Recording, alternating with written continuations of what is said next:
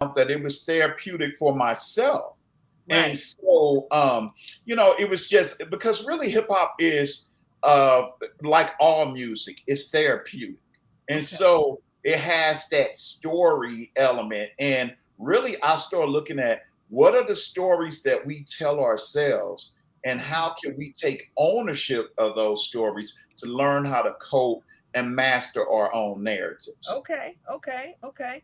Um, and do you do workshops or you do this in your university classes? I mean, where are you doing this on a regular basis? Well, I certainly do my own workshops on the side for fatherhood organizations, as Okay. well as I am actually starting. I'm working at the Towers High School here in Decatur, Georgia, and Okay. coming this spring semester, we will be doing Dad Cipher to work with at Promise Black males, and that's I something. love that at So, promise instead of at right, risk, you know, because exactly, everybody has a promise, right.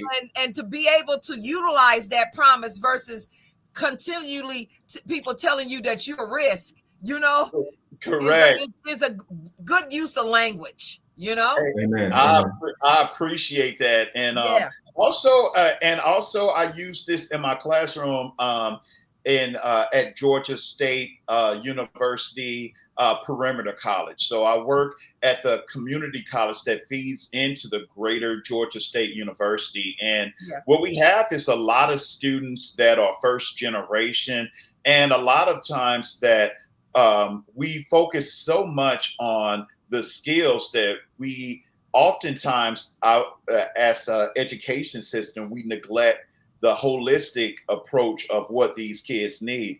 Mhm. Life is more than skills. We have to teach children like coping mechanisms and skills on how do we have emotional intelligence, how to, because no matter what skills they have, if they do not have those elements of social emotional learning, emotional intelligence, then Talking my um, language, brother. it will limit the altitude, because back in the day we always said your attitude determines your altitude. Yes. So you can get all of those skills, but if you don't know how to master who you are from an emotional standpoint, you can lose everything that you work so hard for. Right, right, right. Yeah, yeah. So, do you have any, like, do y'all have a website? Do y'all have, a promoter where, I mean, promotion where you have kids who have already done this work and now they out there doing the rapping or, I mean, what Well, do y'all have? well, I would say this is it's not designed to help them to spit a hot 16. Although I do have some students that will spit a hot 16, but Okay. mostly it's really for them to. I would say I've had a ton of students who have healed from parental traumas, Okay. and in particular family work scripts, which, for those who don't know, it's the scripts that sometimes our family write about what the career path they think that we should go in. And Mhm. so I have You know what people empowered. call that? People call that generational trauma when really it's a sequence of bad decisions sometimes. Exactly. So many of my students, so I've been doing this for 19 years. So I've Okay. had several students that have healed and are doing great things, whether they are in law or whether they have become fellow educators, and that sort of thing. So I kind of measure the success of the program with the students that I work with, as well as I have worked with fathers as well. Because fatherhood, especially, I am a person that have lived with fatherless fatherhood. My Okay. father, I dealt with father absence. So hip hop, in a way, kind of served as a surrogate male figure for me, for Okay. both good and bad. And so what Okay. I try to do is pass that information on, and hopefully it will get young the African American as well as people of color community to open up to other forms of therapy, because Okay. through hip hop it kind of was a gateway for me to actually go into talk therapy and that sort of thing. And it was helpful for me to heal from those father wounds that I experienced. So I Okay. work with dads in that regard as well. Okay. Awesome, awesome. Yeah. Wow. I love the language selection that you have. You said you work with absent father, something, Yeah, and father that absence. Yeah, father absence, and I think that that is very good rather than telling people they don't have a dad because they know they got one. You know? right. Exactly, Yeah. exactly, and it is, and it's a sort of void. But however, that void is a space that we need to fill. And hip hop, for the most part, although I'm not going to take away, it has some elements of misogyny and that sort of thing, but yet there are still elements that talk about Black consciousness. There's elements that talk about healing. And really, what you find is a group of broken vessels who are sharing their story. And since we Right. all are since we all are broken vessels, it's important that we all become brave enough to share the stories that we have. That's Yes, Right. the only yes. way we can grow. You Right. know what? I had an opportunity just a couple of weeks ago. I went to Nashville, and they have an African American music museum. You Mhm. talking about absolutely amazing. It was amazing. They said that the tour was about an hour and a half. I think I spent like 2.5 hours and I didn't exhaust it. It was just Oh amazing. yeah. But what I want to do is put that into the metaverse, that you don't have to travel to Nashville to get it, but you can just go online, get on your phone. And it took us um from Africa all the way up to the present, and it gave us some interacting. We could actually put a music track together, by choosing Mhm. different blends and stuff like that, and just the historical brilliance of it. It was just mind blowing. But I want to do more of that, and because if they see where we come from, and Mhm. how music has helped us, and to cope and live in this society. And then we start controlling the narrative and what is celebrated and what we're producing and what we're putting out front and in the forefront of our people. We can really be a game changer. So I love what you're doing. I was on a panel. It was actually last Friday about fathers parenting too. Right, it was the Mhm. name of it, and so we had a great discussion. We had some brothers on the panel, and as well, I was just one of the speakers there, and it's just it's so needed. We don't know what we need until we're exposed to that, right? Oh yeah, Awareness is I totally key. agree. Yes, I awareness is totally key. agree. You know what? As a matter of fact, for some resources for the audience out there, of course, they could go to Dad Cypher Edutainment or hit me up at Dad Cypher, that's CYPHER at gmail.com. However, also for brothers like myself that grew up in a sense with father absent and now or fathers, I suggest that they go join this group that I'm also a part of, which is called Fathers Matter ATL. And it's basically like a Wu Tang clan Oh of wow. fatherhood practitioners. And we talk Wow. about incarceration, healing, home security, food security, and Fathers Matter ATL is an amazing program that I work with as part of Dad Cipher to reach or dads who are oftentimes the forgotten parents. And so, because many people, we've had a society for the most part that has relegated fatherhood to solely just being a financial provider, when we can provide so much more, like our emotional and spirituality. We have spiritual wealth and emotional wealth that we can invest in our children. And so that cipher is definitely a part of that as well. So definitely, and I would encourage everyone support what Dr. Herbsister.com has going on as well, because we need all of this together. It's not a competition. I look at this as uh, a coalition of all of us coming together to offer this thing called health and wealth, because we definitely need that. Oh yeah, Amen. yeah. Amen. You know, I was thinking when I heard you just say that dads are not included, you know, fully. But first thing that came to my mind, matrilineal societies, you know, Mm-hmm. where the moms are the ones who they determine, you know, in Africa, in a lot of groups, who you were. And, you Mm-hmm. know, you there could be several fathers in there, but the mom was the one, you know. And so, Right. and then we had, you know, the you know, I used to call it the enslavement until the other day, another brother that was going to be on here, Dr. Stephen Tate, he's going to be on coming up.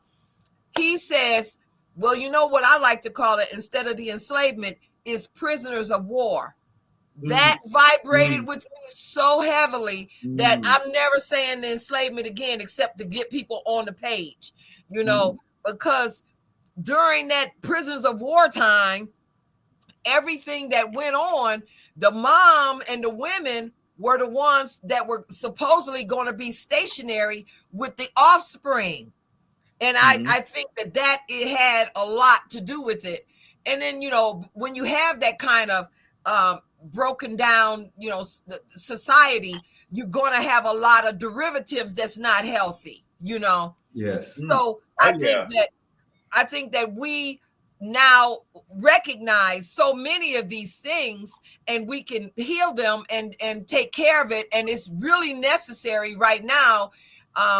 I didn't get into the details, but I, you know, we've had a lot of energies around not wanting women to run families publicly when they run them Mm-hmm. privately, you know. Mm-hmm. And I think that we have to acknowledge that women create society, Mm-hmm. period. You Mm-hmm. know, they are the ones who hand down tradition. They hand down, you know, health and healing and um, the the ideas and routines and the rituals.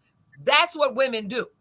And Right. if you have a broken woman who is not able to do that, you have a broken family, you know, Mm-hmm. even if Well, they got a great dad, you know.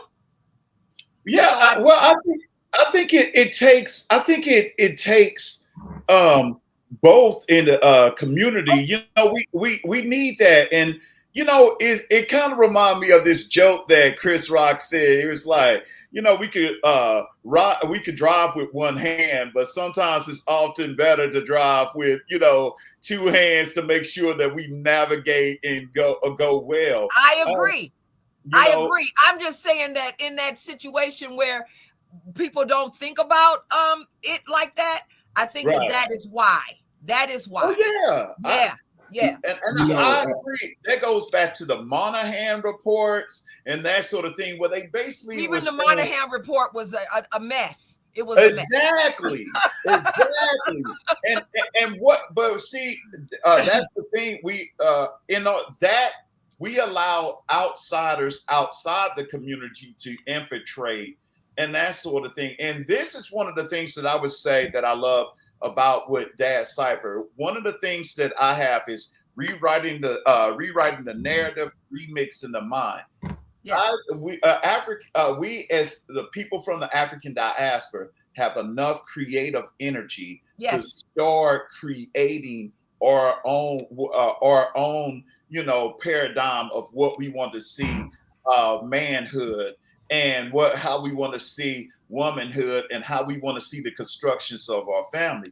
Right. However, living under hostile conditions, a lot of times we are looking at people who have never had our best interests, and we try to follow those models. So I think, and I think Bell Hooks was saying best, we are creative people. Let's use our own creative energies to create the blueprints and paradigms for the way that we want to do with our aesthetic, and how we want to see beauty and that sort of thing. So I say we just have to tap into that.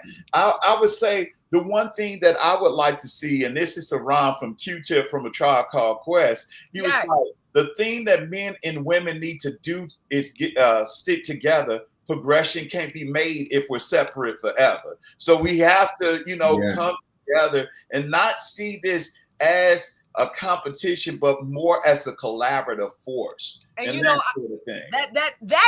that is the word right there. Collaboration. And collaboration. Yes. And actually, that's what I came to my mind at 4:00 in the morning when I saw what had happened. I said, I am going to use my mastery, my skills to emphasize the health healing for my family, my community, my, the people that I can connect to. And when I was thinking, where do I go on Peachtree with my bullhorn to talk about what we need to be doing from here on forward? My unknown mastermind partner said, you got 19,000 people on LinkedIn. That's your corner. Go to the corner of your room, And that's how this whole thing came, because I had seen 2 other pieces and it all came together soon as she said that. And so I think that is the thing that we need to really pay attention to, is collaboration is what's going to get us through these 4 years. Yes. And beyond. And beyond, because this era, what has happened is not anything new. I mean, we have been there before. And, one of the things that I want to say to give hope to educators, when this happened, I saw so many educators that were really start wallowing in hopelessness. And I started thinking to myself. Yeah, everybody did. Right. Yeah. But you know what? I started thinking, I said, there was a time that they tried to stop us from being able to read and that sort of thing. However, what did we do? Our ciphers were in the church, or ciphers were in those hidden areas where we would gather. It was in those gathering spots. And we learned this concept called each one teach one. And so when I know something, I teach it to the next person. That was collaboration. No matter what happens in this outside world, as long as we have one person with knowledge and they are willing to be sowers of that seed, that's nothing that they can do to stop us. We have to remember that we have the power to be the change that we want to be. When you said that, I adopted a new term: changed people change the world. We got to be changed first, right? And then we can go out and help people come into that change that they need to come into and walk into, and assist them in guiding them into that system. We have to meet them on the streets, meet them where they are, and minister to them, and really just help them, be that person that, attentive to what's going on with you. And so that's just key, but we can't do it apart. They started this when they came to Africa, and I got this from the book we talked about it, Black Labor, White Wealth, right, by Dr. Claude Anderson. When they came to Africa, they said, all these Black folks, right? And then when they started talking to us, they saw that we were separated ourselves, because you were of this kingdom, you were of this tribe, and you were of this, that, and the other. And they said, we can use this against them, right? And they started using it against them. And so they didn't mind selling somebody else, because they're not a part of my family. They're not a part of my tribe. They're not a part of my kingdom. And so they didn't see it as that. And I had that same experience. I grew up in South Side of Chicago. And then I went to Iowa State for my undergrad, and I was blown away, right? I was a culture shock. I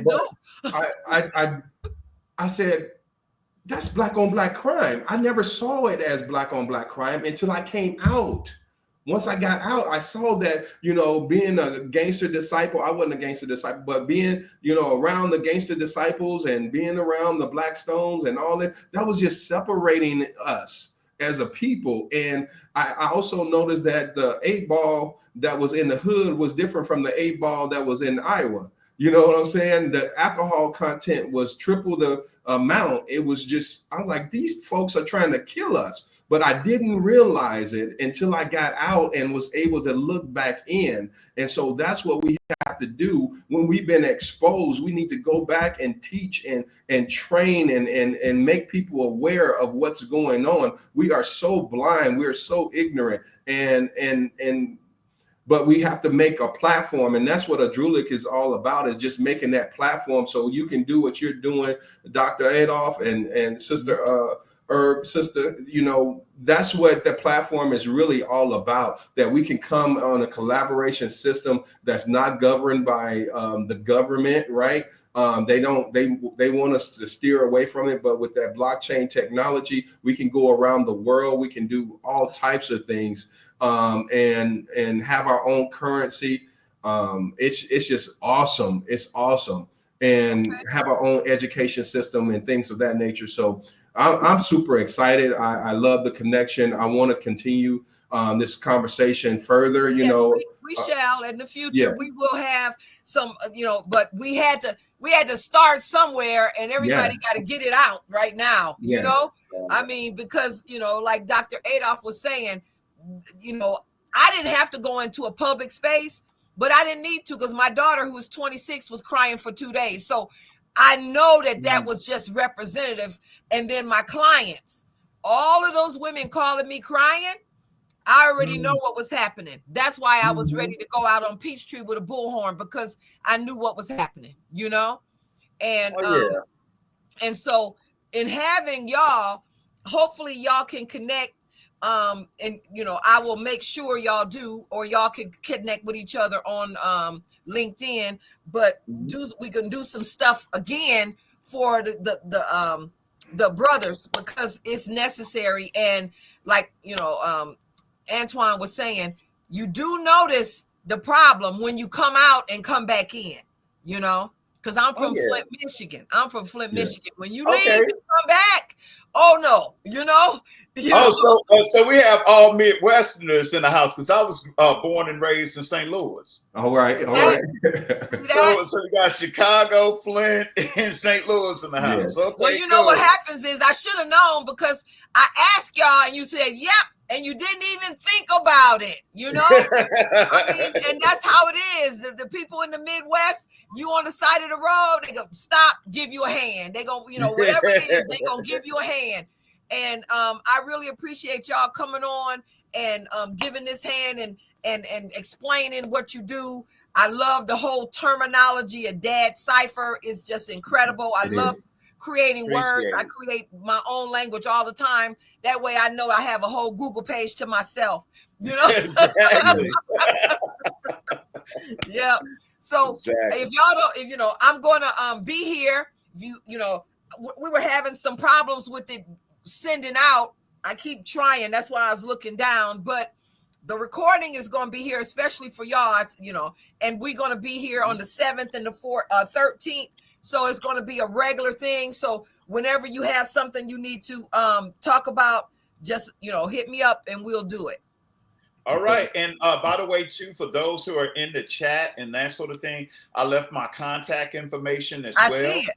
And, you know, so I'm going to put a sheet together and put everybody's contact and then post it in various places, you know. All right. So I definitely look forward to building with y'all, especially Chi-Town, man. I miss Garrett's popcorn. Yes. And Harold's and that sort of thing. Now, I've never been to Flint, you know, but I know that one of my favorite artists from back in the day, MC Breed, came from Flint, Michigan. Sure did. Yeah. I just met his daughter the couple months ago. The woman who had his daughter, and so it's We all connected. We all connected, you know. And I'm going to put y'all information together, put it up on social media, and make sure that people get a chance to talk to you, because I think that these are healing things, and that is it. The result is the same healing that we need. Period. You know, Yes, it's yes, the yes, result. for Right, Yeah, sure, right. for yeah, sure. yeah. So I just want So to say one more thing. If y'all out here listening, y'all need to subscribe to drherbsister.com. Like thank and you. subscribe. Make sure so every time hit that notification button, because every time you come on, you need to hear the jewels that's being dropped. You know That's what I true. mean? So For Yes. sure, let's for make sure sure. that we do that. That's true. And you know what? I always forget to talk about my social media. And then I'll be like, oh man, I've been talking for 5 hours and didn't nobody know about my social media. But it's Dr. Herb Sister, any platform is Dr. Herb Sister. So I do want y'all to come back and we'll talk again. And in the meantime, I think y'all got some work to do together. You know? Yes, Yes, Yeah, sir. yeah. for sure. Yes, yes. Well, yes, sir. To Antoine, yes, man. Hey, Antoine and copy Dad down my Cypher. information, Yes. please. Okay, okay, okay. Well, I thank y'all so much, and I'll talk to you again. All Thank right, you. All thank right. you. Take Okay. care. Okay. Thank you. Bye-bye. Bye. I appreciate those brothers. I mean, they were on the same wavelength, you know, and sometimes we have to have something different for men and young men, particularly, especially if they see a lot of women. They're thinking, oh, that's too femme, that's too femme. So, the men who bring that kind of healing through writing lyrics and rap and that kind of thing, I think that is very important, because it's going to do the job that it needs to do. And the healing is the main thing, because we're here about health, hope, resilience, and resistance, because even herbalism and herbal healing and things at one point was a renegade situation, revolution situation. I mean, we know about the witch burnings and all of these various things. A lot of people only decide to use herbal healing when they think they're gonna die. Other than that, they think, well, I just hit over here and do this and get my doctor to help me with that, and then they say, well, I don't feel good, what you got? I mean, like, come on, why you didn't come to me first? I could have had this whole thing straight. So we have another herbalist and master of herbs who has been doing this work. I mean, she was one of the renegades, the original renegades, Brigitte Mars. I was told various stories about how they started schools and, we're doing all of the things that we absolutely need. She's an author, and I met her when I first started using and going through my herbal learning stage. And she had this tiny little book called Elder. And I used to read that book over and over and over. I know everything about Elder that's in that book. And then that ended up being one of my plant allies. And I just really loved the whole thing about her. And she and I met at several herbal conferences, Herbalissimo in Austin, Texas. And I'm not sure if we met at the Northeast Women's Herbal Conference, but we connected. That kind of energy, that kind of crazy, wild, renegade energy connects when they see each other. But I'm going to bring up Brigitte, and we're going to talk for a minute, because it is really an honor. I sent out something and she responded right away, and I was like, wow, she called me. Okay. How you doing, sis? So good. I'm not sure if you can hear me. Yes, I can hear you. Okay, super. Well, I just respected your energy so much, your vivaciousness. So I'm delighted to see you on screen, because you have never been forgotten. Okay, thanks so much. We had a great time at that Austin event, Herbalissimo, and so now what I'm doing here, and you may have just heard the ending of it, is that this is about the theme of this whole gathering that we're going to be doing. That Spirit pushed me into it, And I responded, and 28 people said yes in 2 days, you Wow. know. And then Spirit said, okay, you got to do this more than just this one time. So we're going to be doing it Fridays ongoing for a while until Spirit said, go get out back in your garden now. Go find something else to do. But health, hope, resilience, and resistance. That's our focus, and making sure that people get the healing that they need and have the hope that they need. I know you heard the brothers that was just there, and they have some great things that they're doing for youth. As I was telling people here, my daughter cried for 2 days after this, last thing that we had called an election, and it hurt me too much to even go into details about it. But what I did was say, I need to maximize my mastery and make sure we can teach as many people as necessary about how to keep themselves healthy, and hopefully that will keep their minds and everything going. And so I would like to, what's your suggestion on health? Well, thank you so much. Well, we are looking at so many things that are working against, it seems, humanity. We've got pollution, inflation, Yep. Crime. And when we talk about resiliency, I keep coming back to learn to eat the weeds, because Yes. the weeds survive adversity. Yes. And somehow we've been bamboozled to think, oh, the weeds are bad. We need to spray chemical poisons on them, kill them, mow them down by gasoline, kill them, grow non-native grasses. And yet when we look at a plant like the dandelion, no Yes. one plants it, Right. no one waters it, no one mulches it, doesn't give it fertilizer. They Yes. mow it down and it comes back. Right. We need to be like the weeds. Be So like the dandelion. yeah, well, hold on one second. I'm disappearing. Okay. You know what? Dandelion is one of my plant allies also. I think the dandelion is a Leo, because that's me. Oh, yes, it's a nerve of Leo. So I just wrote a little book called Dandelion Medicine. Oh, And, great.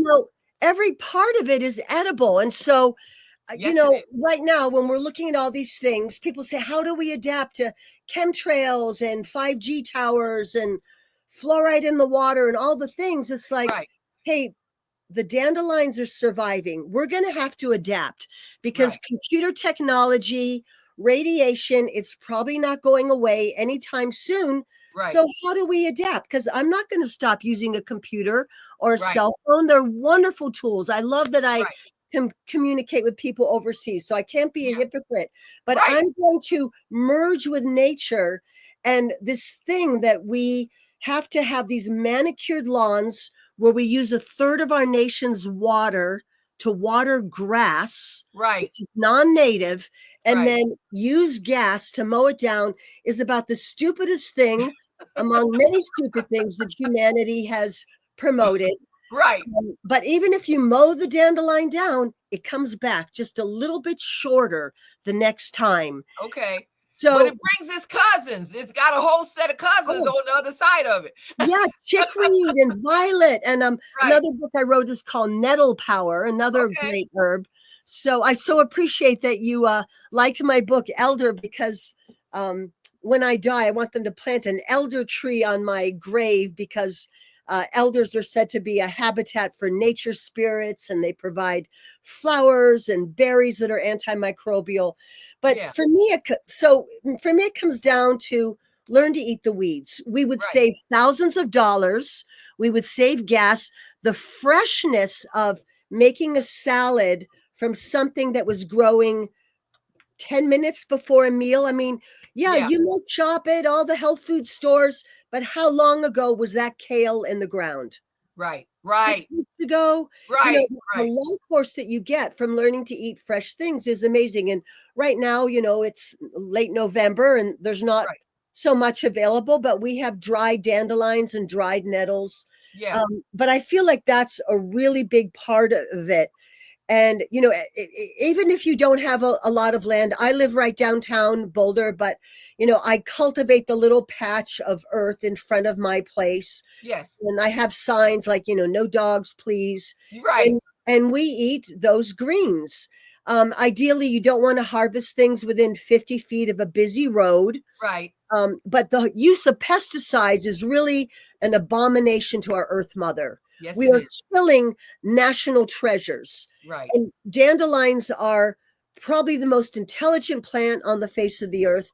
They were Okay. brought here by the pioneers. They put fences around them to keep them, protected from the deer and the rabbit. But you can eat the leaves. You can eat the flowers. They're high Yes. in lutein, which is Okay. good For the for you. eyes. You Yeah. can even boil the stems Okay. in hot water like noodles. Okay. Okay. And Okay. then the root is an anti-cancer remedy, and it's also Okay. good for skin conditions like acne and eczema. So, I Yeah. mean, that's just one of many, many, as you said, Eshe, like, all the cousins. Yeah. So we've been bamboozled big time to think that weeds are a sign that you're not a good American, you're not a good neighbor, not a good citizen. And we Yeah. need to change that you are not a good citizen if you have those pesticides applied, warning signs in your yard. But what if everybody cultivated some fresh greens in their yard, even if it's their balcony or their Yeah. little backyard? Yeah. That would be a great boon to our health and help our resiliency. So Yeah. that's one aspect, eat the weeds. And then, I would also say eat all the colors of the rainbow. The Right. American diet is rather beige, you Uh-huh. know, wheat, muffins, croissants, Yeah. pancakes, bread. Like we want to eat red beets and green kale and black beans and purple cabbage. Like eat the Right. rainbow. Right. I have Right. a I have a daughter named Rainbow, by the way. Okay. Okay. That's a great name. That's a great hippie name. I know my other one's Sunflower. Yes. Uh, hippie days are here again. So Right. Right. Right. Right. Right. Right. One of the things that I was thinking with this whole thing is that yes, the sprays and everything that they're even putting on not just the weeds but the ants, all of these things are endocrine disruptors that are causing women to have fertility issues, fibroids, and other kinds of issues, endometriosis, PCOS, all of this, because this has become part of, even if they think they're doing something by walking in the grass, that grass has been filled up with all of this poison, skull and crossbones, and that is a big, go ahead, say what you want to say. I see a whole thing getting ready to come out. Yeah. well, you're so right, Shay. I mean, not only is it what's being sprayed, but if you go into any grocery store, there's an aisle full of toxic poisons that we're supposed to use for cleaning, whether it's Yes. washing our laundry or our Yeah. dishes, like poison, poison, poison. Right. And there are alternatives, and we vote with our dollars. We need to stop buying that awful stuff and buy the more natural alternatives. I mean, they even sell them at, Costco and Target now, so it's not impossible to get. I clean almost everything with baking soda and white vinegar. Okay. You're so right. Laundry detergent, those dryer sheets, Yes. those are Yeah. really toxic. I mean, Yeah. Yeah. kids are playing out in the playground, and then everyone in the apartment complex is washing and drying their clothes, and the chemicals are going in there, and that's certainly disrupting their little neurotransmitters. And if you're Yeah. smelling something, it's going into your bloodstream. It's Right. not just out there. Right. So Right. we need to think about, what are you washing your hair with? What are you washing your skin with? And so again, when it comes down to, we vote with our dollars, like support the companies that are allied with our planet Earth, that are using products. And, another big thing is, like, a lot of us don't really like the idea, like they're going to test on, little rabbits and pour, detergent in their eyes and see how much detergent it takes to make half of them blind or Right. of them. It's like, well, when we use things like, olive oil, calendula, peppermint, lavender, we don't need to test it on animals. It's been tested on humans for thousands of years, millions of Right. humans. It's already been tested. And Right. so we know that a lot of these big chemical companies, they've, had their way. They own the airwaves. They advertise on TV. Yeah. Even in the 1940s and 50s, you were considered a good homemaker only if you bought canned food, Yes. because canned food was pasteurized and safe.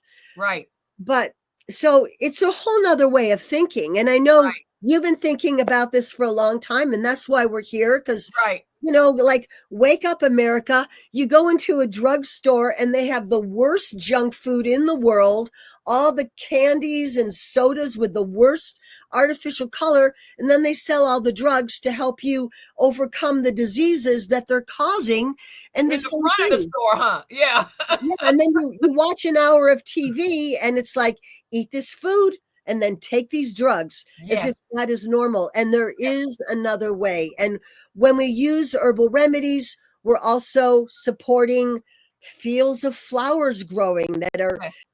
pollination habitats for the bees and the butterflies, and safe places for the children to play. And they help clean the air in our cities. So Right. Right. it's another way of thinking, but we need to stop believing what they've been telling us. Who are Right. they, anyways? But We start all know listening. who they are, you Yeah, know. but start listening to our hearts and to the voice of God and all the beautiful creation that has been bestowed on this earth. That's what we really want to partner with. And I wouldn't be doing this. I'm 72. I wouldn't be doing this years later if I didn't think it really did something. Right. Right. Right. I am one of those people killing my lawn. Put cardboard all over it, have the raised beds in the front yard.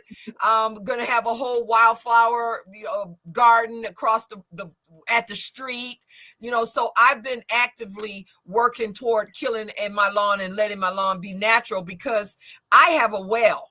When you have a well, you recognize that everything that you put on your lawn is going into your water, because it's going down into the ground and into your house. So that's one of the things that people have lost contact with, is that they don't think that they have things that are not being handled in that water, when really that's where the endocrine disrupting hormones, a lot of them are coming from also, because of the blood pressure medicine, the birth control pills, and all of that is changing the frogs, the turtles, and lizards from male to female, And the humans too. and the humans too. And I was going to say, and then they have men growing breasts, the men and the boys, teenagers, they got breasts and they wondering why. I mean, they have breasts enough to wear a bra, And men can get breast cancer. And they have been.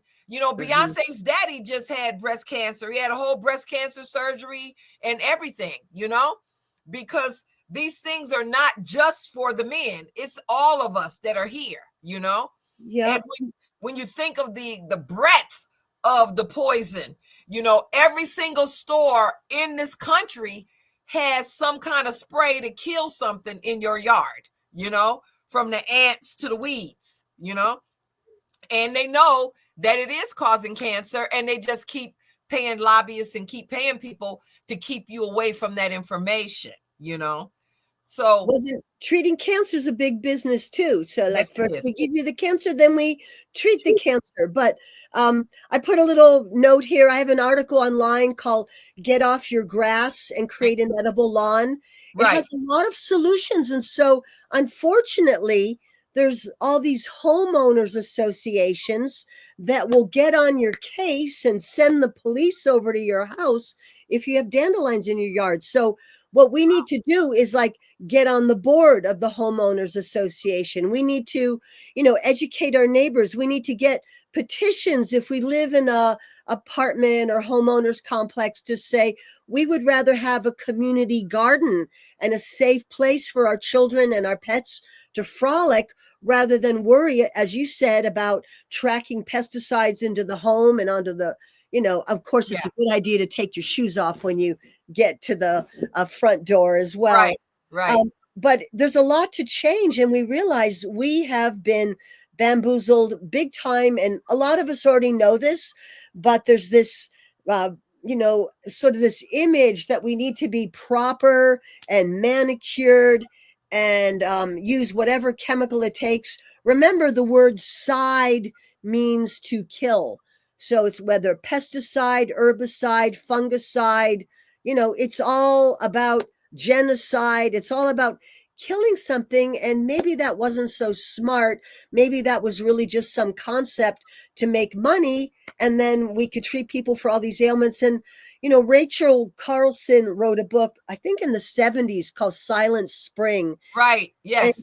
And she talked about, like, if we make a spray to kill the mosquitoes are going to adapt in a couple years. Yes. And then unfortunately, if we kill all the mosquitoes, and believe me, I don't like mosquitoes, but then they love me. But then, the birds eat the mosquitoes, and then it kills the birds. And then, we are an ecosystem. We're all connected in some way. Right. And to think that, we are the water, as you were talking about, the water, the land, the air, all of those elements help to make us who we are. We're not separate from it.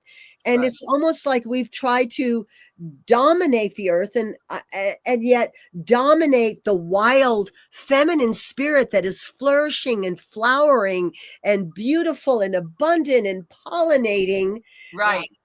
Yeah, it's kind of controlling and not supporting beauty and health and abundance for everyone, because there could be so much free wild food. We save thousands of dollars a year by harvesting the weeds in our yard. I'm going to use lamb's quarter, which is wild spinach.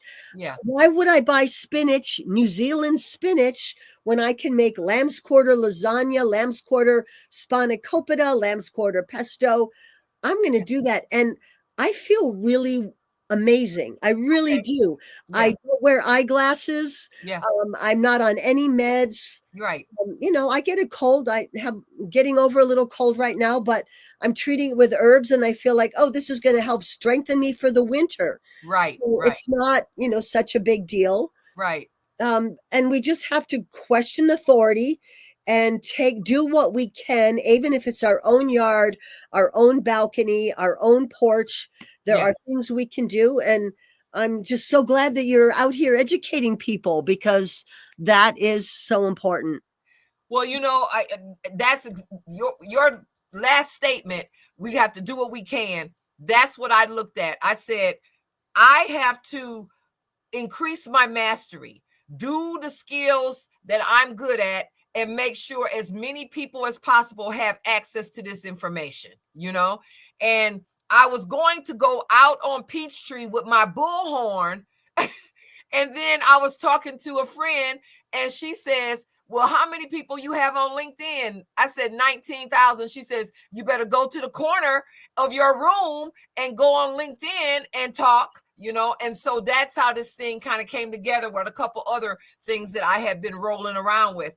But it's necessary because people need to be built up, because if they aren't built up and they start worrying and stressing and being anxious, they're going to not be well at all, and they're going to cause all kinds of dis-ease in their bodies because of their emotional attitude about their life and about what's happening in the world, And we have so much opportunity right now. LinkedIn, I love TikTok, Instagram. Yeah. Like, we do have a voice, and it can reach across the airwaves. And I do love TikTok. I'm glad they're not going to ban it, because I feel that that really is a voice of the people. So we can all do something, and sharing this wisdom and, commercial free.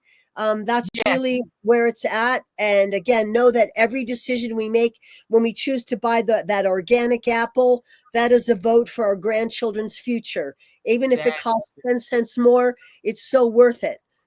And, most of the time, they don't cost anymore. They cost the same. It's just a matter of whether or not you go to the store where they have that, You go to the farmer's market, they have it, Yep.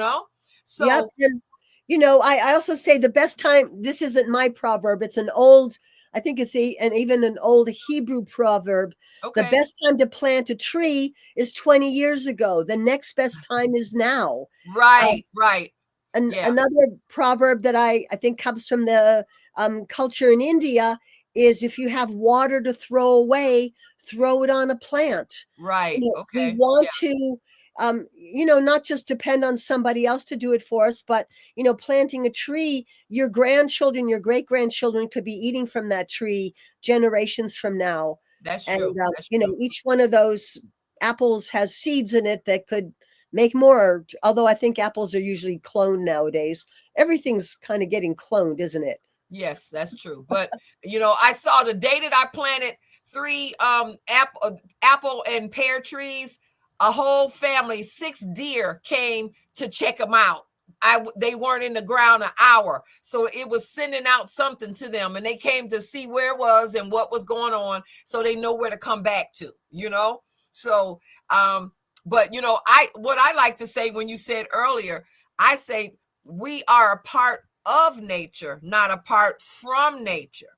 So when we think about it like that all the time, we always are aware that there is a place for everything that we must do and things that we like to do. That's true. Yeah. And there is some kind of real spiritual connection to do this, because when we use the herbs, we are imbibing beauty and sacred geometry. When you Yes. look with a microscope at a blade of grass or a grain of pollen, it is like a little universe. It's It sure is. beautiful. It's got color. It's got shapes that are like so gorgeous, like a snowflake or I was something. gonna say like a snowflake. Yeah. Yeah, Yeah. I mean, it's so beautiful. And when we use just like a white pill, it doesn't have that beauty. And Right. so, it just kind of Sacred geometry is what you said. That is it right there. It's just like drops of water and your snowflakes and that kind of thing. Water from the river and from the creeks and stuff. They're different from the ones that have been shoveled around. But I really appreciate it. If you have anything, you can show your books. Show your books again. okay. And yeah. Well, I've written 18 books. My latest book is called Natural Remedies for Mental and Emotional Health. Okay. Because, there's a lot of people on antidepressants and anti-anxiety medicines. Yeah. And, it's somehow, this is another separation in our culture. People think that the mental and the physical body are separate. Right. We know that stress can affect our physical body, but the physical body can also affect the mental body. So Yes. in this book, I've got ideas on food, herbs, supplements, essential oils that we can use to help things like depression, anxiety, OCD, ADHD. Yeah. I've also written the sexual herbal, Oh, yay. holistic gynecology, Right. super nerdy. One more book, because these just happen to be right next to me. The Country Almanac of I love the almanac.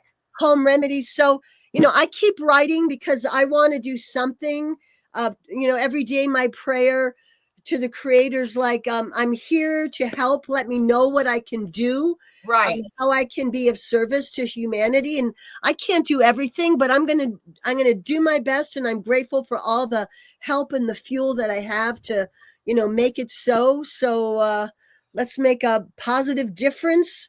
And even if it's just in our own neighborhoods, it's big. But again, we've got all kinds of opportunity to get our voice out there. And it's not too late, but we know that the earth is like angry, everything's Yes. erupting and She flooding and is burning. angry, and She is, she is tired of us. yeah. And sometimes I think earthquakes are like get all the cement off me. Like I'm Right. gonna jiggle Right. it off here. Nah. Right. Right. And so we better learn how to be more independent. And again, a simple thing is eat the weeds. I also want to tell people I have a phone app. It's called Oh, wow. yeah. So I'm super nerdy. I plant with Brigitte Mars, and it will tell you like, can I eat lamb's quarter? What part is it edible? Is Okay. it safe for pregnant women? Because not there's some poisonous plants out there. So Right. Right. Well, you know what? You've been really doing some stuff. You're in a whole cove of being a librarian and kicking out that information, and that is just great because we do need these books. I'm going to put some of them as books for my upcoming herbalists as they class in their class, because and then I'm teaching them starting with one herb, like when I did the elder book, starting with one herb and learning everything you can about that is the best way to learn about herbs, because you keep taking one and just exhausting it. Then go to the next one, so it is the absolute way. So what is your idea? And I'm going to let you go on what the youth can do specifically, to have that hope and resilience and resistance. Because I know you were a resistor, you I always like to say hippie days are here again. So right. I have 3 grandchildren, and I do think that there's a sense of hopelessness. I think that the whole COVID thing made them like, I teach at a university right now, and I see that they're kind of addicted to their phones. I mean, Yeah. who isn't? Yeah. But it's almost like there's a different level. So I'm going to say, find the others. Find friends. I always say, look for people who bring out the best in you. Right. There's things you can do. Learn about the plants, do things that are natural, go on hikes, learn to do yoga, learn healthy eating, Yes. develop skills so that you have many tools in your pocket, learn some wilderness survival skills, self-defense. Like, we need to learn to be, I like to say, Jedi, not to honor Star Wars, but just to be able to be like galactic citizens, to do our best and stand tall and for the almighty, and live every day the best we can. It's not all about planet earth or living to be 100. It's about doing our best while we're here. Yes. Yes, ma'am. Yes, ma'am. As they say in the South. Yes, ma'am. that's the big right on is yes, ma'am, in the South, but that is so true. That's what we want. That's why I'm here. We have to help people to develop their masteries, and for all of us to spread our masteries around so that people can access them and be able to be their best. So it is absolutely incredible. I thank you so much for coming, and whatever I can do to help you at any time, just let me know. I'm right there. I'll do it. Already. Yes. Please stay in touch. Love what you're doing. Call on me when you need me. I'll show up. Okay. Oh, fabulous. Fabulous. And I'm going to put all your stuff out. Bless you. Thank you. Okay. Thank you so much. Have a great one. A great herbal day and Ovario. Wow. That was fabulous. And y'all may or may not know, but she's one of the tall walkers in herbalism, and you saw all of that genius is just pouring out of her with these books, and that's a really miraculous thing. And she's given that good information because yes, we do need to be she didn't say it survivalist, but to survive you need to know how. She said, meditation, grow your own food, eat the weeds, understand how to be within this whole life, because we're not going to be here forever. I see that we have one of our other, Monica. She's here now, and we're going to bring her up because we are Monica Simmons. She does all kinds of campaign expos, events for mental health and national health programs. And I tell you, we got so many great people, and everybody said yes, just like boom. So I'm going to bring Monica up right now, and I see her looking down at her stuff, but that's okay. Hey, thank you so much for being here. It's just a Let's go. Yes. What coast are you on? I am on the West Coast, so I am bringing the Cali vibes, as the young Okay, kids will okay. say. I figured you were, because I saw you earlier and I said she is on West Coast time because you were okay. And I think Key is too. But you know what we're here doing is we've had a great morning. Some of our connections to go out to YouTube and all that, they're acting up. So we just got to ignore that and keep going. But we are recording, and so it will be available.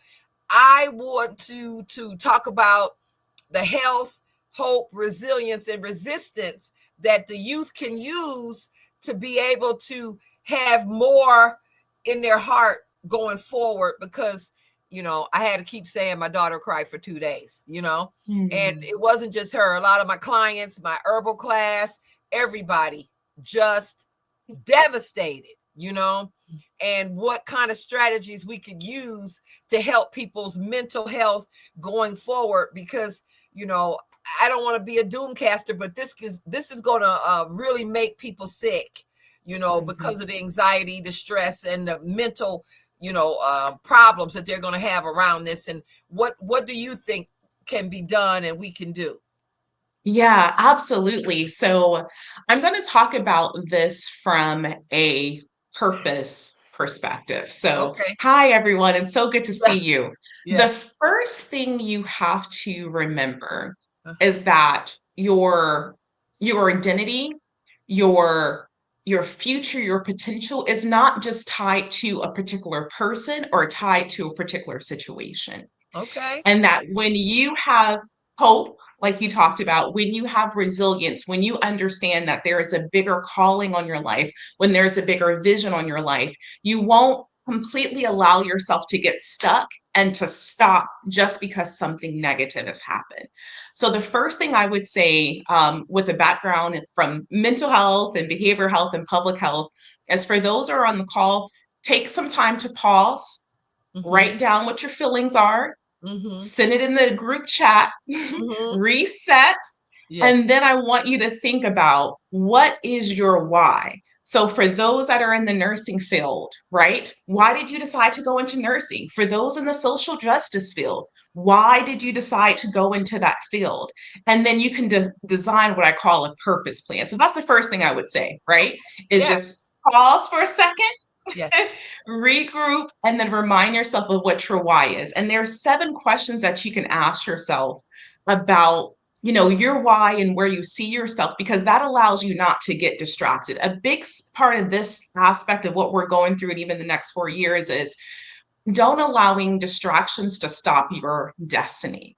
Mm-hmm. Often negative issues around, microaggressions we're seeing, racism, a lot of the intent behind that is to stop, is to deter, is to put the barrier, is to slow down. Yeah. And so as we think about, particularly like say the freedom fighters, the purpose fighters, you think Yes. about where you want to put your intentionality.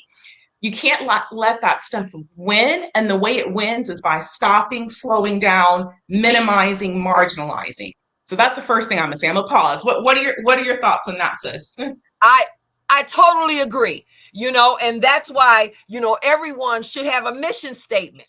When you Mm-hmm. have a mission statement, you always go to your mission whenever you feel in any kind of way, as we say, you know, you Mm-hmm. always recognize I'm on mission, you know, Yes. and then sometimes your mission also has to, you look at where you could do it immediately in this circle. And as I've said here, my daughter was crying for 2 days. So I Mm-hmm. immediately, because of my upbringing, what can I do? So I'm looking with Mm-hmm. my bullhorn, where can I Mm-hmm. go out on Peachtree to Talk talk? about it. Because I know that she's not the only one, and so many clients were also having the same reaction. So I was looking for a place to go and talk publicly. So then when Missy Sheely said, you know what, you got 19,000 people on LinkedIn, you better go Mm-hmm. to the corner and talk. And Talk that's about it. why we are here. Yes. Because and when I asked people, everybody said yes, because everybody knew this is what we got to do, and we have to get it out, you know. And then continuing to listen to instinct, spirit, or your gut says, we got to do this every Friday with a group. I mean, so many people still were asking, can I get in? Is it still room? Da, da, da. This has to be ongoing. And what you just said about the why, most people, their why gets skewed. It gets foggy, especially women. They are doing the whys of everybody in their circle and not their own whys. And that's why they be so tired, And that's been a lot of my work, is helping them to get back to who they are so that they can even create their why, So I love what you're saying. And you say you got 7 principles. I got 7 questions for you. Okay, so we're gonna need all this written down so we can put it out there for people too. I will do that. Yes, get your phones or get your pen and paper. And I'm going to share this because I remember there was a time I was about to just celebrate my year anniversary. I was in marital bliss, just enjoying life. Yes. But as life would have it, my sweet mom, she ended up passing away due to a fall in a hospital. I had issues on my job. About 3 to 4 months later, my husband and I found out we were expecting. Okay. We ended up having the baby preterm. My sweet Elijah was in NICU for 7 days, but he's healthy. He's doing well. Okay. I ended up having an apartment fire during that. Why do I share that? I share that because when things like that happen, it has the ability to knock you out, and it has an ability to take you out. But through, having a doula, through reaching out to my community, through therapy, remembering that I want to help empower my people, I was able to move on, publish 2 books. I was able to scale a 7-figure business in one of the top companies. So what I want to say to people today, again, is to have hope. So here, this is what I want you to think about. If you're like, I don't know what direction to go. If you've been laid off, been there, wrote the book on that and how to be able to move forward. The first question you need to ask yourself is, whom will you serve? Who will I serve? Right. Do you want to serve the mom that's made the courage to leave an abusive situation? Do you want to serve the entrepreneur that has that vision inside their heart, but they just can't get it out to the market? That's the first question you need to ask. Right. Who will I serve? Okay. The second question is, how will you serve? What's the vehicle that you're going to use? Are you going to use like our dear sis that says, hey, let's get the experts on, let's give hope directly to the people, let's get the recording out? Is that how you will serve? Will you serve in a Bible study? Will you serve through books? You got to think about what's the vehicle that you want to use to drive hope. Right. The third is, where will you serve? Okay. So if through technology, we can do things virtually, are you going to be like the great women that are creating retreats on cruises? Are you going to take a group of people back to Ghana, back to the motherland? So you need to ask, where specifically will you serve? The fourth you want to ask is, when will you serve? At what junction is your gift needed to take the person to the next level? So is it when someone's in transition or they're stuck? Is it someone that's burnt out? I know you talked about it, sis, for the sisters that are tired, that are just like, I don't know. So hey, that's the point where the gift that I've been given, that's the point that it needs to activate. And I need to speak to some people. There's some people that have been discouraged because you feel like, hey, I'm putting it out here. If it's just not working, I don't got the right product fit, I feel like people are turning away. Don't be discouraged. You might need to think about along that timeline. You might need to push it up. I know you want to help the leaders, but you might need to help to serve the people that are down and out. You might need to start there and you can get back to it. So I just want to encourage yourself, somebody. You have the answer. It's just you got to figure out the timing. Right. The next is, what will you use to serve? So sis, my favorite thing is there's a story in the Bible that talks about the oil that they had in the cabinet. So you have what you need in your hands to be able to serve. So is that through encouragement? Is that through tools? Is that through actual giving people money? That's another thing. And then the last 2 things is, what skills do you need to develop to serve? So some things we might need to refine.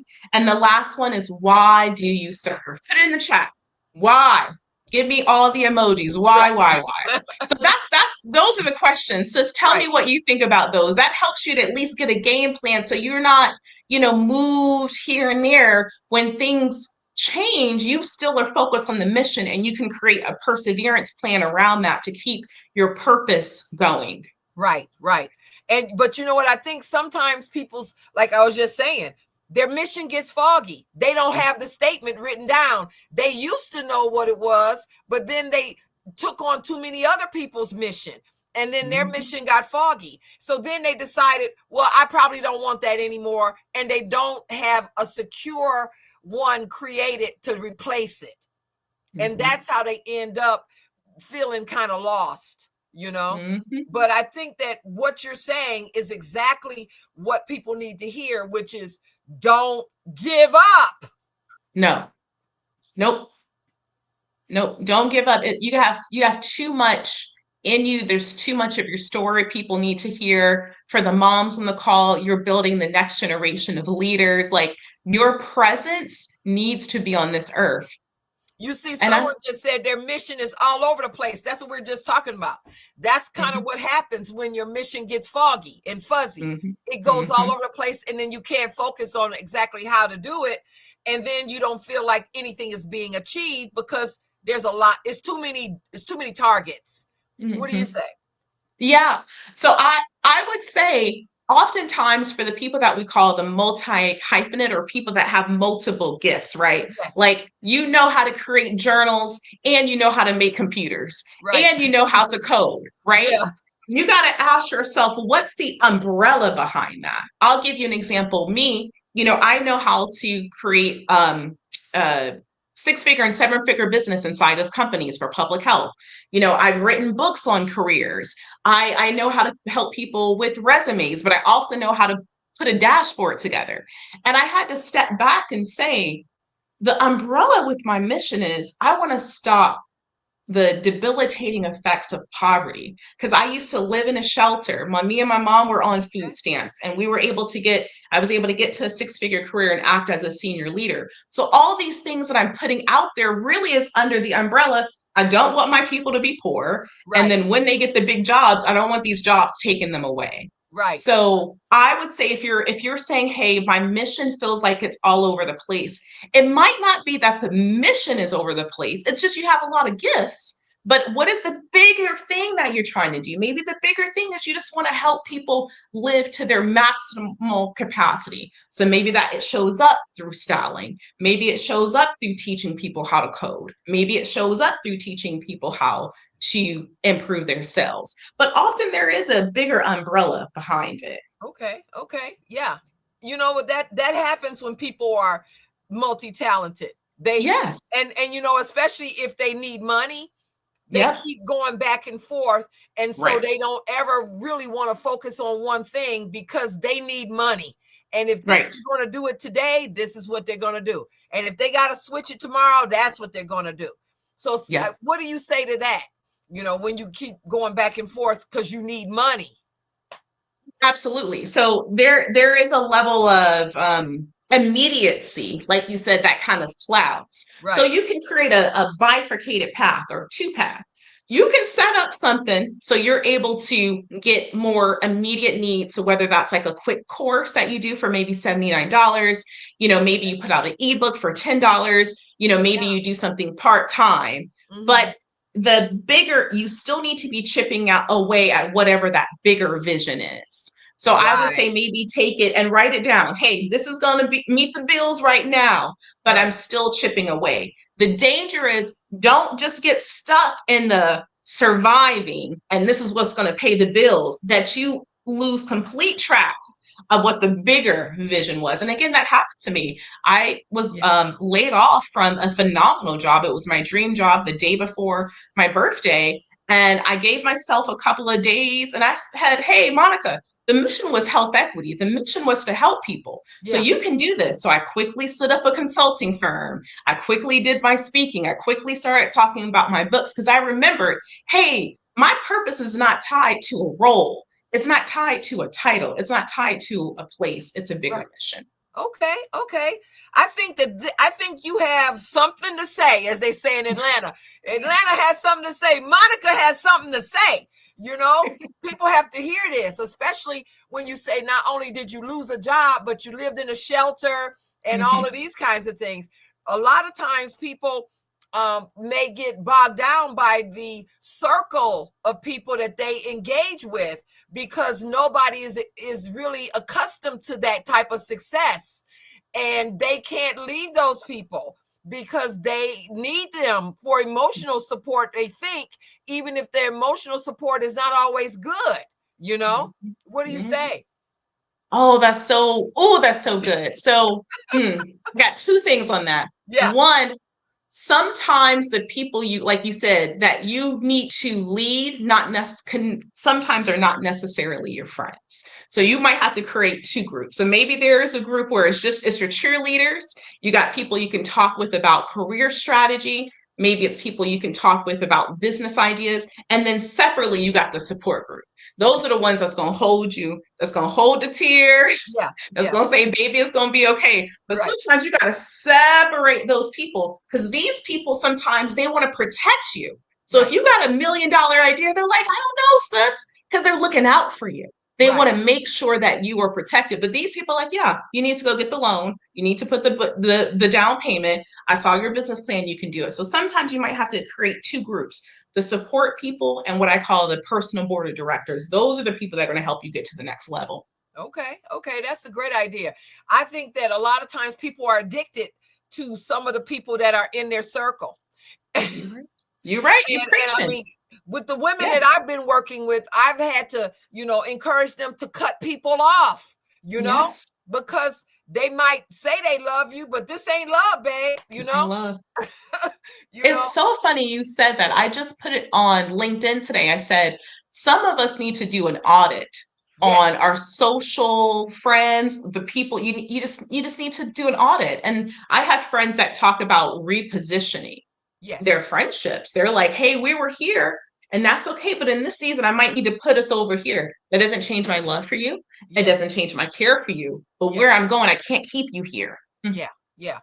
You know what? In asking people to be on here, there was one sister that I asked who just graduated. She's a master, got her master's in nursing and doula training, and Yes. yeah, and then but she's tired.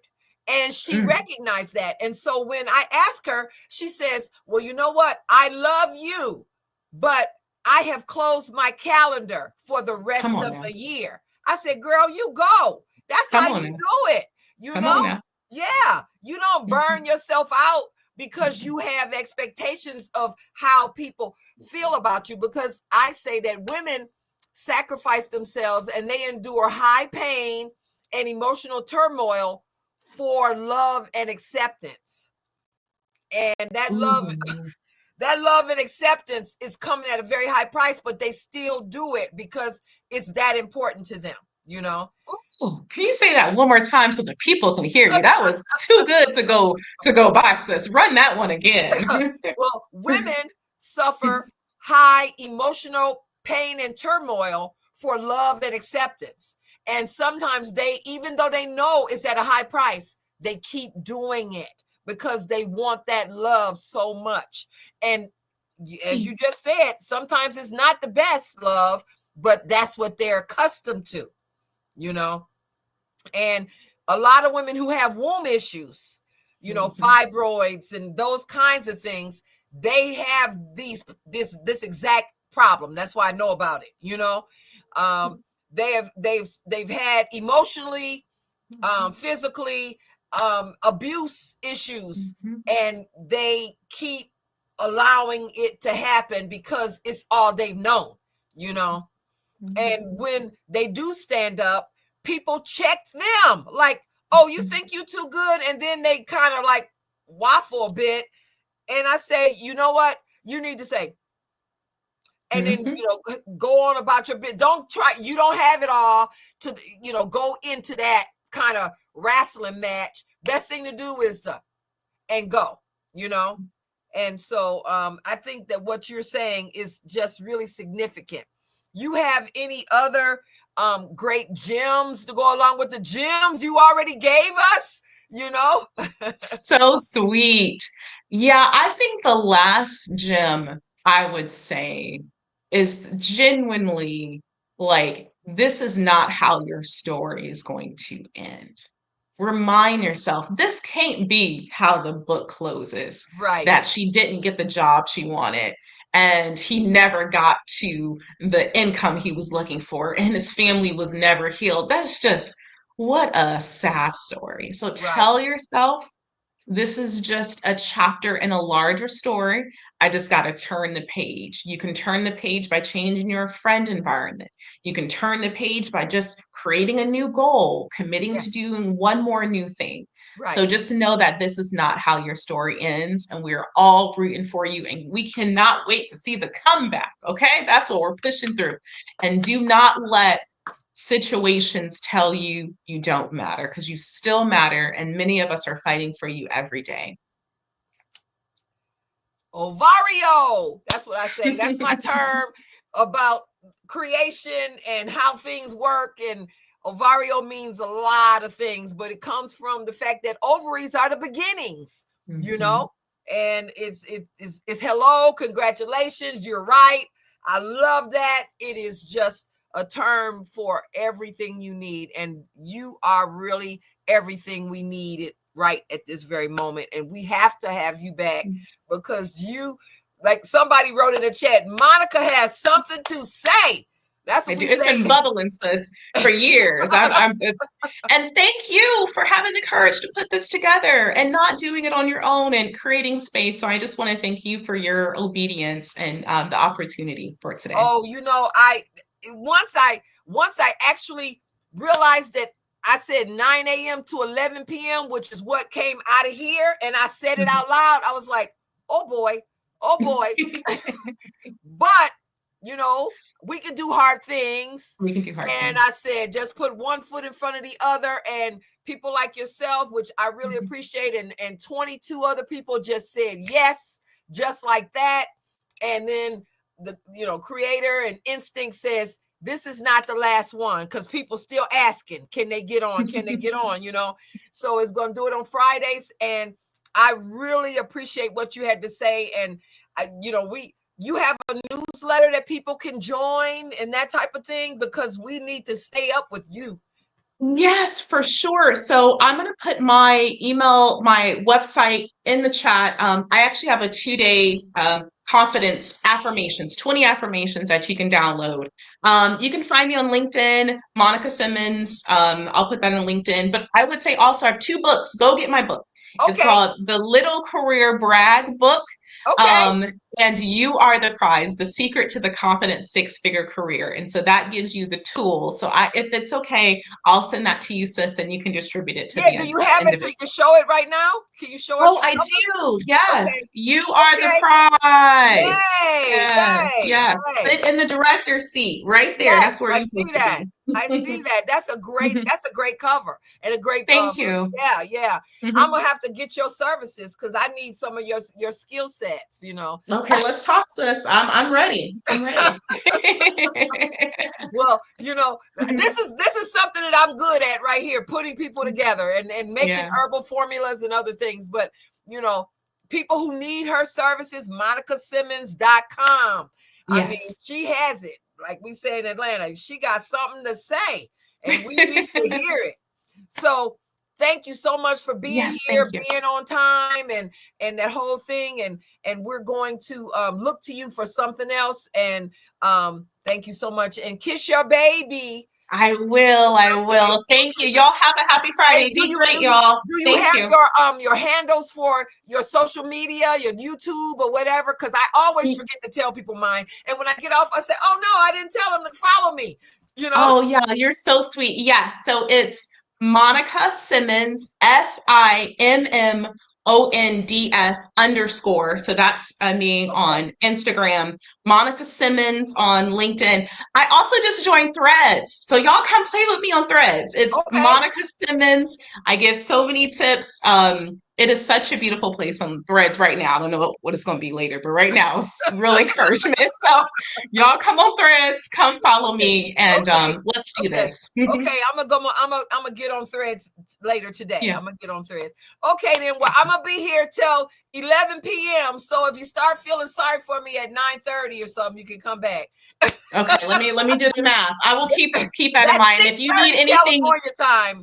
Yeah, yeah. send But me a message on LinkedIn if you need anything today. Drink okay. your water. Yes, Okay, I drink have your it water, right here. sis. I have it right here. Okay, So I didn't want to okay. drink it in your face, but since you said it, I'm gonna go ahead. Yeah, please. Yeah, like I said, I'm gonna check my message and stuff. Yeah. But yeah, thank you for what you do and Thank pace you. yourself, please. We can't have you running out of steam, so please pace yourself today, Right, okay? right, right. Let the That's what people they used talk. to say. You What rest. All that's what right, they used to thank say you. when I did the cruise, the Time Joiner cruise, because it's all day, 24 hours a day. And people will get on and they trying to do all the dancing and all the sun and all the drinking, and then they want to stay up all night with the rappers, and then they're gonna be ready in the morning to do exercise. They say, "Oh, pace yourself." Pace Nobody yourself. listens. By the Mm. third day, people are sick. They laying out. Yeah, pace. Yeah, I am not good. I will go from 0 to 100 real quick. Me too. So I, That's me. That's me. That's my yeah, life. Yep. yeah, So thank you yeah. so much, Monica. And Thank you. I will All right. see you again. For Yes, real, I will for see you real. again. Bye, Okay, everyone. bye-bye. Wow. Wow. Wow. Wow. Wow. So great. I just loved her energy, her abilities, her confidence, her recognizing exactly what it takes, because not, didn't nobody hand it to her, right?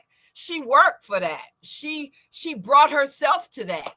And that's the thing, is that so many times, people thinking, well, I wish I had a better family, a better father or parents, or a better school, or better. She worked for that, you know? And every single thing she said was exactly, and I'm gonna get her to send me at Dr. Wild Indigo at gmail.com, for her to send me those tips so that I can put them out there for people who were interested in something that they could do. Because and then she said she has her books, so her book has everything. So that's what we're gonna do. We're gonna encourage people to get her book, and to follow her path. And I'm getting ready to follow her path. I'm getting ready to set up a consult and everything with her, so she can help me get everything back to where it was pre-pandemic, because there have been a lot of changes for a lot of people post-pandemic. And the thing is you just got to admit, first of all, that you have a problem. First of all, that there is something going on, that you can change.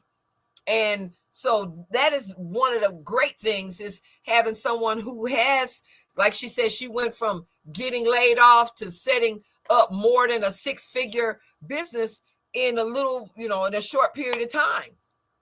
Those are the people you want to learn from. Those are the people you want to listen to. Those are the people that has something to say.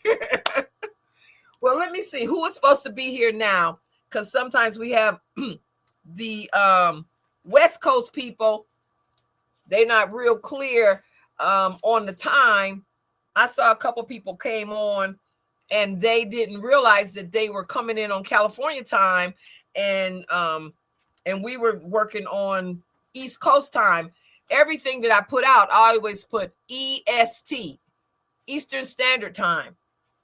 But I think that people are not even looking at that anymore, because it's unfortunate that we all cannot, we in different places. The sun is coming up in different spaces. And so we're going to have some more people coming on. Let me just text the sister to see if she's on her way, or if she didn't, if she's ready. I'm just going to say ready. Okay, so she should be here, because she was here earlier. I saw her down there and on the yeah. No, the marathon's not canceled. Not canceled. Well, I wonder why somebody. Oh, you know what they did? My mastermind partner put in there that it wasn't broadcasting as it should. I had everything set up to broadcast, and it keeps disconnecting from the areas that it's supposed to broadcast to, and it's not canceled. You know, and I got to tell him that that it just kept disconnecting.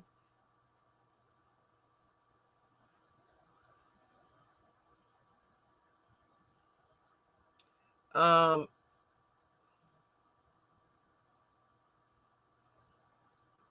External platforms. It kept doing it from external platforms. We still here.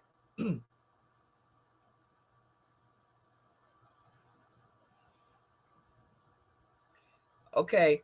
I guess StreamYard going to end up having to put their own um, little place for you to go and sit on StreamYard, because, you know, they have where you could broadcast to 10 other places, and I kept reconnecting them and they kept disconnecting, and I don't know why that is. This is my first time trying to broadcast to 10 different places, and I'm okay with things not always going according to one plan, but it will be working next time for sure. And it is recording now, so we will have this, and I'll put it up on YouTube and y'all will be able to see it.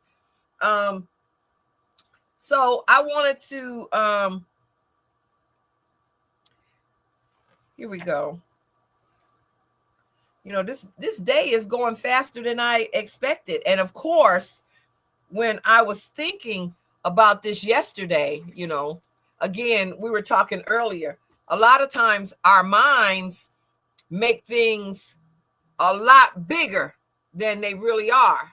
And I was starting to like panic yesterday. I was like, oh my gosh, from 9 a.m. to 11 p.m. But you know, it's not like what I thought it might be. You know, yeah, I feel quite good. Check me at 8:30 though. Well, you know, as I was talking to several different people about womb wellness and hormonal balance and everything, we were talking to Brigitte Mars, and you know, some of the issues that we're having is because of the products and the things that we're eating and the things that we're doing that we consider normal in our life, like fabric softener.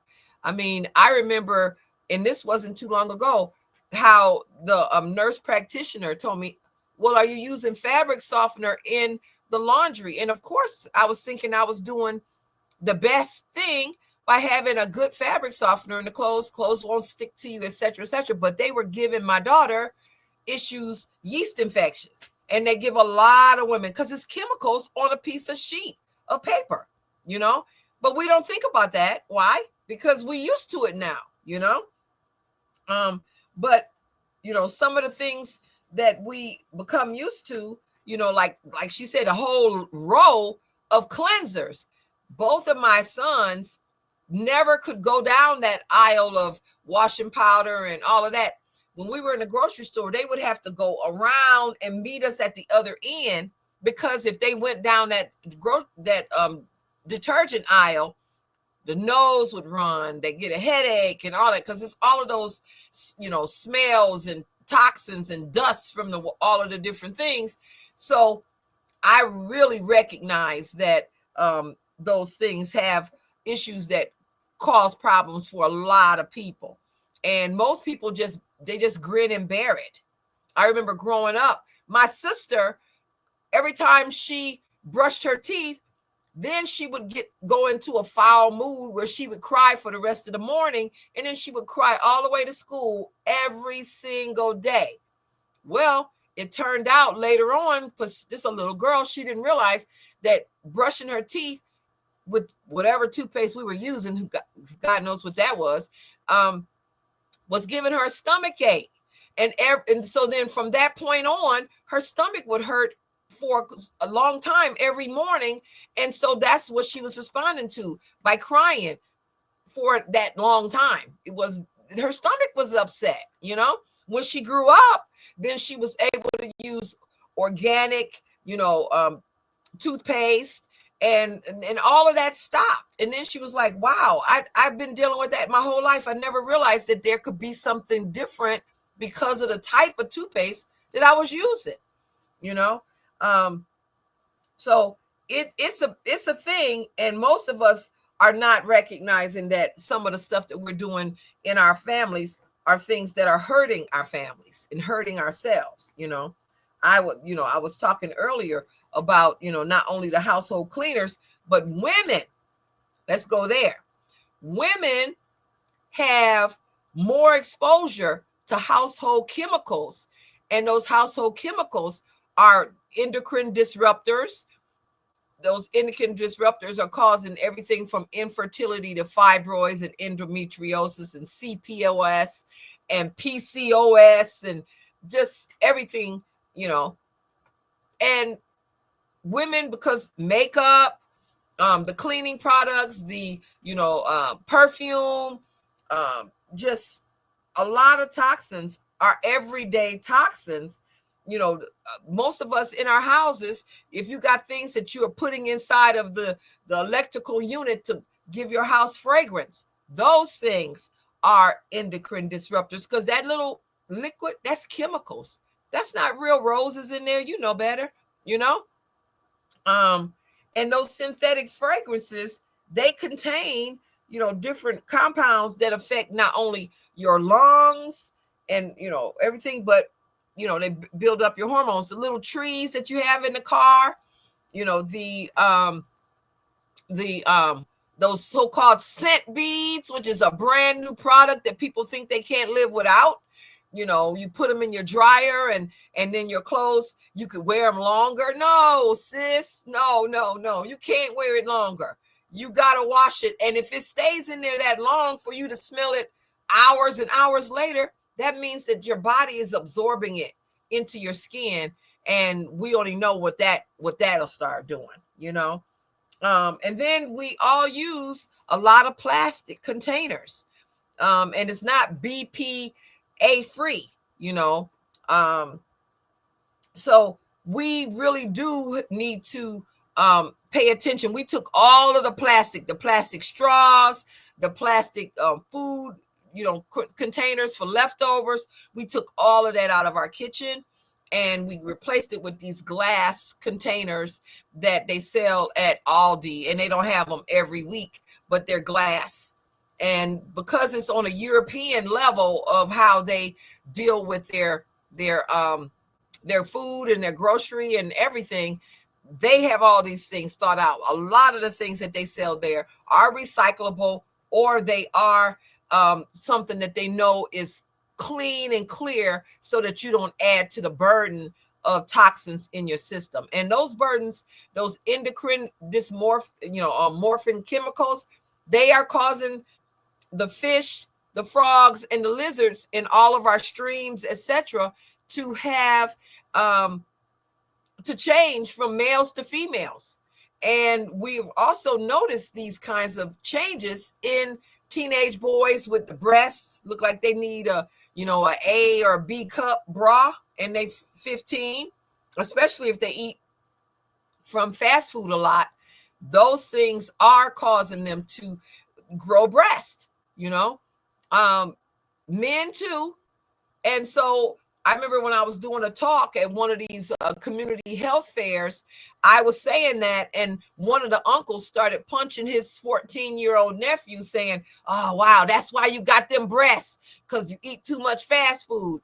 And the boy was embarrassed, and I would have been embarrassed if I were him. But what I did was I turned it around onto the adults. I said, how old is he? 14? He don't even drive yet. How is he getting to the fast food place?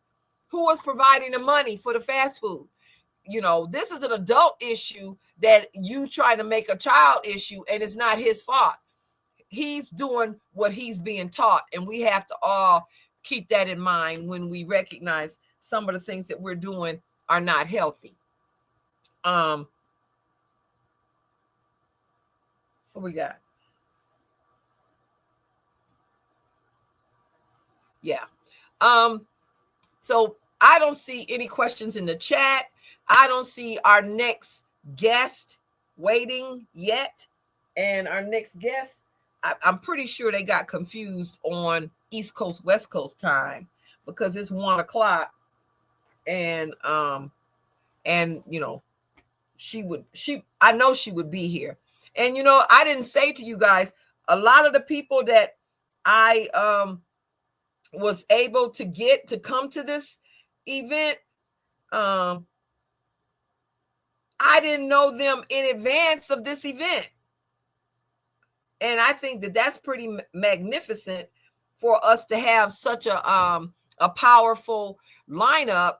And we did not have, you know, relationships previous to this, but I can see right now that we're going to be in a regular circle of professionals who rely on each other for advice and information, etc. You know, I have you know what, Missy, are you ready? You could come on just like you are with your face. If we could hear you, I'll try it again. Okay. Do you already check your mic and see if your mic is connected or if your mic works, and then we could try it again. There we go. Can you hear me? Yes, I can hear you. Yay. Fabulous. Thank you so much for being such a great audience member. You've been here since the very beginning, and it's really supported, you know, really supported. Oh, absolutely. This has been fantastic. I'm just, you know, at awe at how quickly it came together and how it's just flowing. And it will continue to go that way because it wasn't us, it was Spirit who put it together. So that's true. We were just listening to all the different energies that was, you know, poking us. And once you said that, boom, you better, how many people you got on LinkedIn? 19,000. You better go to your corner instead of being downtown on the corner. And that's right. 22 people said yes. That quick. Yes, absolutely, because they were all part of the plan. And then how are you going to go to the corner outside in the street somewhere when you had a big, beautiful corner in your house and you could talk to thousands? We weren't doing that. We put that bullhorn away. Right. And so now everybody is waiting for the next one and the next one. And that's the profound thing about it, is that so many people had the same idea. They just didn't know how to make it come to pass, you know? Right. And so now we created a new zone. We created a new zone because, you know, planets are lining up and people are ready for something new and authentic and being able to connect and collaborate and build partnerships that are real. And I think we're just all ready for it. We're just ready for it. You know, we're ready to but go forward with what we know and what we know to be real and right. Yes. Absolutely. You know what? And the thing is that every single person that's been on here already today has been like super excited, ready. They are the top in there, what they're doing. And they are so happy to be doing it, especially when they know that there's people all over that's going to benefit from it, you know?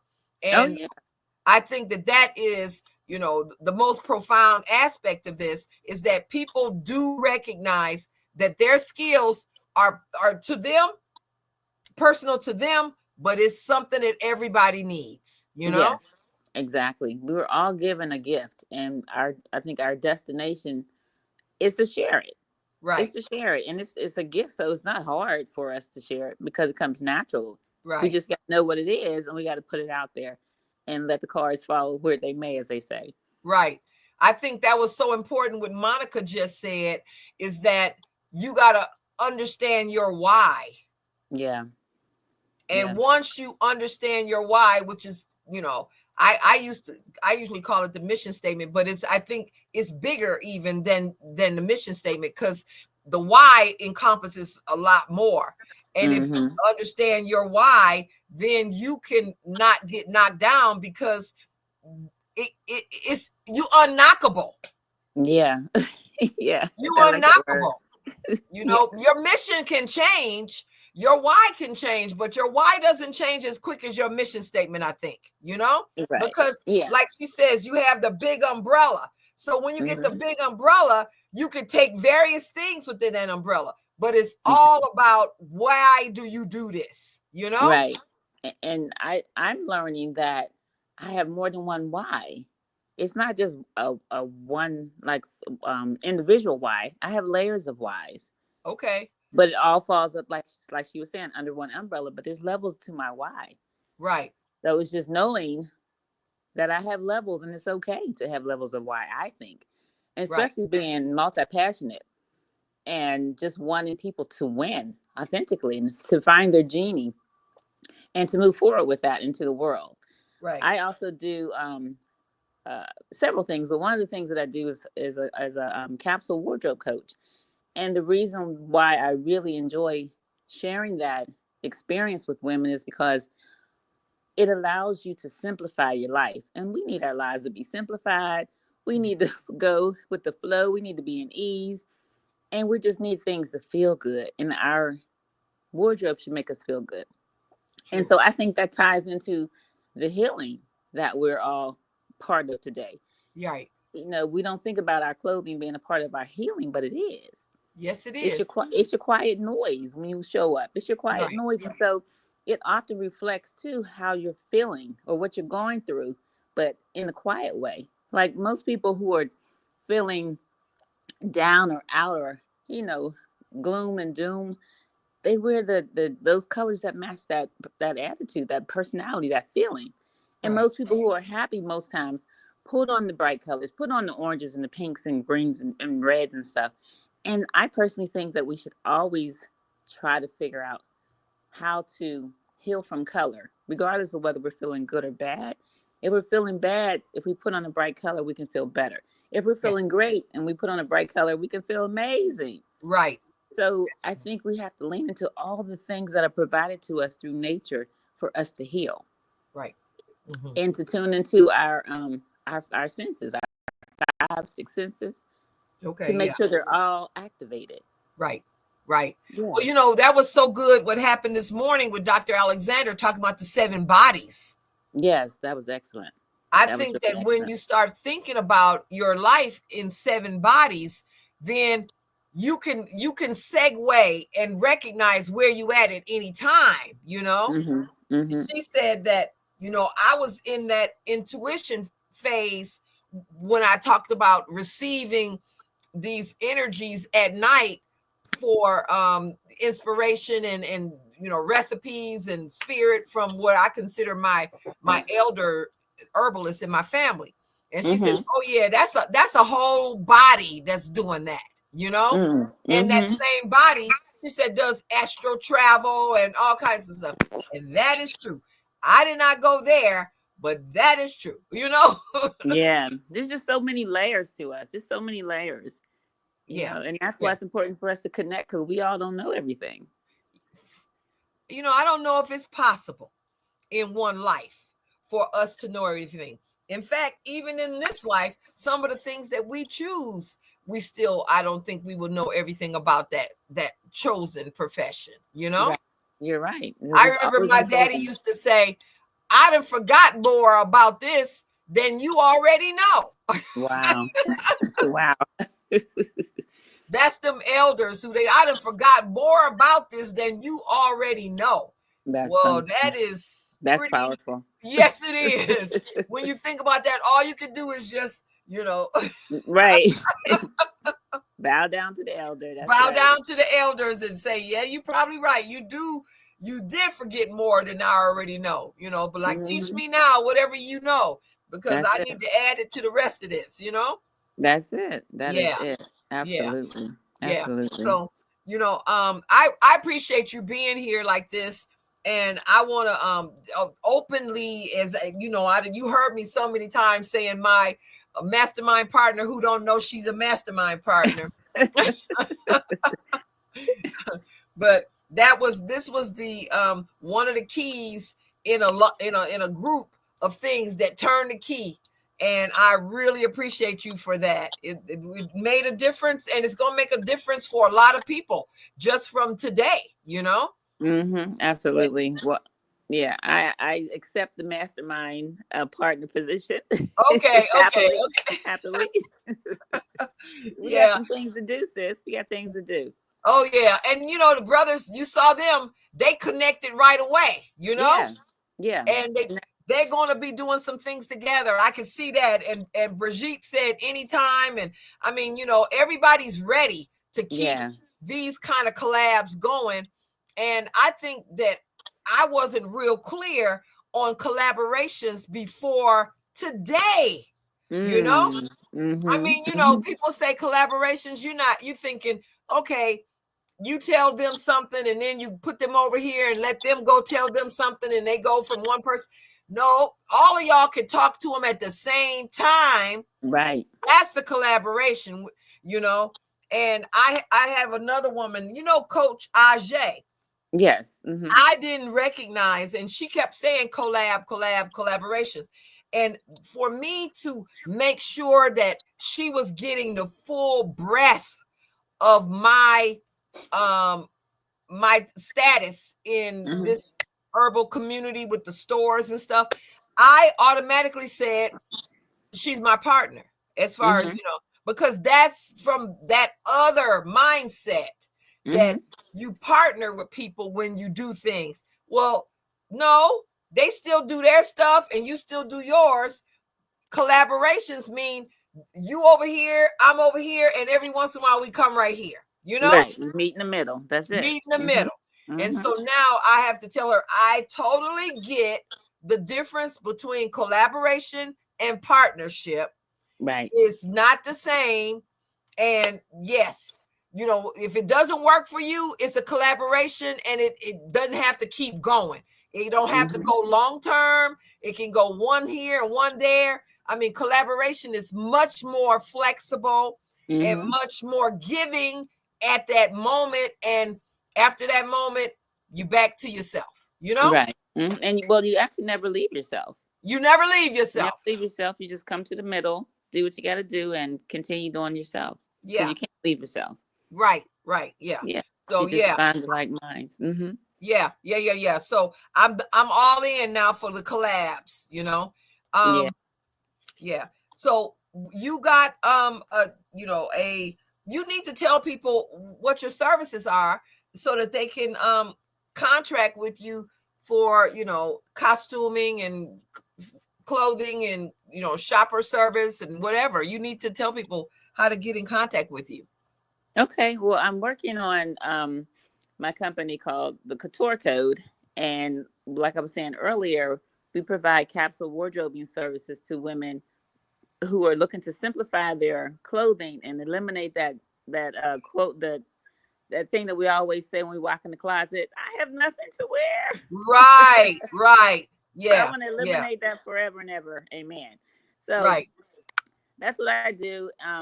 I can put my link in on StreamYard, or I can put it on LinkedIn. But okay, I do consultations. I'm sorry, go ahead. No, I was just saying, go ahead, you know, put your link in because people do need that. I mean, I remember back in the day, a lot of magazines, there's not a lot of magazines like this anymore, but they would show you how to buy, you know, 5 pieces and wear it like the whole week, you know, and have it look different. So is that what you're talking about, or is something like that, or what do you mean? That is exactly what I'm talking about. Okay. That's then exactly I get it. What okay, so I guess I apologize because I've been doing it for so long, I assume everybody know what it is. Nobody knows what that is. For not explaining it. Right. I'm learning that. Someone told me I had knowledge bias. I'm like, oh wow, I never thought. Well, you know, the thing is that I had to pull. Sometimes your lingo is specific to your profession, and you used to saying it, and people nodding their head and they stopped when you said it, and they didn't hear nothing else because they trying to figure out what is that. Right. And I had no idea. Until someone said that to me. It's like, Missy, you have knowledge bias. Everyone doesn't know what a capsule wardrobe is. Right. Their thinking it might be like a drawer or something. You know, you have a wardrobe you put your clothes in. So I apologize. Right. Yeah. But capsule wardrobing, I mean, do you even go to people to their house and help them with what they have so that they can see how to wear it and how to utilize it. Because sometimes people have really good pieces and they need to throw some pieces out, but they don't know how to put what they have together. Right. And so I can do several things because I also do closet organizing. So I can do the closet organizing. I can come to the home, or I can do it virtually since we have all this amazing technology now. Right. And so I can just be virtually with you and walk through your closet. You show me what you have. We're pulling things out. I'm showing you how to get rid of stuff, what things to hold on to, and what things to probably burn. That's true, especially these days with fast fashion.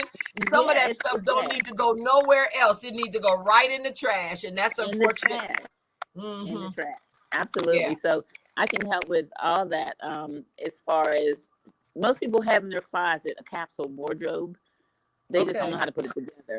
And I also have where I can provide. I have a 10 to 10 essential tips to show you what are great things to have in your closet to base it around a capsule wardrobe. And so I have that also. But yes, I do consultations. I do a free 15-minute consultation to see, what you're looking for and if we can work together. And we kind of just go from there. I make it as easy as possible because it is. You just have to know it. It's like an art. Anything that you master becomes an art for you. Yes. So that's kind of what it is. Capsule wardrobing is just having a few pieces and everything just goes together beautifully. Just everything works together. Right. It's like a good community. Everything works together. Right. Yeah. Well, I think it's a fabulous idea. I remember those times, but a lot of people, what they consider capsule wardrobe, and everything is black, absolutely everything in the closet is black. That part. Yeah. And that came from the fact that black seems to be a safe color for everyone. It's and no one really ventured out into different cultures but us as an African people, we love bright colors, but black became that safe color where everyone could wear it. You didn't stand out, all the things, but it makes you feel a particular way too. So I'm always tapping into the energy of, everybody got on black. So it's going to be kind of like a, some kind of a day because everyone has on black. Imagine if everybody had on red or orange or purple or, electric blue. It's just a different energy. Right. So, and even if your closet was all red or all orange or shades of orange or whatever, we can change our mindset to have it the way we want it.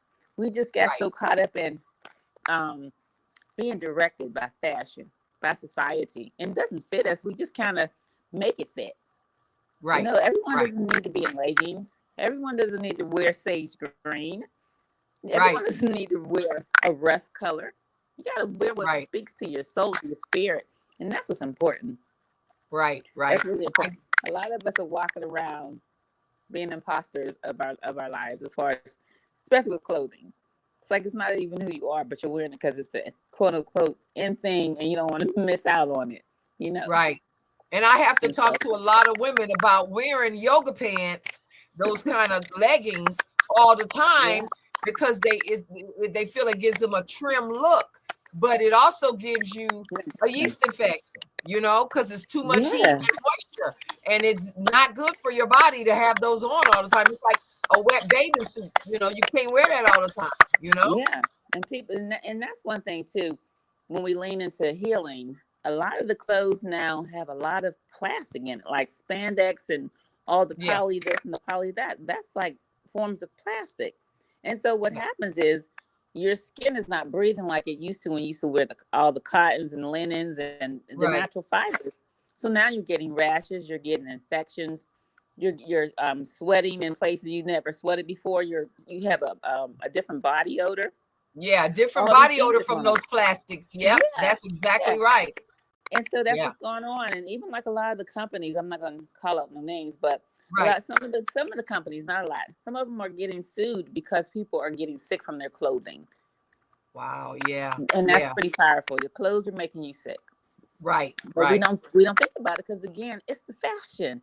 I look good, my butt looks tight, all these things. Right. But Right. Right. you can't wait to get home and take it off because you're sweating and you're funky, just all the things. Right. And so we really have to be more mindful of who's directing our life and who's Yes. benefiting from you wearing all those clothes. Right. The Yeah. company's benefiting because you're constantly shopping, you're putting money into their family and their legacy, but you're getting sick. Right. And you're just not paying attention to it. You don't know what's happening because they haven't thought that far. Because Right. these clothes are convenient now, and so we just Too have to be more convenient. mindful. Yeah. Too convenient. Too Too convenient, convenient. and it's taking Yeah. us. Too It's taking convenient. some of us down. It's Yeah. It taking some is. of us down. Yeah. And it's Yeah. like, wow, we're I just sacrificing ourselves. That's exactly true. Because I can't even tell you the women that they get upset because they got BV, bacterial vaginosis, but they think that they gotta wear a thong. You cannot wear a thong, if you having all kinds of things going on because the thong is encouraging it, Yeah. Mm-hmm. and it's in synthetic fiber. And like you said, it's probably got not only odors in it, but it never really gets clean. So you constantly reintroducing this stuff, Yeah, It's, exactly. And I don't understand the thong thing. I think to me, thongs are just like a 60-second presentation. That's it. yeah.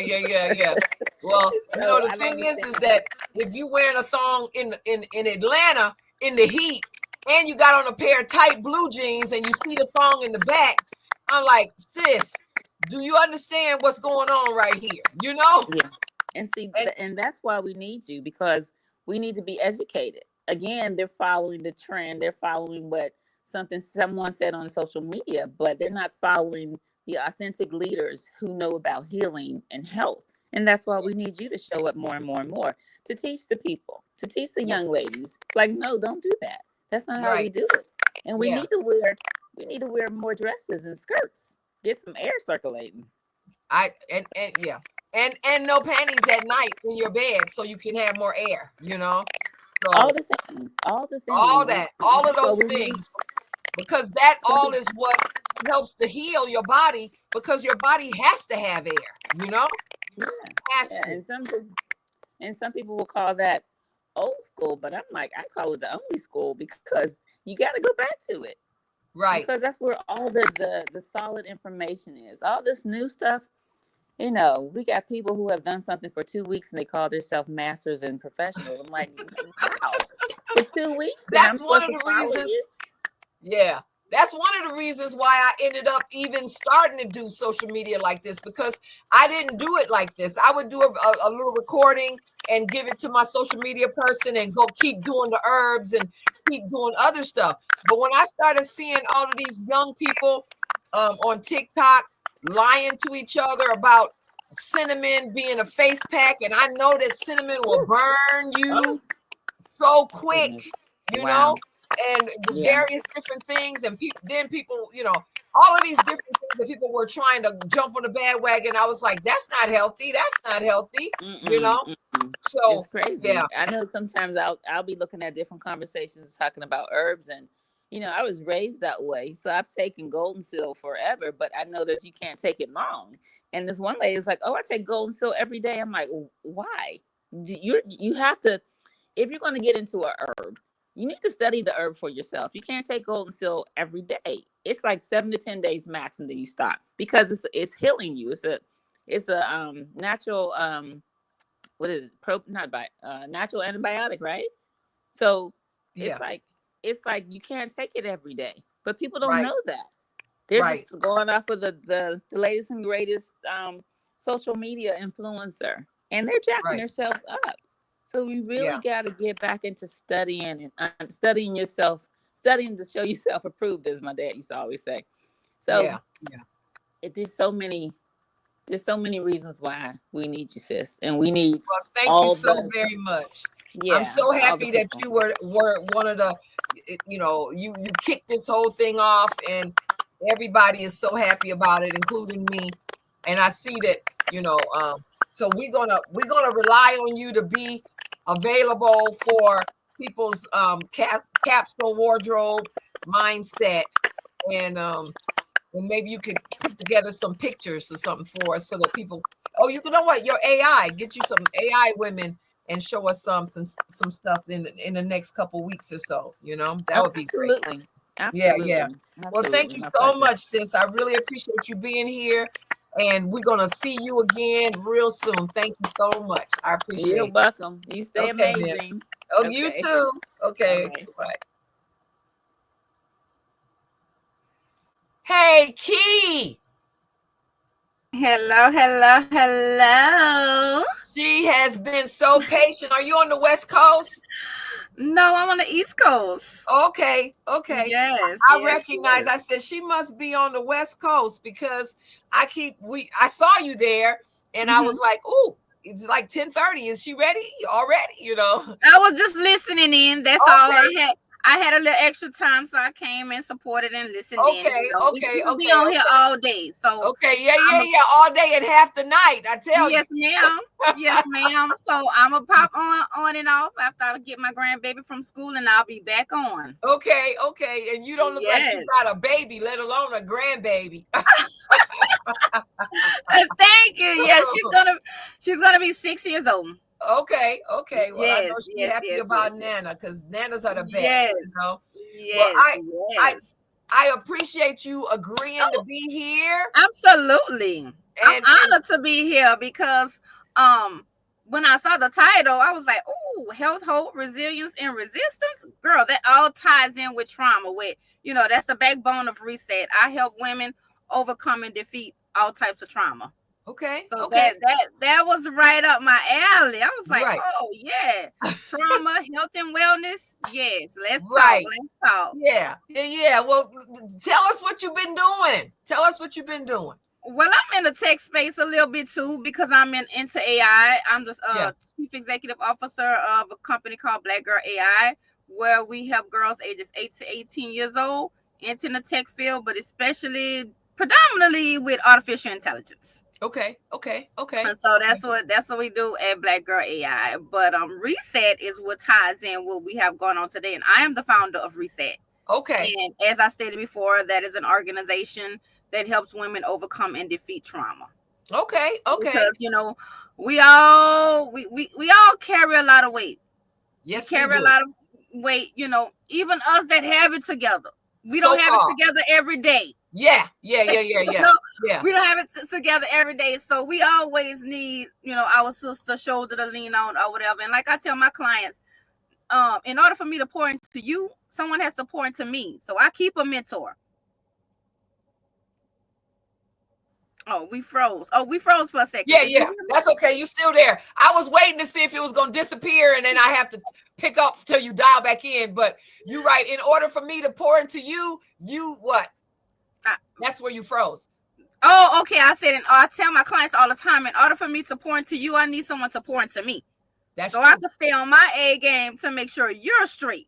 Right. That's true. So, that's very true. Yes, indeed. So no matter how much we have it all together, we still need a shoulder just as well. That's true. The reason why I even kind of went in this direction, you saw the woman that was just on before you. She was an unwitting mastermind partner for me because she added one last puzzle piece to this whole thing that I was thinking, because my daughter was crying for 2 days after this election.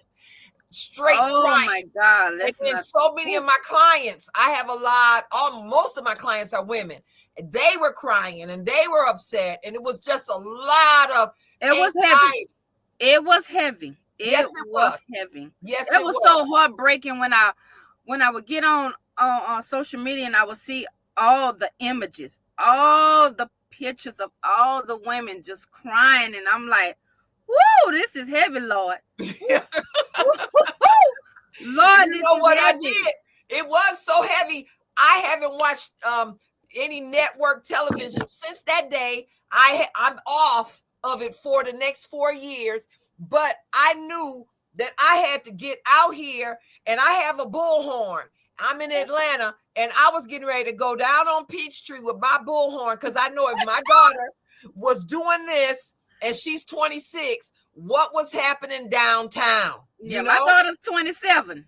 Okay. Yeah. So And so, Yes. and then, but a couple different pieces came together. And then Missy was the one, she says, well, sis, how many people you got on LinkedIn? I said, like 19,000. She said, you better go to the corner of your room and that be your megaphone, because you going to, but I was going to catch them women coming out of the MARTA station and off the bus and going into, because I know what it was. I know what it was, Yes, yes. And it ain't done yet. It has barely even touched the surface. Let's put it like that. Yes. It has barely even touched the surface, girl. We're in for a ride. Yes. You hear me? Yes. And that's why I figured that there has to be somebody constantly having us check all of the stuff that's in here. Our detox, our food, bringing together people like yourself with the mental capacity. The other sister that you might have saw, because a lot of people don't realize, well, maybe they do and maybe they don't, but trauma really affects the body as a whole. It sure does. And that's what I said. It's going to be a lot of people that's going to die from this. Yes. Between the blood pressure, the anxiety, the stress, and the depression. Say it again. But I mean, there is light on the other side. Right. But before you can even get to that light on the other side, you have to be very transparent with yourself first. That's right. And you have to want to recover and get over that hump. It has happened, okay? Yeah. Ooh, little us. What can we do? Right. What can we do? That's why we here, because this is all little me can do. That's right. I'm a very firm believer in some things you have no control of. Right. Okay. Right. Yeah. What happened that day and who is president now? We have no control over that. All we have control over is our actions and what we do. And at the end of the day, we still have to stay on top of our mental. Yes. We still have to stay on top of it. We cannot allow it to get the best of us. Right. Exactly. We're gonna have our days. Yeah. Okay, you go down in the dumps, you listen to your blues, you drink your wine, you do whatever you need to do. Right. You go in your prayer closet. You take your bath. Whatever you do, you go get your massage, whatever type of therapy or recovery that you need, do it, but don't stay there. Right. Don't stay there. What they say, an idle mind is the devil's playground. Right. Don't stay there. Right. That's all I ask, sister. Yeah. Do not stay there. Get the help that you need. That's true. So do you offer any type of regular intervention or classes or online support groups and stuff? And my session, my package is very, very, very reasonable. My package is only $2.99. Okay. Consultation free.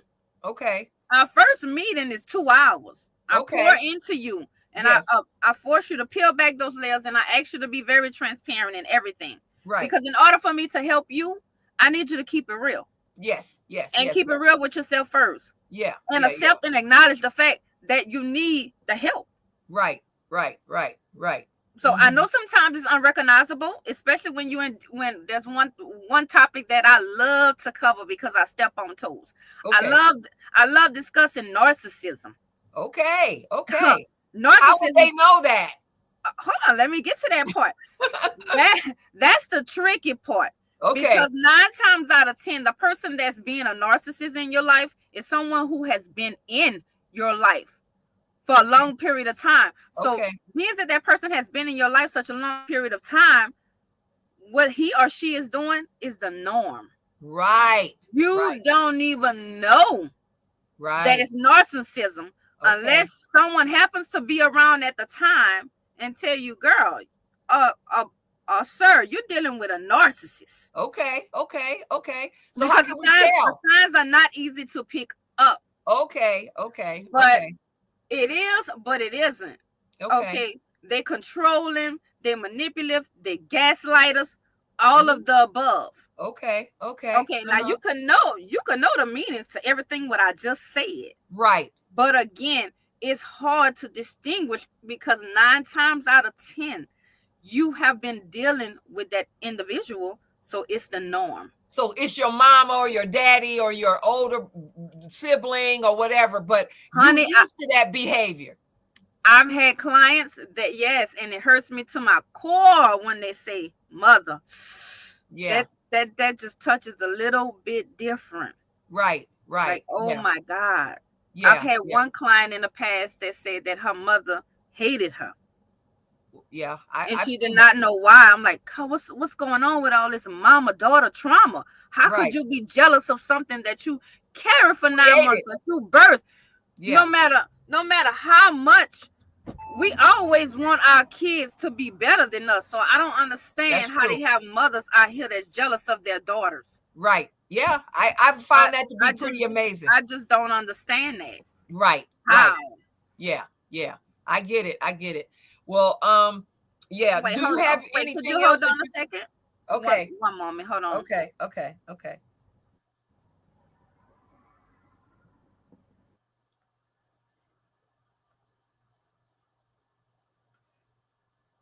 Well, you heard that, Missy?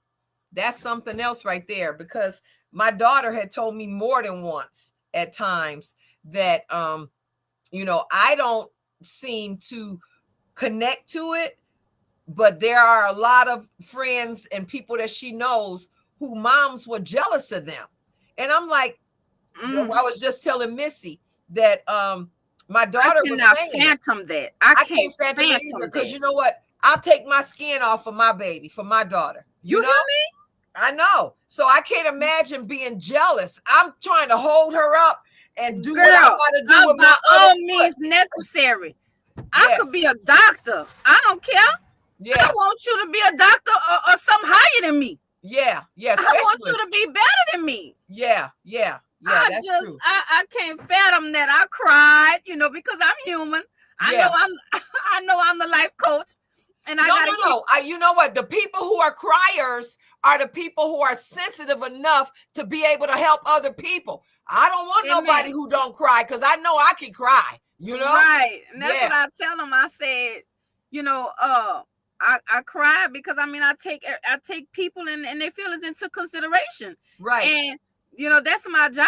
Not only my job as their life coach, but I think it's my job overall. Like I was put here to serve. Right. I was put here to serve and take care of people from the age of, probably before I was 18. But I knew whenever I graduated high school, straight out of high school, I was taking care of the geriatric population.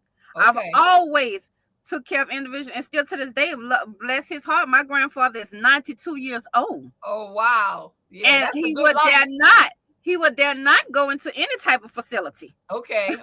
Yeah, so I take care of my grandfather, and the children have my heart too in a chokehold. I love the youth. I love the geriatrics, all of that. So healthcare, education, and tech, that's my babies. Okay. Yes, well, yes. Yeah, Missy just now, she was on, and she has this incredible AI site of. Yes, I follow Missy on Instagram, on LinkedIn. Yeah, she's incredible. I heard her speaking about her clothing and stuff. Yeah, the capsule wardrobe thing. Yeah. She could get you together, baby. Oh yeah. That's what we hoping. We gonna see something of that. But that's probably how I found you. But yeah. Yes.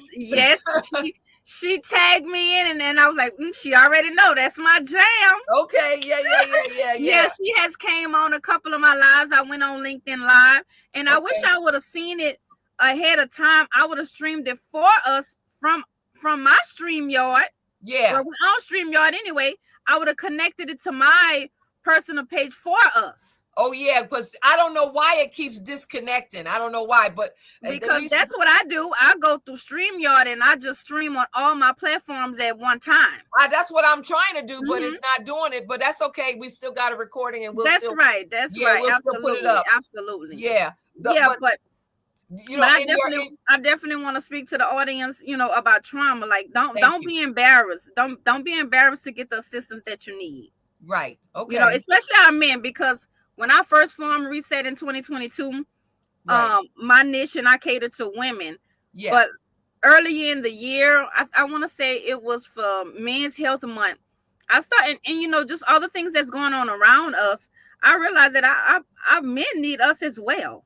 They do. Yeah, they do. But I don't think sometimes they know how to ask. Oh, they won't ask. They won't ask because of their pride, But and that's another thing that they need to understand. It's okay to cry. Yes. You crying does not make you no less of a man. Right. You holding all that in, it's not doing nothing but causing trouble in your home. Right. Causing trouble in your home, or causing trouble at your workplace, or just in a relationship, period. If you're in a relationship, it's doing nothing but causing trouble. Or in your blood pressure. Hello. And then you don't want to take your blood pressure medicine. They don't want to take the medicine because it's affecting your blood circulation. So that means other parts of your body not working, and they not gonna have that part not working. So now they're gonna have a stroke, and now that we got a whole nother thing. And then now you're definitely taking a chance of it not working. Right. And now you done left the family because you get one chance with that. And now, so it's one thing on top of the other with this. Yeah. Wow. And blood pressure is a serious situation. The men could be more hard to get to because the skin is tougher. But if they don't listen to me, I hope they're out there listening to Charlamagne the God, because he's on the radio all the time talking about mental health. So I hope they're listening to him. But I don't mind extending my services to men as well, because they need us, and I'm not ashamed to say that they're our backbones. Okay. Everybody isn't married, but we already know, women, we run the world, of course. Okay, we know this. We know this. Yes. Yeah, we run the world. Right. They need us, but we also need them. We a package. Yeah. Right. So we in homes, everything has to be working copacetic. The oil has to be oiled, okay? Right. Everything has to be running together. So get the help you need, guys. Don't be embarrassed. Right. Get the help you need. Yeah. This is about helping the whole family and the community when you get help. That's right. That's right. Because as I stated earlier, I'm gonna use that as a prime example. If I don't pour into myself, I can't help you. Right. So therefore, if the men of our families don't pour into themselves and get the help they need, they're not gonna be of no service to the family. Right. That's true. As a whole, not just the wife, but the kids, everyone, the family. Right. Everybody. Right. That is so true. That is so true. Yes. So I can see that we're going to be looking for you on a regular basis, because, as Spirit connected this whole thing and put it together. Yes. I also recognize, because I really do pay attention to Spirit. Spirit says, well, this ain't a one-time deal.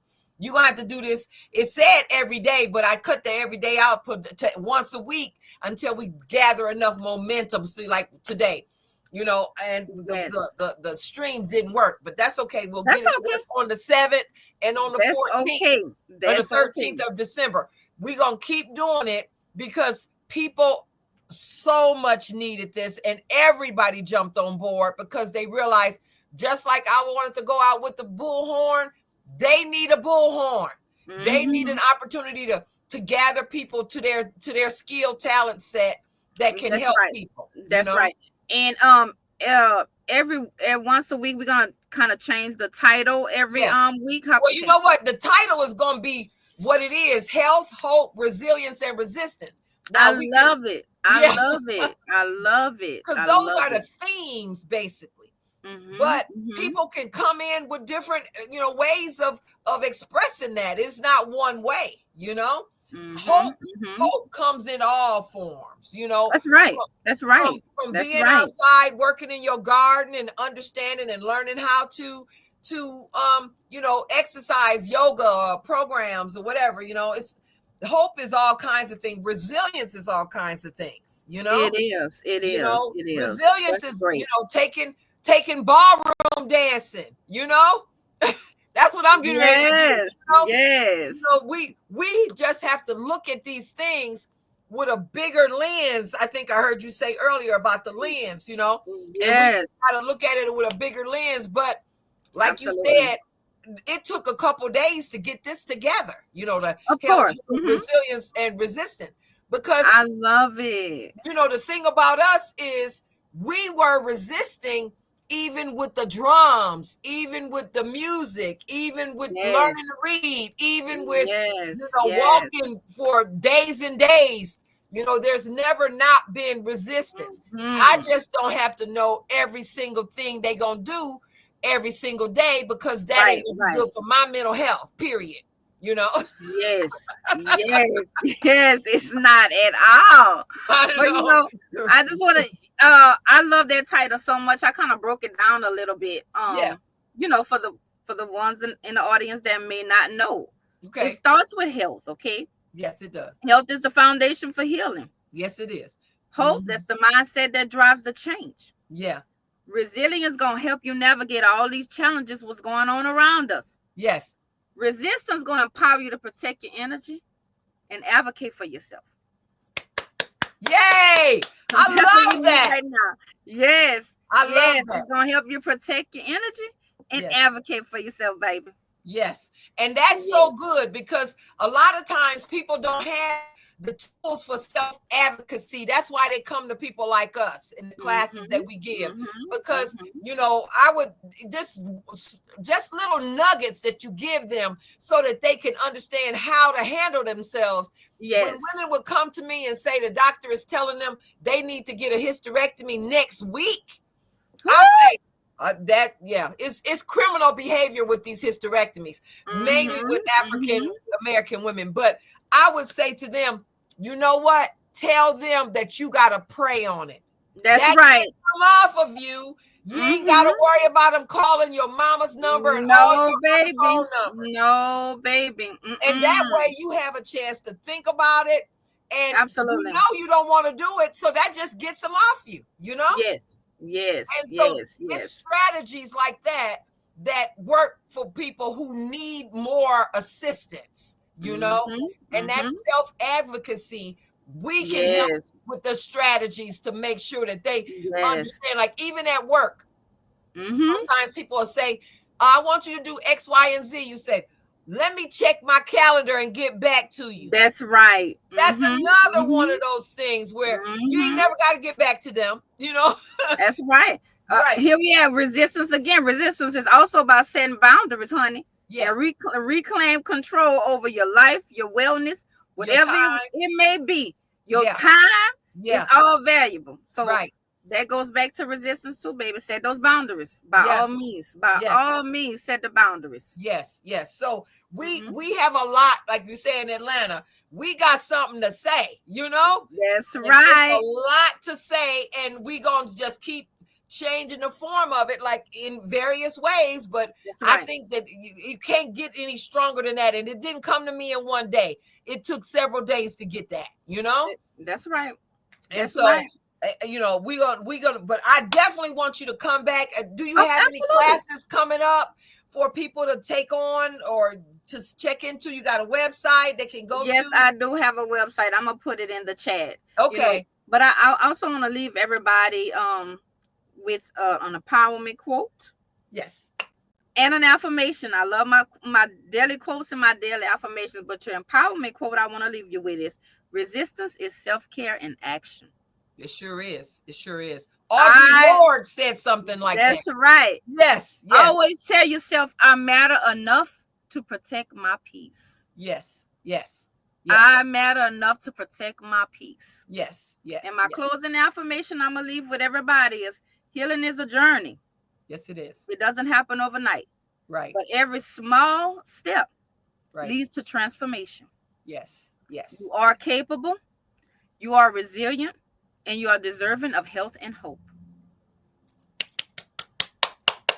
Ovario. Always know that. Yes. So that is so fabulous for people who are listening or will be listening to this, because, you know, hope is what gets you up every day. Amen to that. That's right.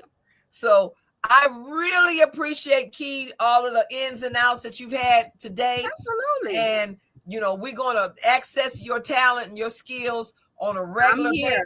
I'm here.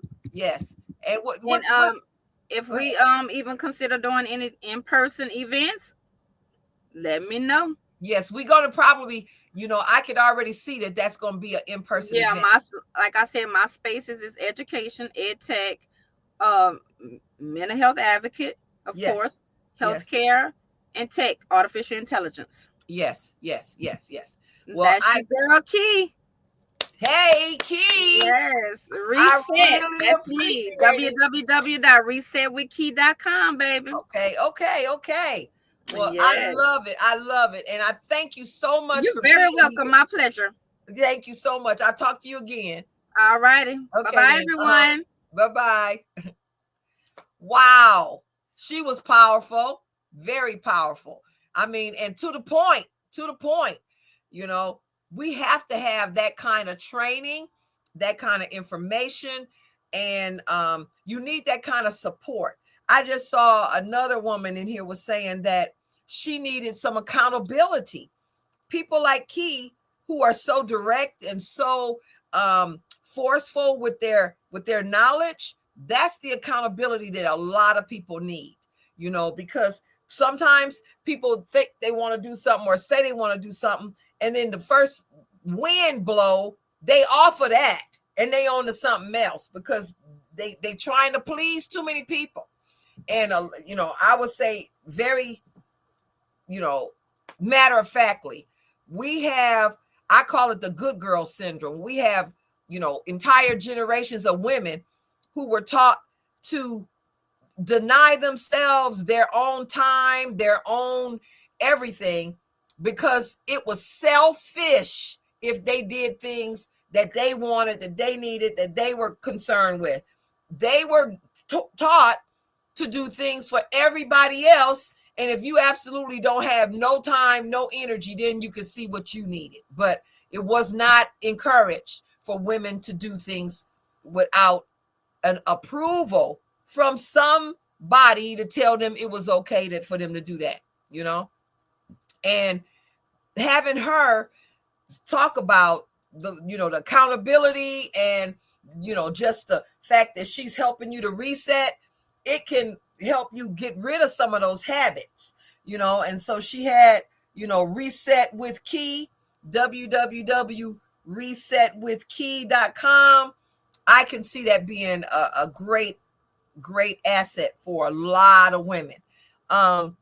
So I just saw one of the other speakers, and I don't know if they got bumped off or how it went, but they moved, and we need them to come back.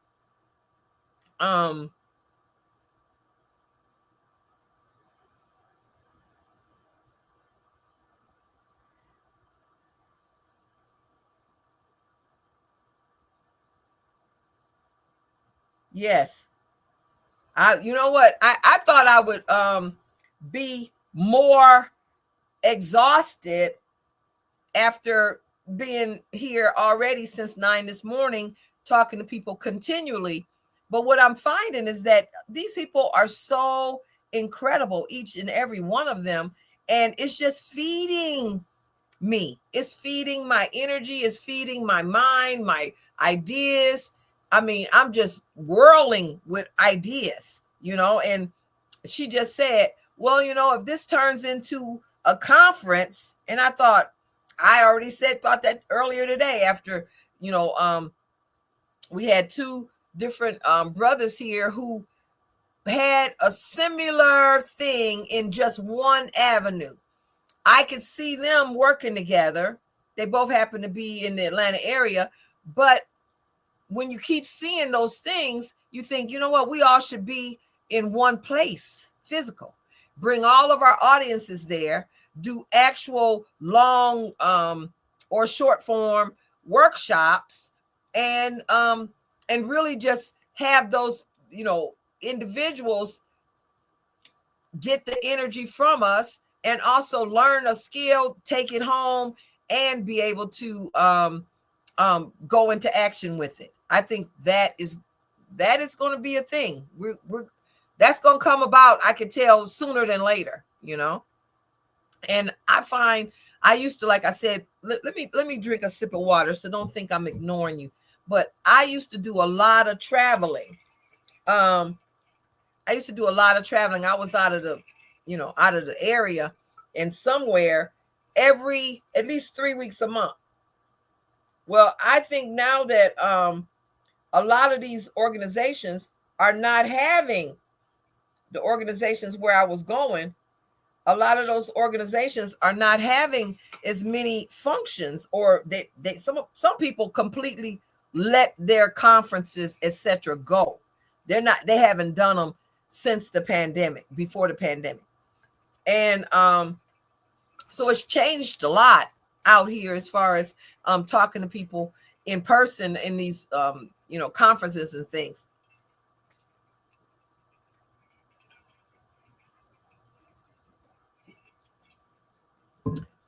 But I think what's getting ready to happen, the ones that fell by the wayside, they're now going to be things like this that will take their place, because these things are important, they're essential, and we want to make them for everybody. And people, since the pandemic, have recognized that they have gaps in their life, in their family life, in their mental wellness and health. So I think that we're going to see a lot more things on mental health and wellness and strategies, and having people come together around staying healthy mentally and physically. And I think that, as Dr. Alexander said earlier, the mental body, that's a whole different, the mind, that's a whole body. 7 bodies, she said. I wish I'd have wrote it down. 7 bodies. And I could see that that mental body is one of the bodies that we have to start caring more for out in public and out loud. I want to make sure that everybody I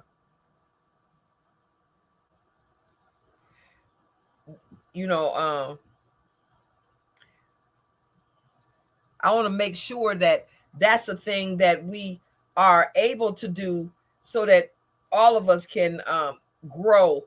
Because right now, I think people, this new generation, they're very accustomed to mental health practices and going to therapy and going to counseling and that kind of thing.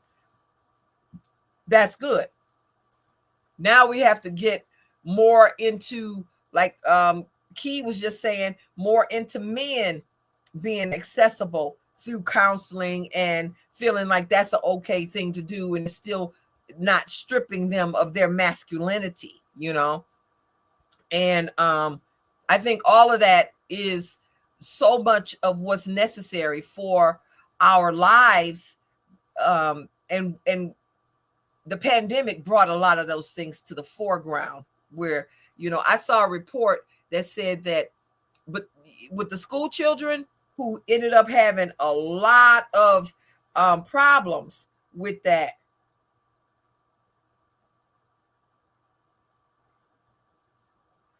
Wow.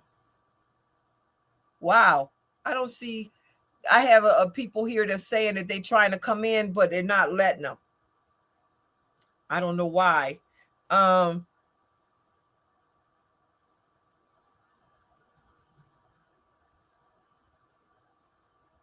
Well, you know what I'm going to do? I'm going to end this recording right at this very moment, and then come back in, because people are having some problems, and I want to make sure. We still got to go till 11. Oh, there she is. You know what? Y'all don't even know yet how I am, but I definitely do not mind starting over from scratch if the need be. I see her, Deborah. She's here, and I'm wondering what this other text is telling me. She can't get in. And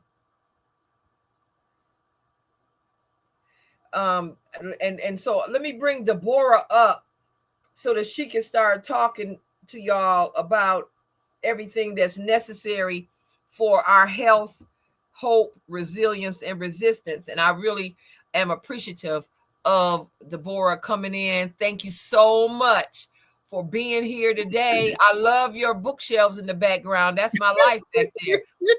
I love that. You should see mine. I got one over there that look just like that, Well, welcome in with all of that, my dear friend, lady, sister.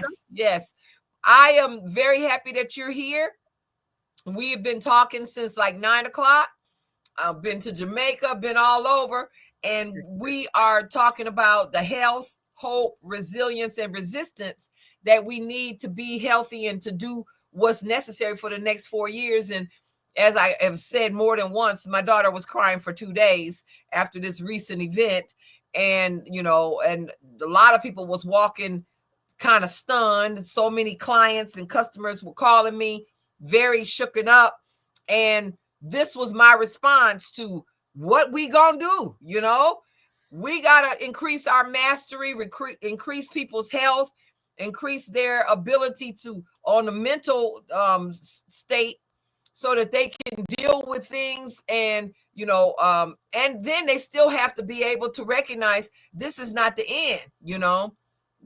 Of course, when you talk to the younger people, my daughter's 26, they don't want to hear about, the grandparents and stuff back in the day when they had to do worse than this, because they looking at their life right now and that is seemingly hopeless. But we've had so much great foundational conversations already today about how that is not hopeless. And we want to get your wisdom on this whole thing, and also your skill set as far as helping with health. You can give us that. Wow. Well, thank you, and for even coming up with this idea. It's important for us to continue to have conversations about health. Yes. I've been in the health field, and you may know this, but I've been in the health field since 1977. Wow. And have worked on the front line from Grady to Emory to Georgia Baptist to the hospital in Riverdale to the jail to some of every place.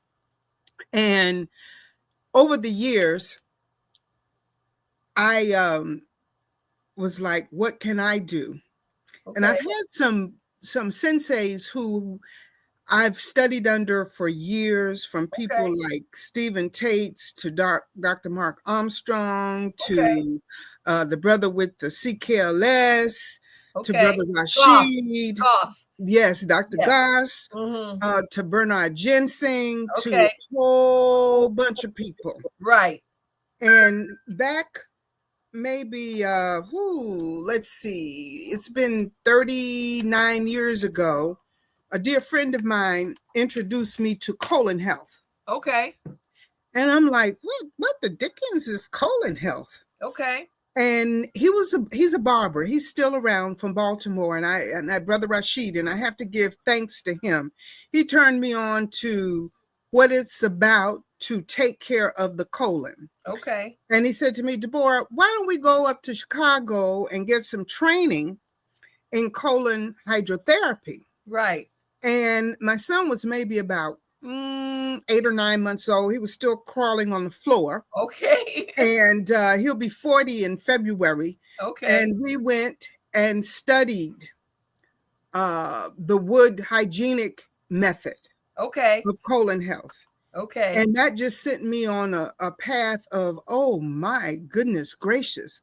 Well, prior to that, I had been on herb walks with Steve Tate and some other folks, even before my son was born. And one of the pieces that I pulled back, and I heard you talking about, our ancestors, was my great grandma. Right. Grandma Hattie. And she was maybe about 5'1". And routinely, when I was growing up, we would have to go on cleanses and detox. Yeah. And my great grandma Hattie would raise sugar cane in the backyard. Okay. She had different collard greens. Yes. She had an orange and lime tree. Yes. Yes. And she basic medicine over there, huh? There you go. And I recall, even when I was small, I ended up getting real sick, and she went out and picked some herbs. That was a huge leaf. And I had a real high temperature. She put it on my chest and my forehead and in my groin area. Yeah. And it broke the temperature. Yeah. And that's when I just got like, wait a minute. And then I recall her making soap, with a fire.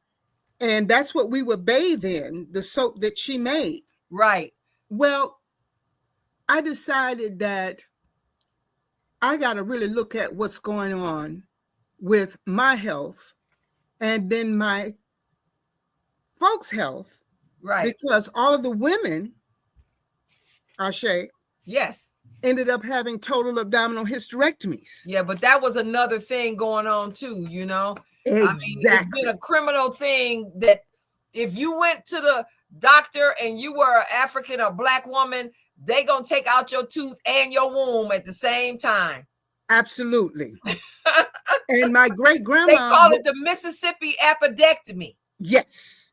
And my great grandma was the only one that still had her womb. Yeah. Yeah. And I'm like, well, I got to look at what I'm going to do. And I was maybe about 16 at that time. And I began to have a thirst for how to do things a little bit differently. Okay. And of course, as the years went on, I began to learn that the digestive system is critical to keeping everybody healthy. Right. So that moved me into really looking at detoxing and colon health. Okay. Now, as I got a little older and even younger, people going to the bathroom was a big issue. Mm-hmm. And we would laugh at folks because of the smell that was left, or people could not go. Right. And there were jokes even told about it. Right. Yeah.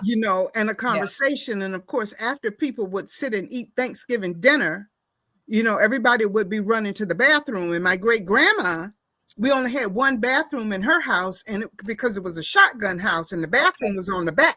Okay. What city was this in? This was in St. Pete, Florida. Okay. And the bathroom was on the back porch. Okay. And she would always give us castor oil and turpentine to clean us out. Yes. At the change of season. Right. And the turpentine was to kill the worms. Yes, indeed. and we would, be fighting to get to the bathroom. Right. Yeah. Now, was it an outhouse type of bathroom, or did it have plumbing, or was it just a hole in the ground? It had plumbing. Okay. It actually had plumbing. But when I was growing up and went to South Carolina, where my people were from, so my folks were from, we had to go to an outhouse. Yes. Okay. And when growing up, when I went with my great grandma, I was the one responsible for emptying the slop jar. Oh, wow. What a job. You must have been the baby or something, Yeah, I was the baby girl. Okay, yeah. And I remember going out into the field and going to the bathroom for number 2. Okay. Yeah. And did you take your tissue, or did you take the Sears catalog? Well, no, I just did what I did. Okay. And we didn't have toilet paper. Okay. I heard this.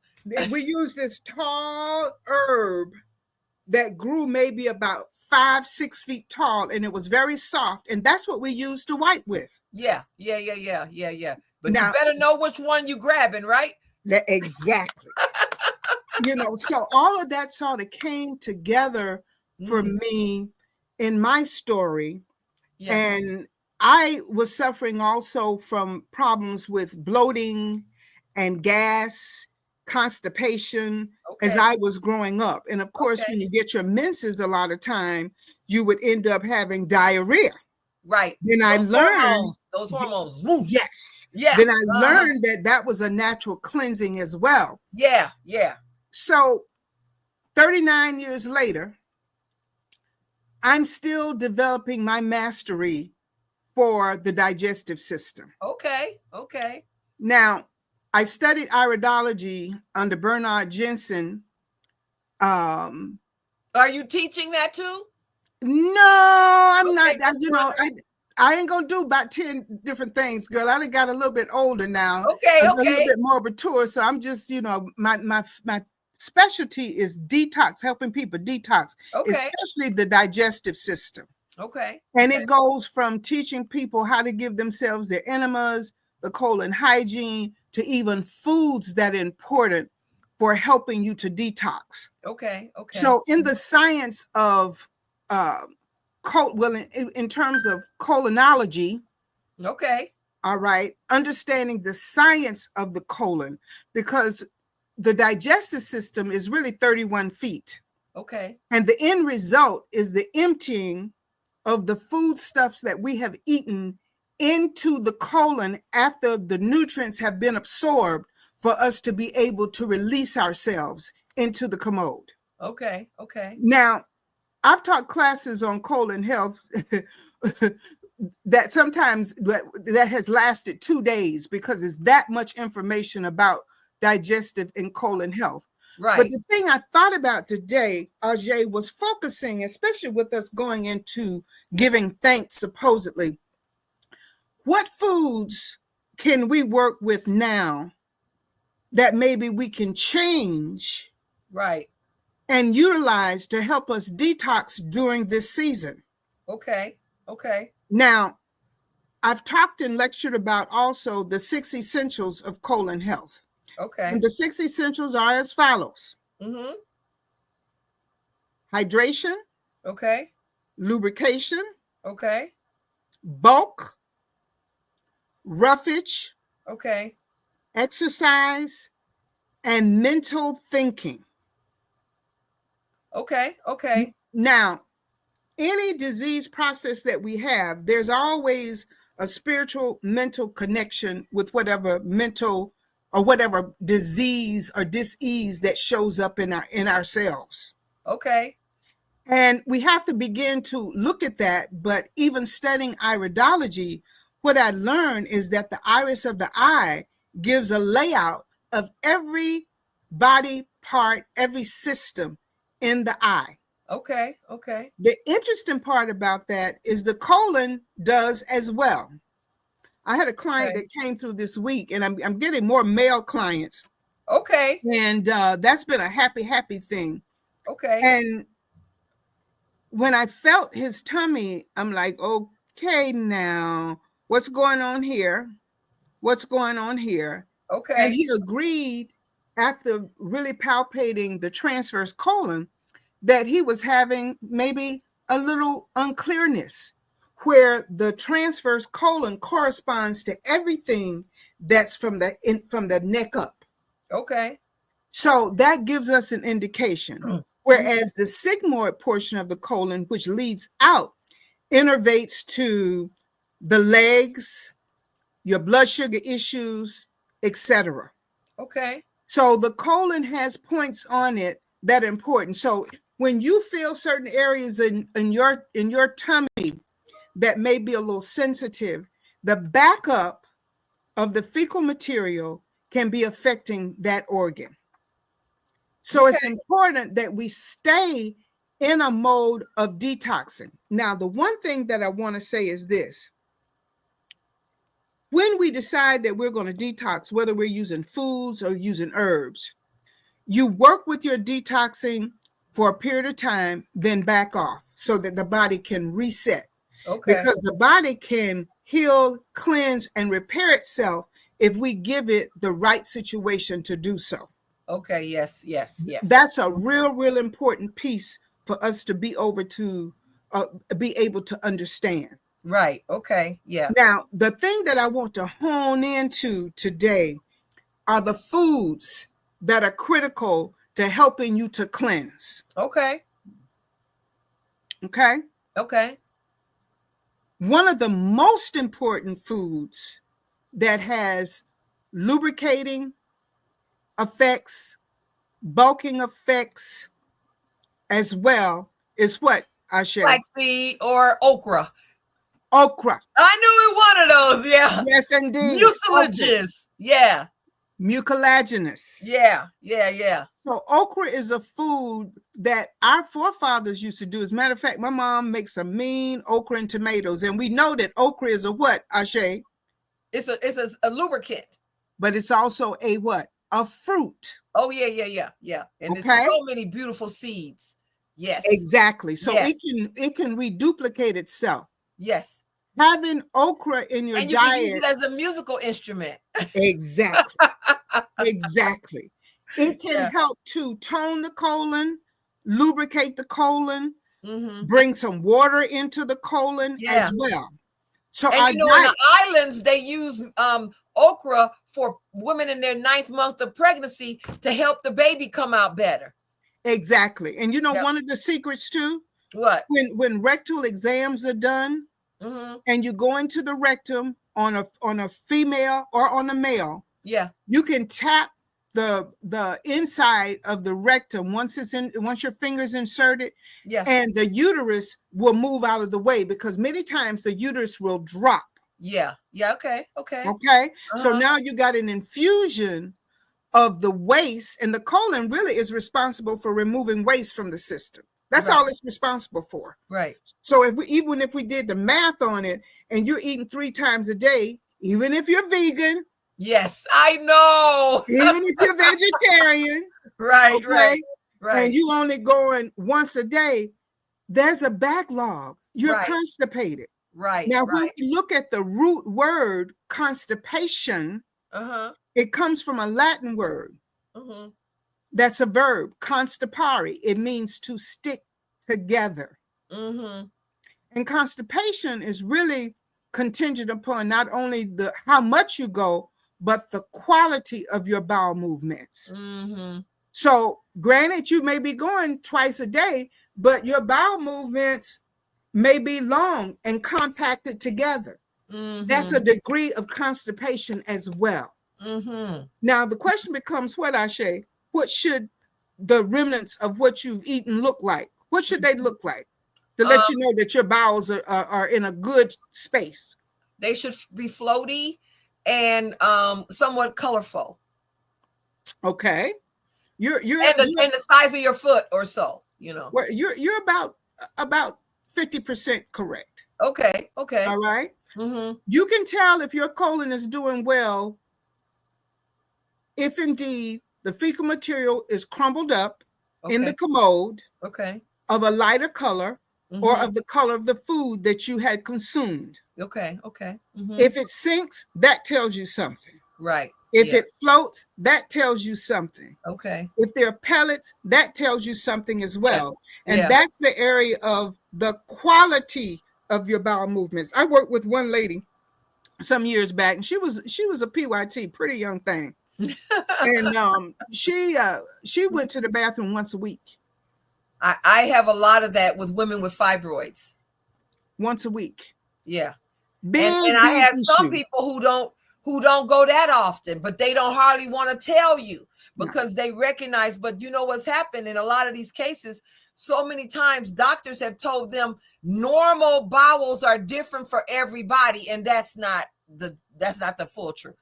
Well, the wordage is normal is what's normal for you. Yeah. And that doesn't even make sense. You know what I'm saying? Because if you're eating and nothing's coming out, that lets you know where is it, and it's still in the remnants are still in the body at 98.6 degrees. Yes. Now, if you were to put some food in a glass container and sit it on the window during the summertime at 98 degrees, you'll be amazed at what you end up seeing or what grows out of that. Yes. And everybody is suffering with some level of parasites. Yes. All of us. I don't care how clean your diet is. Yeah. I just started a parasite cleanse the other day, because I recognized that my sugar was out of control. That's when I recognized it, Yeah. And parasites love sugar. They love it. That's why I knew. They love sugar. So if you got cravings, you're definitely going to have an overgrowth of parasites. And parasites and yeast and candida. Yep. Parasites are real smart. Yes, they are. They know how to hide. Yeah. And you can develop a parasitical kind of personality yourself. I know a lot of people do have parasites in their family. I mean, and you have to tell them, you know what? You got more than just the internal parasites, Absolutely. Yeah. But I wanted to indeed, with us moving into this giving of thanks, to focus on some foods that can help with the detox piece. Okay. And you brought up about the okra. Now, okra is a wonderful piece. It can be eaten raw. It can be eaten steamed. Yeah, I love okra. Nice in a gumbo. It's a wonderful time to put it in like your soups at this particular point in time. I love to eat it with some cayenne pepper on it. And if I put me some tomatoes in it, and it's a yummy bum bum. You just said your mama did that, okra and tomatoes. Well, she does it. She cooks hers. Okay. And anybody who has eaten HB's okra and tomatoes, girl, let me tell you something. It's a slam dunk. They're like, how does she do that? But she has a special way of doing the okra and tomatoes, and it is very, very good. Okay. So what I'm saying is definitely begin to put some okra in your diet. If you're eating it 2 or 3 times a week, it'll be very, very good for you. It will help to give you bulk, roughage, lubrication, and a level of hydration as well. Okay. Important. Okay. You know, I was listening to someone speak the other day, and one of the things they suggested was to take some okra, snip the tips off, put it in some water, and begin to drink the okra infused water once or twice a day, or once a day. And it will help with your blood sugar issue.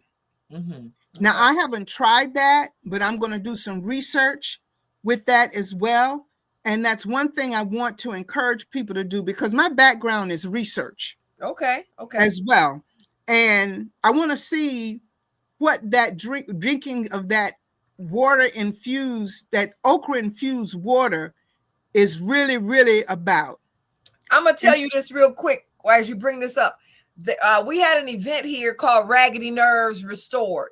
And a sister, we had people bring things in. She brought the okra water, but she also used cinnamon bark in it. So it had a reddish kind of thick color. Right. And the women loved it.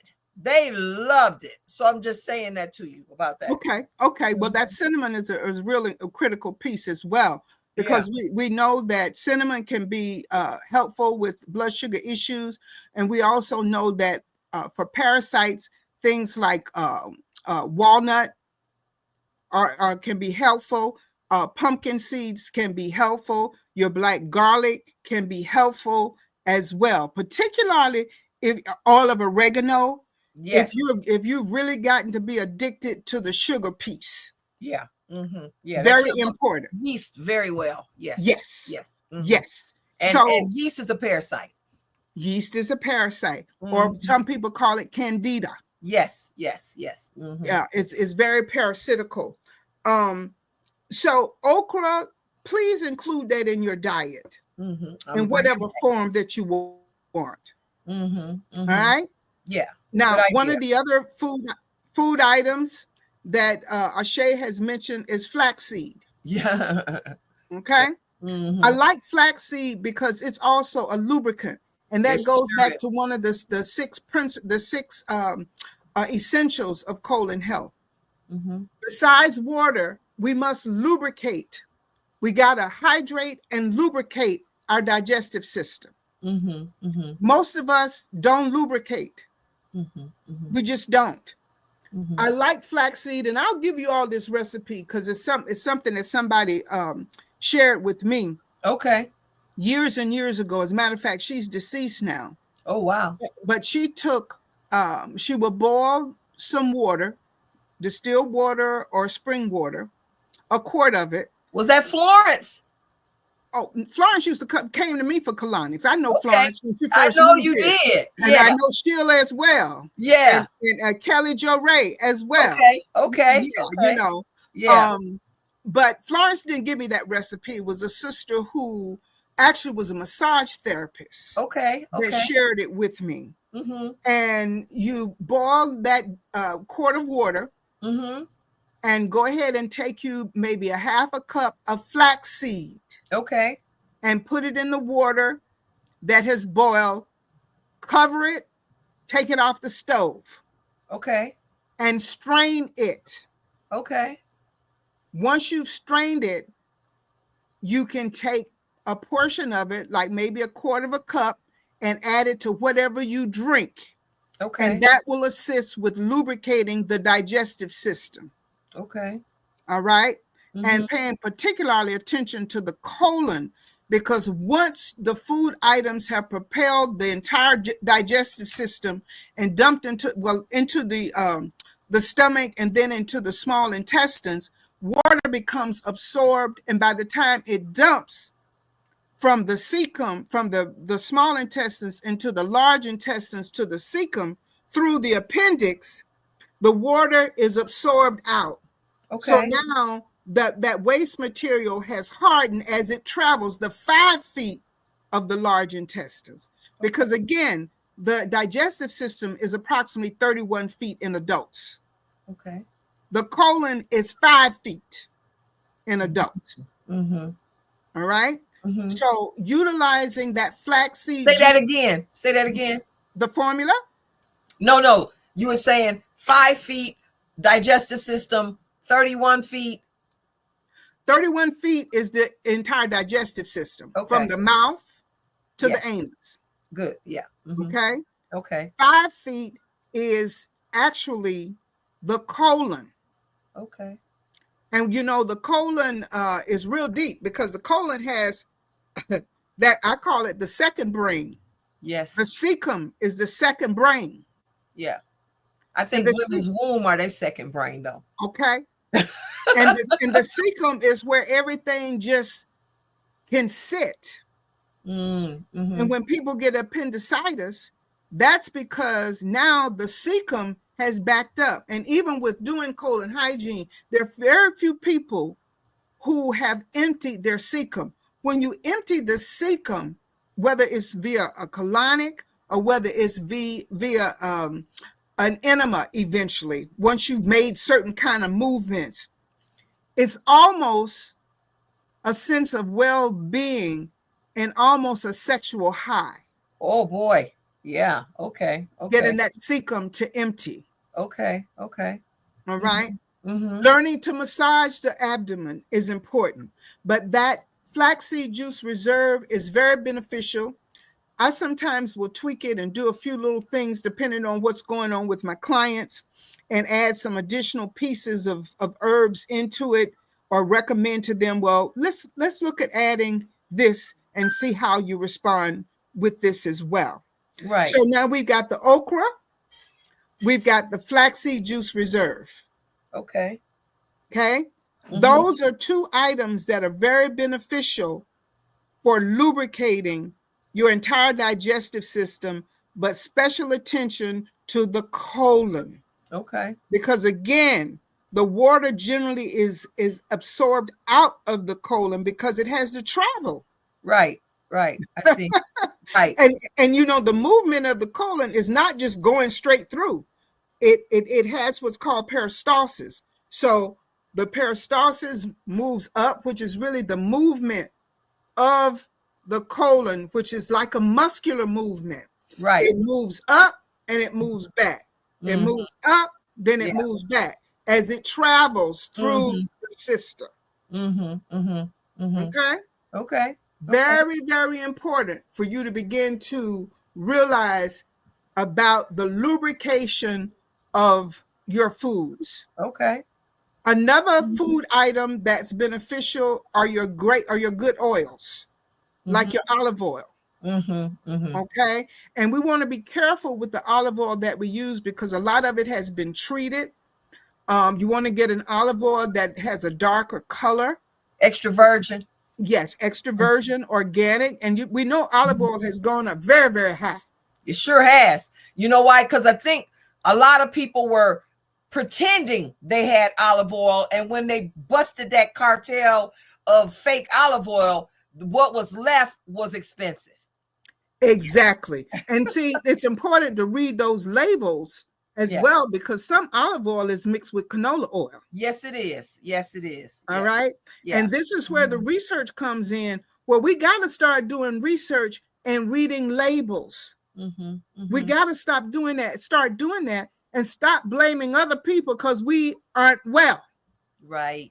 Yeah. We've got to begin to take responsibility so we can become resilient during the times that we're in. With us being in the Scorpio season, and it's about ending up, a lot of people are having digestive problems that they don't want to talk about. Right. Yeah.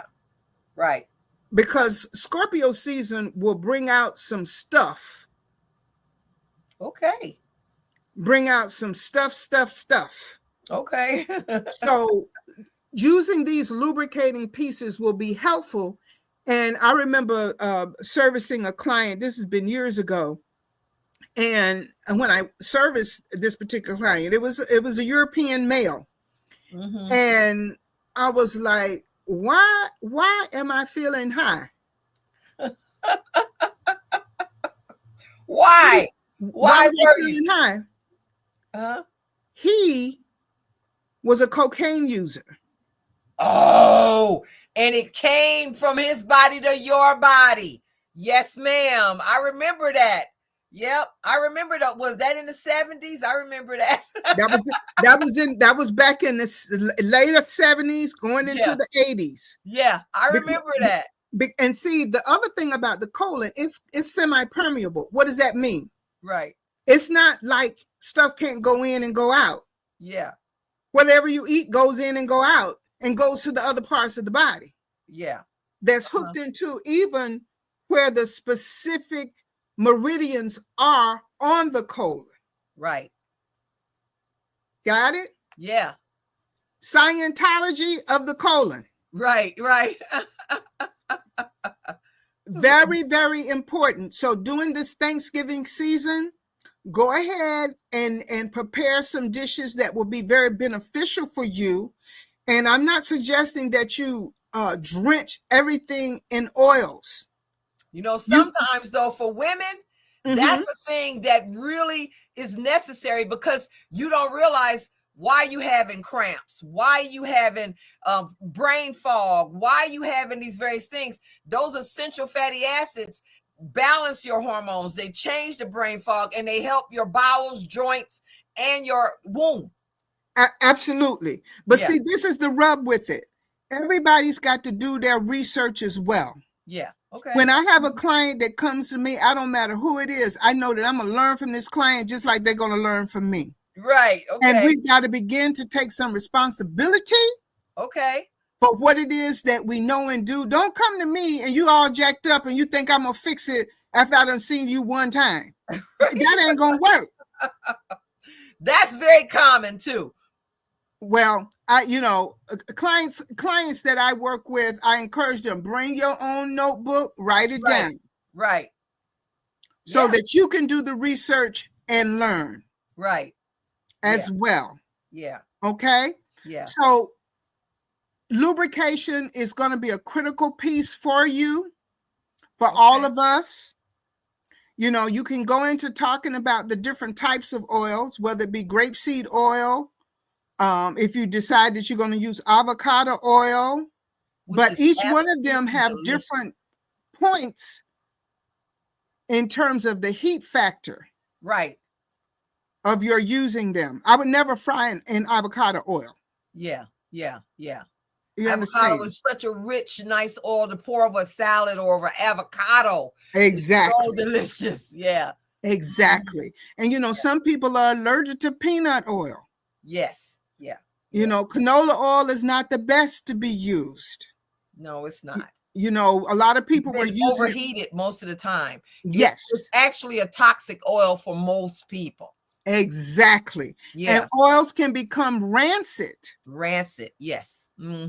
So when you go to different places and they're using the same oil to fry, it's not the best thing in the world. Right. And that's why fried foods are not good for you, because that oil, those free radicals in it are causing free radical behavior in your body. Exactly. And free radicals is what really helps to lead to disease. Yes. Which has to do with inflammation. Yes. The body becomes inflamed. And anytime the body is injured, it's going to try to repair itself, but it gets inflammation to start with as it goes into a healing mode. Okay. Okay? Yeah. Glutathione is real important to begin to include in your diet to assist with inflammation in the body as well. Okay. Glutathione. We did research at a hospital here and looked at glutathione, even with those people who had gastric bypasses. Okay. You know, real important for you to begin to study and do some research, just like we look at whatever we're looking at with whatever's going on with people that we think are so important, entertainers, etc. Start pulling up and doing some research on your own. Right. And you mean instead of taking everybody else's word because they've been on a movie and taking their word for it. Yeah, I get what you're saying. Absolutely. So it's very significant. Are you teaching any classes at all? Eventually, I will be. I'm have a website or anything? Right now I don't have a website. I've just taken referrals. I'm not the kind of person where I want to just be all out in the limelight. I do my work with integrity. I don't need or want 50 million people. Okay. I mean, because you're dealing with all of that, I'm very selective on the people that I choose or who choose me for me to work with them. Right. Okay. Well, I know that, that you are a wealth of information, and this kind of information, if nothing else, you just need to record yourself in doing different lectures and things so that people can go to YouTube and gather this information. Because what I found, I was like you similarly, I was doing the work. I wasn't on there trying to get likes and everything for various things I'm saying. But what happens is you got people who read one book or had one experience, and now they are expert, and they on these social media platforms telling people stuff that's not true, and people going along with it. That's the only reason that I'm doing this, because I've been doing herbs for 30 years, and we got to stop some of these 5-minute experts from taking over the whole, profession with their one thing that they know, which is sometimes not true or strong, Well, they're what I call imposters, and they're not masters. Yeah. Okay. And, mastery is when you have studied this work and you have even worked on yourself more. And I never stop working on me. Yes. I got to always be working on me. You should see I'm sitting in a pile of books right here, stacks of books, and those ones on the shelf like yours. You constant learner. And the thing that I say, a lot of the older books that you can't even find now, out of print, but they have some powerful knowledge. Yeah. But this is the other rub. As we all detox, we can get downloads from spirit. Okay. I'm here to tell you, this is how this whole thing happened. And a lot of times things are not captured in books, because when you're ready to get downloaded so you can receive it, then it can be uploaded. And there are times you may not even realize what the dickens you're saying. I can attest to that. You understand? I can attest to that. Yes, ma'am. I can attest to that. And we're on a serious mode right now, and it's important for us to detox. Detoxing is important so that you can have clarity and your internal guidance will come out. So you ain't got to be begging somebody to tell you something. You go within, bam. Yes, ma'am. And it opens up. You know what, Deborah? We have I want you to stay here if you can. And we have another person who's on West Coast time who is seeing patients in between. We're going to talk about menopause real quick. But I know you got something to say about that, because, in my work with women with menopause, a lot of times they have really abused their bodies through dieting and all kinds of things. And that is one of the reasons why they having so many hot flashes. And, I never went through any of that, but some women have it very, very fiercely because of how they lived, and now it's kind of piled up on them, I want to bring on Dr. Prince. I'm going to leave you up here with us. I want to bring her on because I know she got a patient at 3, and she's got West Coast time. So there we go. How you doing, Dr. Prince? Good, Deborah. I could listen to you all afternoon. Yeah. Dr. Prince. Well, I want to hear what you got to say, my dear. I kept listening. I said, "Oh my word, she is taking my presentation." I could listen. I'm I could sorry. listen to you. Oh Well, you my know what? word. The truth is the truth, you know? Yeah, the truth is a person. I really appreciate all that you've said. I said, oh my word. So you started talking about the digestive. I wasn't there at the beginning for your um piece. I think I came in when you started to talk about the digestive system.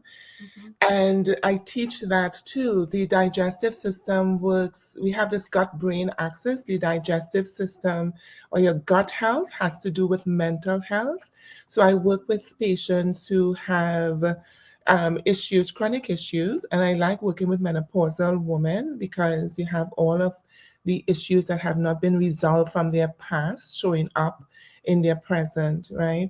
And so working through the gut first, because I think Hippocrates said all disease begin in the gut, right? And food as medicine, and teaching people how to eat and how to cleanse and how to nourish and how the colon works and colon hydrotherapy and coffee enema. I said, oh my word, I don't need to give this presentation.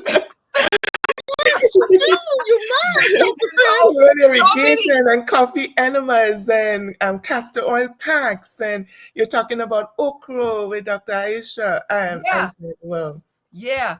I was so I wanted you to come up because this is that elder wisdom that has been passed down, and she connects it to research, which is what I like to do is the combining the wisdom of the elders with research and studies, and so I knew you would love and be able to. I was just sitting and smiling. Yeah. What do you think about the menopausal thing in women who have done a lot of dieting and things that have changed their bodies basically through over abuse of this. Because hormones is not just a thing. So in terms of my perspective in treating individuals, I don't just focus in on just the physical complaint. Right. And I think you said, Deborah, that am I saying your name properly? Yes, ma'am. Yes, ma'am. And the way that people sometimes come and think that, okay, I have this problem, I have diarrhea, constipation, whatever else, all right, I have hormonal issues, I have IBS, and they want you to treat that. But we are all connected. I don't believe we are just only physical. We are physical, we have a spirit, we have a soul.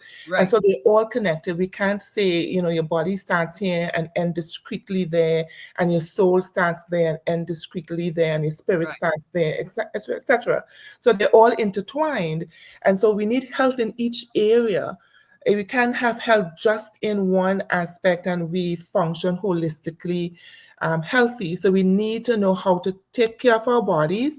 And most times we take care of our bodies, like we wash and we polish and we put on lipstick and makeup and whatever else on our hair and our skin. But that gets into that's our physical body, right? So if we have a wound, a cut on our body, we can see that. We can see the process of healing. What we don't see is what happens in our soul and in our spirit, right? And so we need healing in those areas as well.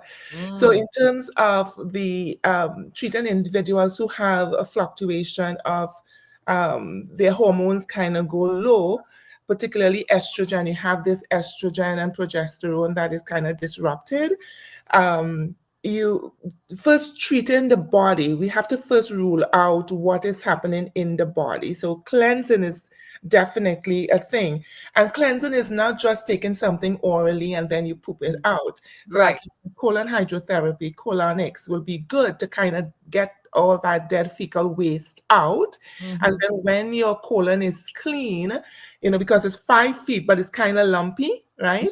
And things kind of get stuck. And so some people who go say, well, I go regularly, but because you have all of this backup regularly, you need to kind of get cleansed and then replenished, because your colon has neurons. We often think that neurons are only in your gray matter, your brain. We have like 500 million neurons in your gut system. So kind of regulating that regulates hormones, you regulate your stress levels, because those microorganisms in the gut, they secrete, they make neurotransmitters like those good dopamine and serotonin. They make that. And so we don't want to cleanse everything. Like I heard you say that you were taking a parasite cleanse. Our gut consists of zillions, a lot of microorganisms. So you have good bacteria, bad bacteria, viruses, parasites, helminths, fungi, right? But what we need is the good bacteria to be in higher ratio than the others, right? But we need them all. The microbiome consists of them all.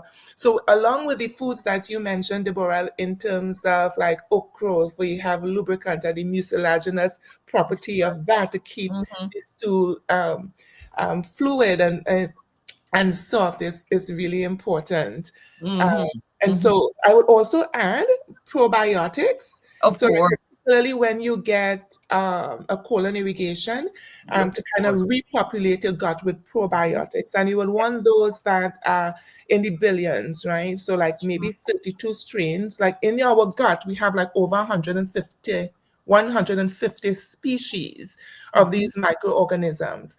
And we have millions of them, right?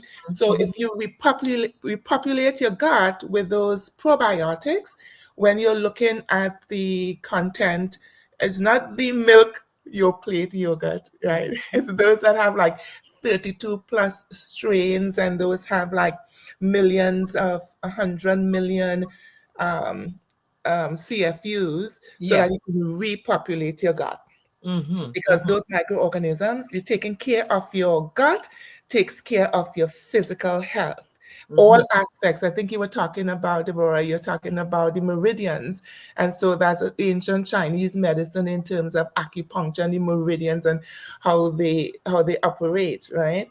But starting in terms of physically managing your gut and your stress level. So being able to manage your stress level is hugely important, because you have cortisol being secreted, and cortisol is okay in small portions, but when they are elevated and they're sustained at that heightened level, it is corrosive. It is erosive to your internal organs. And so it increases your blood pressure, and then your high glucose levels and stuff. And when you have environmental stressors, you're kind of out of whack. And so managing your stress level is hugely important. You can do that with food and herbs. And then you can do that in terms of mindfulness and visualization, because nobody has a right, or you can give nobody the leverage for your own mental health, right? We are responsible for our own mental health. We are responsible for our own joy.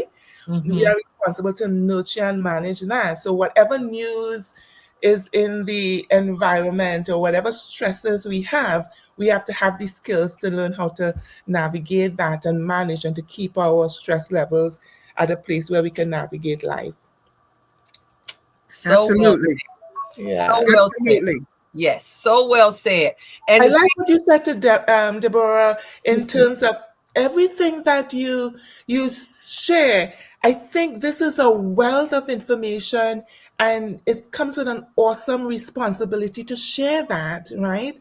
So if you just, people who are connected to you, I wouldn't have known about you except for this presentation, right? So people need to know what you're saying. There are people who are waiting on you to bring that to them. So you can't just stay in your own, microcosm Right. and just share with only that with, people who come to you. Yeah. So as Dr. Aisha was saying, certainly go ahead and share that with the world. Yeah, we need her to do some YouTube You because I'm telling you, there's a lot of people on YouTube lying. I was just enraptured in you talking. I said, "You don't need me here. You have." Oh, yes, I do. Oh, yes, I Oh, do. yes, we do. Yeah. We need all the voices. That's how you get a good symphony from different voices. Yeah, sure. Yeah. Well, we all have mastership, Yeah, and that's one of the things that's important for us to do, to acknowledge people who have a certain mastership. I'm not a person who works with the female piece. okay. My stuff is the colon, which can affect it. So I have to come to you or either Shay to learn more as well. Yeah. And when we begin to do that, then we will really, really make a change. And I'm accepting of what you're saying. I'll just share this with you. Yeah. I just finished up my official retirement working. Yeah. After over 40 years of working as a nurse, and doing research and a whole lot of other stuff. So I'm going to move into the direction I've been instructed over 30 years ago to start writing. Yeah. And so I will be doing that. I'm getting a few things off of my plate and sit down and I even have the names of the books already. Oh, okay. Yeah. So that's coming. And Dr. Prince, do you know Avery, Dr. Avery Alexander? I know Dr. Alexander. Yeah. But she's married now. I don't know. We need to connect you with Dr. Avery. She's actually a PhD nurse. I've known her for years. Okay. She was here this morning. Yeah, Dr. Avery. Okay. Yeah. We need to definitely get you, Ashay, get her connected and get these phone numbers to us so we can start sharing as well. Yes. And I think, Dr. Aisha, you probably will be doing more of these. You know what? Because the energy said everybody needs more of this. This is not the only one. And people still texting me, can I get on today? And on and on. So we're going to do them. The next one is going to be the 7th. And then the 13th, we're going to keep doing it on Fridays, because people can look at and then if you have more people, even like a panel like this, and have people bring in their specific questions, then we can address that as well. Right. Just do a I'm writing that Right. down or right now. But in terms of women, my focus is women. I have men on my caseload as well. And one of my focus is to integrate the physical health and mental health. So the body piece in terms of chronic illness starts in the gut. So the fundamental things is to kind of get that foundation, get sorted out. It's like you can't build a castle or build a house on a outhouse foundation or a slab of concrete. You have to have a good foundation. And then the mental health piece, in terms of when people come with anxiety, depression, stress, PTSD, or trauma, I always kind of find out what is underneath. So I use the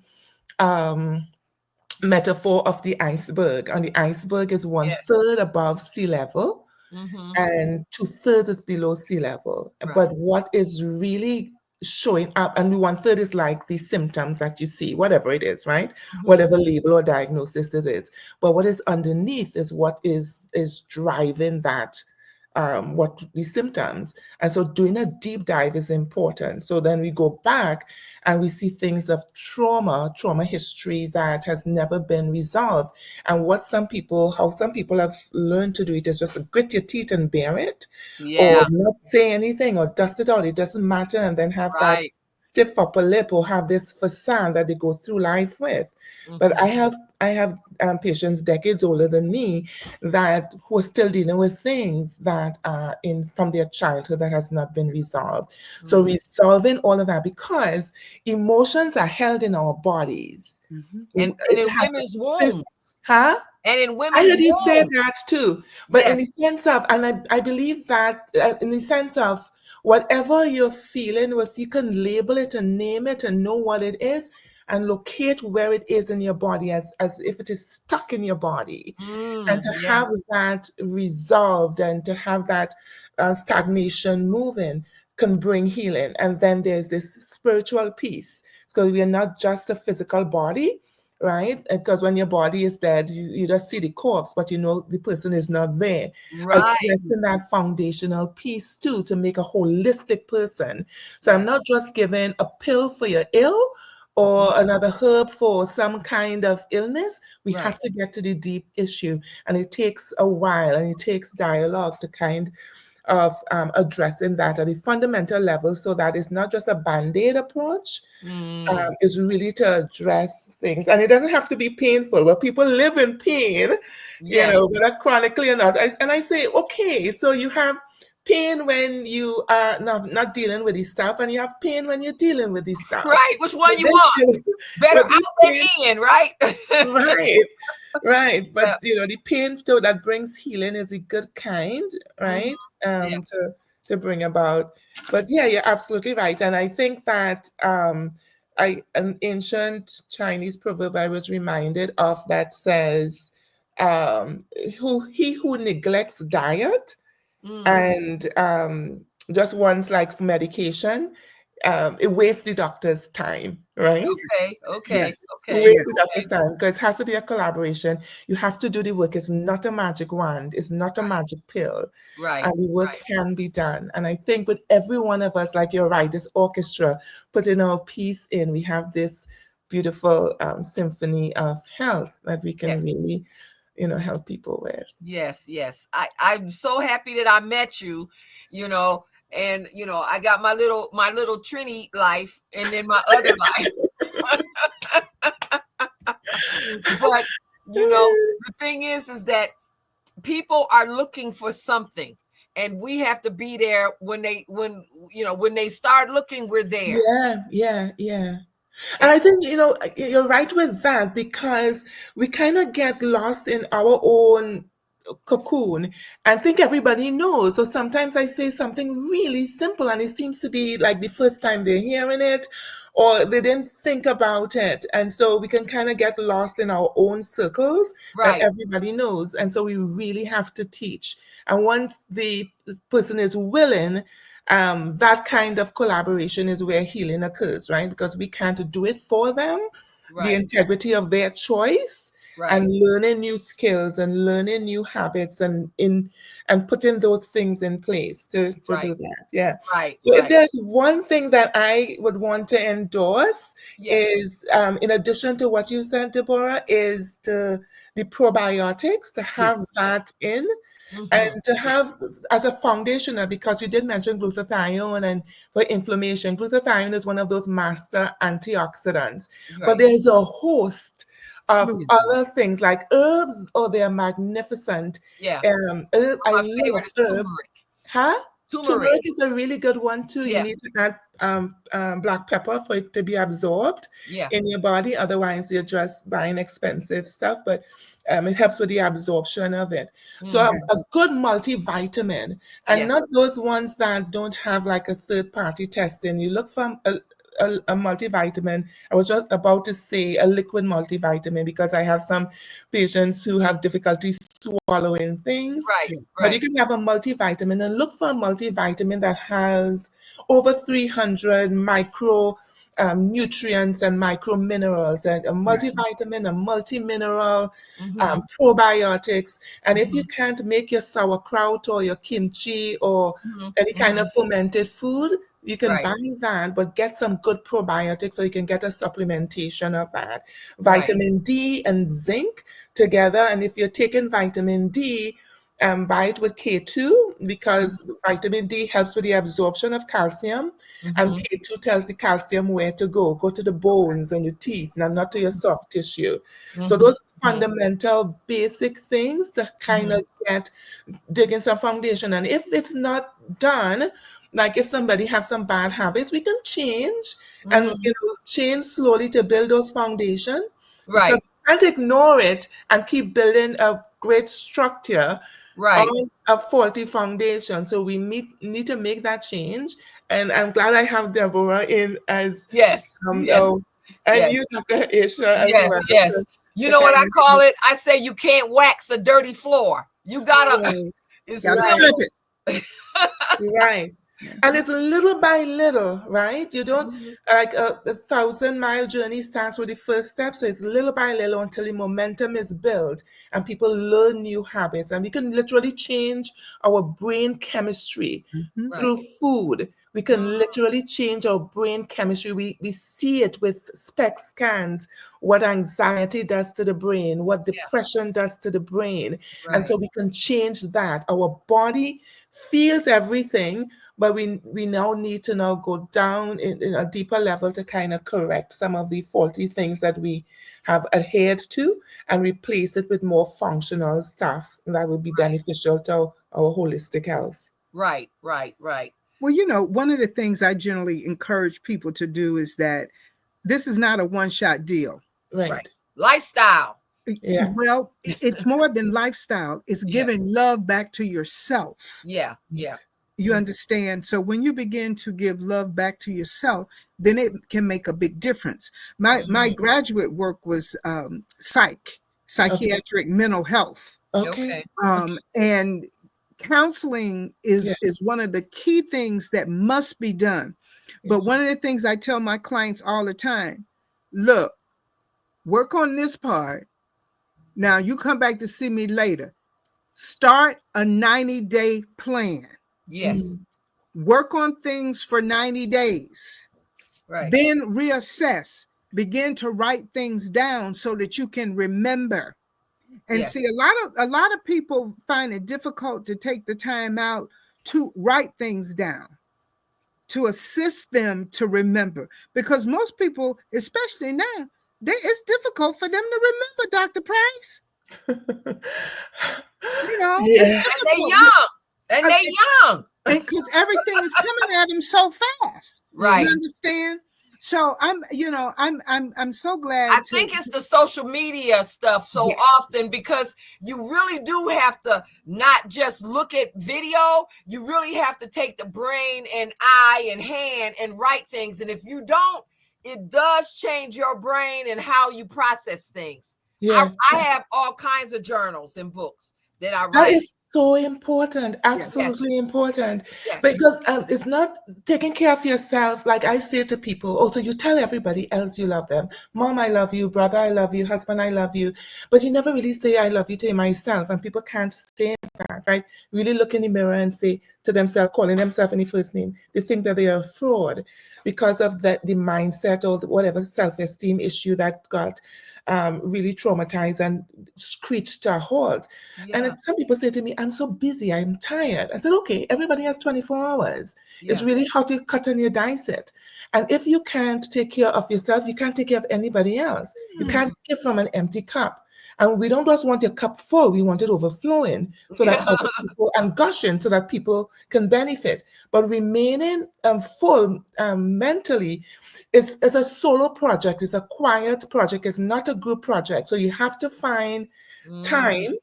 If it's a 5 minutes here, but make it a routine that you can use a time to quiet down, to calm your nervous system. And I teach mindfulness, how to do that, how to use how the brain works. Like I say, our brain, our eyes are the external parts of our brain, and our brain thinks in terms of pictures.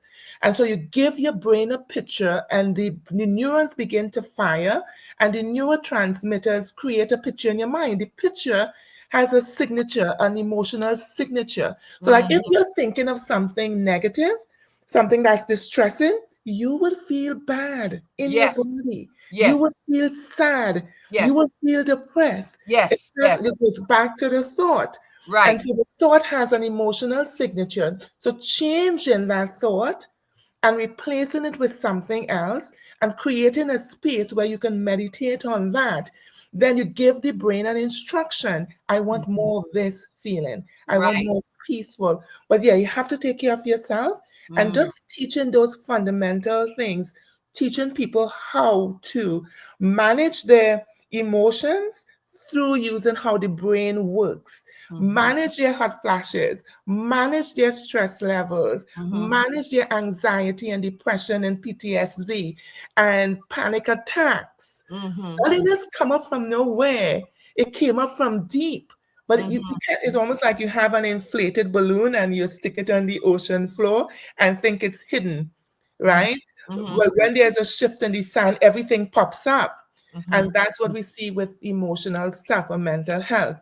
We think that we have buried it. We think that we've got it under control and we are doing our thing and we are living our life, but it's still doing its negative effect underneath. And eventually life, there's something in life that would exacerbate that and it pops up. And then people have breakdowns and can't manage. So doing it discreetly, and so you eat physical food, you eat many times a day, or you snack many times a day. You have to take care of your emotional life that way.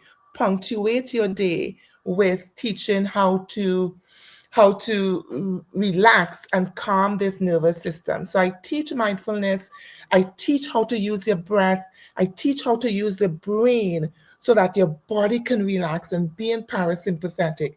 And so when you are in that state, solutions come. Yes. When you are tight and frenetic and frenzied and overwhelmed and tight fists and trying to white knuckle it, solutions are repelled. And so learning that strategy, and it's skills we have to learn. Yes. Things we actually have to do. Right. And foods we have to ingest, and herbs we have to use. Green tea to calm you, peppermint or kava kava, which calms your nerves, which kind of keeps you in a calm place. And so you can get clarity to navigate life in a useful way. Yeah. Yes. But too, I think one of the other big pieces is that I've had to learn on my journey is setting boundaries. Yeah. Because you can't be everything to everybody all the time. That's true. And setting boundaries are saying, I'm not able to do it. And one of my elder friends told me at this time. Right. So that always leaves things open, an opportunity open for you to come back if need be. Right. Setting boundaries, especially we as women and women that are melanated, we have to learn that, even with our children, to say, you know what, let me get back with you. Yeah. We're just talking about that. Exactly. Yeah. Exactly. Yes. Yeah, put some boundaries around your heart space. Just recognizing people who trigger you. If you can see them from afar off and you can take a different path. Don't keep exposing yourself to continue being triggered, and take care of you. Because you can't love yourself, you can't love anybody else. That's true. If you can't take care of yourself, I don't care if you say I love you. It's not coming from a deep place of authenticity, because you don't really love yourself. Or you say, oh, that's the way you love yourself? And no, thank you. Please don't. Right. Don't give me that. Don't put me in that circle of love, because I don't want that. Right. Right. But yeah, boundaries are huge and important in terms of how to navigate. But when people have been traumatized in their history, in their past, in their childhood, because as a child, they don't have the language, to express. Particularly, I've heard some really horror stories in terms of what people have gone through. Yeah. Right. And they didn't have the language.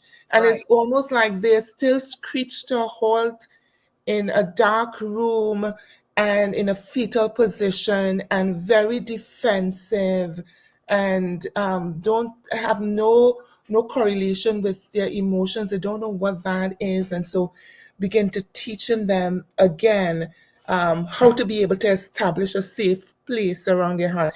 Now, because somebody share your DNA means that they have entrance to your heart. There you go. Can love them from afar off. Yeah. You can be kind and pleasant, but you don't bring them in, because they trigger a way that you don't have the capacity to manage at this time. Right. So you take care of you until you're properly healed, until you're deeply healed. Then you can really navigate, and then you can interact in a way that you say, okay, that is not good for me.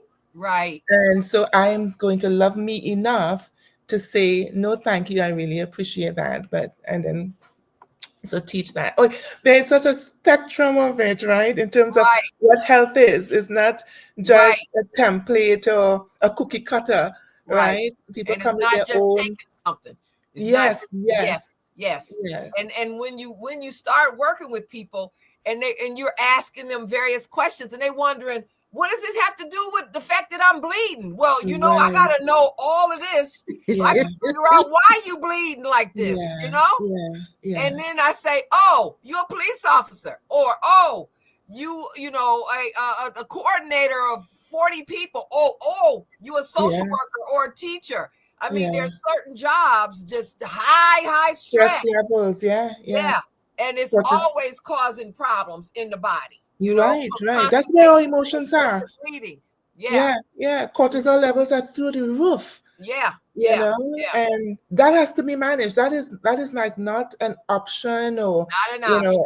that has to be taken care of if you That's want what to I become say. healthy. You know, I say sometimes, they say, well, I know how he is, or I know how they are. Well, that doesn't matter. You got to handle that. I've had, that's interesting that you say that too, because I really believe our brain is it's beyond a supercomputer, right? It's almost like a magnet. We are magnetic, so that yes, we bring things into our lives that has a resonance or synchronicity with who we deeply are, what we really believe. And so I use a magnet to my patients, and I say, I have 4 small magnets. One, two. I have more. Three, yeah, 4. And yeah, I generally say, just like a magnet, if you have played with magnets, on yeah. one side you have the attraction side, right? And Uh-huh. just about here, there's nothing in between there, but just about there, I'm using my energy to keep it apart. So too, we bring things in. And because we are magnetic, whatever has not been resolved, Yeah, and we comes in. it comes in just Yeah, naturally. yeah, yeah, Just it comes in. We just find ourselves using that, having that same kind of dominant emotion with everything. That's the filter in which we see that. And so understanding how the brain works and using the skills to change that, so that you can bring in things that are edifying and empowering and things that would help you, right? And hmm so you can be a blessing to others. Hugely important. yeah, yeah, yeah. Very, very, very true. I think that it's amazing so often how we allow society to tell us that so many of the things that we know are true, that feeling, that gut instinct. Yeah. Don't pay attention to that.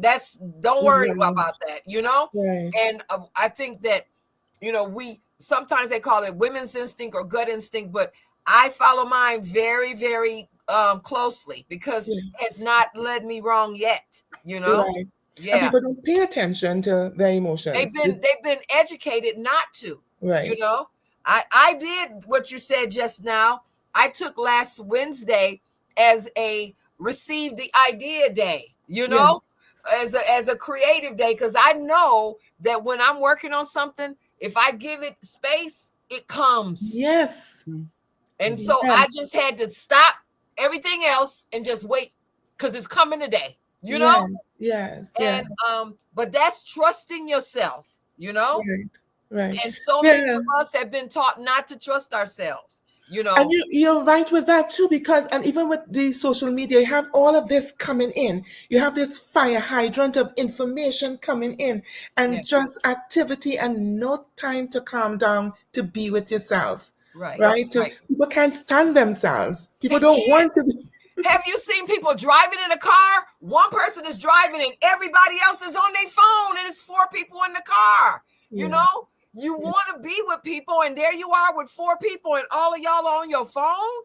You Yeah. know, this What reminds me of a science fiction movie in which some tragedy. kind of alien has come in and took over and just plopped themselves on all of our face, and we keep doing it. Right, right, right. Well, let me share this with you all. I used to hang out with Dr. Jewel Pookrum.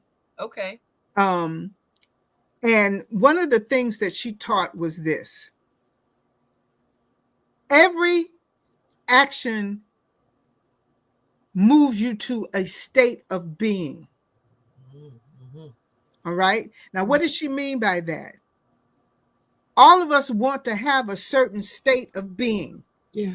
Most of the times, the state of being, and this is my add on, leads to an addiction in something. Whether that addiction is exercise, sex, shopping, cooking, eating, whatever it may be, because we're trying to feed ourselves to make us forget.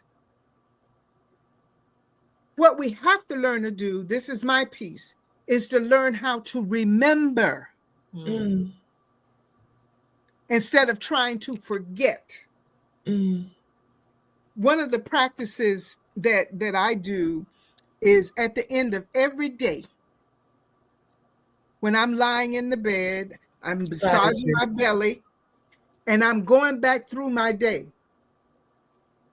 And I'm looking at what has occurred. And do you keep a journal? Well, I've been journaling since the 80s. Okay, so we can look forward to that at least.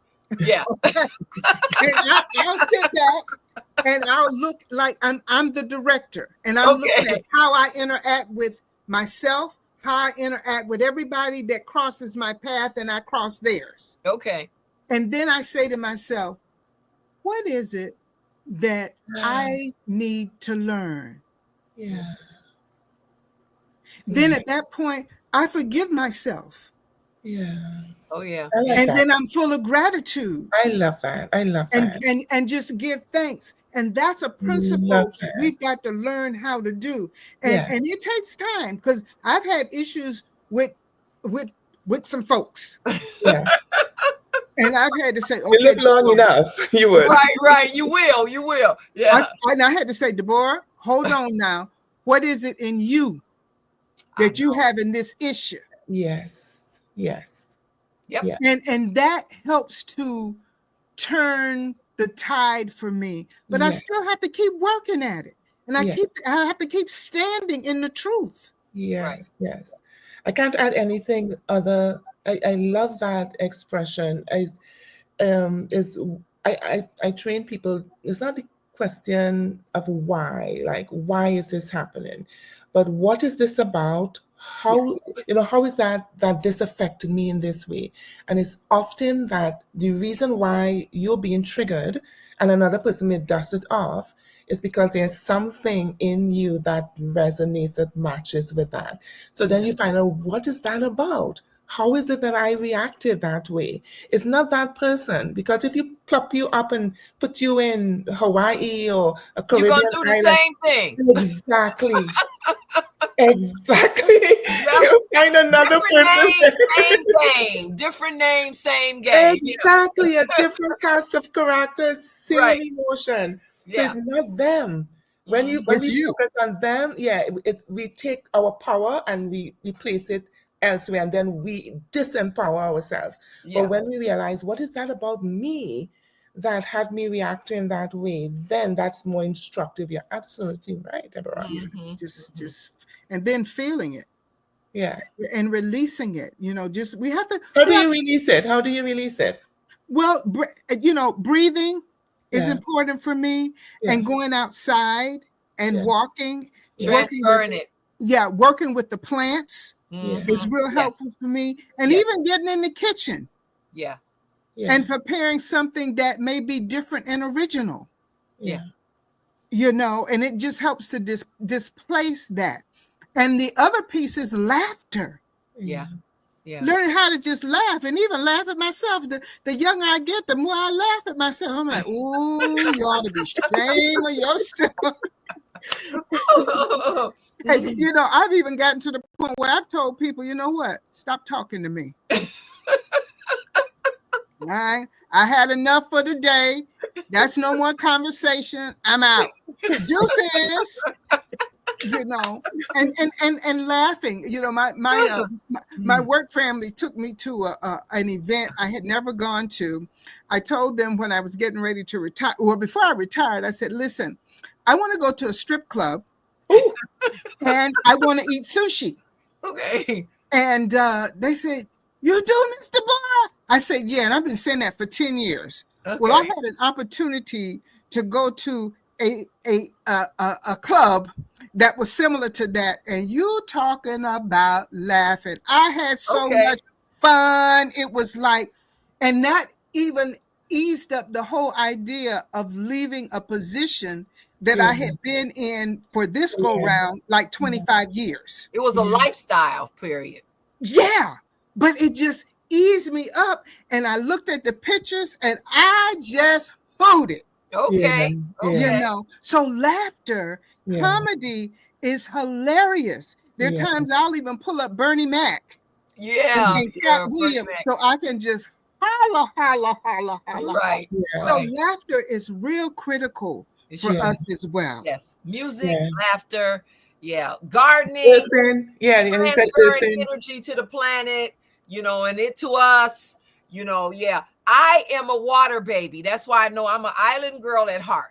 I mean, I take a bath every day at 6 p.m. with the minerals, the Epsom salt, and the whole thing. But even when I wash dishes, I get ideas and things come, and, you know, and I recognize that early. So sometimes when I am confused or I need some ideas, I go wash dishes, you know? You know, and you can come over to my house. So just overlooking an ocean or a lake, or just being still around quiet waters. Yes. So yes, I do need the water, and I know it, you know, and it's one of those things that, you know, you constantly creating in your space, in your garden, and all that kind of thing, you know. Well, this has been just an incredible this is so time great. with This both of y'all. This was my first fun.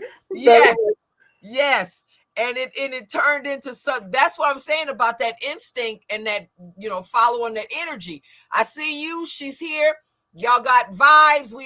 That turned out to be something. I know. I was just hoping that she didn't go, like you didn't put me on and she left. No, but you had I could already see it. Yeah. And so this has been a great thing. And another time we're going to have another conversation on a topic we all know in advance, and come so ready and do this, because, and then we have, like you said, I wrote it down. We get the sisters to ask the questions, and we be ready, you know? Yeah, or you can just ask people now and this, like more people come in as they go on to send in their questions. You know, so you can have your panel and we can talk about, you know, specific things that. Right. Well, that's what we're gonna do. We're gonna do that because people need this, and we are the people that have been waiting for, right? You know. So we are here, and we're gonna do that. So thank you for facilitating this. I know you have more hours to go, but thank you so much for facilitating this, because this was absolutely needed. And I was just praying, and I was saying, how did she get that done so quickly?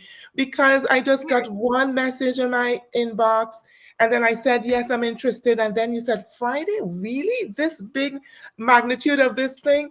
So you're gifted in that. And I'm glad that you're very sensitive to flow, you know. So I'm really appreciative, Dr. Esha, that you. Thank you for saying that.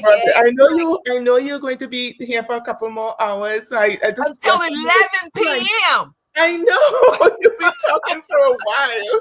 I've been talking since 9 a.m. You know, but I hope it rejuvenates you. Oh yeah, it has been giving me something. Yesterday I was feeling like, okay, it's tomorrow. What's gonna happen? That's doom casting. I had to kick that out and say everything is gonna go well, and it has. You know, had a few little snafus. That's okay, first time, but it'll be resolved next time, and we have to keep doing it because people need it. You know, even we need each other. I find that all of us healer type people, we get together. It's hard to get away from each other because we just really feed, you know? Yes. So it's been really, really fabulous. So I want to invite y'all to come back again. Absolutely. I'm going to put the information together of all of us with our contact information so we can stay in communication with each other. Okay.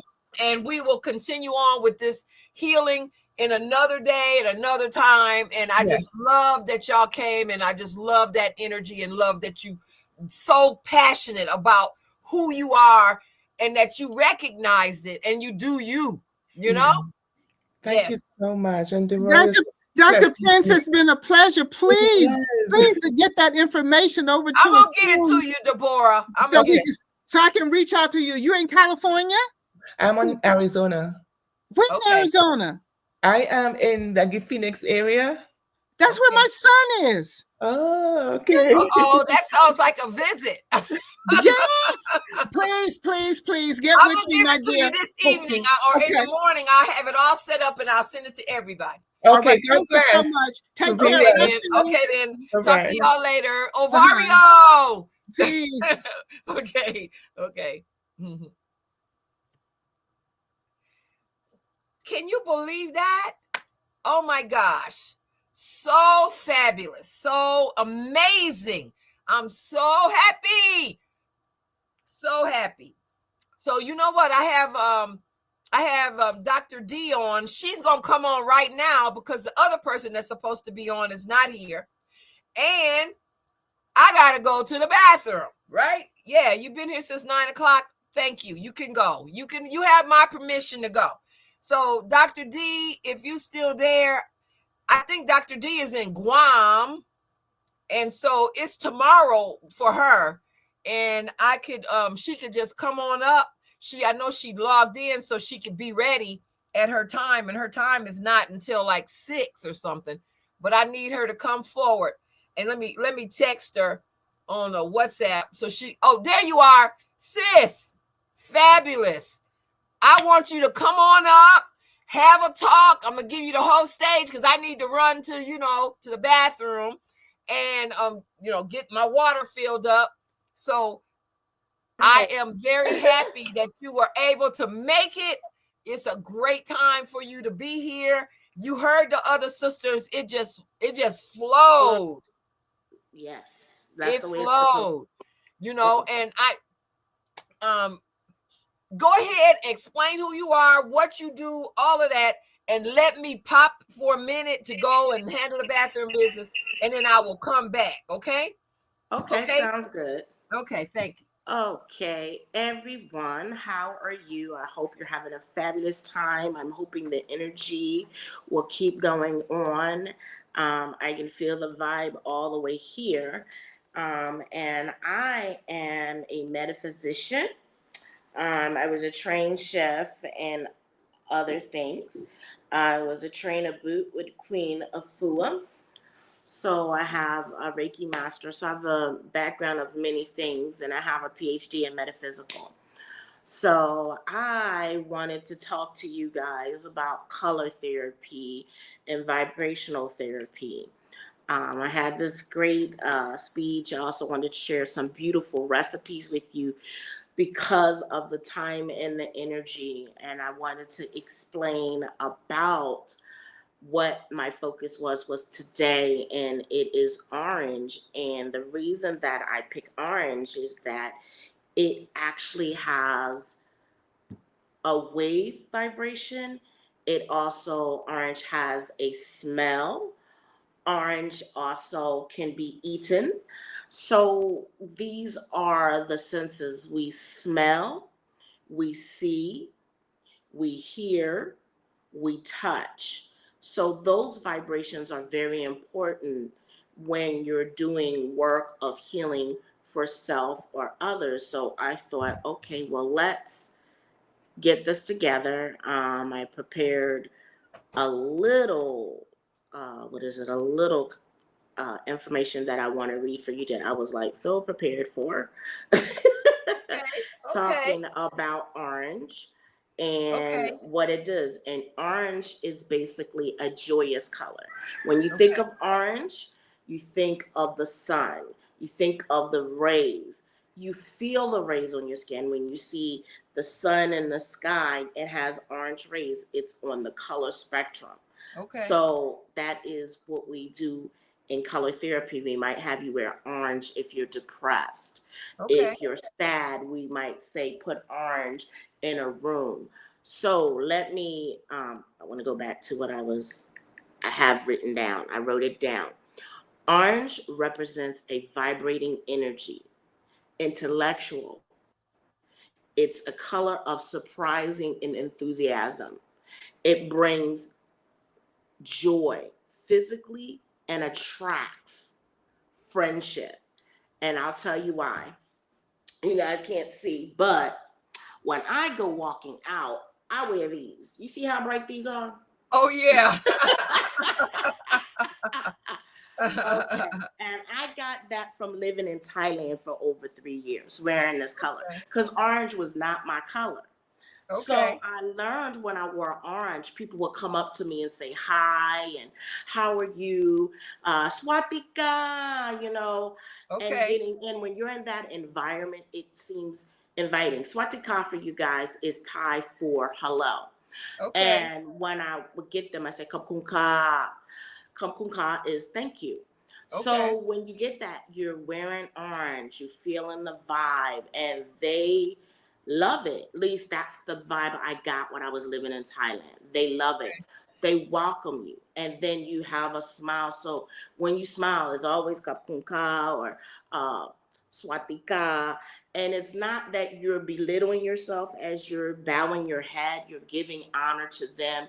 As I was taught, it's almost like when we say Hotep, you're putting your hand on your heart and their hand on their heart, and you're saying Hotep, so you're sending that energy. Same thing, but this time you're folding your hands and it's going head to head.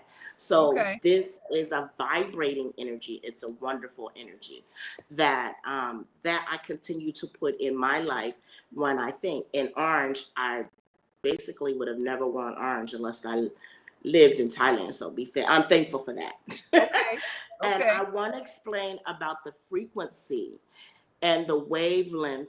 The wavelength of orange is 590 to 620 nanometers. And the frequency, if you want orange vibrations and you want to feel happy, stimulated, it is the frequency 480 to 510. Now I don't know if you know about solfegging. Solfegging are tones or bells or Rogers noters. These are tones that actually heals. So they're vibration that heals. So what we've gotten out of lately, our music used to be at 432 megahertz we used to listen to. So I always found myself attracted to my dad's music back when he was a kid. The Isley Brothers, you know, Sister Sledge, Earth, Wind, Fire. You know, the reason that we're attracted because of the frequency that was played. It's played at 440. And because they changed it so slightly, it changed your attitude, your mood, your vibration, your emotion. So when you go back and you find yourself listening to them, there's a reason it uplifts you. I listen to them now. My child, who is 27, actually listens to the music I listen to, that his pop listen to. So you understand continuing that vibrational energy. So for me, playing it, it also liven up. So for me, with a orange having a aromatheric feeling, when you're sad, you put essential orange oil in your diffuser, or you can actually make orange peel, which I'll show you how to make, and clean with it. And the orange essence around it, it vibrates the room. It gives it energy. Someone that's feeling sad, they'll sit down and they'll start. I do counseling. So I'll put orange so people be uplifted and they're more happy to be happy. So that plays that aromatherapy. So they're uplifted, they're joyful. So as they're doing that, you're seeing the wave, you're seeing your spirit, you're seeing also, I'm trying to think, Oshun of Yoruba is also, it has a little bit of orange in her with the yellow when you get into it. And I'm going to give you a spiritual bath that contains orange. So I got a little bit of something. I'm going to show you a recipe for making essential oils. I had a marmalade recipe, but it's so long. When I looked at it, I was like, people gonna get tired and not want to hear it. So, and I was like, well, you know what? Maybe I could text it to her and she could put it on the screen. And we could do that.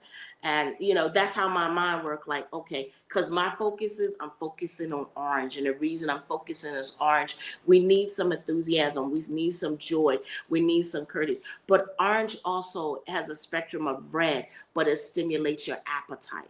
I don't know if you guys remember, but back in the day, Burger King was brown and orange. And I the do remember reason that. they Yeah. had orange, because orange, it stimulates your appetite, so it Okay. invites you to come in and sit down. It's called psychological color warfare. Right. That's why they do orange. If you notice the colors that on the McDonald's, it's yellow and it's red. Which makes Wendy's, orange. right? So you Yeah. see what As it soon is. as you said that, I thought about all of these family restaurants, Shoney's and Applebee's and all of these places. That's orange. That Yes. that that color. Yeah. Okay. Yes. So Mm-hmm. it's called psychological therapy. They're using that in therapy to make you spend your money. Mm-hmm. Now, let me tell you another thing. This is a Yoruba tradition. When you're going into putanakas Mm-hmm. or a Santeria ceremony or anything, if you braid up a red uh, thread or ribbon and tie it around your waist. It's a protection. You wear it around your waist. You know about waist beads. If you a queen of fool woman, you know about making them waist beads. So you know Mm-hmm. what, you might want to throw that. But red is also just red. Is also associated with Shango. Shango is fire. Mm-hmm. And I know this is not about that, but I'm just No, I'm showing. Shango. I know about it. Yeah. Okay. Yeah. Now, in Yoruba, my godmother gave me Shango Tasamin, which means Shango is God enough for me. Mm-hmm. Now, so I bring some of that energy in, but also bring some of my Asian ancestry in as Okay. well as my Hispanic history, that I'm Okay. learning that, what's going on in my family lineage. Right. So I understand when you are depressed, don't, for future wrestlers, people, that if you keep oranges, keep your orange peels, keep your orange seeds. Yeah, that's Wash very off. Caribbean. Very Caribbean. They use it for their stomachs. Everything that goes on, they go get that orange peel. Yes. Yes. So what you do is you get your orange. So you see, I'm gonna give you a lot of recipes. You get your orange, you wash it off, and after you wash it off, dry it out, Mm-hmm. okay, or dehydrate it. As you Mm-hmm. dehydrate it, turn it into a powder. As you turn Mm-hmm. it into a powder, you can use it for different things. One for the essential oil recipe that I'm gonna give you, or when you have a cold and you need a zinger, you can add that orange peel with cumin. Come on. It's not cumin. It's another vitamin C, and I can't think of it. It's cucama, which has 1,000 times more vitamin C than you'll ever get in a glass of orange juice. So what herb is this? You were saying cumin or Cucama, another? it's another one. Cucaman. It Okay. is 1,000 times more powerful than just an orange, Okay. because it's a fruit, and when it's dehydrated, breaking down. But what I'm telling you is keep your orange peels, because orange peels is good for, you always want an orange peel, because orange peels is good spiritually. It's Mm-hmm. also good physically. It's Mm-hmm. also good uh, emotionally. Mm-hmm. So since it has those three ingredients, so you heard me say we're talking about seeing, touching, smelling, and tasting. Mm-hmm. These are very important for me as Mm-hmm. the color therapist, the healer. We and always have them, invoke them. Mm-hmm. So you take your orange peel, take maybe 1/2 of a teaspoon in hot water and let it steep. The orange peel powder that you made, and let it steep. And you drink that, and you'll notice you have a lot more clearing, a Mm-hmm. lot more openness, and your body begins to vibrate. You drink this 3 times for 7 days, your cold will start going away. But you add the Okay. cucamonda, and also with that, if you add zinc with it, take zinc, you got a Mm-hmm. powerhouse. But But if you really want to do something, add some good old-fashioned red cayenne pepper with a pinch. Talking about stimulation, or let's go even a step further. What I do, I always add a little bit of ginger to everything. Okay. Everything, even my sorrel or hibiscus, as they call it in the islands in Hawaii, to Pacific. Hibiscus. Take hibiscus, you put some of that in there. You put your cinnamon, you put your clove, you put your ginger, you put your orange peel, and you let it seep. It's like it's a chamorro fruit punch out here. Okay.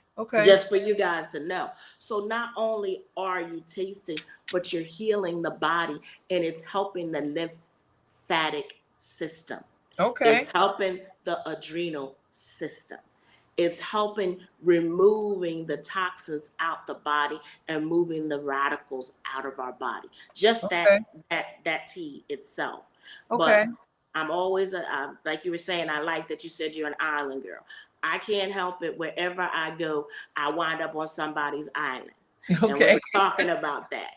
You know, I'm on an island now. I lived in Big Island, on the Big Island, Hawaii, Kona, Hilo, and I lived on Kona side, the dry side. Then from there, I went and I lived in Koh Samui, which is in Thailand. It's off the shores of Bangkok. So another island, had better life there. I went from there, came to Big Island, and I wound up on Merritt Island in Florida. Merritt Island.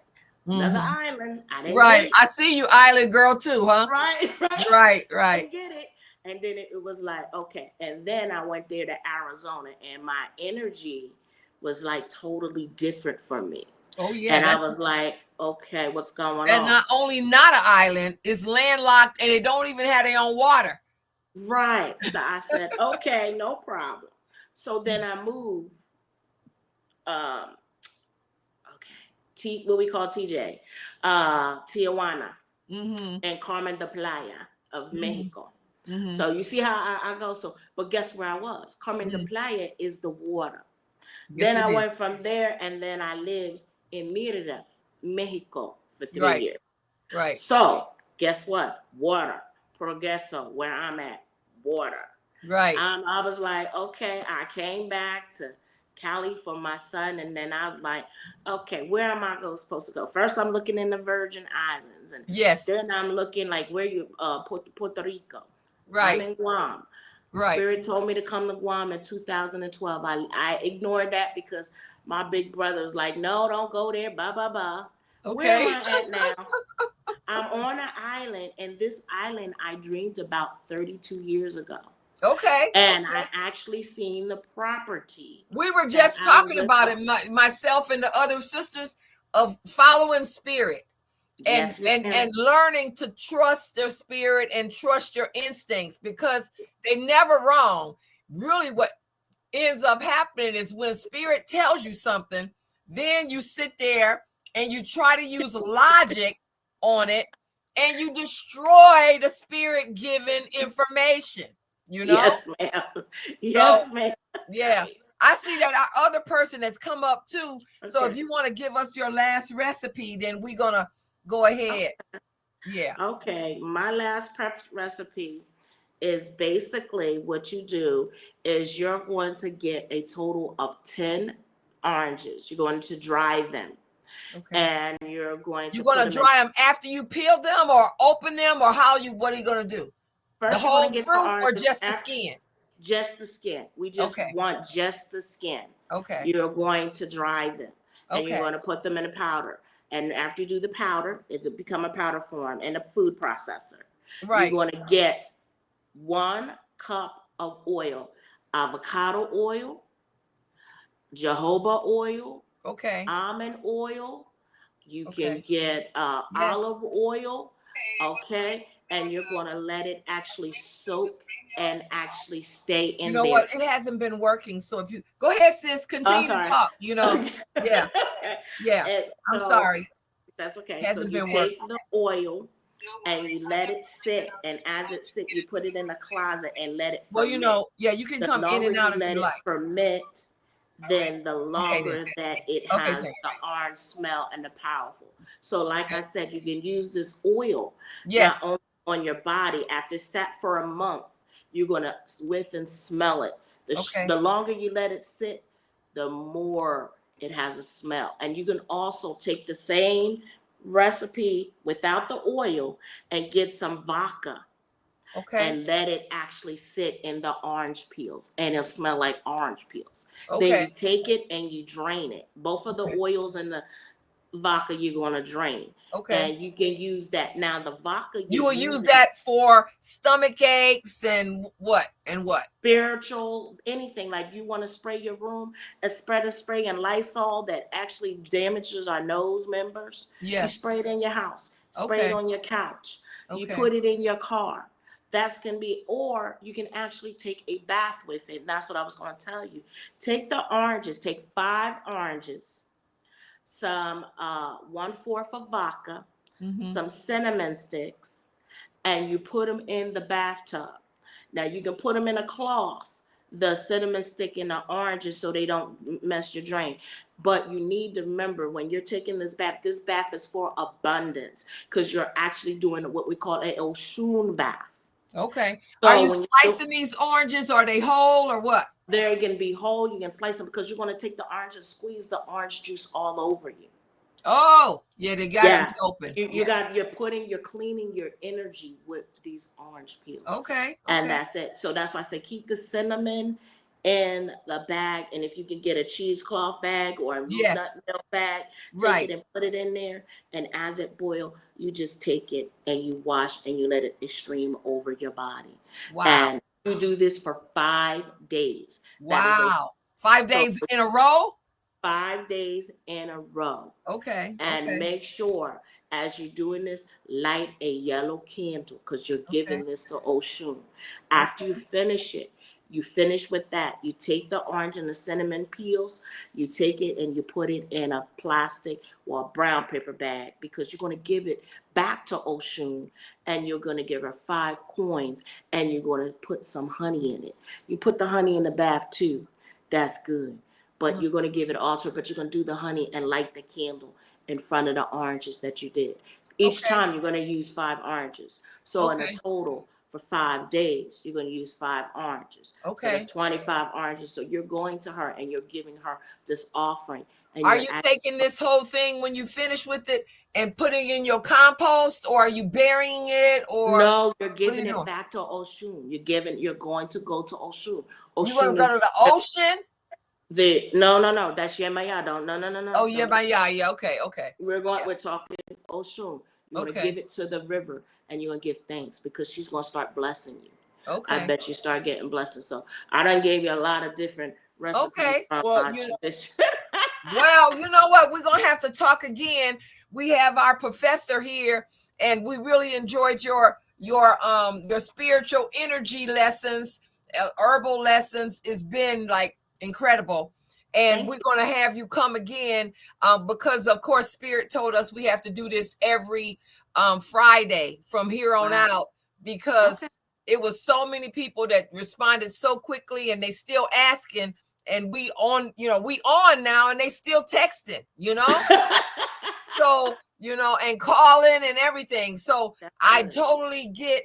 I want you to give me those recipes that you gave, because I'm going to type something up and make it available for everybody, because it seemed that there was so much energy, as you said when you came on, that it was, the flow was so fabulous that everybody wants to stay in contact with each other. So I am just really happy that you were able to come. I know it's a whole day different in Guam right now, and probably early in the morning or whatever. So 6 a.m. 6 a.m. I know. Oh my gosh. Thank you so very much. We really appreciate you. And we're going to call on you again. So thank you again, Dr. D. We really appreciate it. Okay, then. No problem. Thank you. Take care. Wow. I can't wait because I take a bath every day for how many years straight with Epsom salt and everything. So it's just fabulous to see that I could turn it into a whole nother type of bath. Now I can turn it into a spiritual bath in addition to just a relaxation and a calming and restorative, because Epsom salt, magnesium, when you take a bath in it, it for the first 20 minutes is pulling out toxins, and then for the next 20 minutes is putting minerals in your system. So it's really a good thing to do, and I've been doing it for years, and I normally do it right around this time is the time that I would be riding my bike for at least an hour and a half, and then I would do the bath. So I'm going to try what she suggested, because I'm always open to learning and listening and accepting new things. I see we have our Dr. Rich Benson here, and I have to read y'all some of his vitae because he is so magnificent. I am just so proud to be part of his inner circle. So he's an associate professor of Black radical traditions in education. He's an associate in the Department of Educational Foundations, Organizations, and Policy. Benson received his PhD in educational policy studies, specializing in history of education from the University of Illinois in 2010. As a historian of education, Benson specializes in the Black Freedom Movement, which is, you know me, that was me all over the place, right? The Black radical tradition and transnational social movements. Prior to joining the University of Pittsburgh faculty, Dr. Benson was an associate professor in the education department at Spelman College in Atlanta. He has received several grants, fellowships, and awards, including the 2019-2020 Robert A. Corrigan Visiting Professor in Social Justice at San Francisco State University College of Ethnic Studies, and the W.E.B. Du Bois Visiting Scholars Fellowship at the University of Massachusetts Amherst, 2018-2019, and 2022-23. He is the award-winning author of Fighting for Our Place in the Sun, Malcolm X and the Radicalization of the Black Student Movement, 1960 through 1973, Peter Lang Publishing, 2015, which is a text that examines the linkages and intergenerational continuity of the Black freedom movement that evolved from the social pedagogy and political influences of Malcolm X. Dr. Benson is currently working on 2 book manuscript projects: Funding the Revolution, Black Power, White Church Money, and the Financial Architects of Black Radicalism, 1966 to 1976, State University of New York Press, and Harold Washington, one of my favorite mayors, Black Power, Politics, and United Front, Radicalism in the City of Wind, Politically Press. Sounds like he's got it all covered, and I am just so proud to see my friend Dr. Benson with all that genius mindset, all those great ideas and discipline and instinct. I love it. And I brought you on today because our theme was health, hope, resilience, and resistance, because we have to keep the resistance going, even if it's just the drums, and wanting you to, we've had a great panel of people today, and it's just been recharging me. I thought I was going to be wiped out after talking from 9 a.m. to now. Now you sound like you're full of energy right now. Oh my goodness. It is so great. So great. I want you to talk and give, the youth and everybody a perspective that can keep them, motivated and hopeful and resilient, while at the same time realizing this ain't the end of your life. No. First and foremost, I just want to say to you, I love you. Thank you for always supporting me. To those watching or whatever, I actually met Aisha in 2009. I had been in Atlanta for approximately a year. And back then, when I was able to get some of the products over there at Seven Under, I found a number on one of the products because I was actually trying to get an extra cleanse going into the fall. And back then, Aisha used to have a guy who used to deliver for her. So called her. She put together a package for me, whatever. The brother delivered to my spot over in East Point. Right. And from that point on, I just said, well, I can just go get it from her. Right. And then for me going to get the products, whatever, each time that I was going, whether Aisha knew this or not, for those who are watching, I was really going to learn and get taught when I was sitting up there getting sarsaparilla cleanse that I was sent to my mom and telling other sisters about the Fry Boy cleanse and things of this nature, whatever. So I was really going to learn what I was going to pick up the products as well. So again, I love you and thank you for always being a supporter of me.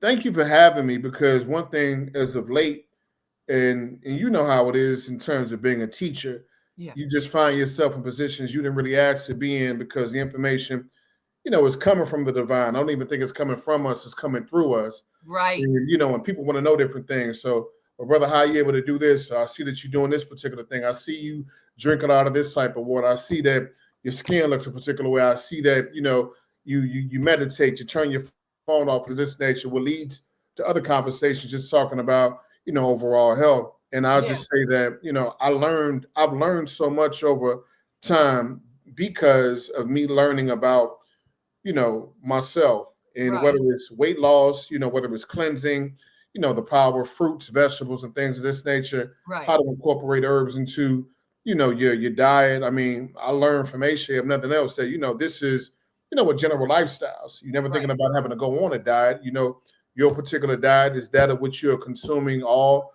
things, for, consumption of food, in addition to, your general environment and surrounds and things of this nature. So learning all of these things and then having had the benefit to be at Spelman for 13 years and, in front of a lot of young women who don't know a lot about themselves, still learning about their bodies. I mean, there have been a number of young women that I've referred to Aisha who've, learning about reproductive issues, things of this nature, their bodies, evolving, into womanhood and this, and, things of this nature. Young brothers that I've come into contact with who want to learn about, reproductive issues, how to, enhance, their overall productivity, as young men or whatever, as they're growing into their own, and the things that they may not have learned, either from parents or grandparents and things of this nature. So I've been fortunate to just be able to pass information, and then most importantly, link young people, to folks like Aisha, and then be able to provide them with information to actually go do more research on their own. That said, I would definitely say being in academia for the past going on almost 20 years, being in education since 2001, starting off teaching grade school, I can definitely tell, one thing I would definitely want to tell people is that I've learned the power of being able to prioritize my own health over any project, over any book, over any article, over any request from an administrator to take on a new project, be on a committee, do a trip, things of this nature, is I've learned to say no and create boundaries as it relates to, the enhancement of my health. You understand the importance of what it looks like to be able to do things when you're healthy versus having a wish list of, things that you want to get accomplished, but can't even begin to, engage on project number one and check off the box because you're so unhealthy. Right. So I've learned that. Quick testimony for everybody, because, Aisha helped me through an extremely, extremely challenging point in my life in which I consider this to be kind of like my rite of passage into manhood. And it came about because I was taking care of my mother, and I was back and forth between Atlanta and Chicago many times. And, I'm talking to physicians, and, my mother is going through septic shock at sometimes. My mother is, in rooms with OT and PT individuals, and they're asking me questions. And, as Aisha knows better than anybody, their particular lexicon, the language that they're speaking to in many ways is intentional to actually talk either above, beyond, or in many ways down to persons who aren't in that particular field, who aren't initiated into, that aspect of westernized medicine. So I'm on the phone with Aisha asking questions or whatever. She was like, but Richard, tell him this, ask him this, say yes to this, things of this nature. And going through that process, I would tell you that I learned even more about the body, learn about health, but I learned that there's so much more that, we can do in place in rooms when we're either caring for ourselves or caring for loved ones. And that period of my life, I was forced to even dig deeper with respect to trying to find out what does it look like to engage in a general process that I'm sure many of you are aware of has been, identified as radical self-care. Yes. So what does your day look like? And academia has taught me to not only prioritize the beginning of the day to the end of the day to ensure that if I'm not comfortable, then I'm going to have to make an adjustment. And I don't mean uncomfortability because you're working hard, but uncomfortability because what you're being asked to do as it relates to the so-called job is that in some way, shape, or form is pulling away from the essence of you as it relates to you being in a place where you're the most happy. Because the check can mean something, the position can mean something, the title can mean something to someone else. But if you're not happy, if you're not passionate, if you're not motivated about doing it, that means that it's actually pulling away from, the overall mission of you, which is first and foremost the greatest priority. So, these are things that I've learned and I would say in great detail over really the past 10 years more than any time. And I've, I'm still a practitioner with respect to making sure that my health care is not only the first thing, but I'm deeply invested in ensuring that I'm comfortable at all times as it relates to, my care vis-a-vis the job, vis-a-vis friends, family, and relatives, making a distinction. Right. Making a distinction. So blood and no blood. Blood and no blood. Thank you. So I mean, that's the number one thing, in terms of how I approach my day. But but Aisha, thank you for having me. Oh, I always look at the kinds of information that is just coming, that's just normal for you. All of us who have really invested into our mastery of particular subjects and the instinctual things that we know that we're here for. It's so easy for us to just say it. And everybody's going, where you get that from? Yeah, I know, right? I know. And you as a historian, especially in this resistant and Black Power movement, it is so key to so much of what has gone on for us. Still going on. And every time I think about it, I would say, well, you know what? Run, Jesse, Run was resistance. Man, come on. And even divest South Africa was resistance, and playing the drums was resistance, and so it's so much resistance. And I know that, as I said, my daughter cried for 2 days because of this last event that we just had called an election, and people need to have hope, and they need to have some resilience and some resistance, because things are not going to change if they give up hope, and if they can't handle it, and if they decide it ain't worth me to do anything. We got to have something. And definitely. I know you got all of those, because the first thing, about 4 things came in my mind between Plessy versus Ferguson. Come on. All of these, I was like, and I started going and started talking, and my kids looking at me like, Mom, you already had a life, and so much more life to live. And Right. I did that so you don't have to, or I did that so I can come back and tell you so that you can look a little bit deeper if you actually want to take the baton and go further with it. So right.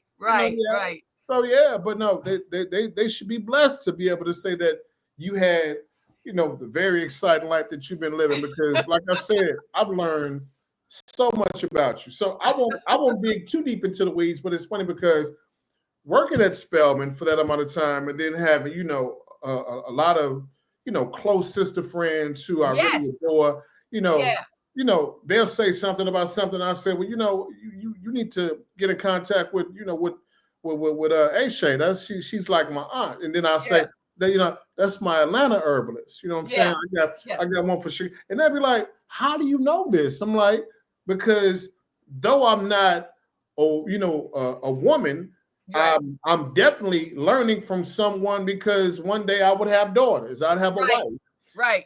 And even if I'm not, engaged within the area of being a practitioner, a particular aspect of whether it's naturopathy or, whether it's holistic medicine or whatever, at least I can tell you a couple of things in order for you to then investigate and pick up the phone to be able to call her, and then she can sit with a consultation and tell you the rest.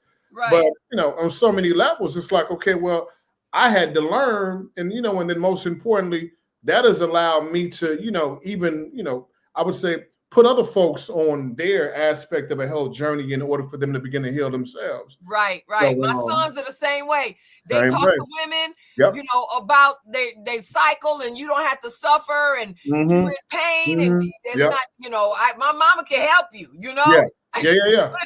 Right. And then, then they'll come back a month later like, oh my God, like I've been dealing with this for this amount of time, and I had no idea. And since I've been taking this, like I feel like a new person and things of this nature. I'm like, well, look, I'm just glad I was there to be able to pass on some information.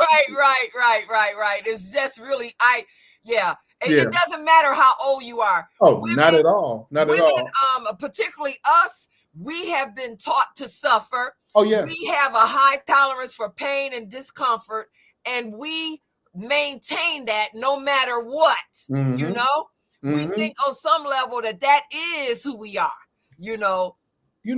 Shay, it's funny because I definitely want to leave the audience, especially as an educator, just really want to encourage to study, because, each time you buy a product from you or, other health practitioners and other herbalists, whatever, you have the ingredients, and it's like, okay, what is this particular thing? And it's good to see what's listed in order for you to know what it is you're consuming. But this is also an opportunity in order for you to look at the ingredients as a curriculum. It's like, okay, well, what does sarsaparilla do? What does burdock root do? What do these particular things do? So I want to encourage people to really study. And then also for those of you who have loved ones who are incapacitated, or, they're dealing with, something with, cardiovascular issues, stroke, circulation, stagnant lymphatic systems or whatever, blood that's needs to be detoxified. When you're in there and you are there for the purposes of the care, ask questions. Right. Ask questions to the physicians, ask questions to the nurse. The nurse says the things of this nature, whatever, because Aisha, I'm telling you one thing that I definitely understood that separates the caregivers, the loved ones, and the patients from those who are actually able to make a greater impact when you are discharged after them 2 weeks, unless you got extended insurance, is what it is that you've been able to pick up with respect to what those physicians said around triage and diagnostic medicine. So when you're in these spaces, learn the lexicon, learn the language. And when I was, caring for my mom up in Chicago, that was 2011. I'm really becoming attracted to what they're talking about, because one term can then be kind of like an umbrella representative for a bunch of things that are taking place within the body. Right. So I'm asking about, different things like, what does it mean for my mother when, said that she's flaccid on this particular side, or, when the neurologist comes in and they begin to talk about spots on the brain with respect to stroke. As I begin to pick up the language when they would come in and they knew that I was there consistently, they said, well, how's Miss Benson doing? Then I would say, well, according to the recent chart or whatever, the nurse came in, they said it was this, and this. Then I'm using their language. Hey, shit, they got to the point they would ask me, they said, oh, are you in the profession? And then I would say, actually, no, I'm not. Right. But I have to be a quick study. Right. In order for me to be able to communicate with you effectively, in order to be able to help my mom. Right. I remember that time. You were good. You were quick. Hey, quick. Had to be. Yeah. And I will never forget this. And I pass this to anyone that's listening. The neurologist came in, and my mom, I think at that point, had been in maybe 3 days. So I think she had like one massive stroke, and then the TIAs, they just kept coming, in succession. Right. And the neurologist came in and he's reading the chart, and his nonverbals would not at all please. Undercover. They want to. he no poker face. Right, None, no poker face with him. None. Yeah. And my heart began to sink, and he looked at me, he said, your mom's young. And at the time, I think she was about 67. He was, and I said, yeah. He said, you know, I don't really see too many people recover when it's to this degree with respect to the damage. He said, but not to say that it's impossible. I'm just, you know, he's like, I'm really just trying to be transparent in terms of what it is that I'm reading. Aisha, the man said to me, he said, I want to tell you something as a caregiver. If you have trips to take, I strongly advise you to take them. If you have activities that you're doing, I strongly advise you to continue the activities, because what people don't talk about, especially for those who are actually caregivers in many ways, and you know this information, they say, those folks who are caregivers die before the ones that they're caring for. Yeah. The stress level is so high. Yeah. So what I took away from that is essentially, you can't do anything for anyone else if you haven't or aren't engaged within the care of yourself first and foremost. Right. So I just want to remind people, especially with these jobs, you see articles and you see news feeds come up about, persons who died at their cubicles and they find the body 3 and 4 days later. Right. And, when you in the job or whatever, something happens to the person, they pass on and the position is listed again within like the next 10 days. Right. The job don't care about you. And in terms of being radical, I think it's radical, number one, to be able to tell folk no, because that no in time that you know that you're not going to be able to get back, you use it to go to the gym. You went on a walk. Mm-hmm. You took the day just to meditate and be able to clear your head because you've been too stressed. That's radical. I mean, I've learned from you how radical it is to be able to know enough to be able to make your own, whether it's you growing your own vegetables, or you've been able to put together your own tinctures, your own, your own program. You are very good at putting together your own program. You be buying stuff from everywhere. You get your own program. Yeah. Because I used to look, because when I would send my mama your sarsaparilla cleanse, and she would drink it, and she'd be like, "Where did you get this from?" I'm like, "Look, this is shit from Atlanta. Don't play with it now." I'm like, "You gotta drink this. I got this other thing from over here with this because you need this." Right. You had all kinds of stuff coming. Yeah. Man, please. I'm like, look, so like Aisha is an alchemist. All right. So you get the best of the best. This is a good batch. Right. And that again, that goes to what I'm thinking about, like what it actually means to engage within study for the purposes of care in order for you to be able to prolong your own program. Because I will never forget. Remember my friend, she had a sister who had went to Haiti after one of the earthquake, I think. Yeah, and she got parasites so bad she couldn't walk. I remember that. Yeah.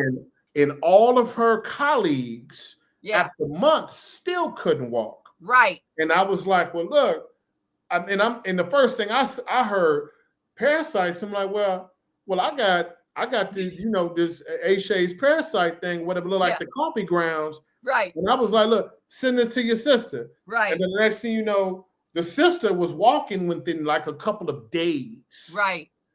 And then she just started ordering straight from you. And then even after that, her colleagues still weren't able to walk because some of them are still in a wheelchair. Yeah. In a wheelchair. Right. Yeah. Yeah, I remember that. Yeah. So I just tell people, I'm like, look, please study, please investigate, and then learn how to create the boundaries that are necessary in order to ensure that your life and that your activity, that your overall disposition, is at an optimal state. Because you can't do anything for anybody else unless you've been vigilant about ensuring that. I just started a parasite cleanse the other day because this thing, you just got to do everything Yep. to get your body at the highest level. So that's the first thing, you know. Yep. And Yep. I'm doing already the green drink and all this. Nice. And but you gotta do that parasite cleanse. Got to. And I remember you told me, you said, Richard, you said, look, you on these planes a lot, you in airports a lot. Yeah. And I remember you said the airport is probably the worst place you could ever get some food from.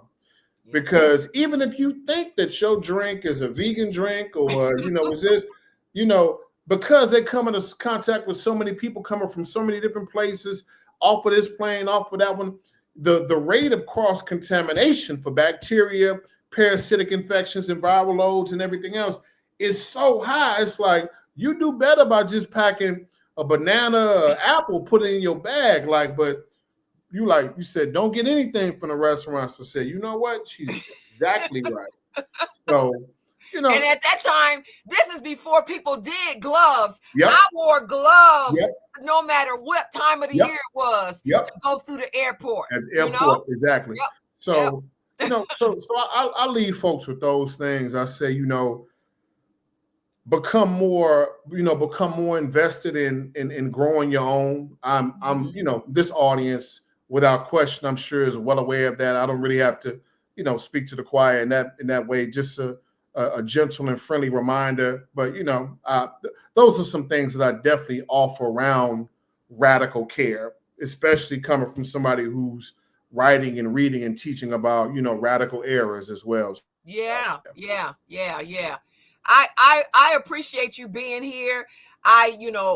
We did have the Dred Scott discussion and all of these with my kids. I mean, just trying to let them know that sometimes things have to break all the way down to a certain level before you can get things to go in the right direction. And it's funny. I'm glad you said that, because you reminded me of my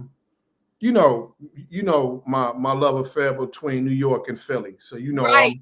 Yeah. And there have been times I've had to reconsider space based upon who was in a particular office, and I would think to myself, this community that this taxi, that this Uber is driving through, I've been through here dozens and dozens of times, and I think it would be safe to say that they don't really care who's in office, because they have an ecosystem that they've developed as a community, be they Hasidic Jews, be they Ashkenazi, be they part of a particular Haitian community, be they, Mexican folk in Chicago off of 18th Street.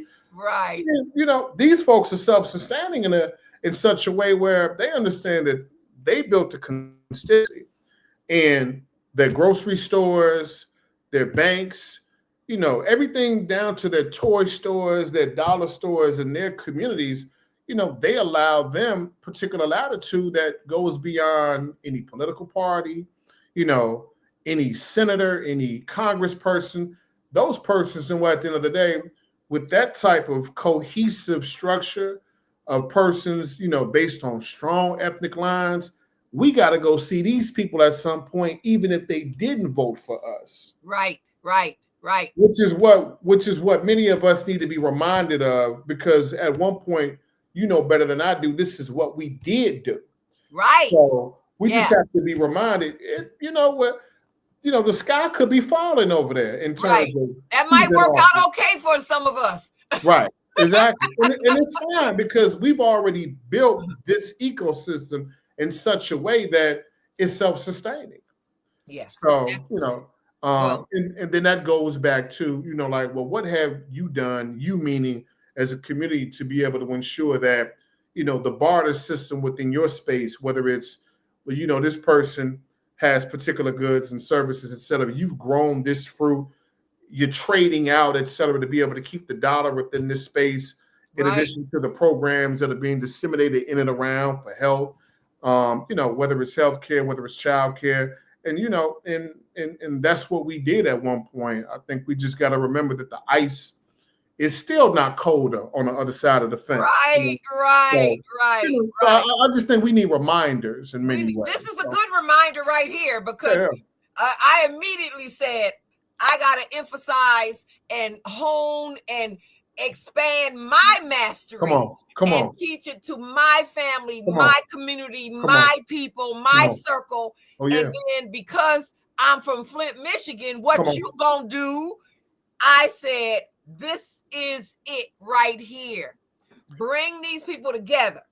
Hey, Talk look. about health and hope and resilience and resistance. Come on. Because this is how we've always done it. Always done it. Exactly. Always done it. So this is how we always did it. So look, thank you for bringing me to the Radical Classroom for the marathon. I appreciate it. I love it. Well, I know you got a million teaching lessons, and we're gonna have to call on you again. But I so appreciate and love you I and will be love there. your genius mind, and you and my blood brother. You my little brother too, but you got to get with that other little brother because I do. Y'all creating all kinds of history up there. It's fun. But no, I definitely need to connect with them. But you know what? That's a separate conversation. I'll call you offline so we can do that. And then I want to tell people, I can't tell people enough that my brother, you look at all these Harry Potter photos of all these Europeans on the wall in the library in Philadelphia. And then there's my brother, the first African-American man to ever do the job. Beautiful. I mean, how long has Philly been there? 16 something, Right. So it's a big dang deal. It's a ginormous deal. Ginormous. And you do ginormous things. He does ginormous things. Y'all got to come together. And they having that Black Men in Education event this weekend. Oh, yeah. You sent that to me. Okay. Yeah, y'all gotta pop over there because I know they sold out and everything, but y'all like that. Y'all needed to be in that space, Yeah. Well, look, I'm gonna make the connection with him definitely, and I need to order. I need to order a parasite cleanse. As we talking about that Haitian thing, they made some juice with some mangoes and some papaya with the regular water, and they all started falling down. I remember that. And they were drinking cups like this small. Yep. Some people only took a swallow. A sip. Yep. And they were all in the hospital, and they didn't know what to do with these people. And some of them still in a wheelchair. Yeah, still in a wheelchair. So when I say this, and some of you all who've ordered Aisha's Parasite Cleanse and going to know exactly what I'm talking about. Aisha, when I order from you, I want the extra nasty version. The extra nasty, I know. I know you got the medium nasty and the extra nasty. Right. I'll make the extra nasty. Right, because the parasites, they be on the run. You can feel it. You can feel it. You can feel it. So, well, Rich, Dr. Rich, I am so happy that you showed up today. And I love you. I love your work. I love everything about you. And I will look forward to us talking again soon. And I next when I come to Philly, I'm gonna let you know in advance. Love it. Okay, then. I'll talk to you soon. Okay. Right. Bye-bye. This my major collaborator right here. I was telling somebody earlier. This is Coach Ajay. We work in the same kind of realm, And I was telling somebody today, she was like collaboration. Well, you know what? I was so invested in giving her as much of my juice as possible that I was in basically introducing her as a partner, and people's eyes would kind of open up. This is my part. Then today and this whole week that I've been doing all these collaborations with people, I see the difference. The difference in just a partnership or a difference in a collab. And I get it because all these 20-something people just raised their hand and said, I'm in. They didn't ask me no questions. They didn't do nothing except say what you want me to do. That's it, And so Coach Ajay and I have been doing this, and my mindset was trying to make sure that she was being introduced and accepted, and that used to be partners, partnership word. But now collab and collaboration, that word is just as powerful. So this is my one of my major collaborations, and we do a lot of been doing some stuff together, and she has a great, like we was telling earlier, Atlanta got something to say. Coach Ajay got something to say. So I'm gonna let her go ahead and give y'all her conversation on health, hope, resilience, and resistance. All of those are so impactful and powerful. I don't even know where to start because I love them all. And I just Yeah. want to congratulate you on bringing the health marathon online so we can all come together and collaborate, because that Yes. is the one thing that we have not mastered. We've touched on it, we've dibbled and dabbed, but I Right. think the times now is going to force us all into Yes. seriously, Yes. seriously collaborating with one another, Right. knowing your own gifts and talents, and knowing your own power in and of yourself, and knowing that you can always be an asset to someone else. Right. Always. Mm-hmm. And when we become an asset to each other, we all win. Right. We Right. all win. There is no loss. Right. And so, with that being said, I want to thank you for encouraging me and supporting me, and definitely, developing this beautiful platform that you had the mindset to No, you build. know what? I had the ovaries, because when I first told you, you got super quiet. Like, what the heck is she gonna be doing with this big thing? I thought the same thing later. I was like, how did I sign up for something from 9 a.m. to 11 p.m.? Right. Just you. And then I thought, you know what? One step at a time, one step foot before the other, and all that. And it came together in 2 And it days just because the came together. It creator. just manifested into Yeah. what spirit had for it. Yep. And it's Yep. it's beautiful. When I seen the flyer, I was just excited to be able to be amongst all of the wealth of knowledge. I was not able to be on since 9, but just from the brother Dr. Rich, who just got off, he was Yeah. inspiring. The Yeah. sister that was on with Deborah, I got to listen in on Oh, her before I was able Dr. to Prince. pop off. Yes. Yeah. And Yeah. so, just for us to all connect is just a beautiful thing within itself, Right. because there's so much that God has for us and in us and around us. We just must connect the dots. Right. That's all we got to do is connect the dots. But Right. my thing is definitely soul work.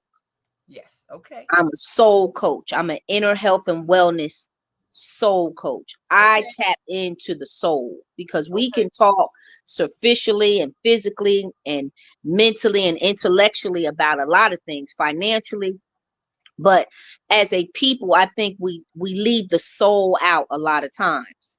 And the soul is what infuses us Mm-hmm. into being who and what the great creator has for us. And Mm-hmm. when we tapped out of the soul and got into the physical matrix of things, the world's order, the new world order, whatever you want to call it, we Mm-hmm. tapped out of our soul.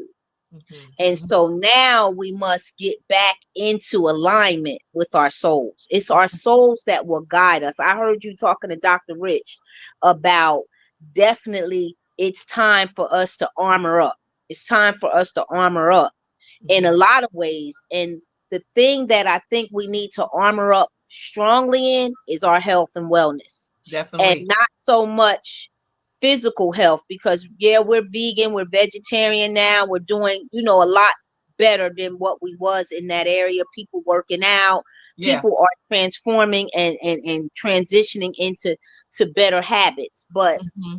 the thing that we can't forget is our souls and our spirits, Mm-hmm. Mm-hmm. because if our souls and our spirits are not nourished, there's no way we can fight this spiritual war that's upon us. Mm-hmm. Mm-hmm. And I heard you also speaking about the current event that just happened a couple weeks ago. And I know within my own practice of the sweet spot and me doing vaginal steams and anal steams for men and foot detox and ear candling, the energy was very low for the last couple weeks. It just was. And we just Yes. got to call it like we see it. That's exactly And what right. we have to acknowledge is that we have been traumatized by this. That's right. That's right. That's It's right. very traumatizing, whether we want to acknowledge it, we want to talk about it. I was talking to a good friend today. I had a plumber come out to my house, and it was almost like he didn't want to talk about the election. And Nobody does. I don't either. we're close friends, and you know, he's a jack of all trades, but he Right. just didn't want to talk about it because he didn't know where I was with it.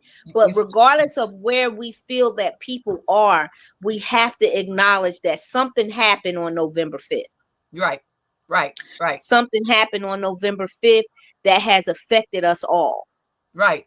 And It's if we almost don't made come, people put their hands up, you know, yes, because yes, it, and you know, yes. it's like one of those things that's the worst part of the horror movie, and now you see it just getting ready to start, and the worst part is already started, you know. Absolutely. And now you're thinking, what is it that I'm going to do? Yeah. Yeah. What is it that, how is this all going to play out now? Right. And so you got a lot of people that are, you know, trying to figure this thing out come January the 20th. Right. But what I want to make sure that I leave on the listener's mind who are here listening in on the health marathon is that listen to your soul. Don't worry about what the world is saying. Don't worry about what the world is doing, because we have been through a lot of things in this lifetime. Yes. But what we have to know is that we are very resilient people. And that's one of our words that we're celebrating in this health marathon. Yeah. Is we're the most resilient people on the planet. Right. And so this will not break us either. This will not tear us down either. No matter how it may look. Tap into your inner peace, tap into your inner wellness, tap into your inner spirit, tap into your soul to be able to sustain and maintain your health and wellness, because it is designed for us to be weak right now. It's designed for to take us out of order right now. It is designed for us to be mentally challenged by what we may think is going to transpire when this person does whatever it is that is he to do. But what we must know in our souls, in the depth of our soul, is that nothing can destroy us. Now, if that is not what you're thinking, if that is not what you're feeling, is that if that is not part of your reality, tap into other people. Like Dr. Rich was saying, start doing some research on what it is that you could do to be better. Yeah. Research more on your health. How are you going to be able to sustain yourself? Start taking more classes. Find out what your soul's purpose is. Find out what you're here to be and what you're here to do. Put your attention more on yourself and your family and your community, because those are the things that's going to sustain you. Right. You can't get caught up in the news right now. Nope. Because Nope. it's I going ain't to be seen it all since. kind of foolishness. Yeah, I ain't that's going seen to the be news transpiring. since. Yep, I ain't seen it since, because the same thing you saying, I said, I'm going to expand my mastery. I'm going to, make sure my family, my Yes. community and my circle, that's how this thing came about. Is because Yes, I made that decision at 4:00 in the morning on the 6th. This will not be the only story, that's looping in my head. Yep, this That's ain't gonna be it. in my intelligence, in my spiritual intelligence. Don't In allow my yourself to be cells. weighed down. In Yes. my cells. No, sir. Exactly. Nope. We ain't doing Exactly. And so we want to make sure that our people are definitely prepared and conditioned and aware. Get and tap in and connect with who you need to tap in and connect with. Make sure you're checking in on your people, checking in on yourself, checking in on your family, checking in on your community, because everybody is not well right now. No, I've they're been not. talking to some people that is really taking this to heart. Oh yeah. Really Oh yeah. taking it to heart. Oh yeah. Oh yeah. And it And may the not thing be that about for everybody. Yes, it may not be that for everybody, but what we do have to acknowledge is that it is that for some people.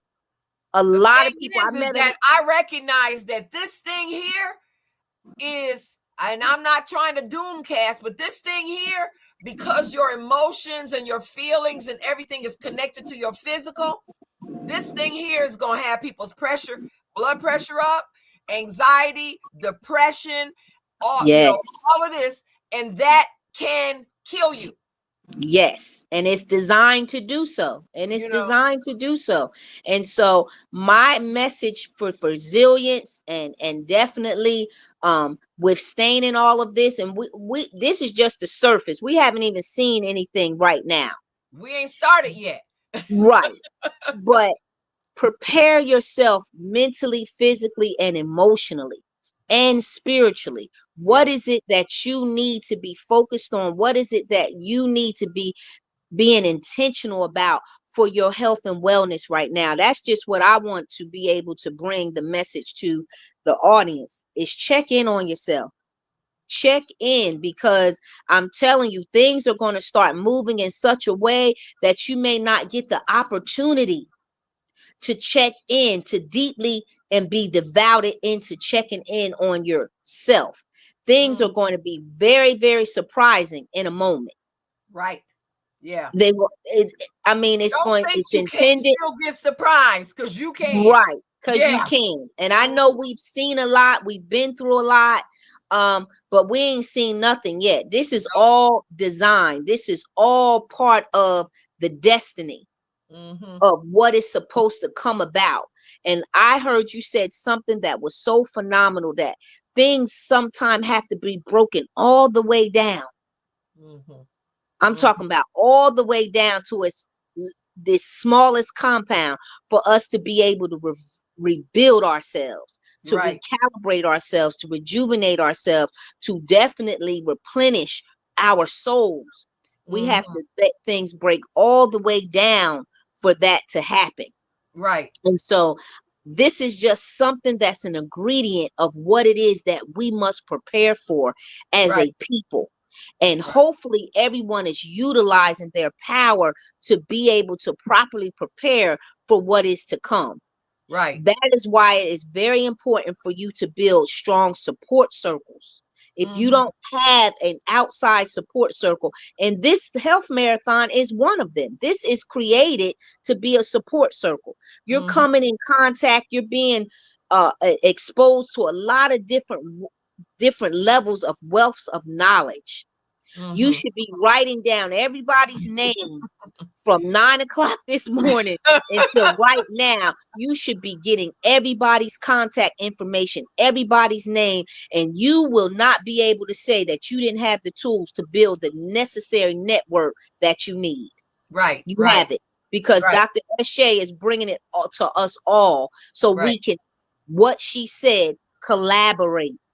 Collaborate for the best benefit of your soul, because our soul is going to need all type of nourishment right now. It's going to pull on you in ways that you don't know about, ways that's going to rock you down to your sustainability and you're maintaining your lifestyle as what we know. We used to getting up every day and going to work and cooking and cleaning and, going out and hanging out and, going to the movies and going out to eat dinner. But I'm telling you, that reality is going to change.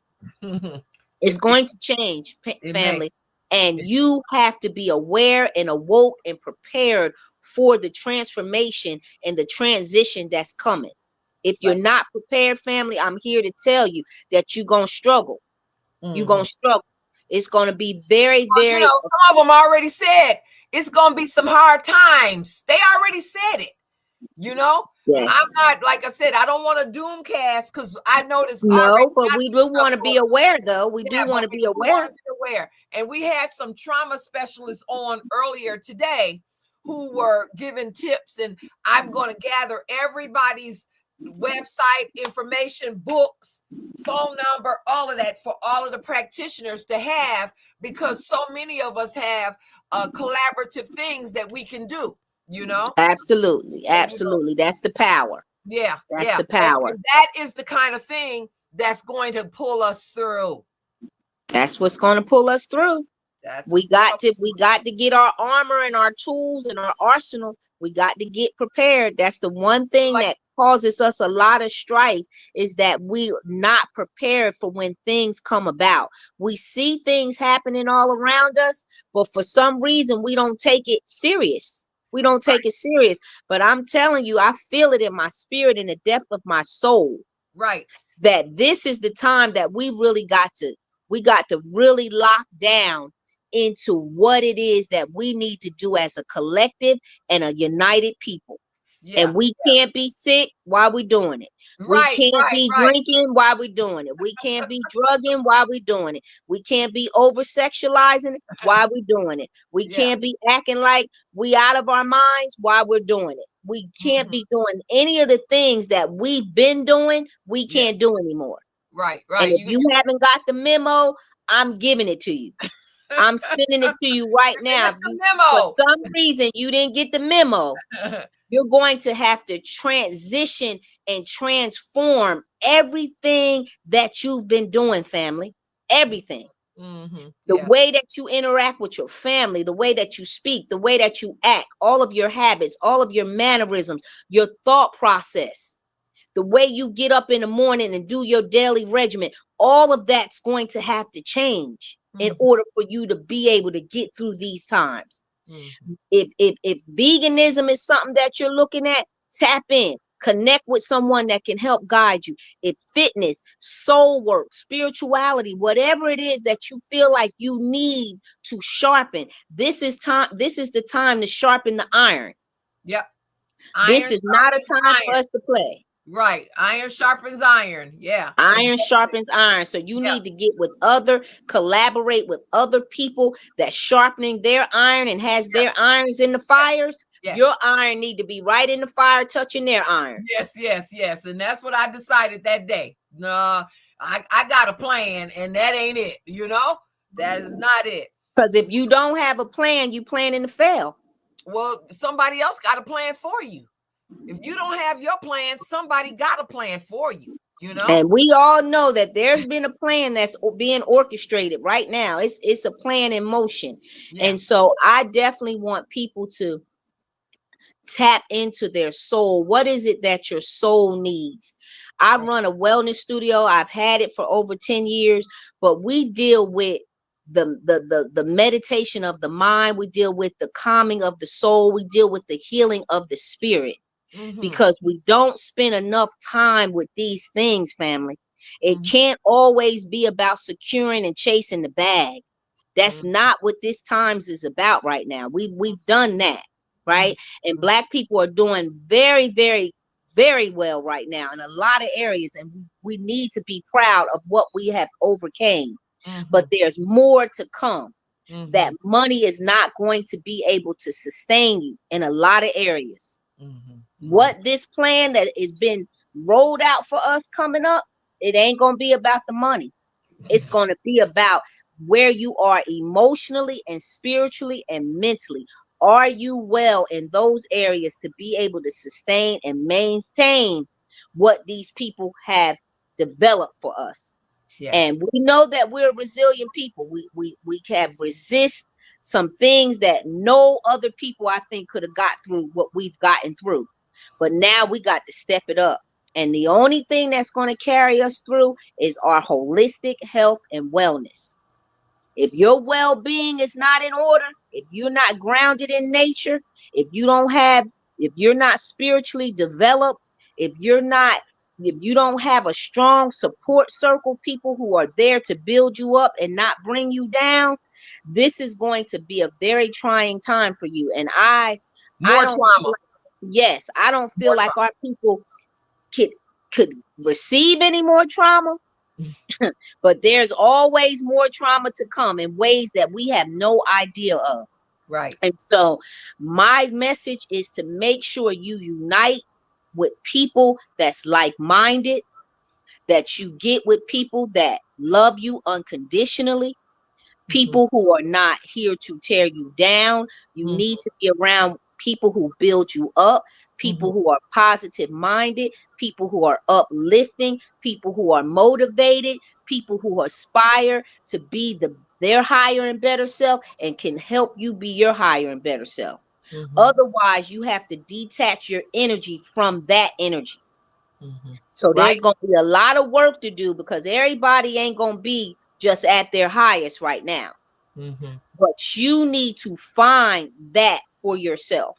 Right. In people, in things. If you're at jobs where you're not happy, if you're in relationships where you're not happy, you have to remove yourself because these are going to be very heavy and trying times.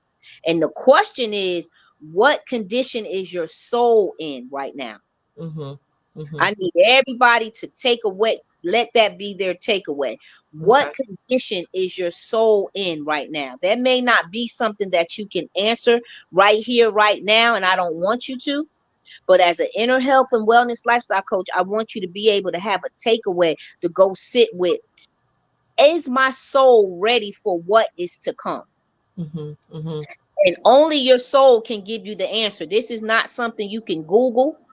This is not something you could go on Instagram and try to like and follow and TikTok. This is something you got to sit with and meditate with to Mhm. find out where you really are, mind, body, and soul. Truly, this Mhm. is where you go seek in your soul so you can be able to give yourself what it is that your soul needs.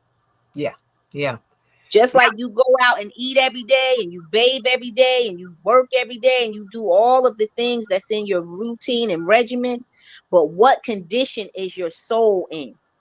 Because that's a very valid question at this day and time that we all, every one of us on this call who have came and tapped in and connected to this health marathon, we must ask ourselves, where state is our soul in, so we'll know how to be able and what it is that we need to do to maintain and sustain our health and our wellness, mind, body, and soul. And so, Dr. Eshe, that's what I wanted to talk about. I Okay. haven't heard a lot of people talk about that, but Right. we definitely have to make sure Yeah. that we are making sure that we are whole and well in our soul and our well-being, because it matters. It Right. really does matter. Right. And if no one has asked you that, I start asking people that and they don't Right. know how to answer it. Right. Right. Right.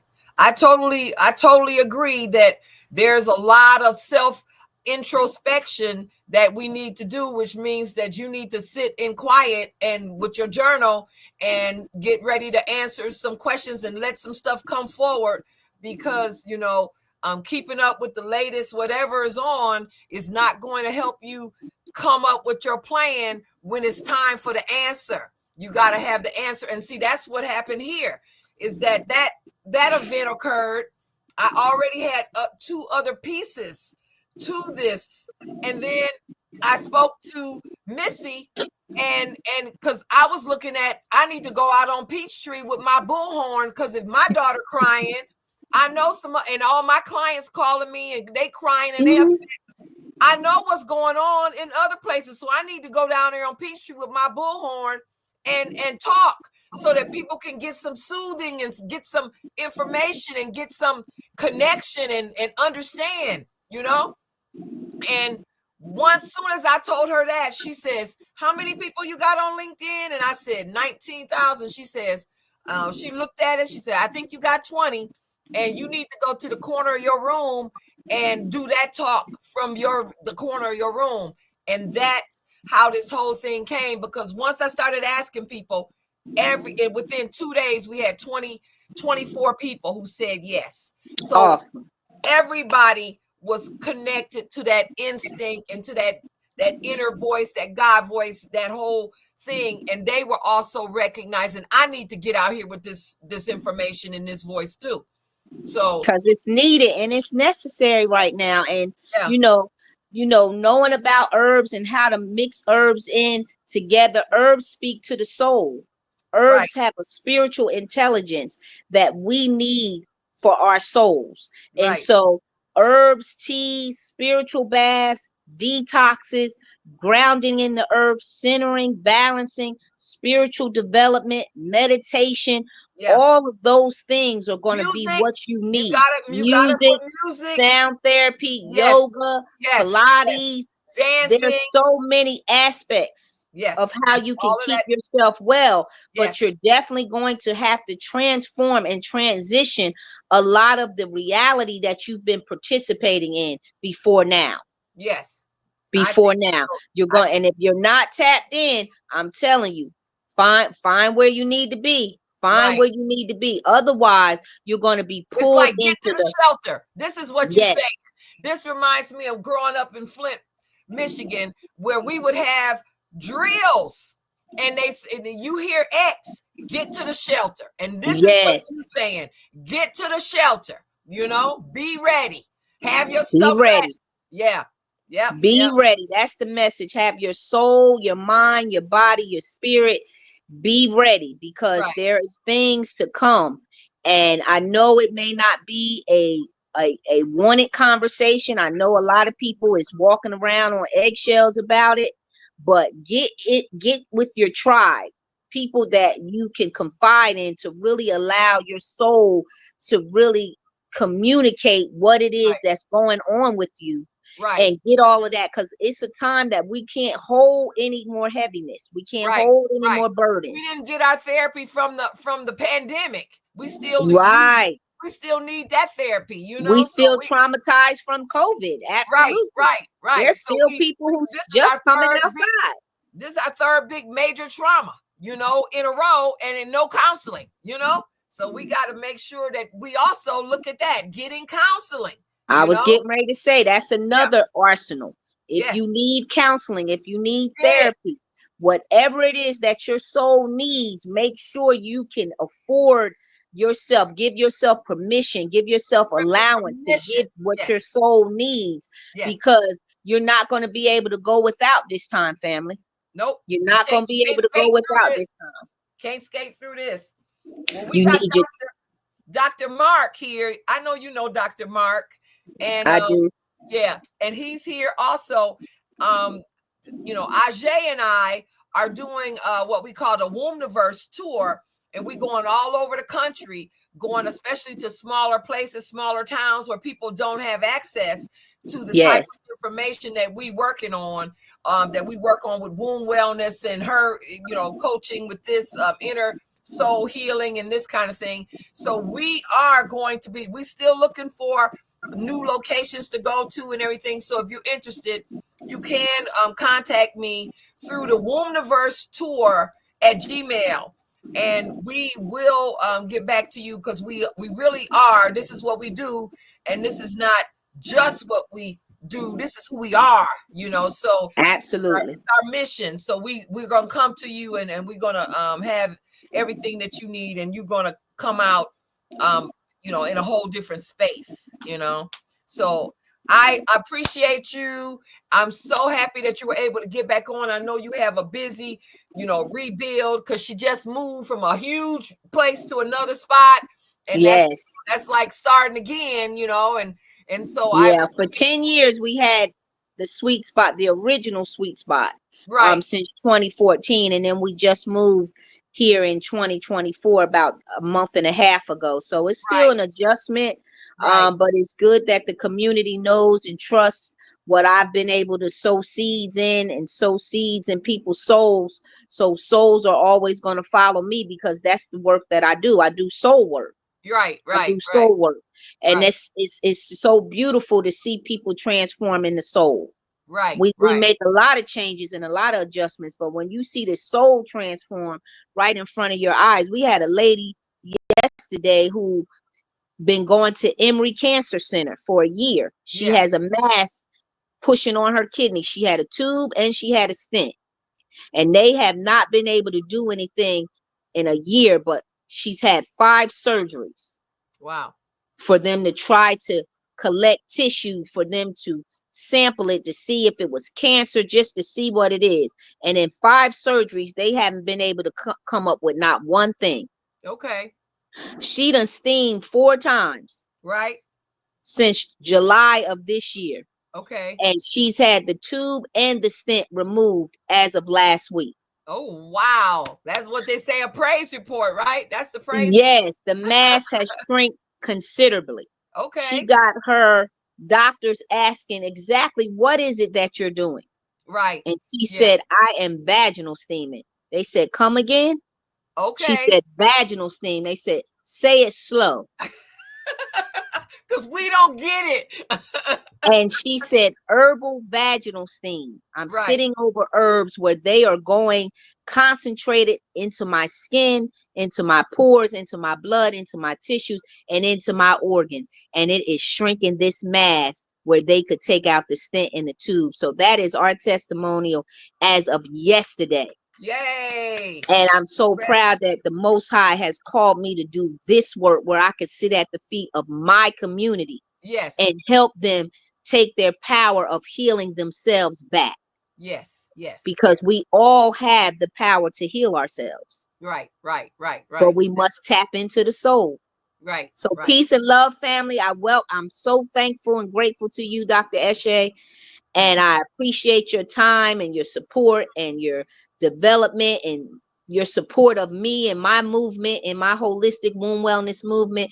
I love you. I appreciate you. I wish you the best. Yes. Ain't nothing but going up from here. Right. That's exactly right. And I appreciate you too. And I your patience, you know, because I'm like 0 to 100, and she'd be like, okay. I'm there for you though. I'm there for you. I know.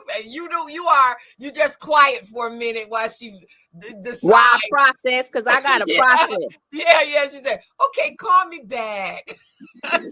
Let me know. And then as Let the me days go know. by and I seen you sending the flyers and I said, okay, I see what's going on. I see Okay. what's going on. She being pushed by spirit. I just got to Yes. jump on. Yeah. I love it. I love it. So I appreciate you. I will tap back in before you close out the night because I want to hear some of these phenomenal practitioners and speakers myself, because all of us are healers, all of us are teachers, and all of us are students. Yes, all the time, all three. That all never stops, and it never Right. will stop, and it will never end. So I appreciate, I give thanks. I wish everybody peace and blessings, love and light. And make sure you're taking care of your mind, your body, and your soul. Thank you, Coach. Thank you, Coach. So we're going to bring up, and I'll be talking to you before the week is out, or the week is out. But I'll talk to you before Monday morning. Okay? Yes, Okay, sis. Peace and blessings. Okay, peace and blessings. Okay. Dr. Mark. Yay! How you doing, beloved? Yay. So patient.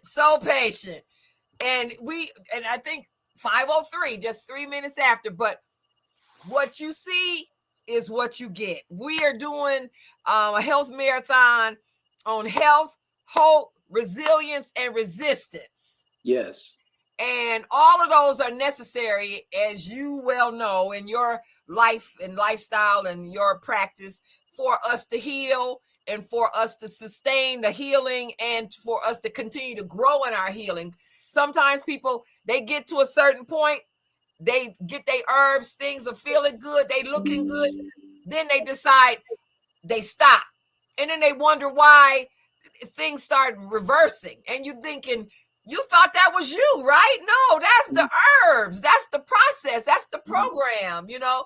Yes. So what we would like for you to do today is talk about health, hope, resilience, and resistance for the youth that's coming up, because, as I keep saying, my daughter cried for 2 days after this recent event. And then I had so many clients, women calling me crying because of the election. Yes. And, you know, because they know people don't care nothing about them, and they can die and when nobody care, you know. So we want your insight into, with all of your skills and everything that you do, give us your insight. Sure. First of all, I want to thank you, Dr. Eshe, for putting this together. There were some friends in my community that asked, you know, we need to do something because people were experiencing a lot of PTSD, post-traumatic stress, and a lot of triggers from just listening to the news and then hearing the rhetoric, Yeah.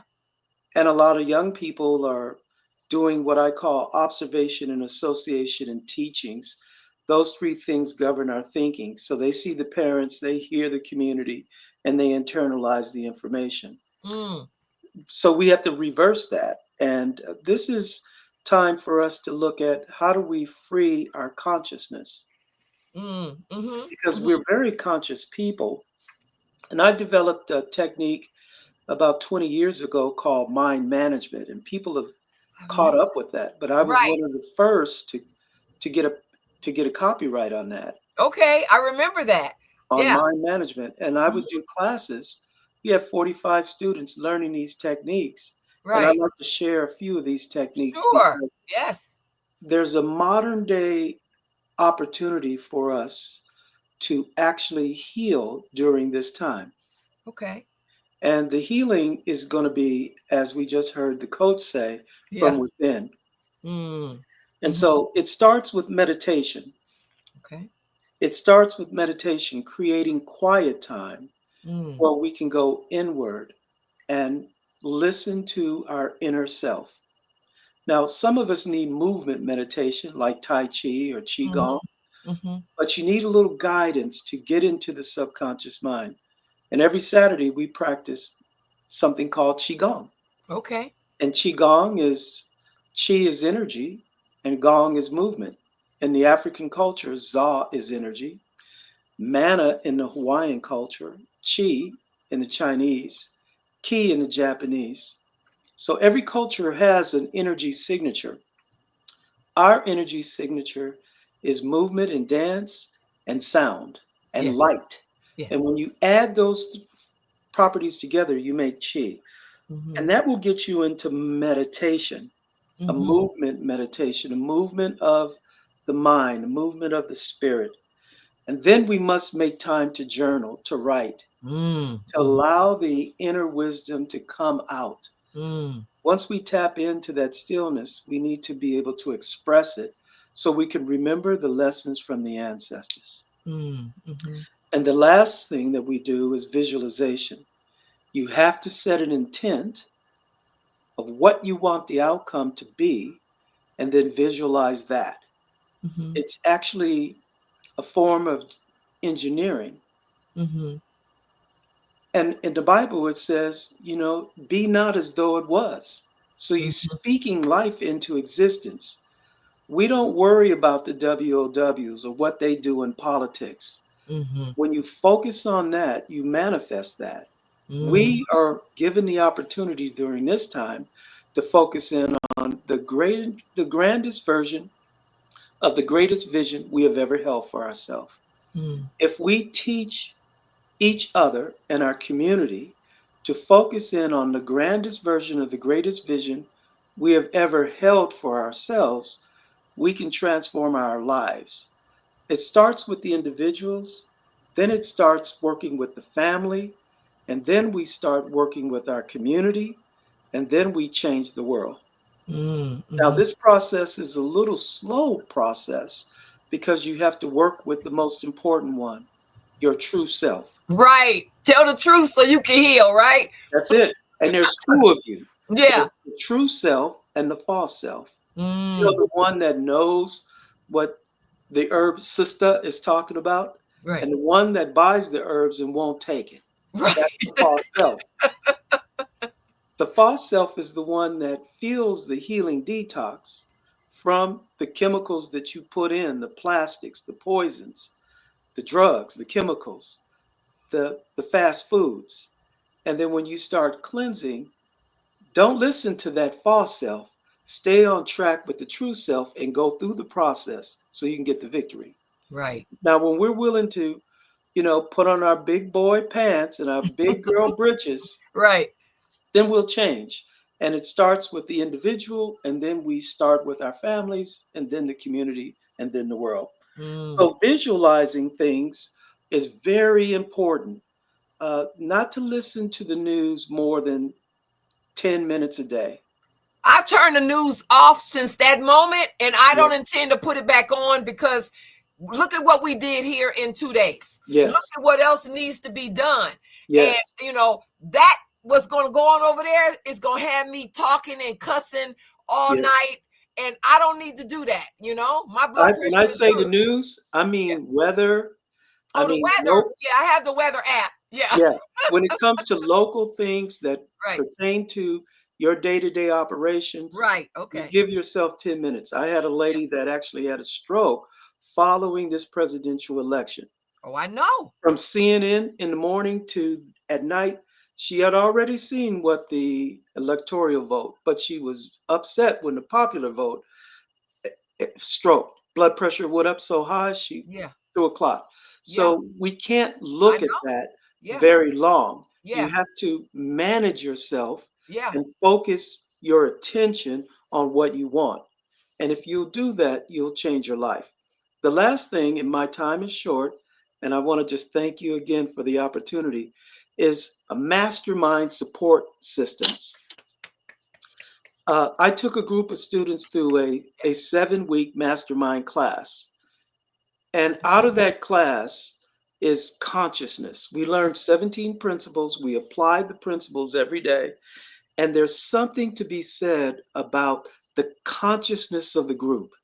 Mm-hmm. The consciousness of the group has enabled people to have brand new automobiles Mm. at spectacular prices, cheaper Mm. than the old cars that they were buying. They got new cars. Okay. Okay. So that's a demonstration. Mm-hmm. The second thing is the quality of life changed Mm-hmm. because in mastermind, you have to work on your health. Mm-hmm. Your Mm-hmm. health is your wealth. Mm-hmm. So you have to give time for that. Mm-hmm. And during these processes, they made time. So their blood pressure Yeah. went down. Right. Sleep got better. And when Right. sleep gets better, you're better. Right. Right. Right. And then Right. you have to give time for exercise, movement. Right. If you can hit 1,700 steps a day, that's going to change your life. That's going to lower blood pressure. That's going to cut down on insulin resistance. It's going to heal a lot. So people started walking and their Mm. lives changed. Right. Just a couple blocks. Who Mm-hmm. couldn't do that 4 or 5 times a week? Right. That's going to change your life. Mm-hmm. And Mm-hmm. so adding these mastermind principles, learning the mastermind principles and applying them. And one principle is working with your spirit. Okay. You Okay. have to call back your spirit. You loaned it out. Yeah. Yeah. Yeah. Yeah. You let it go on vacation and it never came back. Yes. And you taking care of Big Mama and Yeah. all your friends at work and Right. the church and the community and the ashram, wherever you go. You Right. need to pull back your spirit, manage it, Right. because you're getting exhausted from overcommitments. Mm-hmm. And that will heal your life. Right, right, right. Well, that definitely is a definite program for the health, the hope, the resilience, and the resistance that we're seeking. And like you said, so many of us were looking at like it was so fascinating. It's like which direction? What do I do? What do I do? Well, the thing is you go, like you said, into yourself, work with the spirit, see what the spirit says, and then that's how you fly out with that program based on what your spirit desires for you. Yes. And the last thing I wanted to say is we have been working in ancestral healing, for the last since 1992. So that's like 33 years now. Okay. I'm least known, but well known. Mm-hmm. And I've developed a technique of using a peach tree dish with good, clean water Mm-hmm. and a witness, a DNA of your body fluid. We put it in the peach tree dish and we talk to 10 generations of the ancestors on your mother's side and on the father's side. And you sing or say words of affirmations because you're the ancestors. You freeze it and you take pictures, and you'll see all the walk ins, all the attachments, all the orders of love that was disrupted throughout those little bubbles, which are your ancestors. Mm. And then you drink that, and it heals your life. Wow. It's a game changer. I can't Fibroids, wait to try it. Oh, come on over, and Okay. you're my guest, so Okay. your I money's good, can't wait to but try it. we don't want any of your money. I just want you to have the experience Right. so that you can see the power is in the consciousness of the water that we drink. And Mm. Dr. Emoto taught us that. And Right. now there's Dr. Veda Austin, who has taken his work to holograph, holographic prints of water and the messages that are in water. Okay. Yeah. But I've we've seen that. taken it a little different spin to the water that's in your DNA, that's in you. Wow. Wow. Wow. Wow. And you don't need a special camera. As a matter of fact, just a regular iPhone or tablet. The Okay. pictures of this are so great that you could see incredible walk ins, attachments, entities, and even spirits that have stopped you from being able to receive. They're called saboteurs. Oh, saboteurs. Yes, Yep. I knew a few of those called ex fiancés and Yeah, stuff. and sometimes we literally have to cut those spiritual cords. Yes. Yes. Wow. Wow. So Wow. so it's not like uh, a sit down, meditate, get well. There's Hmm. other work that goes in, and with this healing of the consciousness of your spirit and your mind and your body and your soul, you can really, really transform your life. But it starts with you. Right. It Does this starts with you. heal loss? You know how sometimes people have a loss and it seems like everything in their story starts with that loss and then they go, Exactly. yeah.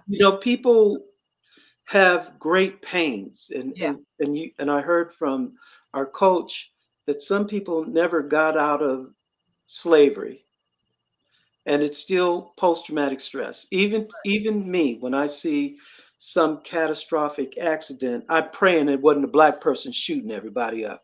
Oh, right, right, right, right, right. So I Yeah. know I'm triggered. Yeah. Yeah. I know I'm triggered. Hmm. And I constantly work on those triggers so that they get less and less and less. And Okay. that Right. what this work does is it actually helps you lower those triggers so that you get to a place called imperturbability. And I always say these questions: can you let it go? Will you let it go? And when? Mm. And Mm. once you let it go, I mean really, like let it go, then you're not pulled. You see it, you recognize it, but you're not emotionally paralyzed by it. And that's when you know you healed. That we were doing for years a womb wellness group. And Yes. I would give women an opportunity to tell their story one time. Yes. And then I said, and after that, some people, if they don't recognize that this is a one-time thing, their Yes. story is what they think is their true self. Yes. And they use everything through that true self instead of really thinking of that as one thing that happened and now Mhm. let me take care of myself and change myself from that. No, Yes. that's the every time they want to tell somebody and they will tell it the exact same Same way way. Yes. every time. That's how you can tell that this is their thing, you know? Yes. And Carolyn Meese calls that woundology. It's like street credit.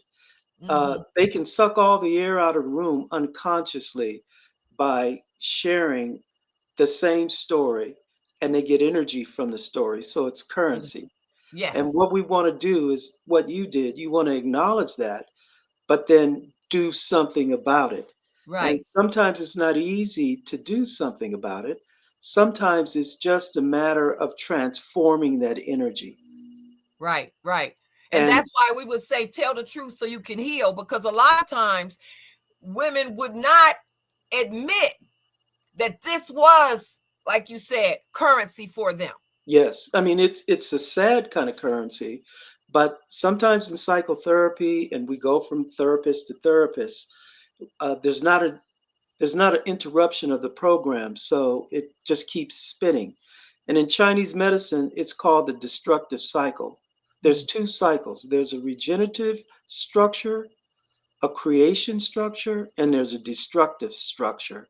And when you say to your subconscious mind those things over and over, it creates destructions in your organs. Yes, it does. And that leads to cancer. Yes, Because it cancer is deep seated grief eating away at the self. Check the gospel of Louise Hay. Check the gospel of Carol Truman. And they spent years. Carol Truman was a psychotherapist for 30 years. And she wrote down when people came in their stories of what they were confessing. And then she looked at the diseases that they had. Right. So when your people say those negative things over, they're putting that in every organ. Every organ is emotional organ. Your liver is anger. Your kidney is fear. Your heart is joy or sadness. And once you store that up, then your organs think that's you. Right. Yeah. Yeah. That's the story you're telling them. Right. Right. That's why we need mind management to program ourselves to think the way we want to be. So we get like 60,000 bytes of information per second. Okay. And most of it is the same information. We say the same things over and over. We are in a vicious cycle of stuckness. Right. We in Groundhog Day. Yeah, we're there. And there's a way to get out of that cycle, which means you have to change the direction of your thoughts. Okay. And see what's possible. I mean, think about it. If you were to save just $2,000 and put it in a bank, and with compound interest that you pay already, but invest in Georgia Power, one of those companies, in about 10 years with compound interest, you would be a millionaire. Okay. Okay. You would make more money than you spent in the lottery, which never pays you back. Right, right, right. Yeah, we got a lot of people can testify to that one, huh? Oh, How many years they've been paying and never won yet? Oh, they may win $1, but they then spent 3,000. Right, right, right. That month. That month, yeah, they're buying 20 at a time. Right, right, So right, right. we can change our consciousness is really the message that I'm giving you. And I'm suggesting that it starts with meditation. Think about Qigong, think about Tai Chi, think about mindfulness, and then journaling and creating a visualization. But visualize what it is you want. And then come and see me. We can organize something called mastermind groups, right? Support systems. We can organize soul constellation. I do soul constellation where we set in a sacred circle, and people tell their stories. Only one time. Yeah, yeah, that's one time. That's it. I'm with you. I'm with you. I'm with you, Doc. You tell your story one time. But here's where it gets interesting. Okay. We ask for volunteers to play the roles of those people in your story. Wow. And then everything changes because the way you think it is not that way. Okay. Okay. Okay. It's not that way. Okay.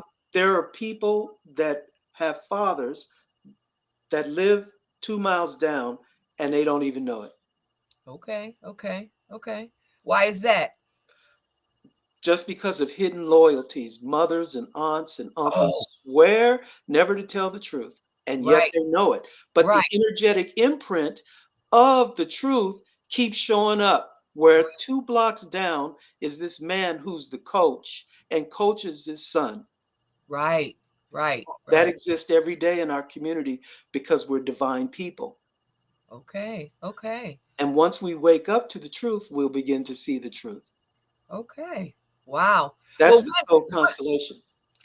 Do you have your website that you can put up there so people can take the classes? Or are they virtual also? Or are they? I do some on virtual. I do some on virtual. I just created an ancestral class, and it's a virtual class, but I'll put it in the chat.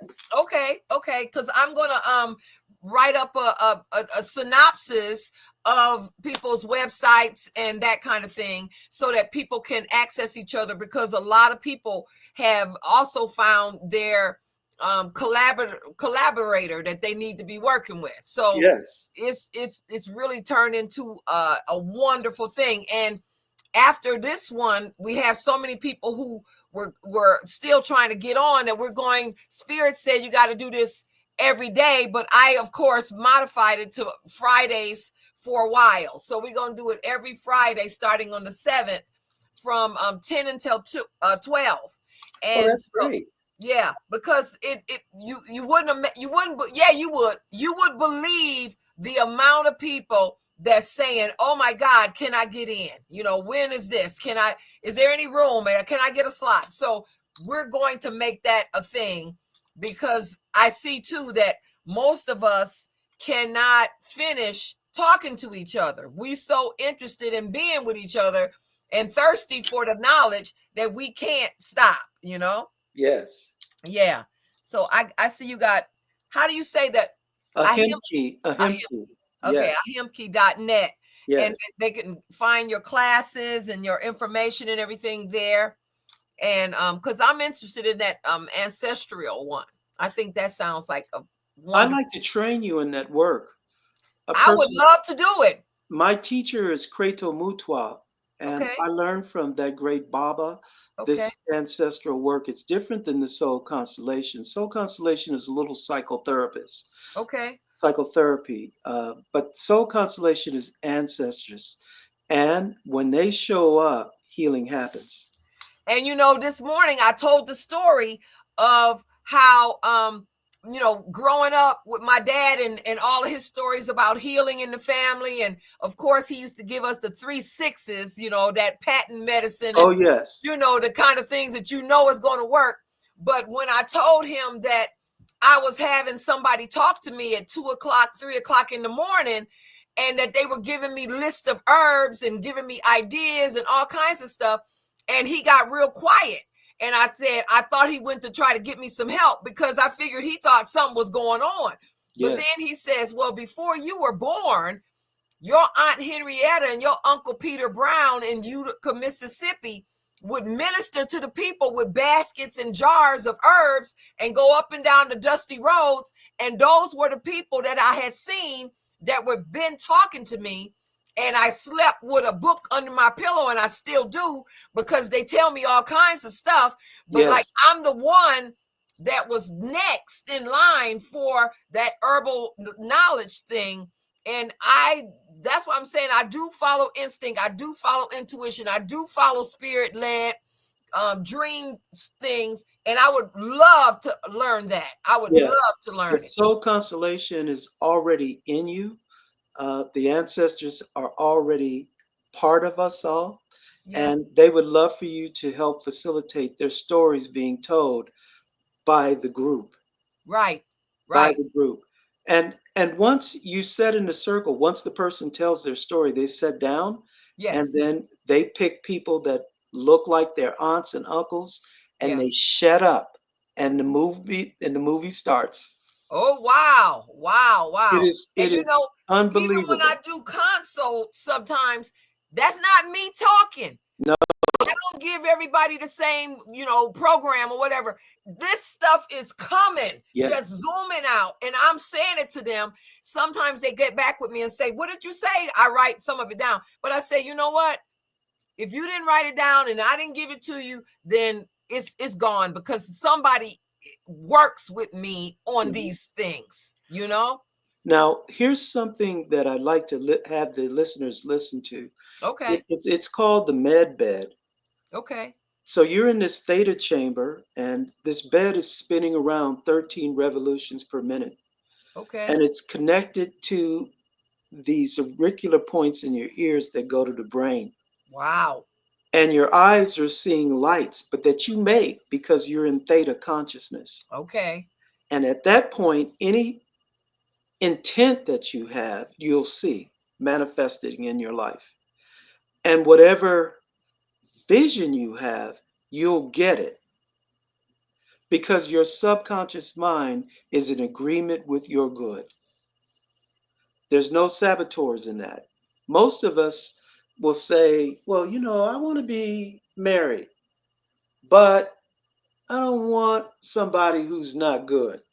Right. You just cancel your You good. canceled that. Yeah. Yeah. Yeah. And Yeah. we do that all the time. I Sure want did. to have a lot of money, but I don't want to work for it. Right. Right. Right. Right. Yeah. Yeah. Yeah. I get what you're saying. Because So I took a class. it Yeah. has to be congruent through you in order to manifest your truth.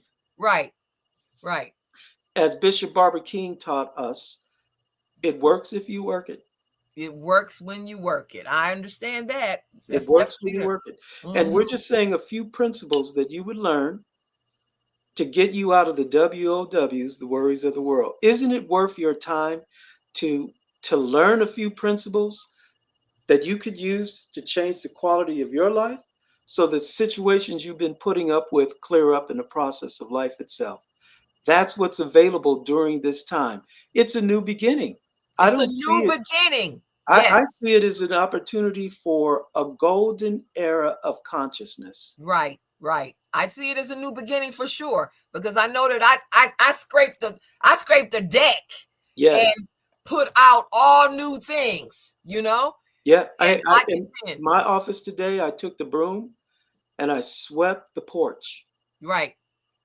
and the neighbor's porch and the one on the other side. Okay. Okay. 'Cause Okay. I'm cleaning up. If they're Right. not conscious, I am. Right. I Right. gotta I gotta have newness coming in. Right. That's true. That's true. Yeah. Yeah. Did you sleep it in a shape, or you just went on it No, like I put a little soul into it. You know, we put a little soul into it. right, right, I right, mean, we having fun doing it now. right, right, right. Well, this has been incredible. I am going to. No one can tell me they're gonna teach me something, and I'm not gonna be there to learn it. That's Yes. me. Yes. It's just an incredible thing. Yeah, Soul Constellation, there's a cost for the class, but Okay. you are my guest. Okay. And my word is my bond. You Okay. come and you'll be in the class and you'll have to set through three to see it work. But each one I will set down and tell you the theory and the principles Okay. as my teacher, Creto Mutwa, taught me. And Okay. then we'll get a group and Right. then I will guide you as a mentor and show you what we're doing and let you facilitate your group.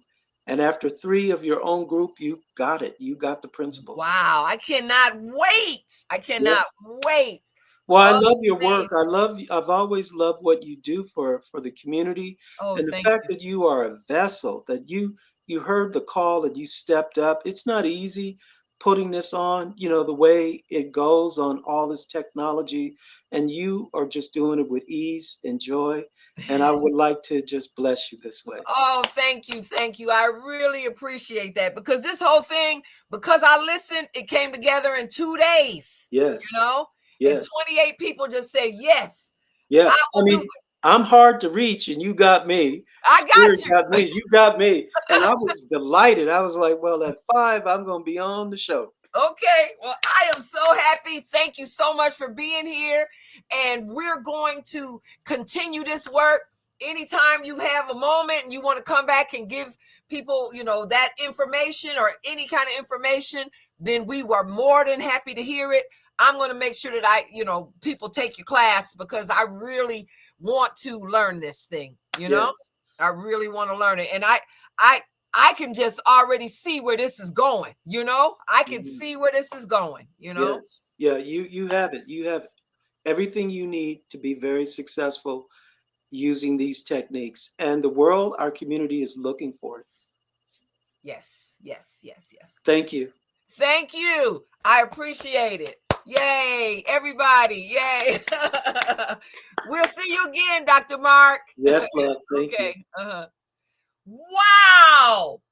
I am telling you, I thought I was going to be like dragging by this time. Oh, no, I am not dragging. It has been so monumental.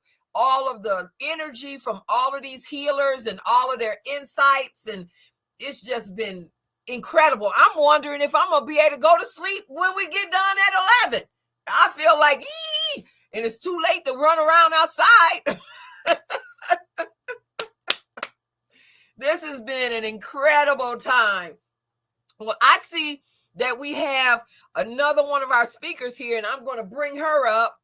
I love her name, the way it's spelled. Somebody got jazzy with Alexandra, So we're going to have her come up, and there she is, Alexandra, So we want to see what you got for us on the health, the hope, the resilience, and the resistance. Kind of, I'm doing all this stuff. Did you hear Dr. Mark?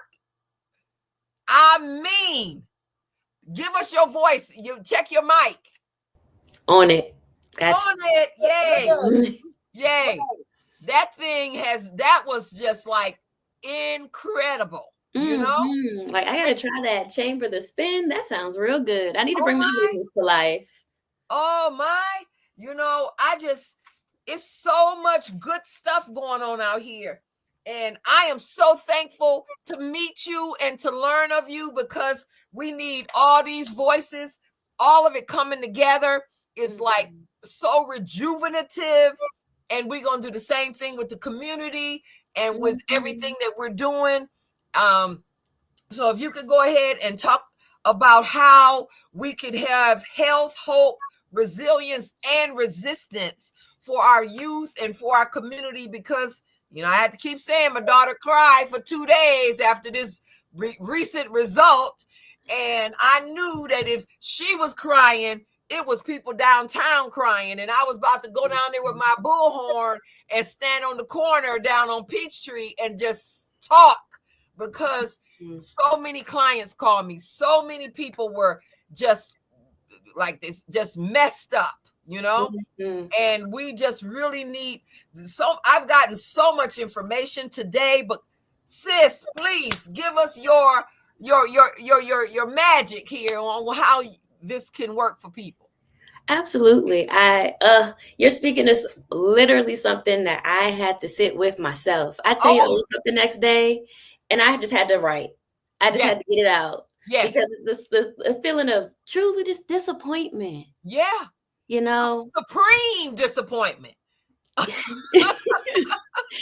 And as a community, like we told ourselves, well, we didn't know if we were going to get our hopes up, right? So many of us were skeptical. Right. And then turn around. But I think when you actually heard the result, it just hit our heart differently. Right. I don't know about you, but I felt it in my body. Right. Well, I couldn't even watch it after, a certain point at 9:30 the night before. I just turned everything off and went to sleep, because I knew I needed the healing. At 4:00, I woke up just to see. I said, okay, what's the plan? And this turned into the plan, because I am not the kind to say, oh, well, boom. No. I'm, With the ticket sides. Right. Yeah. So this is that, and we're going to keep it going. On Fridays, as like one of the sisters said, this is support for the community. Yes. This is support for people, and it's even been really great support for the practitioners. I mean, we don't want to let each other go. They stay in a little longer. They want to come. It's just want to come back. It's just really, really a great opportunity for everybody. And I mean, I think I'd say honestly, step one is leaning on our community, to be honest with you, right? Yes. So the night of, first off, a little about me. I'm all about mindset and somatic practices. Okay. How can we get our mindset straight and get into our somatic practices so we can navigate the conversation happening between our minds and our bodies? Right. Because think about it. In our minds, we was like, ain't no way. But in our body, we had hope. Yeah. We were holding on to something. And that's why we all felt it, even though we were telling ourselves logically, do I trust enough? But our bodies were still holding on to a collective hope. Yeah. And so for me, for the watch night, I was actually at the gathering spot. Okay. And when I tell you, like how you just mentioned, you were like, I just got to turn it off and let it go. There became a point where people started watching and people started interacting. People started dancing. Okay. People started singing and moving. Yeah, that's our thing, right? When we really get down, that's the thing we go to, because that's vibration, Change that vibration. Yeah. And it's bringing the body into the conversation, right? Yeah. It's a heavy energy to feel disappointed. Yes. Yeah. And frustrated. Angry, afraid. Yes. These are all very low vibration energies. Yeah. That pull us down. Right. So we start talking about embodiment. It's about moving that energy around. Right. It's about jumping in and being able to really feel something. And, you feel it and you move through it. They say, to get through it, you got to keep moving. Right, right. And one way that we do that as community, we continue to do that, is to show up and dance a little. I support everybody and going out and just moving, dancing. What activity have you had in your body? Right. Whether it be breath work, I'm a breath work practitioner. I also teach yoga. Okay. And I say breath work above anything else is a great way not to just connect to the body, but also, right, to release that energy and move it around. Right. Okay. Yeah. The breath work is also a great way to navigate the conversation happening between our minds and our bodies, right? So often we get out of alignment. You ever just felt like my mind is saying something, but my body's doing something else. And a lot of that anxiety that we carry, right? It could be navigated through the breath. So think about it. We talk about mindset, right? When you start to feel anxious, it's like your mind gets caught on that thought. That talk track in the back of your head is just going. And once that talk track starts going, we don't even think about how it's making our bodies feel. Again, we thinking about the fear. Oh my gosh, what's going to happen next year? What is this person going to repeal? Right? Yeah. I guarantee you that everybody trying to get in and have some kind of procedure done before the 19th. I guarantee you that, Okay. And look, and I'm all about preventative health. So but I'm just saying that, if they thought they needed it, they about to get it, Oh, and I encourage it, right? Yeah. Do the work. If this had the push that you needed to do the work, do the work. Right. Yeah. Do the work. Yes. Because look, that talk track starts, and then we start to feel it move. Before you know it, your heart starts to start pounding. You get that ball in your stomach, right? Yeah. And oftentimes we go by and we just ignore it. Right. We avoid especially women, because women are taught they take a high level of discomfort and pain. And they accustomed to it, and they will keep doing it over years and years. They will teach it to their daughters, And so that's one of the ways that we think that we're being non-selfish, because everything is about selfish. Yeah. Okay. Like I am all about community. I am all about empathizing with each other, and I'm all about supporting each other. But self-care is called self-care for a reason. It ain't selfish. Right. I just did a workshop yesterday about our mindset during the winter time. Yeah. And oftentimes during the winter, that's when we feel most pulled to just give, go. Yeah. But when have you given yourself the permission to rest? Right. And when I say permission, I don't mean, okay, let me sit down for 5 minutes. Right. I mean, be a little self-care, right. Maybe even a little selfish, but to say, I'm going to turn off the phone. Yes. I'm going to put on the notification. I'm going to let my boo know. Yeah. I need 3 hours for, right? Because that goes to the conversation of pouring from an empty cup. Right. Instead of it overflowing, is a drip left. Yeah. You sit here dripping, giving your least, and then wondering why you're upset. Right. Why you being mean? And then upset when people are mean at you. Right. Yeah. Have a blessed day. Okay. Now you said the words, but what did you feel? Right.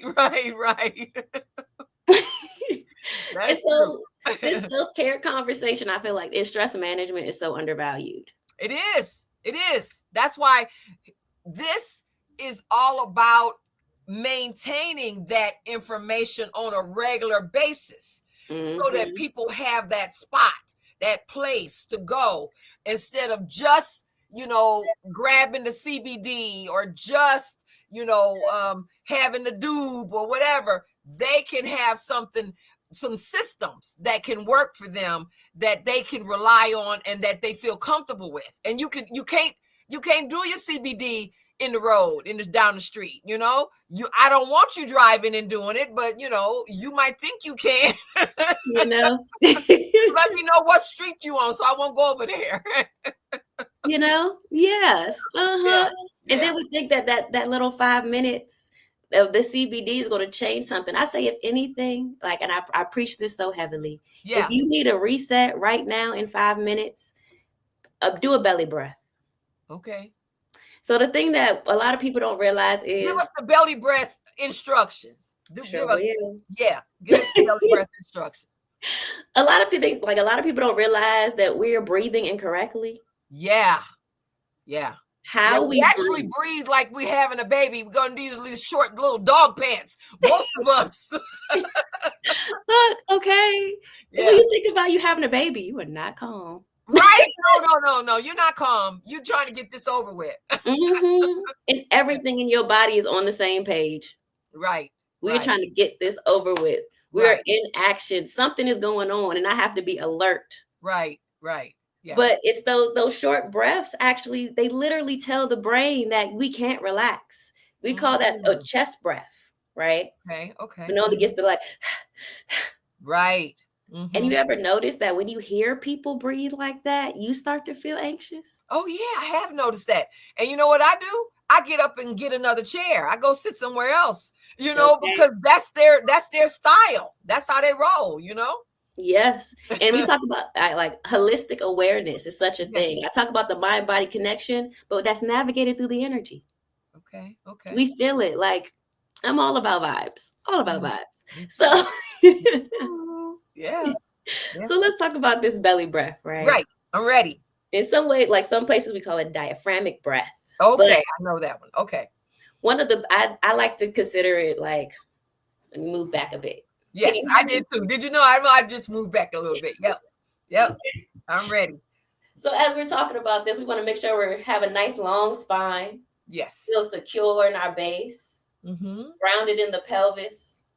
And let's talk about the different areas of the body. We have the nose where the breath comes in. Okay. We often feel it go through the throat. It hits the chest. Now, we wanted to get down into the belly.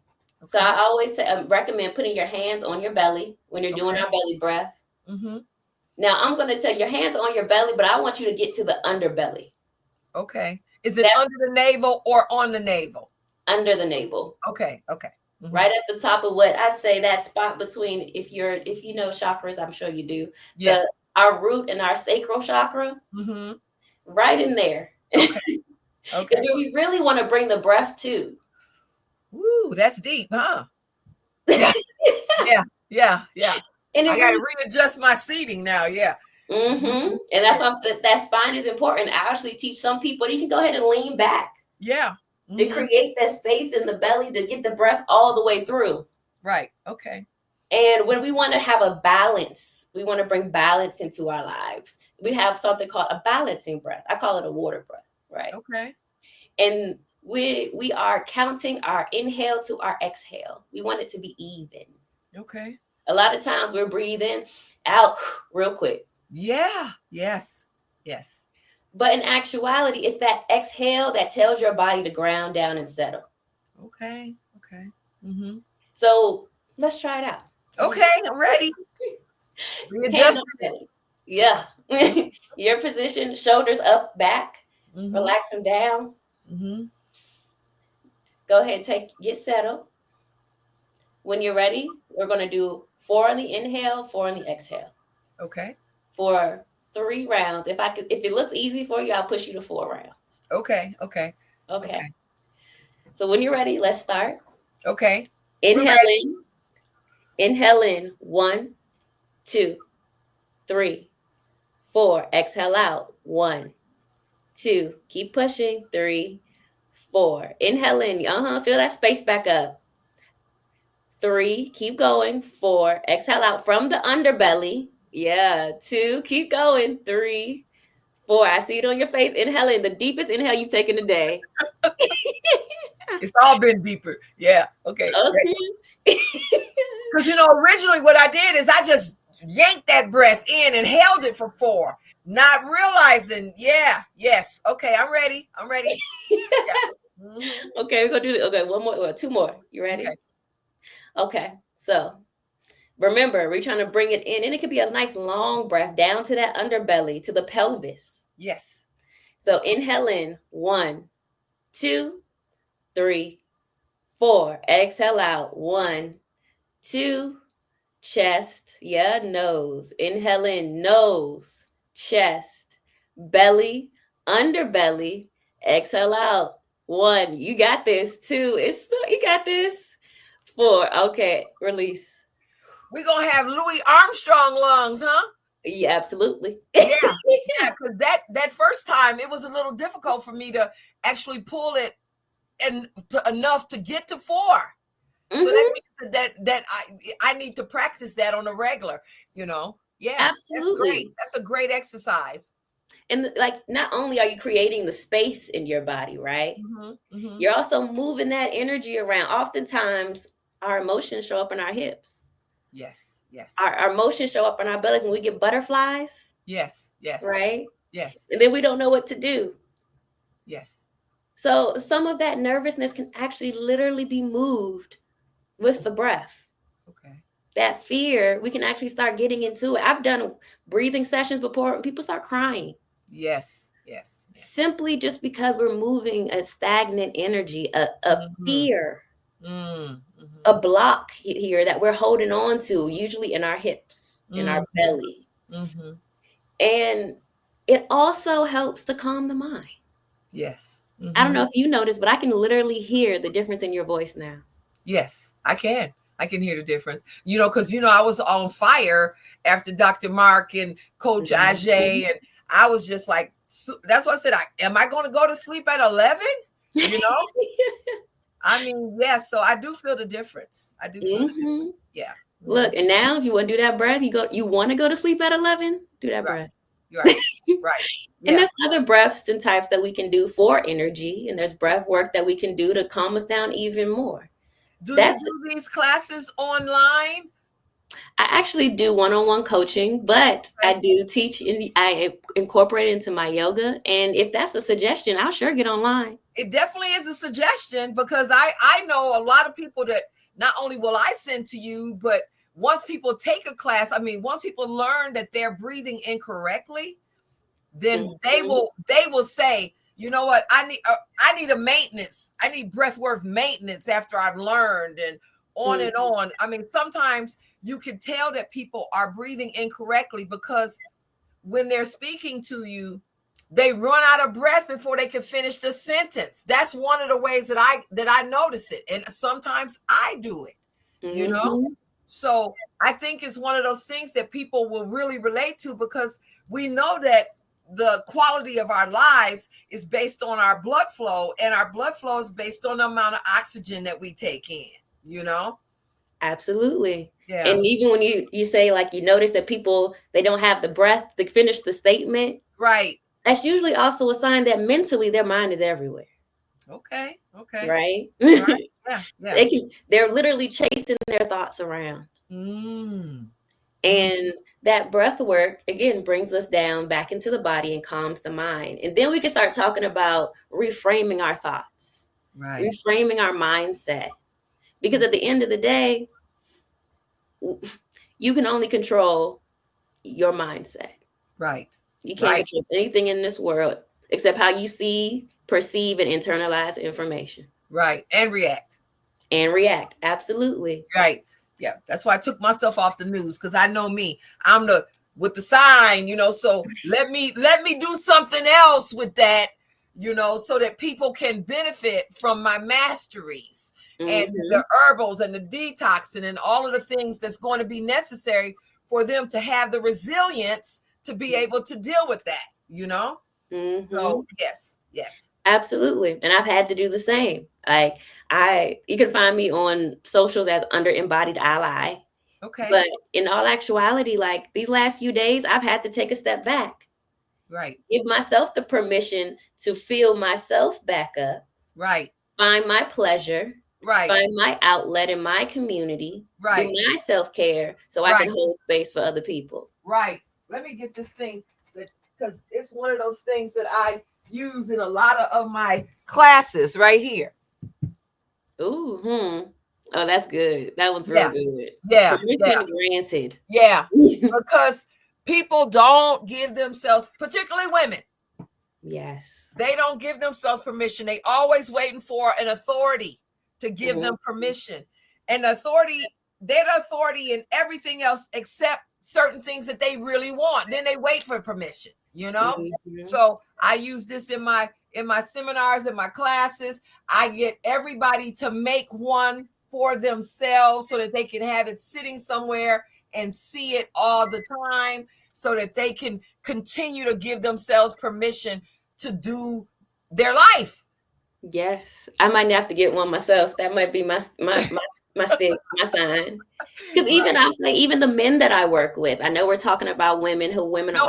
We talk about everybody, but I work a lot with women because women are having periods that go for 9 months every day, 24/7. So those are the people that I'm working with, and 15 days. They got a 15-day cycle, which means they have their cycle every 15 days, and then they bleeding to the point of needing to use maternity pads.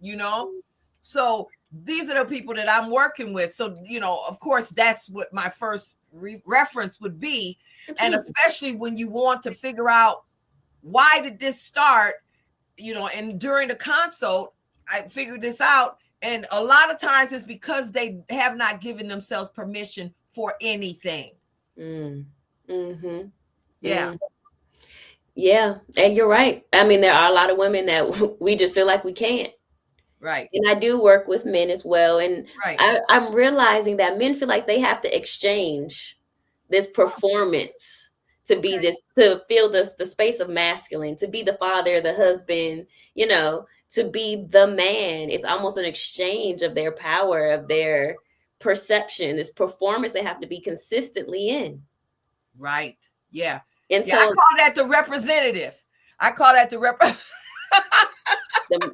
Right here, sometimes the representative gets tired and the representative leaves, and then you're like, where's the person? That was the representative, Okay. And now we have to start working about, this is when we start going into mindset work, because then we have to deconstruct this concept of identity. Right. Yeah. Why is your identity so intertwined with a performance rather than authenticity? So how can we talk about your self-care, your pleasure, your stress management if all of it is behind the wall anyway? Right. You got to throw out the baby with the bathwater. Right. Because that's the construction of your identity. Right. What city are you in? I'm in Atlanta. Oh, you're in Atlanta. Great. You heard Dr. Mark. He's getting ready to teach me some enhance my superpowers, and I cannot wait. That's why I was so excited. But and you heard he talk about his mind, management course and all of these various things. You absolutely got to meet Dr. Mark, because you absolutely have to meet, because you are a whole generation difference, and that is something necessary for you to bring to your generation, because the people that are needing that will need that from you. Yeah. I would love to. Like, Dr. Mark seems like he's a wealth of knowledge. I was sitting here listening, like, goals, #goals. Yes, he is. You're gonna, and of all of us in these generations, we want y'all to be better, and the point of everything that we do is for y'all to be better, so you have to meet Dr. Mark. I truly believe that as millennials, we're right there in the middle enough that we can really change some things. Yes. We have the wisdom, the history, as well as the innovation and the motivation. Yes. And y'all had a supercomputer in your pocket since you was 8 years old. you know. So Mhm. I was talking to one of the Reverend Sandy this morning and saying, how do we advise people on places to go and things to do and jobs and ideas that haven't been created yet? It hasn't even been created yet. So this is the kind of thing that is absolutely necessary, because y'all have so much more at your ready than we did, you know? So, you know, yeah. Very, very good. Well, you know, what else you want to tell us before you go? Because I know that you people like y'all always got a client waiting. Oh. I was saying, what else you have for us? Can you hear me or can I hear you? Oh, she keeps freezing. Mm-hmm. Okay, go I ahead hear you and now. give us your final thoughts. Absolutely. All of my work is truly based in the idea that I want to get people out of their minds, into their bodies, and onto their best lives. Okay. Right? Okay. Yes. Embodiment is all about creating awareness, finding your pleasure through calm and clarity. Right. And anyone that would like to talk more about that, I'm available. I do groups, I do yoga, I do all these lovely things that are both embodiment practices and a lot around the mindset work. It's going to take a mindset shift to change our lives, y'all. Yes, it is. So yes, it is. I'd love to connect with anybody at Embodied Ally, theembodiedally.com. Can you spell it or either put it in the thing? Because Dr. Mark just says, Alexandra, you are a blessing. Yeah. Oh, thank you, Dr. Mark. Yeah, absolutely. Yeah. I'll drop it in. And I also have a mini workbook on our mindset around stress management. I could drop the link in here too. Okay. Well, and then I'm going to get whatever you have and put it together and, you know, distribute it amongst all of the practitioners who are very interested in having it. And, you know, and anybody who says, I missed the thing, what, you know, what should I know? I will give them all of these websites and things so that they can contact us. Well, this is a fabulous opportunity to meet you. I'm so happy that I followed my guts, you know. Me too. Follow my instincts on these things. And I'm in Ellenwood, just on the outside of the perimeter. And, you know, and I do all kinds of group classes and things outside because I'm on some acreage and, you know, to help people to reconnect with the land and to use that land as a place to put stuff, you know, and accept the energy from the earth, you know. And then someone said, how can we follow Alexandra on IG? You might have to spell it or put it up with your embodied souls. What would you say it again? Embodied Ally. Okay. And so it's the word embodied, ALLY. Yes. Okay. Go ahead and spell it. EMBODIEDALLY. Embodied Ally. Okay. Your ally in embodiment. Okay. And that's you on all social media? Yes. Okay. Well, I am just thrilled. And I'm going to keep this nice little belly calm that I got. I'm going to keep the belly calm, you know, because the sun went down and I can't go outside and run around. So the belly calm is where I got to stay, you know. You know, let the energy flow. Grind it down. When I saw the goats go into their enclosure, it's time. The time for all of that stuff to stop, okay. You know. Yeah. The goats tell you how to live. The goats and the chickens, you know. Look, right? Be in alignment. Right, be in alignment with nature. Yes. Precisely, I've learned that through having those kind of animals. They do let you know what's happening, you know. Well, thank you so very much for being here.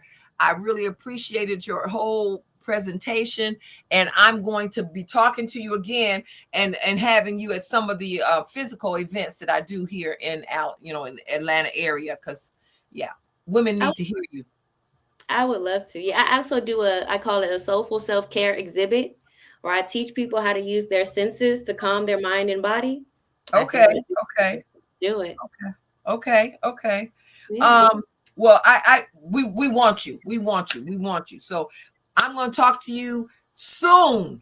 Mm-hmm. Okay. Mm-hmm. Okay. Yeah. And then you could email me your links and all that at Dr. Wild WILD Indigo WINDIGO Dr. Wild Indigo at Gmail, and I will put all of these things together for all of us. Okay. Perfect. Yep. I'll send that over. Okay. Thank you so much, and have a fabulous night in Ovario. You too. Bye, y'all. Okay. Bye bye. I am now in my belly breath, my belly energy. You know, this is really a wonderful and great opportunity for all of us to really learn from people who have devoted a lot of energy to this, you know. And I am just very thrilled for this whole day. And now we're going into the night. And so we still have a couple more practitioners to come forward. And I am just very, very happy that people stood up and did everything that they needed to do for us to learn and to grow. And this whole thing, it's really incredible. Yeah. So I was just going to check in with one of the sisters that was supposed to be here. We had so many people and we were running over, so it turned out okay. But we really do, you know, now we at the ending, and we want to make sure that everybody who wants to be here or who said they wanted to be here will have a chance. You know, yeah. What can I say about today? Missy, can you talk for a second? Because, you know, I've been talking since 9 a.m. So if you could talk, then just send me a little text or everything. And then I will bring you up, because I could drink some water and take a few seconds and gather my thoughts. Yeah. I guess I'm going to do that anyway. Missy, can you talk?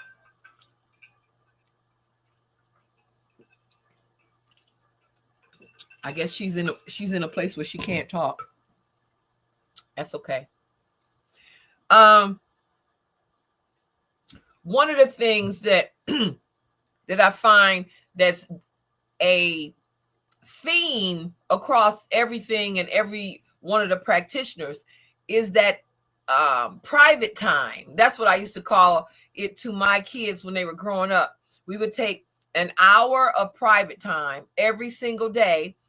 They all had journals. They all had books, because I didn't buy cable, but I told them, you know, we're going to have an Amazon account, and anything you want, you could get it, you know. So that's what we spent that cable money was on books. And in fact, one of the teachers told me, well, you know, my daughter, she was like in the 3rd grade, and she was reading on the 11th grade level. And the teacher says, well, I know it was something different about her. Well, we don't watch TV like that. We put on a movie and then that's it. And then they go do something else, you know. And she said that she recognized that was definitely what it was. Okay. She said she could talk, but that's okay. You don't have to come on camera. But having that opportunity to spend an hour every day on private time, I needed it. I had 4 children, and I made sure that they recognized that was something that you took in your day every single day. And it made you a better person by using that. Just like you eat, you know, a couple meals a day, that private time was something that you do every day.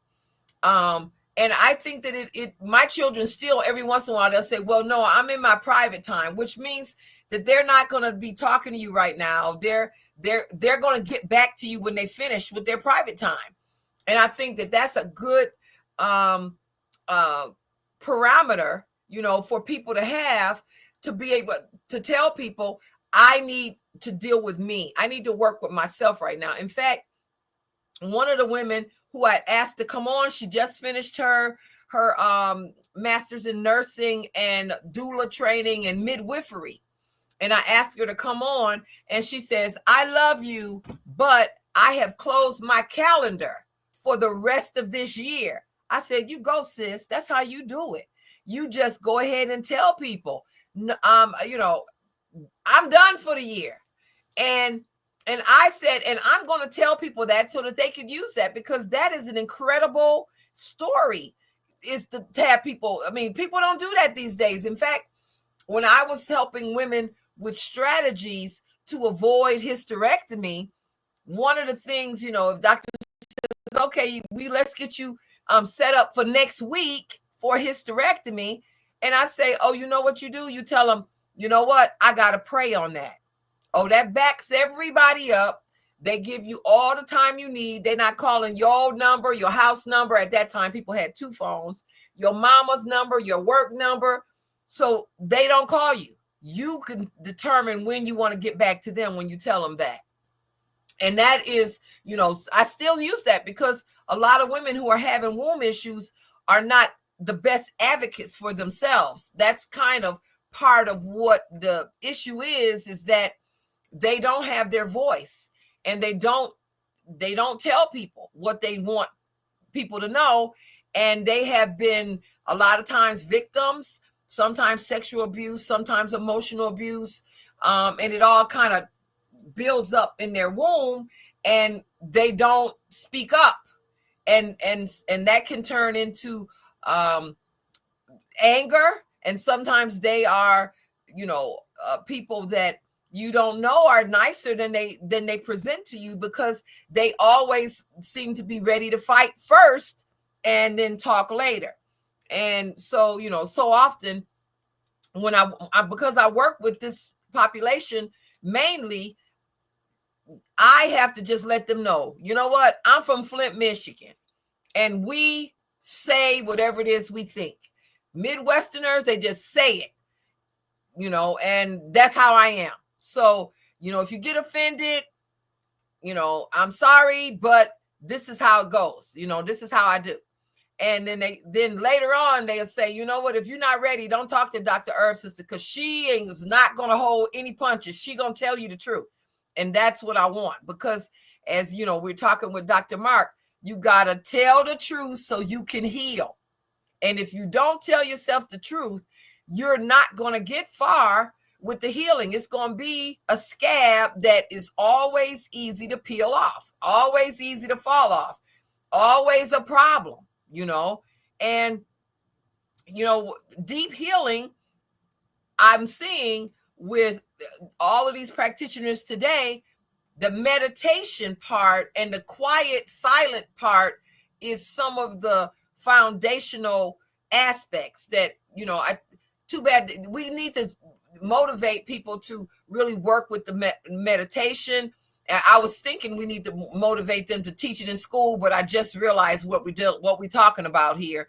You know, this is, you know, idealistic in making sure that people don't turn everything into a force against their religion, you know. So, but the meditation I see is going to be the real thing. And we may end up needing to do meditation groups online so people can sit together and meditate.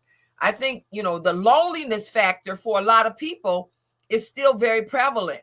In fact, the Attorney General, he said the loneliness is a public health menace, you know.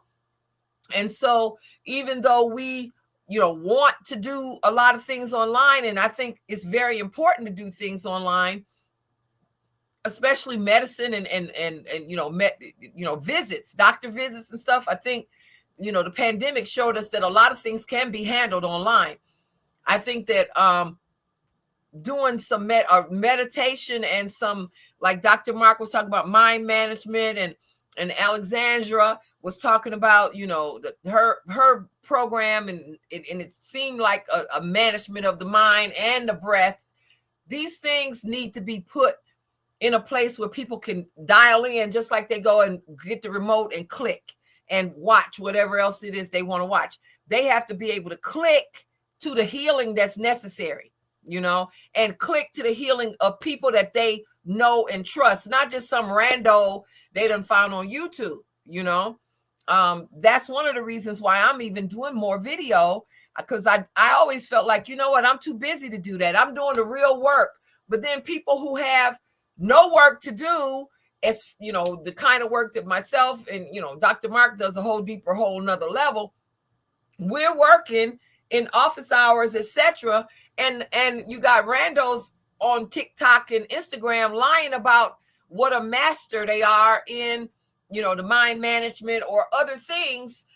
I even saw a woman who was saying that she cures fibroids with cranberry juice. And that's what kicked me over the edge to say, oh, no.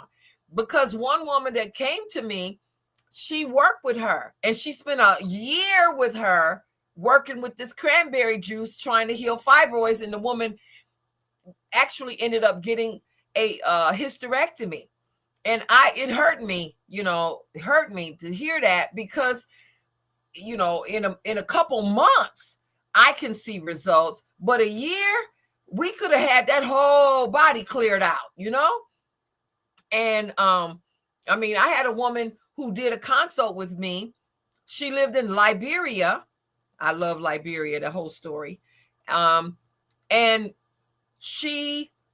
when we finished, I, set up a program for her. Her mother flew to New York, visited some friends, then drove down to Virginia, visited some friends, and then came to Atlanta, picked up the herbal program off my front porch, went out, drove to the Atlanta airport, and flew back to Liberia. In 10 months, her daughter sent me a picture of her son, So I know what can be done when you get the right medicine, the right mindset, and, the commitment from a certain circle of people who want you to win, And her mother definitely wanted her to win. I wanted her to win. Her husband wanted her to win. There was a whole circle of professional women in Liberia who also decide, I want a baby too, and I got all of these women from Liberia that we're doing consults on WhatsApp, because they recognize that, they didn't have that energy and that information that was going to help them become a mother, and I just want to say that, what we're doing here, and even what we're doing today, is we're creating history. We're creating a movement. We're creating, the types of things that people look back on and say, you know what? Everybody was thinking about it, and we actually did something about it, and we kept doing something. And I think that's where we at. We at looking at what we're doing as the movement to help people stay resilient, resistant, and healthy, and that, I think, is just an incredible realization after talking since 9 o'clock this morning. But we'll continue to talk.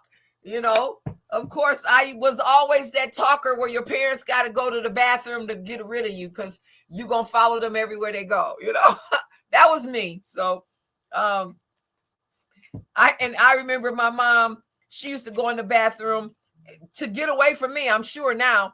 And then she'd be in there rattling some little paper and everything. And I was like, Mama, what you eating? I want some. And then she told me later, it was the paper that came off of the tampon. So she once told me, oh yeah, you gonna get some. You'll get some. You just hold on. So we have a couple more speakers. I don't know where they are. I know, Johnny. LOL. You're gonna get some. Yeah. We're going to proceed to, because we have a little bit of time left before you know what? I'm gonna text Dr. Jesse Brown and see if he can come on right now, because he's in Detroit and he has a school, the Holistic Institute, and let's just see if he can get on right now with us, and we can go from there, because the energy has been so great. Everything has been going so well. I don't want to stop, really. Let me tell him, come on. Yeah. Yeah. So there we go. What I also want to remind us is that you don't have to do either or when you're healing. You can go and get your test and get the results from your test and see where you are health-wise. And then you could let myself, Dr. Mark, any of the other practitioners know what the tests say. And then we can work from there. You can continue to go, because I know I can't tell you, I was at my busiest before Obamacare came in. So I have a feeling that we're going to get real busy again because of various policy minds on that. So the thing is that it's okay. All of these healing modalities were put to us by the Creator, and they can all work together. It is incumbent on us to use as many of them as possible when we're trying to get people to full health. Full health is us being happy. Dr. Benson said earlier, with all of the accolades and education and places where he's taught as a professor, the happiness part is the part that impresses him. It's not that people are impressed because you were a professor at Spelman for 13 years, or you now are at the University of Pittsburgh.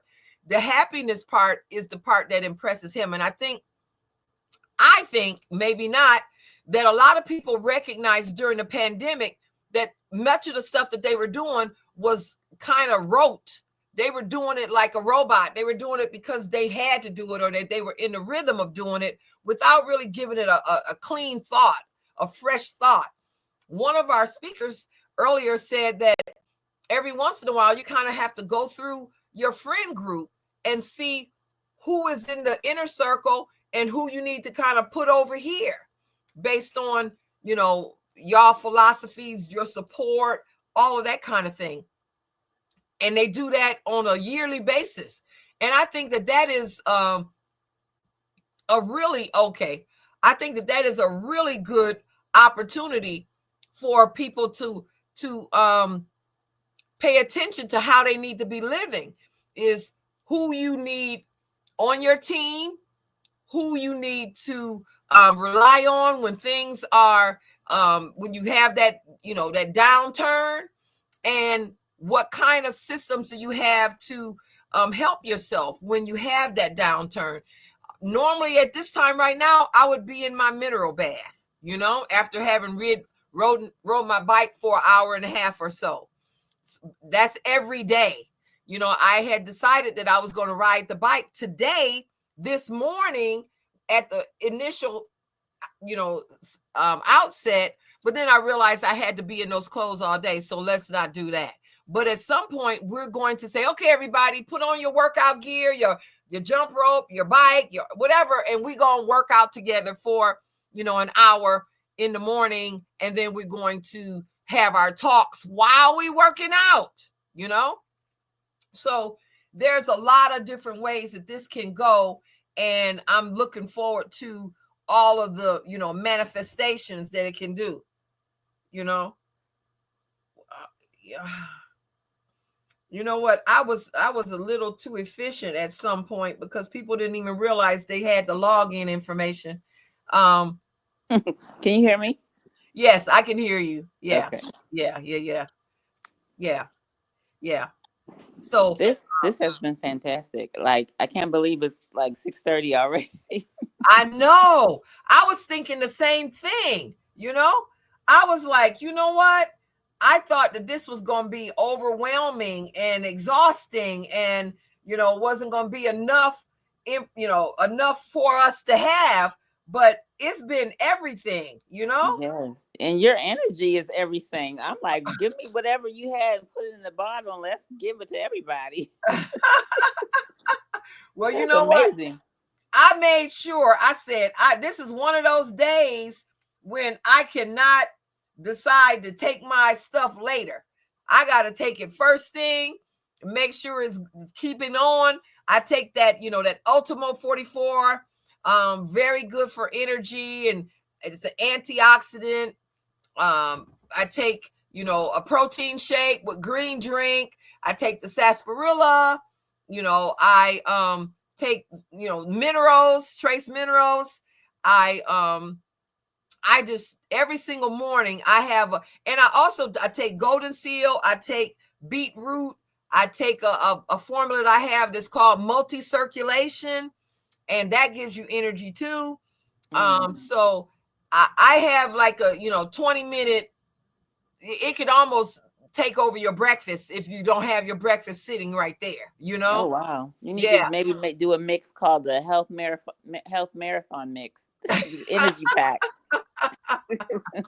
Yeah, the thing is that the multi-circ is one of those things that everybody needs at some point because their circulation is not doing what it needs to do, and because you're taking that and the beets, that is really revving up that blood, and it keeps you really feeling energized. And then when you decide, after I get into Epsom salt and everything goes down together when I'm ready for it, and it doesn't just take me out, because I'm exhausted. Because I have some people that say, I got so busy today, and as soon as I come in the house, I'm exhausted and I just crash.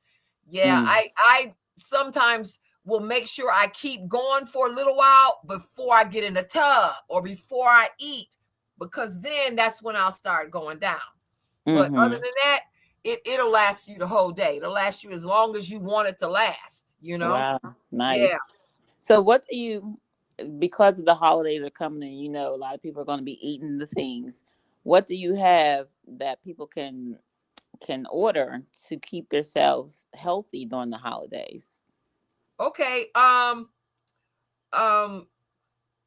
You know what? I think that what I teach is that we sometimes change our herbs and our program seasonally. So now we're into the winter. So now we have to bring in elderberry and the golden seal. And in fact, I have a pack that's called Influence Herbally. And if you're starting to feel kind of like you're going to have a cold, it will take that out overnight. You will feel like yourself overnight. Okay. Wow. And so these are the kinds of things that, I even created an herbal for women to take so that their cycle can come when it's supposed to come, no matter what. Oh, wow. That sounds powerful. Yeah. I just created that one because, people need things, and, they're going to do something. They may as well have something that's going to help and be safe, Absolutely. So, yeah. I have, we meet this moment with our skills. That's what I keep saying. We meet this moment with our intensity and our skill level. But I want Dr. Mark to meet Dr. Jesse. So I'm going to bring up Dr. Jesse while Dr. Mark is still here on the backstage. Okay. And I appreciate you so much, sis, for being here, because she's been here the whole time I've been here, and it really does. It really has, been like a rah-rah, like me and my protest stick. You've been sitting there, I've been watching it, so it's almost like that my protest sign. But we're going to bring up Dr. Okay. Yeah, I'm going to put you back. Okay. Dr. Jesse Brown, are you here? Your camera's not on, but that's okay. As long as you talk, that's fine. There you go. Yeah. Yeah. Hey. Hey, I'm so happy you were making it. I sent it to you like 3 or 4 times. I don't know where it's going, but you know how things can happen so often. But we're here. It's somewhere in the universe. Yes, it's in the universe. Somebody logged in on it, right? Yeah. You know? Yeah, there we are. With this health marathon has been going on since 9 o'clock this morning. Okay. I've been talking since 9 o'clock. Wow. And we're going to, I want everybody to give their perspective. And I want you to meet Dr. Mark. He's still here, but he's backstage on, want you to give your perspective on health, hope, resilience, and resistance, and how the youth and so many people who were traumatized by the activities of the last couple of weeks can move forward and be positive and know that their life is not over. What is your perspective on this? Okay. And that was perspective, resilience, and what else? Health, hope, resilience, and resistance. Health, hope, resilience, and resistance. Yeah. Health, hope, resilience, and resistance. Mm-hmm.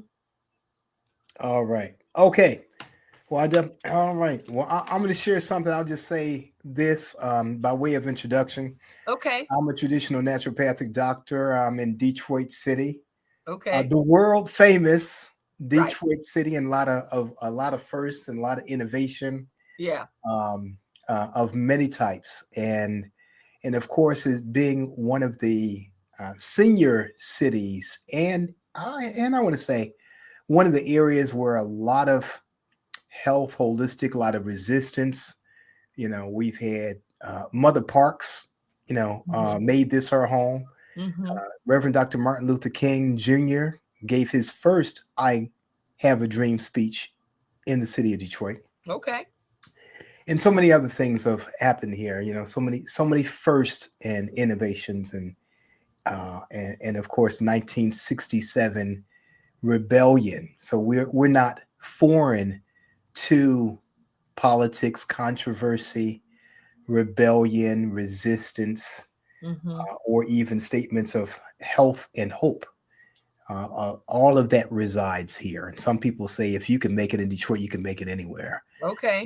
Okay. We've seen the best and we've seen the worst. We've seen good times and challenging times. Yeah. So I'm undaunted by the recent events. I guess I've seen enough presidencies over the years to see things go different ways, and to realize that if we consider ourselves to be self-determining, if we believe ourselves to be powerful and resilient, we know all the trials and tribulations and things that we've gone through, right, since before we got on this continent and all throughout, right, then we know that this too shall pass, and we're going to do what we have to do.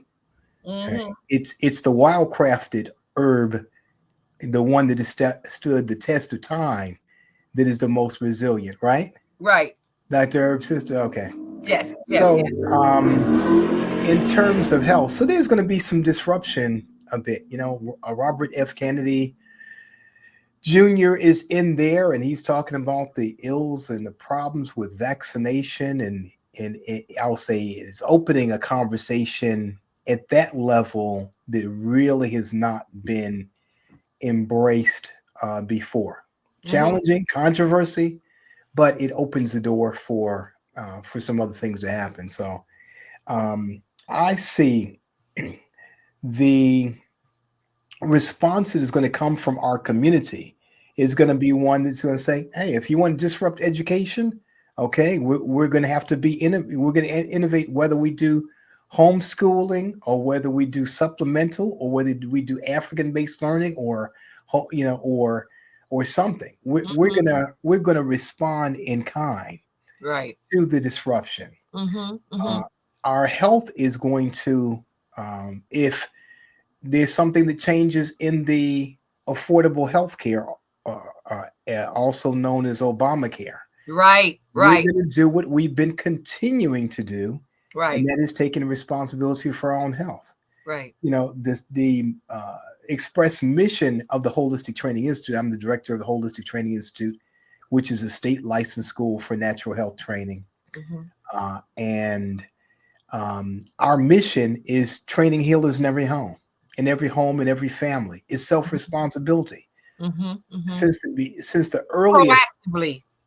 yes, since Yes. the earliest times of our existence, we have taken responsibility individually, as family members, and as community for our health and healing. And it's only when we subjugated that, only when we gave that up to a health care system or a sick care system that we thought was going to take care of us and look out for our needs, only to find that that couldn't be farther from the truth in most cases, and that this system does not, it's not preventive, it's not proactive, it's not the ounce of prevention, and they're running out of answers for a lot of things. So we get to reclaim, we get to reclaim our heritage. We've got to preserve, protect, promote, perpetuate, and pass along our traditional healing methods. You know, it's those people who know us best, love us the most, who are going to be willing, ready, willing, and able to take care of us. But we need to know what to do. We don't understand our body temple. We don't know how to take care of it. We look outside. We shouldn't see weeds. We need to see the plants that are here for our health and our healing. And once we understand that, and we understand food and the role of food, then we'll make different decisions. So the disruption is not going to be our demise; it's going to be our rejuvenation, and our opportunity for rejuvenation. Yes, For this resilient, because we are resilient people. Okay? So it's time for a new agenda. So there's an agenda that they'll have, that they'll be executing in Washington, D.C., and we have an agenda that we need to continue to promote here on the street, in the streets. Detroit, Atlanta, Chicago, New York, LA, wherever, any place throughout the U.S. and abroad, the Americas and the diaspora. We've got to reclaim and understand and bring that back. And people of color, I'll say in particular, are probably some of the most skeptical, and rightfully so, people of the healthcare system and of our governmental systems as well. We know that the laws and the systems, for the most part, have not been designed to support us. Right. So we got to support ourselves. And in an age when there's hundreds of billions of dollars that are being spent on natural health care, 300 billion spent on in the natural products category alone, still is going to grow to 400 billion. We've got to carve out a niche in that. We've got to carve out a part of that and make sure that those dollars flow into our communities as we find ways to solve problems for our people in ways that honor the planet, that are principled, that are prosperous, and allow us to be philanthropic and take care of our causes, our institutions, our needs. If we do that, if we follow program, if we allow this to be a great benefit to us, then there will be the type of transformation that we're looking for. There will be innovation. We're finding that I'll say even young people, and especially young people, are finding all types of answers. That people are looking at science, technology, engineering, arts, math, and they're coming up with new discoveries. There were two young sisters who I don't recall exactly where they're from. I forget if that was New York or Boston. I think it was out someplace out east. But they came up with an answer to a mathematical challenge that's been around for 2,000 years. They came up with, I saw that. Yeah. That was fabulous. And that's not unusual, and it should not be unusual. It should not. That doesn't have to be. It's going to be unique. but we shouldn't be surprised. Okay. And then Okay. there was another sister, a young sister, who came up with a way of, let's see, it was a type of bandage that when put on a wound, it would change color if there was an infection or something going on. And she used pH and I believe it was beet juice in order to cause that reaction. That's innovation. And there was another young man who came up with some innovation in terms of surgical repair. Yeah. And so when we have I'll say, especially the young people who are innovating, who are looking at problems, who are looking at solutions, and are not told that they're not supposed to have the answer. Right. They're not programmed to think that they're not supposed to innovate. They're not supposed to find a solution. They're going to find solutions. And when we have hundreds, thousands, tens of thousands, hundreds of thousands that are not being indoctrinated, but are truly being educated, then there's going to be a lot that's going to happen. In addition to the potential, all the potentials that you have within AI, because now people have the ability to tap not only into their own resources, what they've read, what they've done, what they've experienced, but they have an assistant on the ready who can help them work through problems, or conduct some research, or come up with some ideas, challenge their thought, pull in different resources, and act like 1,000 different people, personalities, positions, or professions that they can then tap in and rely on in order to innovate. So I think, I know that the next not just 4 years, next 10 years or so, decade or so, is going to be transformative anyway. And the governments tend to move really slowly anyway. Okay. But people and destruction works faster than innovation, though, sometimes, but you're right about it.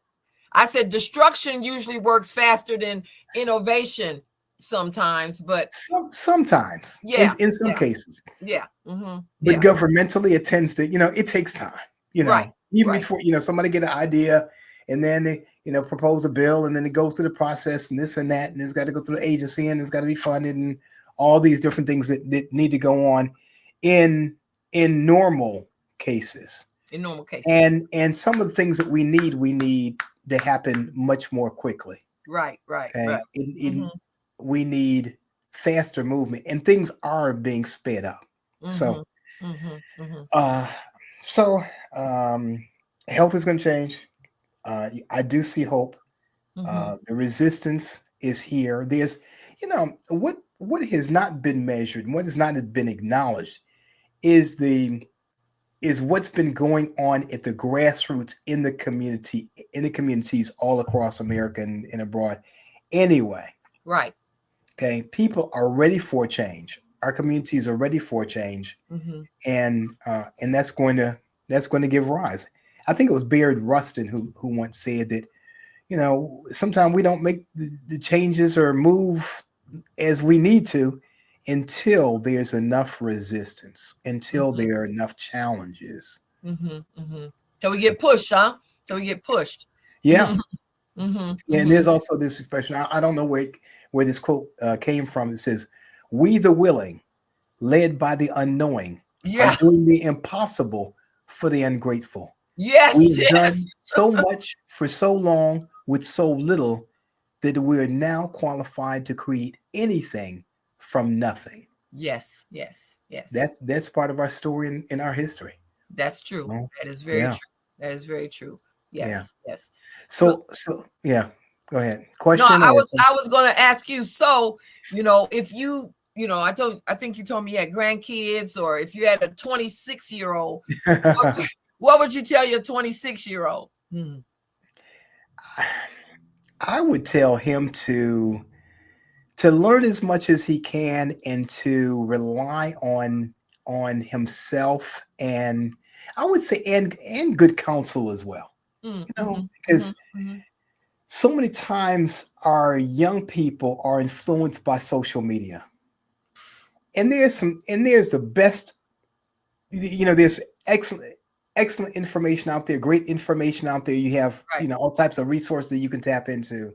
But there's also a lot of confusion and a lot of scams and a lot of misinformation as well. Yeah. Okay, so you can't just believe something. You heard something, say, "Wow, that's profound." Sometimes it's not really that profound. So, you've got to be, study and be diligent. There are people who have spoken against books and say that everything that you learn, everything is wrong, and not exactly. Truth does not conflict against itself. You suspect something and you're going in a particular direction. If you can assess a situation, you can assess your situation, financial, whatever, and then put something, take action, put something to the test, and then see if it'll maintain, see if it's true over time. If you can identify credible sources of information, people who have gone through certain things. Don't take financial advice from somebody who's broke. Don't take weight loss advice from somebody who's 150 pounds overweight. It's like it's not working for you, or and too many times it's like, we're looking at somebody because of the number of followers they have, or or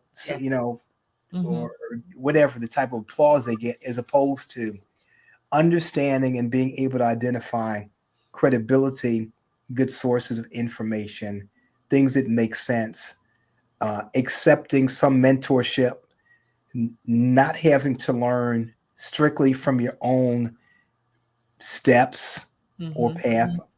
I don't say mistakes, because everybody's path is their own, and sometimes people do, different things happen, and people learn from that. Other times you can learn from what happened in somebody else's experience and see how that applies.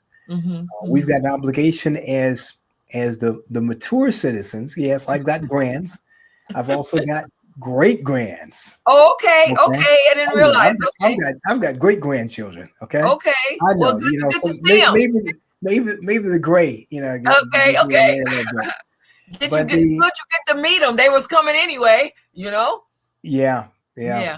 And I consider myself fortunate because I only knew one grandparent in my lifetime. I never knew any great grandparents. I knew one grandparent because my father's people, who were actually from Georgia.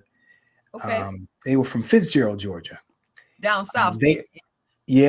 South of you, South of Macon, Southwest, I think is of Macon. Okay. But they had passed away before my father was 17. My mother's mother passed away before she was 6 months of age. So I only knew a grandfather, and I'll say didn't know him particularly well. Okay. But so for me to see grands and greats is an honor, is a privilege, and a blessing.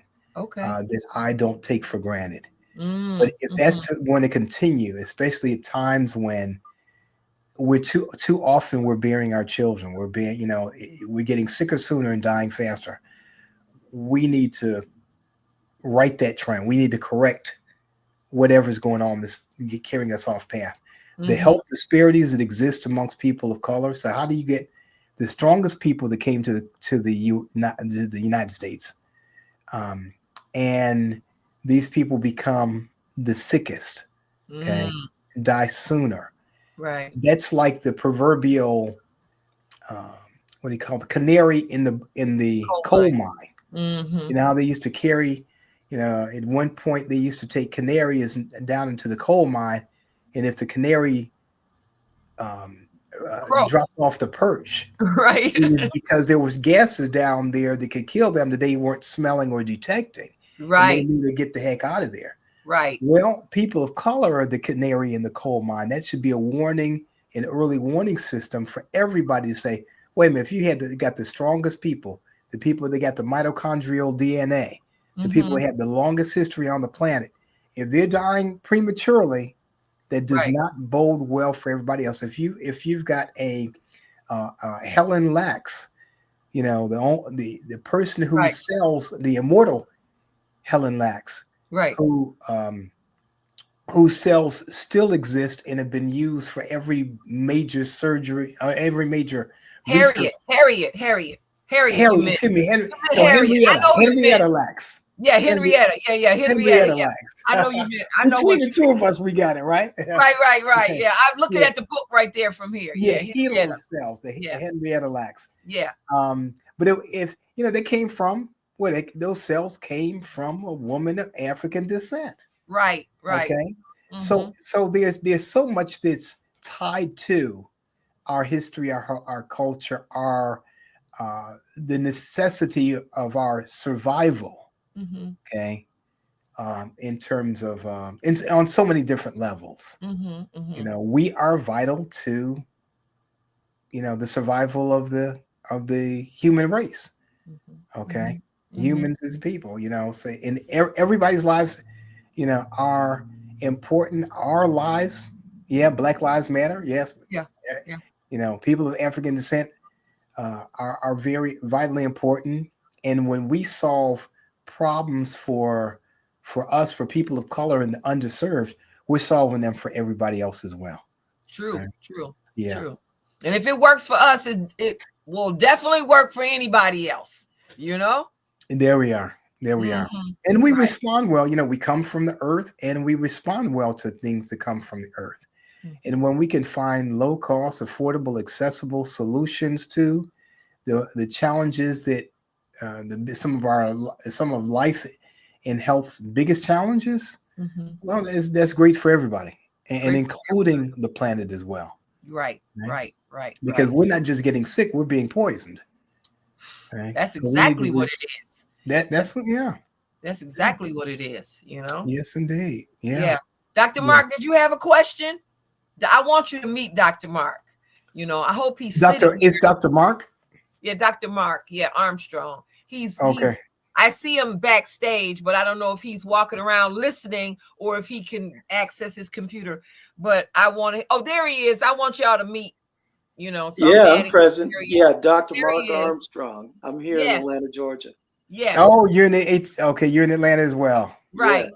I'm looking forward to visiting there. I did a book signing and spoke there 2019. Yes. And then 2020 hit, and so different people. My people are there, Les Brown, and a number of my family and friends, and I've got deep roots. I see. in and around Atlanta. Yeah, looking forward to making it back there. Right. Well, when you come to town, look me up. Yes. Well, absolutely. We're gonna have to exchange that information. So right. I'm going to put together a sheet so that everybody can. Because I see that the healers, we kind of thirsty for each other. It's Oh yeah. We need to talk more. We do. And we are like, oh, thank you. I'm so glad you're here. Oh yeah. It's kind of frenetic, about us, but I think it's one of those things that it's very positive, showing that we do have the through line where everybody is doing the same thing. And he was talking about meditation and mind management, and you weren't here for his talk, and but I do want you guys to meet, so we're gonna all do something when you get here. So if you know you're gonna be coming and Dr. Mark and I are already here, we can put something together and make sure that you have a good group of people to talk to and that type of thing. Absolutely, because when I did speak there, so of course my family and following and folks, came out, as well as a number of people who were there that says, hey, what about training? Because the Holistic Training Institute, spelled with a W, is a state licensed, what we call a proprietary school. Okay. I like to think of it as being similar to the HBCUs and the role that the HBCUs played in the education of our people. Why do we have historically Black colleges and universities? Because we were not accepted, we were sabotaged, we were ostracized by the majority, white Other schools. institutions. Mm-hmm. Okay. Right. And so we Right. said, oh, we got to form our own schools, even Right. if it started as a one-room schoolhouse or a small plot of land or Tuskegee Institute where George Washington Carver had to build his own laboratory. Yeah. We innovated so that we could educate, qualify, and trial test our own people. And Right. so, the response, the natural response that came out of that is that, more degrees are conferred upon people of color through HBCUs than all the other colleges and universities. Most of the And they professors. go on to higher degrees at a greater percentage. There we are. Yes. Yes. Exactly. It's Mary like it's McLeod Bethune, she started a school with 5 cardboard boxes as desk and charcoal. That's it. That's it. Yeah. We the willing, led by the unknowing. Right. Right. That's Right. it. Right. Right. We will create something out of nothing, or out of that, or out of everything. Okay. Right. That energy that you bring in, that's There we are. creating everything else, right? There we are. Yeah. So with the Holistic Training Institute, in fact, I founded it first in 1999, or we were licensed in 1999, and I've been training people from across the United States, and not just the Midwest, but across the United States, the Caribbean, Africa, and elsewhere. And now, as of 2020, it's been primarily online. But Right. after a lot of this COVID activity and things like that is waned, I'm doing more things in the community so people can get trained, they can get certified, they can get the support they need, and we can build not only establish but build an institution that will carry on. Typically, what happens with our healers, and I've seen it so many times, and I'm sure that you too have as well, is that our healers will pass away, And that's and it. for the most part, it's like the African proverb that says, when an elder passes, it's as though a library of books has been burned. Yes. And then the information, it's scattered. Yes. Whatever they devoted their life to, it's no longer there. And until we build institutions, write the books, come up with the systems, and have steps, have the methods, the means, and the intention to pass these things on in meaningful ways. Okay, That's why I want you to that's meet part of Dr. what's missing. Mark. Dr. Mark needs to be teaching at your school. He is so profound and so powerful. You have to meet him and see the kind of work that he's doing. And that's one of the reasons why I want you to meet him, because he is something else, Well, we've got a community going on. Well, actually, there's a community that I've got online. Yes. And so it's also for connecting with healers, with people who are healers and people who are learning and want to learn as well. It's the Holistic Wellness Collective. Okay. Holistic, HOLISTIC Wellness Collective. Okay. And somewhere I could, I'll get the link and the information to you. But there will be information available also through. Now I'll tell you, I started Detroit Holistic Center in the Holistic Training Institute decades ago. Mm-hmm. So I spell holistic, the Holistic Training Institute with a W. I think it's the word whole. WHOLISTIC. Exactly. Yeah. Holistic I like training. I know so many times people say, "Oh, you spelled holistic wrong." It's like, no, I didn't. Right. The root That's the word word. is whole is incomplete. Right. Whole is in the absence of something. Right. However, But holistictraininginstitute.com, so people can reach us through there. I've even got some free classes. And I'll continue to have free and low cost classes that people can get in there and take, as well as those classes where people want to get trained and certified in. Okay? I'll get you in a minute. That's okay. Yeah. Yeah. And the community is, is here to support that. And we need to link in, because we have similar history, similar intentions, similar things going on in all these major cities. It's just that so much of it has been co-opted by people who know how to capitalize on it and have done things differently than we have. So I continue to go to conferences and learn, and this has been a 40+ year study for me. and over 30 years of clinical application. We saw over 60,000 people through our center, through over 3,000 square feet for product services and education. And that has got to continue on. We lost Sebi and Laila Africa and so many, names that that I don't know. So many. Right. And all of us, In nobody's gonna Atlanta, get out a of here. lot. Yes. Yeah. Yes. Yeah. A And we lot of continue people to. in Atlanta. Yeah. So while we're here, while we're still here, right, we got to get busy. Right. Okay. Right. Well, I'm Hey, gonna make nice meeting you, Dr. Brown. Well, yes. same here, Dr. Thank Mark. you, Dr. I look Ashe. forward to it. Yes, Yeah. you're very welcome. Yes. She has my number and contact Yes. information as I'm well. gonna make a whole sheet up for everybody because it turns out that there were people right back to back who needed to know each other that was not intentional, but it is led, and it is going to be the right thing. Yeah, there's a divine purpose behind that as well. Right. And it's no coincidence. Sometimes we call these things coincidence, but it's serendipity. Yeah. There's a friend of mine. In fact, I got a call. I got a call before. I think I want to say before and after you from people who were in Atlanta. Okay. I got a former office manager who's in Atlanta, so Atlanta is calling me. Okay, Atlanta's calling you. Well, Dr. Mark, between him and I think we know all the healers in this area, okay. And we can call and gather them and make sure that you have a very good reception, a very good welcome. You have any closing words that you'd like to say to people about healing or, whatever you... Yeah, I do. And here's something, many of my students have heard this, and I'll share it with the people here as well.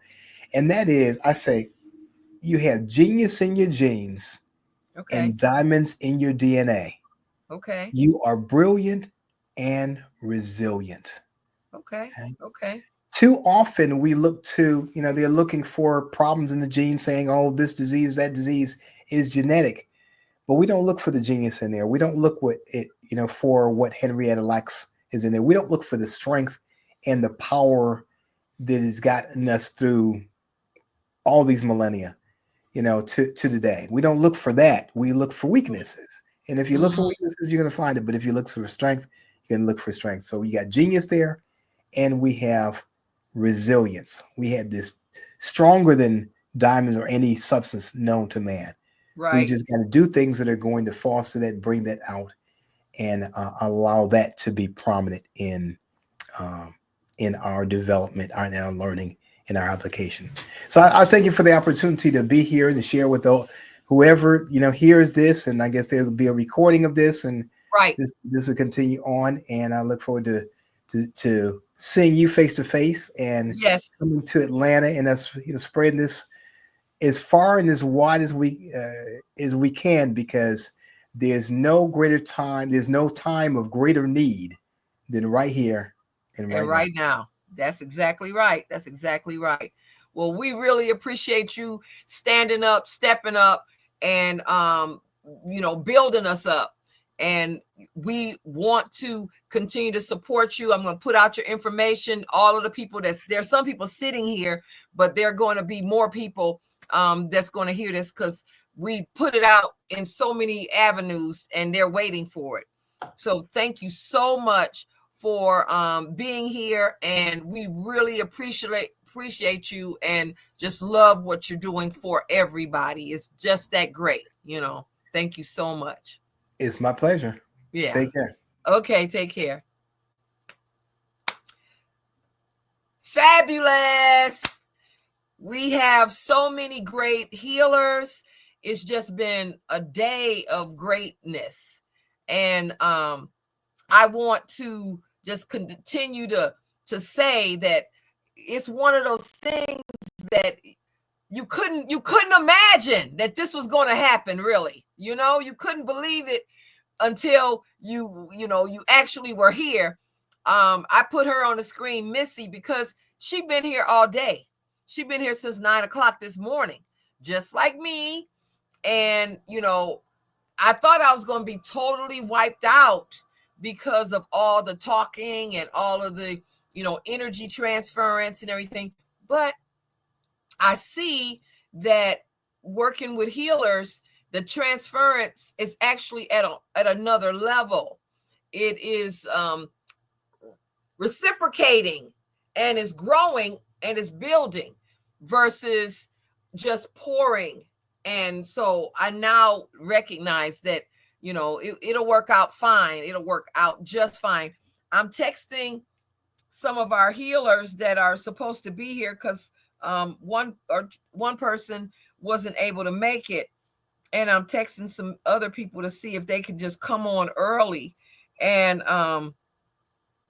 we want to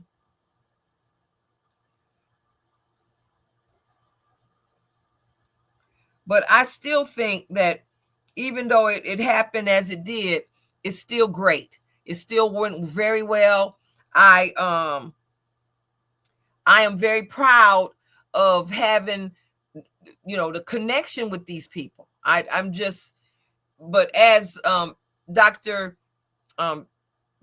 Brown just said, we have to make sure that all of this information that we all have, that it can stay on the planet once the physical bodies have left the planet. That is the most all important thing, is to have these things, train generations and the energize generations. And I am very happy to really be able to even recognize that this is something that has to be something that we do on a regular basis. And I'm listening to that.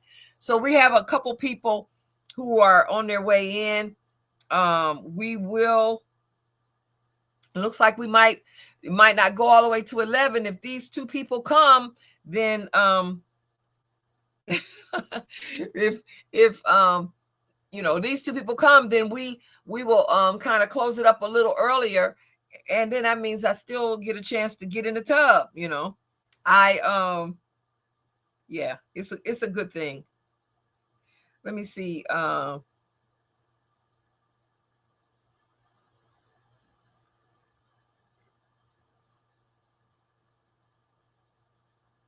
Yeah.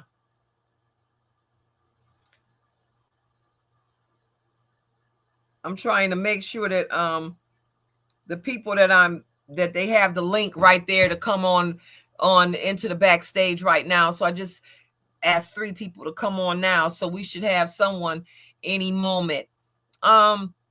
Next time, which is going to be on December the 7th, we are going to request and ask for questions from the audience. And we're also going to make sure that the stream flow goes to where it was supposed to go, because it kept breaking up. But, it turned out, because it's still recording. And that's the most important thing. We'll be putting this recording on YouTube, and we'll be getting comments and questions and requests and all of that. So, it is going to do what it's supposed to do, as people always tell me. In this case, it's doing what it's supposed to do. Yes. So we're going to I want you guys to make sure you stay and listen to, she calls herself the Medicine Voice. Her name is Johnny Proby, and she is going to play the sound bowls, and her voice is part of it. And so she has several instruments that she's going to put us into a lullaby state, and that should be our close. So soon as we talk to these next 2 people, then she can come on, and then we will have done the work that we set out to do. And that is incredible. It's incredible. We have to give ourselves a hand for that.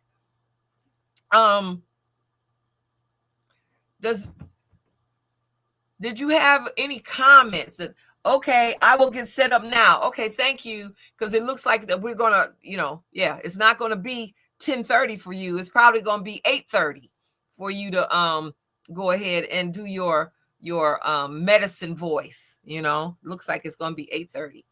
And I texted these other people. And what we do when we get into the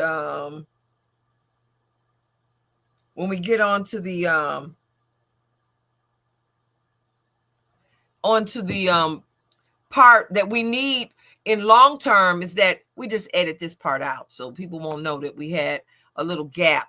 We had a full smooth flow this whole time, and the theme of health, hope, resilience, and resistance, I think, has made people's eyes open, but they also recognize it's not so different than what I was raised to do or what we've done in the past. And I think, having Dr. Jesse Brown just now talk about the fact that actually this is a ecosystem that might be he didn't say that, but it's an ecosystem that we had once before. And I think on some level, it may be a very nurturing ecosystem that we can regain and that will help a lot of people. We need something, like he said, that people do want to change. They do want something different. And I think that, in natural medicine, in natural healing, we're going to be some of the people who lead the way in making sure that people are healing in a different space, in a different way, and in a way that makes it work for them long term and work for their family. As he was saying, Dr. Jesse, some of the things that people have been utilizing or trying to utilize haven't been working for a while.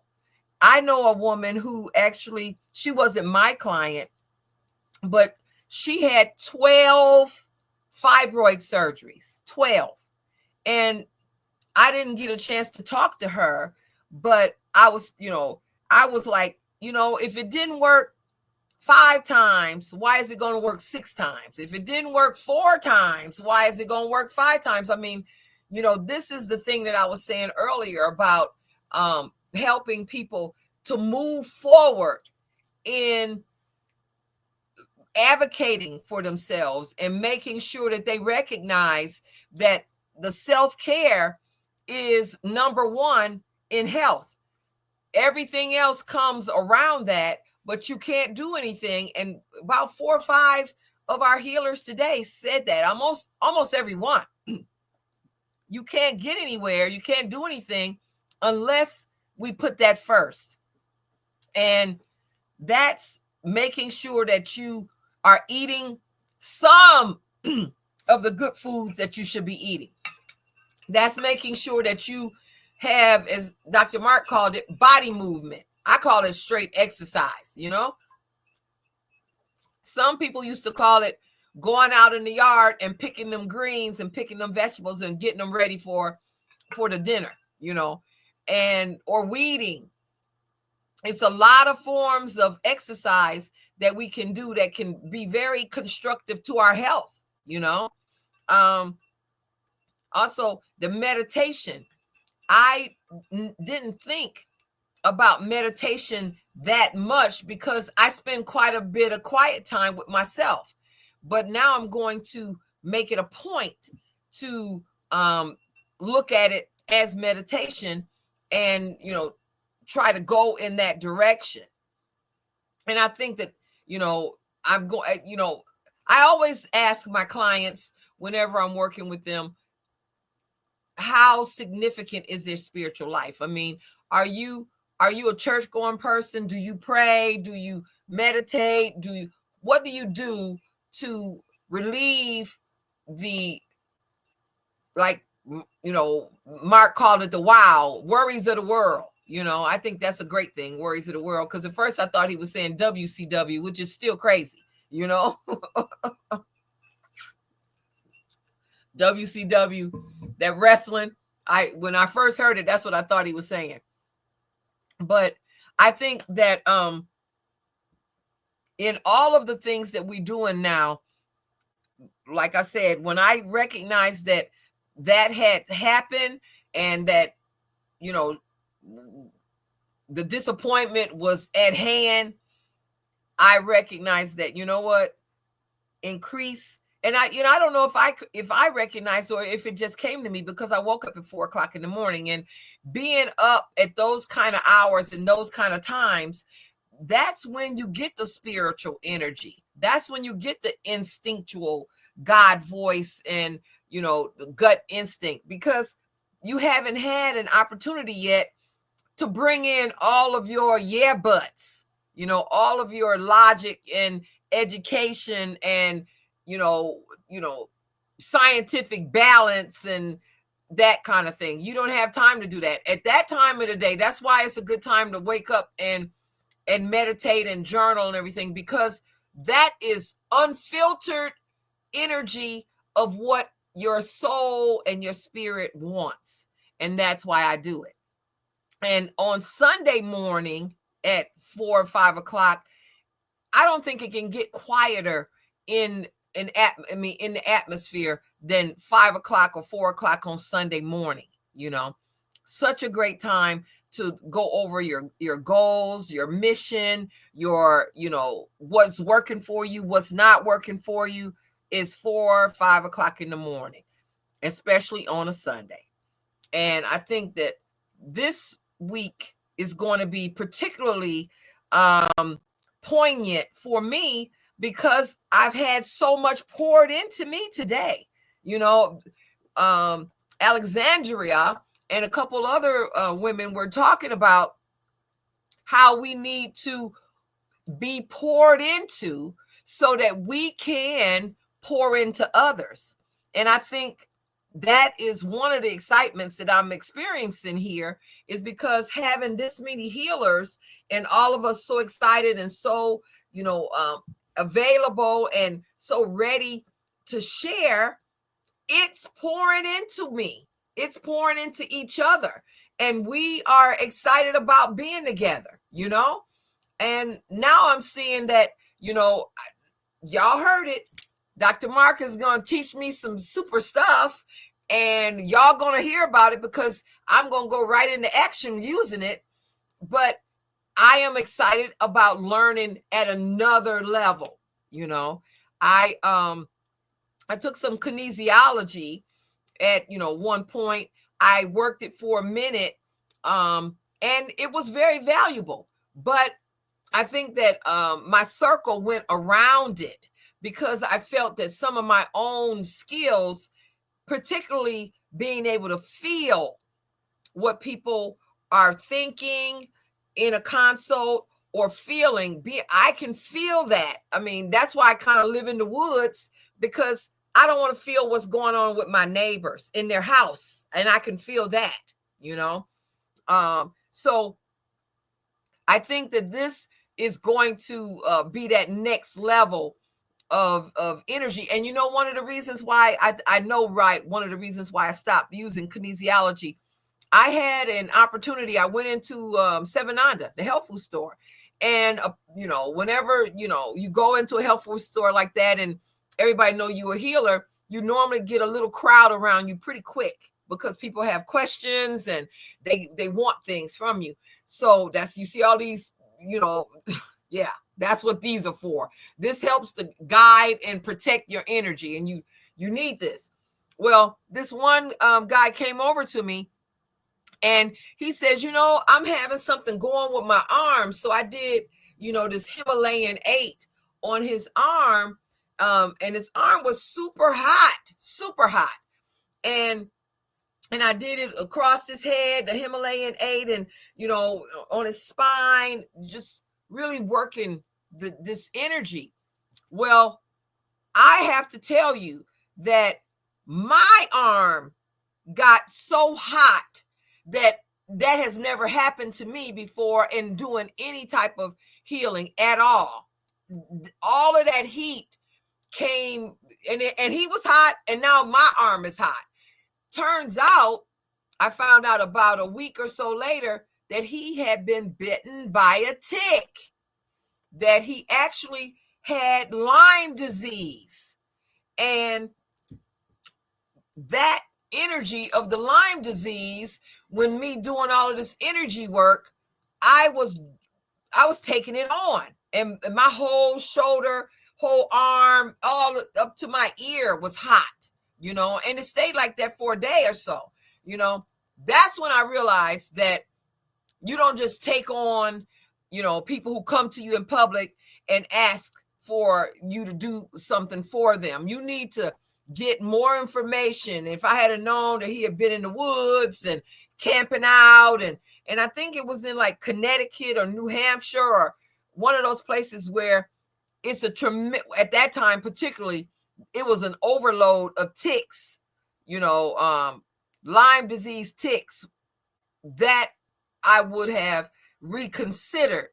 And so now when people are, explaining various things and they want me to, I'm not that quick to do it, because I flared up my own body,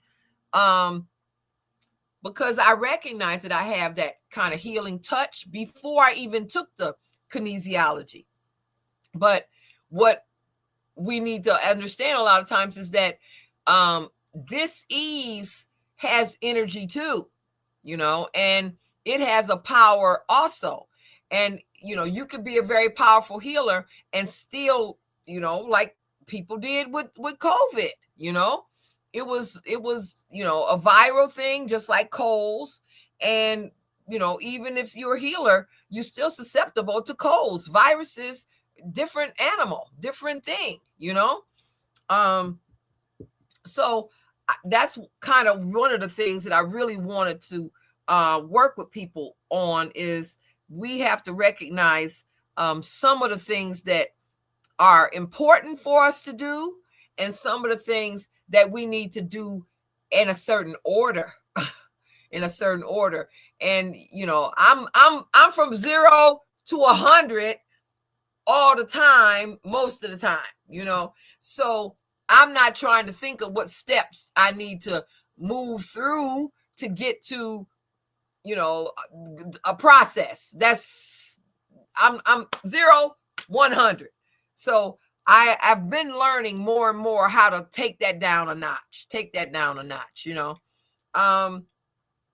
so you know what I'm going to do? I'm going to, real quick, make a phone call to get this brother on here, because he agreed to be here just like yesterday, and that was like the only spot that I had left. And I really thought that his teachings and his learnings and hello, come on in onto the StreamYard right now. We waiting. We could have you right now if you can. Yes. Okay, thank you.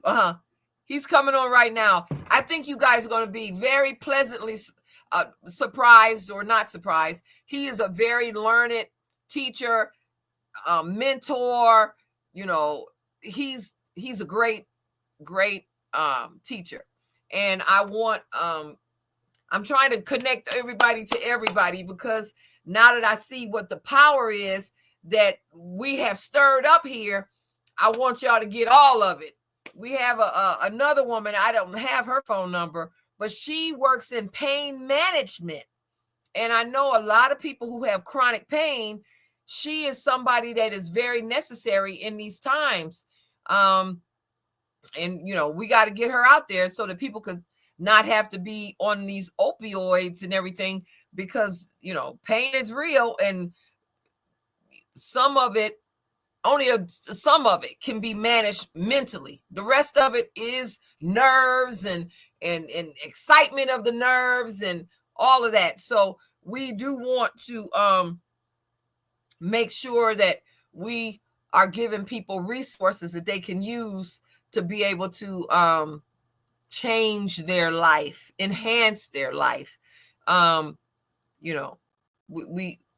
think we're doing it, though. I think we're doing it. Yeah. It's working. I say that, It's working. I'm feeling it. And I keep seeing all of the comments over here where people are feeling it. They are getting it. Absolutely. There we are. Yay. Yay. We are so happy to have you, you know? Glad to be here, sis. Glad to be here. We have had such a powerful time. You see, I gotta take it down to my belly voice. We did all those exercise belly voice because I've been I was just telling them, I thought I was gonna be just wiped out, but all of these healers pouring into me as I'm talking to them. It's too bad it's dark because I could run around for a little while, you know. But go ahead. I want you to talk to the people about the theme that we're working with: the health, hope, resilience, and resistance. And I know it's a lot, but it's all no. That's beautiful. I'm just gonna type that down. Make sure I'm in line because health, hope, right, resilience and resistance. Yes. And I know all of that is something that we've done over time, you know, but we may have some different parameters now for the people who need it. You know, the youth. I told you my daughter cried for 2 days, and she wasn't the only one. So many of my clients called me. They was, you know, teary and anxious and stressed, and, you know, just, it was a lot. And I, you know, some of the other healers experienced the same thing, that it's been kind of crazy energy wise with people, you know, and we want to make sure that people have tools. And this has been a magnificent platform to give people the tools. So we'd like to hear what you have to offer in this way. And if nothing else, if nobody else shows up, we did it today. Hey, you did it today, sister. I looked at your schedule. It's like, woo. And it's so needed and so appreciated to respond to the needs and respond to the cries, your daughters and ours, sometimes our silent cries and fears. And so it's so important that you have gathered healers to respond to that, to provide options for our people. And for those of you who don't know, my name is Wekesa Olatunji Madzimoyo. I'll say that again a little bit more slowly. Right. Or we're going to put some music with it because it's lyrical. It is. It's Wekesa, it's Olatunji, and Madzimoyo. Okay. The three names are from three different parts of the continent. Where over 40 years ago, I put those together to wrap my arms around around east, west, south, and central Africa. And that is my name. I don't have no other name, legal name, driver's license, all of that. Yes, mine too. It's part of my identity. And that relates to what we're going to be talking about. But before I get into that, I'm co-director of AYA Education Institute. We provide educational options, communications, conflict resolution options, identity to develop options, both for youth and adults. For youth, we have a school where we have graduated students over the years, over 25 years of graduating students. Our students get full 4-year scholarships coming from a solid African-centered, wholly African-centered and private-run educational institution. I don't mean that when I say our students, I mean 83% of them get full 4-year scholarships. Wow. I don't mean 83% graduate. I don't mean 83% get accepted to college. I mean 83 get full scholarships. Okay. How many of them graduate from college? Well, all of them have graduated from college. All that we send, they graduate with honors. Oh, wow. We don't just prepare them to get in college. We prepare them to get through college. Truth be told, our students could step into college as juniors. Okay.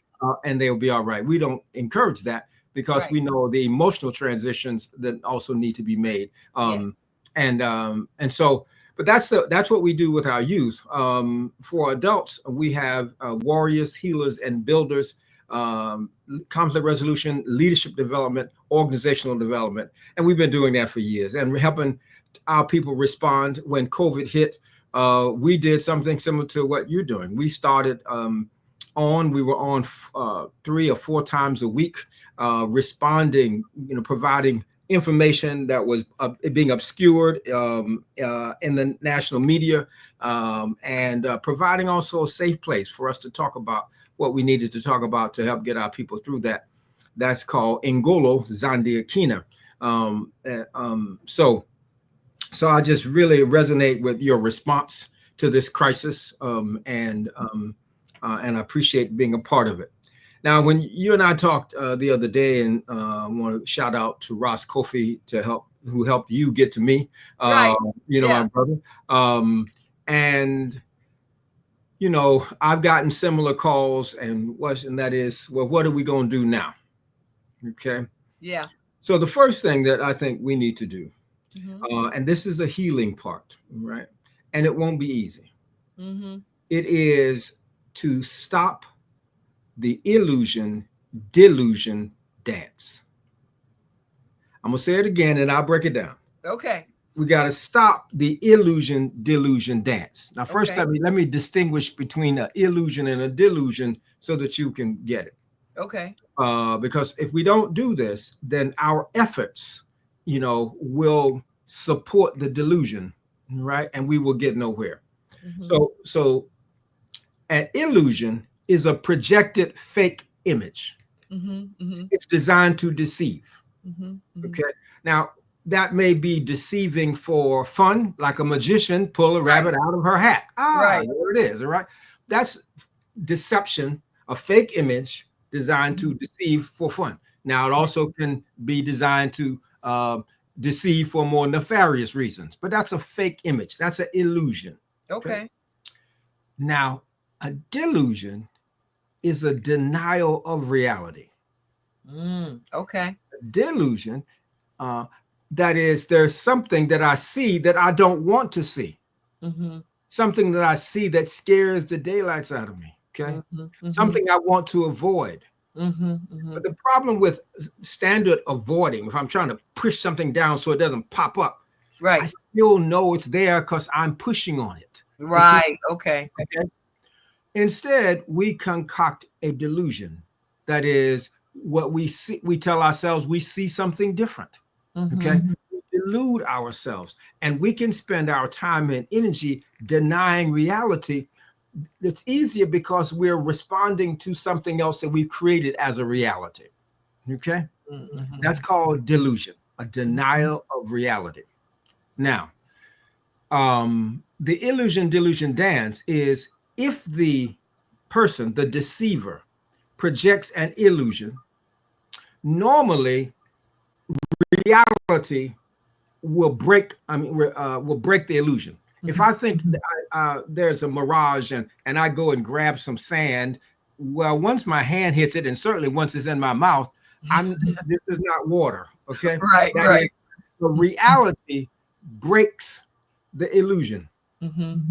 But when there's a denial of reality, I will make it up to something else. Okay. So normally just being educated, just having having the reality touch you would normally clear it up. Our minds would get clear, and we say, you know what, that's not water. I got to go get me some. Okay. That's not this. This is fake. I got to go and deal with reality. The way oppression works at this level, okay, because you have overt oppression, hands up, don't shoot, I can't breathe. You also have the psychological oppression that is much more socialized and pervasive. And that is Europeans project the illusion. In this case, the illusion was that things are still progressing. Black people are still progressing. We're moving on up. Part of that illusion projection, whether he intended to be or not, is not an attack on him at all, is Obama was presented as an illusion, right? An image that said things are getting better. And we supplied the matching delusion. And so that even when the reality was that policies didn't change significantly, that killing of Black people by police didn't change significantly, we still held on to the illusion, or in this case, delusion. This is what we created and that is that our forward progress as a people, in fact, have been embraced by the nation, because now we have a Black president, or that we, in fact, are powerful enough to elect on our own a Black president, and there ain't nothing they can do about it. Now, either one of those was totally made up. Erroneous. Yeah. It was a denial of what was real. Let me just, so here's the part where we get to where we have to heal. I say this is 1877. Some of you who are history buffs will know the significance of that for Africans in America, and that is that was the end of Reconstruction. Right after the Civil War, and a lot of people don't know this part. That is the reason the North was able to win the war is because Africans won the war for the North. See, the first year of the Civil War, the North lost every major battle. Every. And their generals cried for them help, the help that was wanting to jump in. And that is, we were wanting to jump in, but not for the North. We were wanting to jump in for our freedom. And so because they were losing the war, and Lincoln's generals went to him, this is conversation, this is in historical archives, you can find it anywhere. They said, listen, I don't know what you've been doing, Lincoln, but we're losing the war. All right. Long story short, Africans, he signs the Emancipation Proclamation. Africans come in and we fought like nobody's business because we were not fighting for money. We were fighting for our moms and sisters and brothers and freedom. Now, as a reward for that, the 40 acres and a mule was offered and extended initially. We also start going into the legislature in South Carolina, southern states. Mississippi. Mississippi. They had the most. It was amazing. Yeah. So you can imagine it felt like, right? The country had spun around. Right. Well, in 1877, the same Republican and Democratic parties, though their positions had changed at that time, or they were different, sat and agreed that they wanted to make America great again, and they were going to pull the soldiers that were protecting Africans, all right, as we made our way through society and the legislature, they were going to pull that support away. Right. That was 1877. After then, you get convict leasing, you get Jim Crow, you get whatever, right? Right. So in 1877, the jig was up. That is, the country was no longer supporting our forward movement. Right. Lincoln got shot. The vice president from Tennessee said, no more. It's done in a year. It's finished. It's over.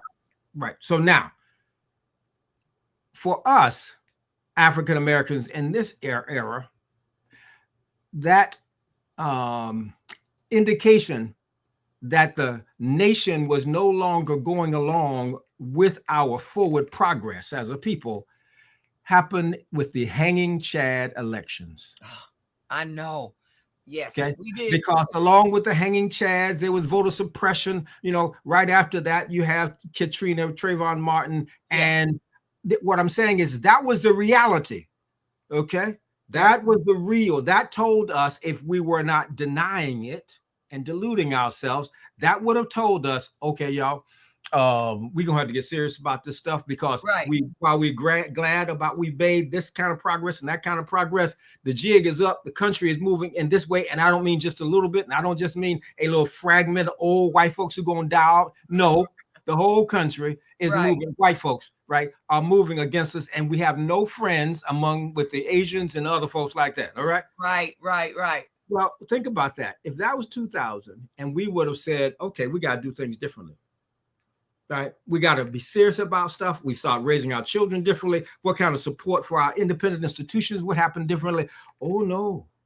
Instead of that, we've made it. We have a Black president, y'all. Yeah. Okay. Yeah. All right. So what happens is we participate in the delusion. And when you have a match between the illusion and delusion, that can go on ad infinitum, because reality doesn't fix it. Similarly, whenever we have delusion, facts don't fix it. Okay. Because the root, again, of delusion is fear. This is work from Amos Wilson. And so we have for 25 years, because this is 2025, might as well say, right? And that was 2000. So we've had 25 years of deluding ourselves, denying reality. Now, this is why many, when this new jolt that then breaks through our delusionary bubble, that's what's happened. Okay. That is, this jolt, okay, broke through our delusionary bubble. Now, we had a warning that was 8 years ago when it broke through. Okay. Right. Then you had a little Biden kind of thing, and now they project another illusion. Her name is Kamala Harris. Okay, and this is not a statement about him, her, and their personalities. I'm not interested. I know what you're saying. Yeah, we got to understand what they played that role, whether they knew it and wherever it or not.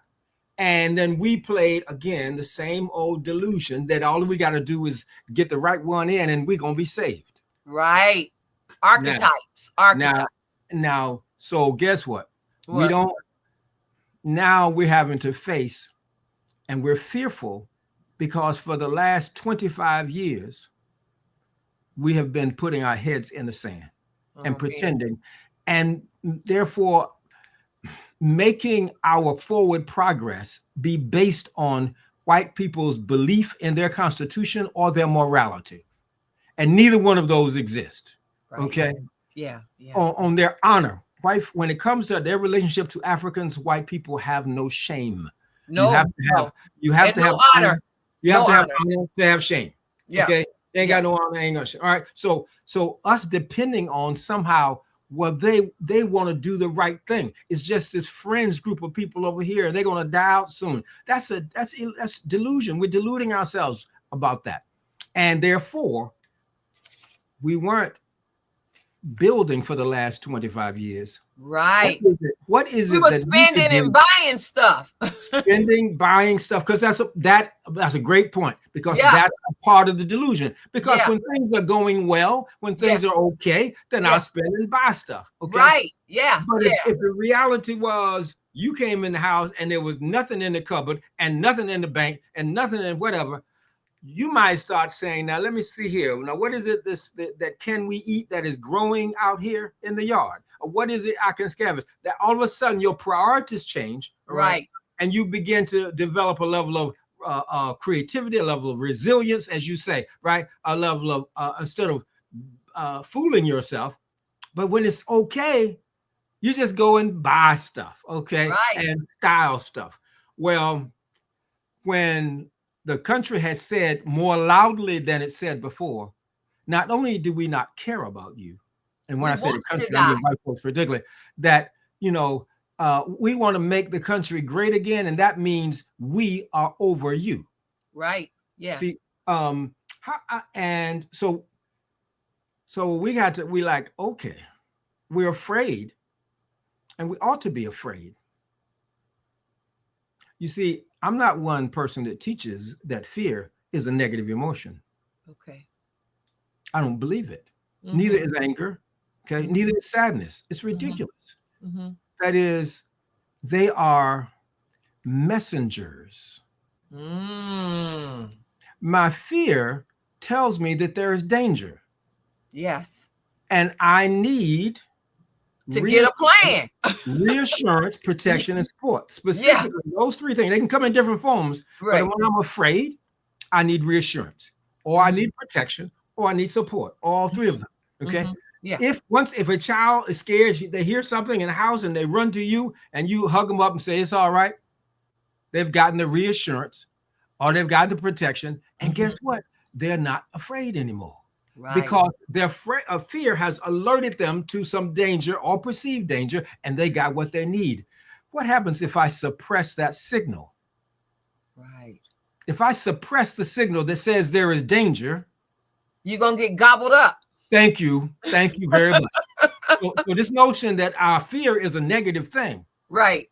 No. Now, what is harmful and negative is when I feeling the fear and I stew in it. Right. I cover it up with, fear is a false evidence appearing real. As opposed to, wait. you know, sister, I'm a little afraid about this going on this show. Would you reassure me that you really want me on the show? Okay. Would you reassure me that what I got to say, you know, whatever. See, I'm asking for that. And once I get the reassurance, just like the 6-year-old, I'm now feeling powerful. Right. I go back to genuinely, I'm not faking it. Right. Okay?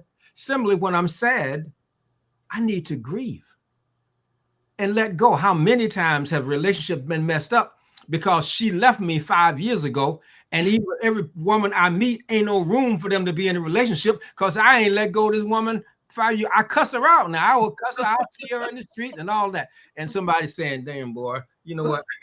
Why don't you let it go? Why don't you let it go? All right. Now, what we're facing is sadness because we are in this predicament, and the loss is the fantasy that we created. Yes. All right. That is, we're going to base our forward progress on white folks' morality and their actual belief in their Constitution. Right. Right. That's something to be sad about because it does not exist and it never has. And we were already in there as what, 2/5 of a person or 3/5 of a person? Absolutely. From the very beginning. From the very beginning. And they had a chance to change it several times. Oh, please. You know? And so the point is, it's important to know that I need to grieve and let go. It's like, I don't know if you ever been, but I've gone for a con a few times in my life. You know, somebody said they would do this and I believed them, and whatever it turns out to be, it was just smoke and mirrors. Okay. All right. Yeah. I have to say, okay, I'll learn some lessons from that. I got to let that go and move on. Okay. Well, we got to do the same thing because we can't keep turning and beating up on ourselves because we created this fantasy. All right. See, the root of the fantasy was our fear. Right. And the people often who are healers and they want to help us with our delusion, they provide information. And again, remember, Amos Wilson, brilliant psychologist, ancestor, taught me that the root of delusion, this effort to create this fantasy, is fear. If you give me more information, that is not the same as reassurance, protection, and support. See, you'll say, well, let me just give you the information. Let me give you the information. Let me give you the information. Now, you know darn well there are plenty of people who smoke cigarettes or who eat badly, and they've already know they've been given the information over and over and over and over again. Okay. Right. But when the issue is fear, then information most times is not enough. Yeah. So as we're working with our children and our people, we have to really drill down and have them tell us, and us answer for ourselves. So what is this fear? What's the danger? That's the question. When there's fear, you ask, what's the danger first? And so in the case, some people will say, oh, the danger is the country, that is, white people don't care about us. Well, yeah, they didn't care about us with Katrina. That's what Kanye, what's his name? Whatever said that. Kanye West. Yeah. Many folks. So like now you're letting it. So okay, white people don't care about us. In fact, it's the opposite. Not just don't care. There is not only a tendency, the agenda to oppress us. Okay. And now some people want to act like, oh, well, that was a long time ago. Oppression doesn't exist anymore. We're our own worst enemies. Okay. All of those were part of the delusion. Okay. So that we don't see the reality. Because when we see the reality, then we got to, okay, we got to fight for what we want. We got to build in such a way to protect us. Okay. And it doesn't matter whether I am or somebody is married to a white person or not. Because personal level attention and affection doesn't change institutional and cultural level oppression. And the person can love a black person at the same time, benefit from the oppression of that very same black person. Okay.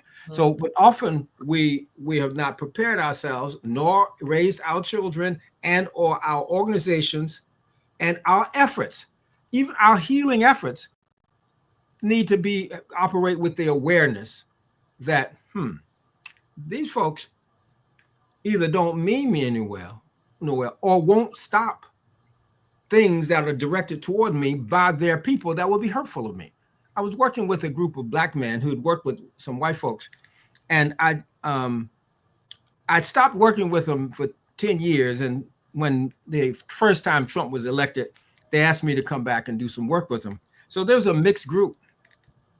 And so I said, okay, one white person was saying, oh, I feel empathetic, for black people given this. And I said, actually, we don't need your empathy. Yikes. All your sympathy. I said, here's what we need. Mm-hmm. That is these black men over here that's been working with you. Okay. What they need is to know what you're going to do to stop this orange-headed tsunami. Oh, yeah. Yeah, that was it in a nutshell. And I asked them to respond individually. Which was their Achilles. And so the two responses across the room of white folks. The first one says, well, guess I'm gonna be truthful to you and the other black men in the room. My 401k is doing better. Okay. Oh, wow. I'm not gonna do anything because I'm doing better financially. Wow. Okay. Wow. Now, the other group of white people said, I'm afraid. Oh, yeah. They're afraid of us. No. What were they afraid of? They're afraid, just like a white person in the 20s who would try to stand against the Klan to defend black people, what would happen to them? Oh, they would die too. Yeah. Yeah. Die, be hit up, minimized, whatever, be harmed, right? Yeah. So that's what they were afraid of. Okay. So they were afraid of getting in the way of this tsunami. Okay. And so then I looked at the black folks. I said, now you've worked with these folks for 10 years and they know you and know your children and know whatever. Yeah. I said, and this is what your 10 years has brought you. One group is afraid, and so they're not going to do other thing. The other group is, like you got to, deal with yourself because I'm doing better. Okay? I said, and there's one more thing. When you've been working with these white folks for 10 years, has your work in the black community with black organizations gone up or down? It went down. It went down. Yeah. It went down. And that's what they said. And I said, looks like you're going to have to go home. Yeah. Looks like you have to go home. Okay. Right. All right. And guess what? That's what we have to do now. Right. We got to go home. Okay. Right. All right. And we got to do some healing because we've been buying and diluting ourselves. So the priority to have us build the kind of unity that we need to build. Oh, they were saying that stuff and singing those and clapping that hand stuff. That was in the 60s. That's 70s. That's gone. We don't need to do any of that. Okay. Right. Because, I'm a person who just happens to be black. Race is not an issue.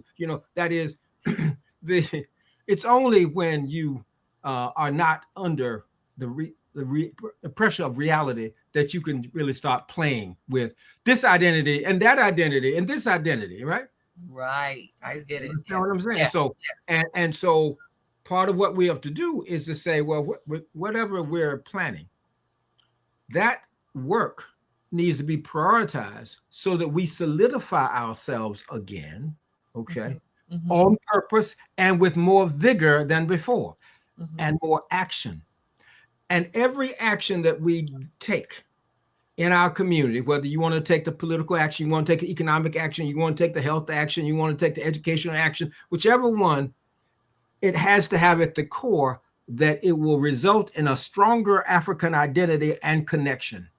Okay? And doing the things, right, that make that happen, that strengthen those connections. It's critical that we do that. And there are three things that need to come out of that. And there's part of what we teach, I think I said earlier, when we work with adults, that effort is called warriors, healers, and builders. As oppressed people, we must become better warriors. We're not, people use the words liberally and God bless them. I ain't got a problem with it. Here's what we mean. Here's what we mean by it. Okay. I'm actively challenging people, policies, or practices that oppress our people. Okay. Actively challenging. I'm actively challenging people, policies, and practices. Now, I don't have to do it alone. I can be a part of an effort. I can be a part of a group, but I'm a part of effort work, not just thinking about it, not Right. just dreaming about it. Okay. Right. Not just Right. talking about it. Okay. But I'm actively engaged with our people in challenging the people and the policies or the practices that oppress our people. That is critical during this time. Now, this is actually healing. All right. And when I finish WHB, I'll take you to Canada so you can see how it is healing. So one is warrior, actively challenging people, policies, and practices. Now, while we're challenging, we also have to heal because we've been wounded by oppression. We've been wounded by this delusion of the last 25 years plus. All right. So I have to continue to heal. And what I mean healing, we need a lot of healing. We need to breathe right. We need to eat right. We need to exercise. You know, we need to take care of emotional knots in the family. Yeah. When we're talking about healing, we're talking about healing the wounds of oppression that have come down my family line and that come over the screen or out in front of me when Derek Chauvin is on George Floyd's neck. Okay. That is, oppression is a wounding action and has been. Okay.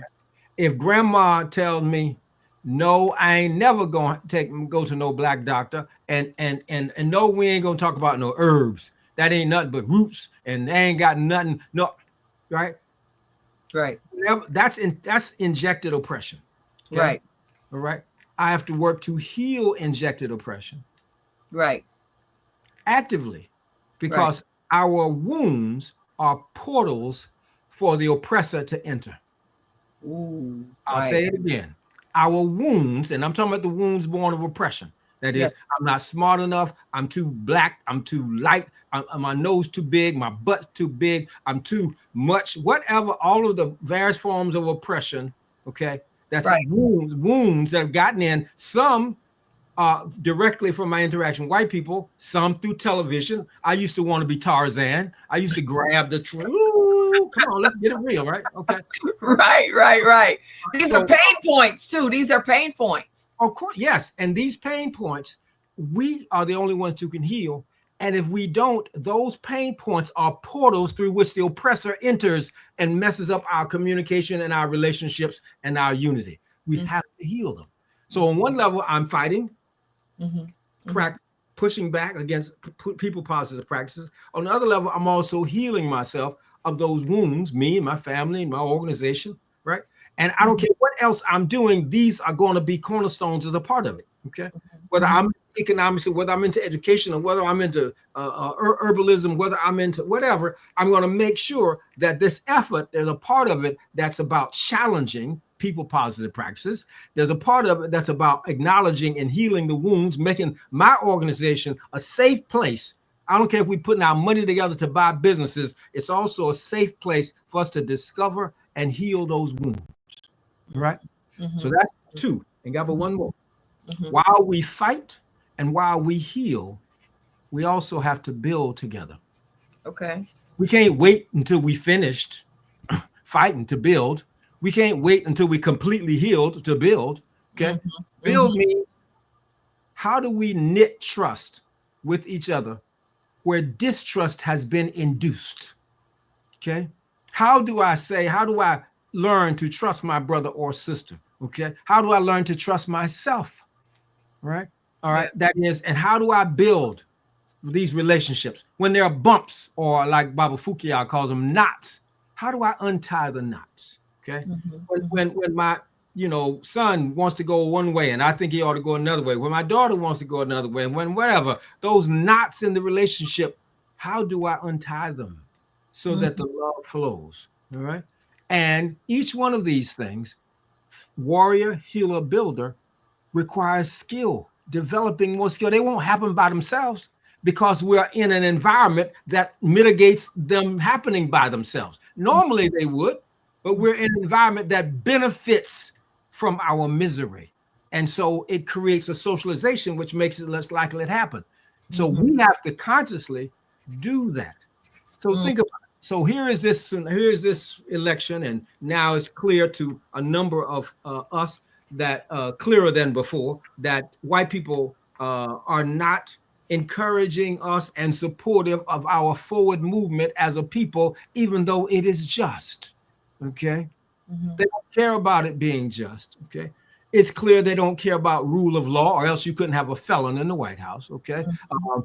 So all of the things that we've been taught, blah, blah, blah, it's clear that that doesn't matter. The only thing that really matters is what always has mattered, and that is white people being dominant over us. Okay. At any cost. Oh, yes, our cost. Yeah. Okay. And now the only thing in our history, when that happened in 1877, when that end of Reconstruction, think about what we did, because that could really help us now. After this, 1877, we still went on and built Sweet Auburn in Atlanta. Yeah. We built the Hayti district, or Haiti district is the proper name for it, in Durham. Okay. We built Little Africa in Tulsa, that some people call the Black Wall Street. Okay. We built another one in Bill Street. Like, wait a minute. We didn't shrink. Okay. Even when we were being lynched, we didn't shrink. We preferred each other. Some of you know Zora Neale Hurston. Great. Yes. Life. Yes. All right. Zora Neale Hurston grew up in an all-black town. In Florida. Right. Eatonville. Eaton, yep. But her father, right after the Civil War, in this period during Reconstruction and whatever, there was this town, and he was a part of an integrated city council. He and two other black men. They were on the city council. They quit and formed an all-black town, Eatonville, where they were the mayors and the leadership. Okay. Ida B. Wells told black folks in Memphis two things. Says there's a Winchester deserves an honored place in every black home. Right. Yeah. We're in a Winchester, right? We clear right, about right. Yeah. Because she knew that we had to defend ourselves. All right. That we were not, she wasn't deluded that, oh, well, you know what? All we have to do is prove that we're smart and prove that we ain't gonna hurt nobody and prove whatever. No. And she then told folks, after black people have been pooling our money together, because right after captivity, we want to shop with each other, but ain't no black person in Memphis got a store. How you gonna come out of captivity and just open a store? Right. You gotta pool your money in. And so they pooled our money, and we started the People's Grocery Store. Okay. And when we opened it, McDowell and Moss, there's one more brother they were the leaders in it. They opened it, and the day they opened it, every black person that had been going to the white grocery store went to the black grocery store. Okay. And some white folks did too. Okay. Now, when it was clear that the white people, vigilantes, aimed to destroy it, the brothers armed themselves and told them to stop about a block away. And when they continued, the brothers fired on them. Okay. Oh, wow. Now, and I want you to understand that I said that intentionally. We didn't wait to turn the other cheek. Okay. Right. We didn't wait. We saw the threat. Right? Yeah. And we actually had gone to the lawyers because they said, well, y'all out of city limits, so you won't have police protection. So you got a right to defend yourself. Thank you very much. And we didn't wait to be fired on before we fired. Okay. Well, Ida B. Wells said, y'all ain't gonna get no protection here. Go west. That is, go to Oklahoma. And we know about Tulsa, but we don't know about Boley. There were over 50 black towns started in Oklahoma because we were saying we want to be with each other and away from this craziness. Yeah, okay? and feeling safe and comfortable at home. Safe and comfortable and entrepreneurial and all that we were, right? That you read about if you go to Durham and there's a Hayti district, Atlanta, wherever we were bringing our smarts, ingenuity, and we brought our Winchesters. Okay. And so the point is, in the face of it, we fought, we healed, and we built.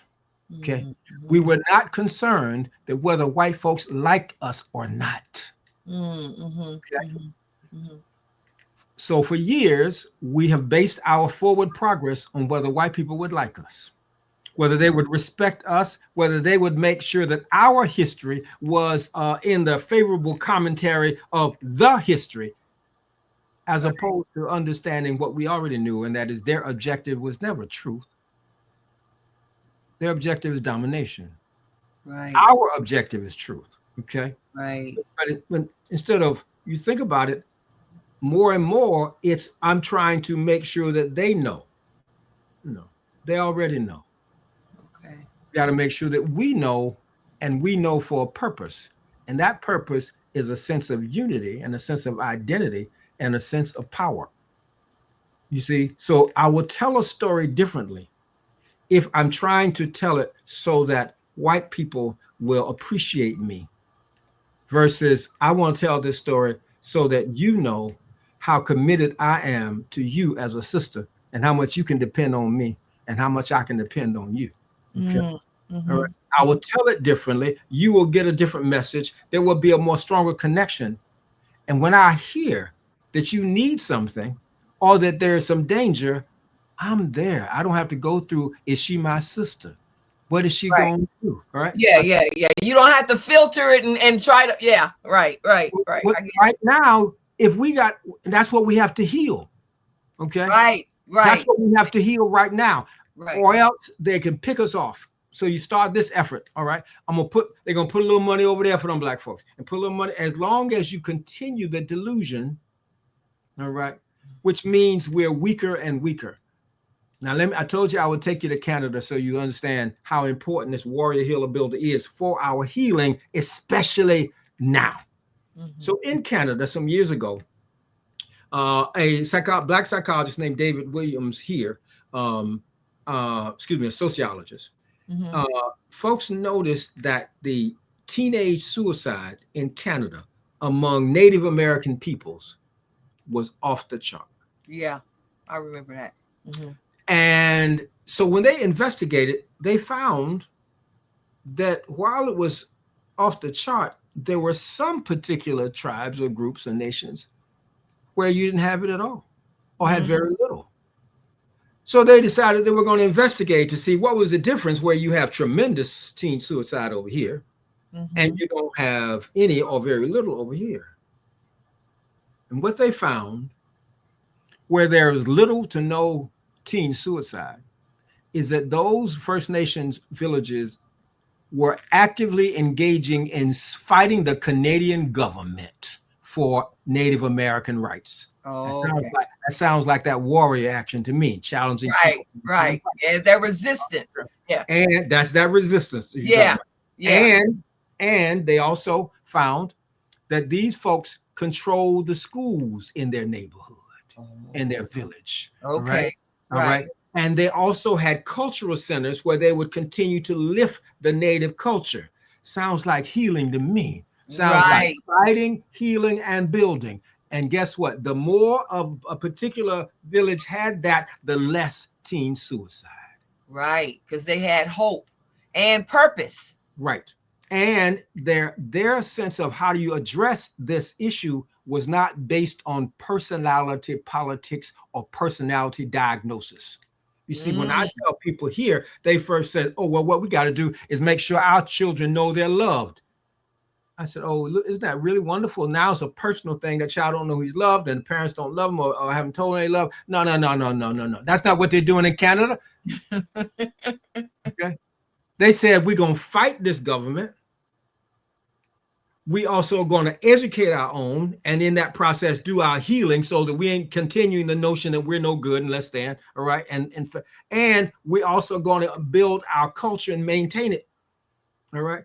And see the psychological analysis here. And I don't just mean the kind that you get clinically, the kind that's crossed over into the common everyday parlance. And many would be and well-intentioned healers have been misguided to, in a case of something like suicide or whatever, been misguided to translate that into personality analysis, devoid of political analysis, devoid of a social analysis. Okay?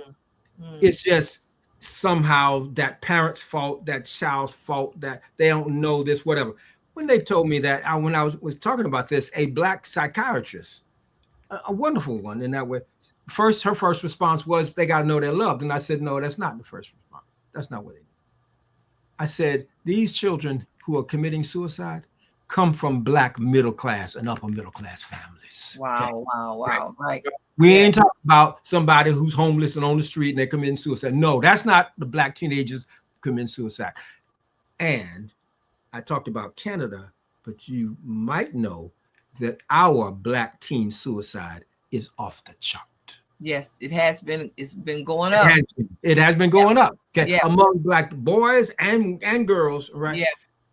And if we try to do this personality analysis, right, that she just got to know she loved, okay, without also getting what you said, that sense of hope. That's when I'm likely to take myself out, when it's hopeless. Okay. Mm-hmm. But your daughter was saying they don't care about us, so we can't win.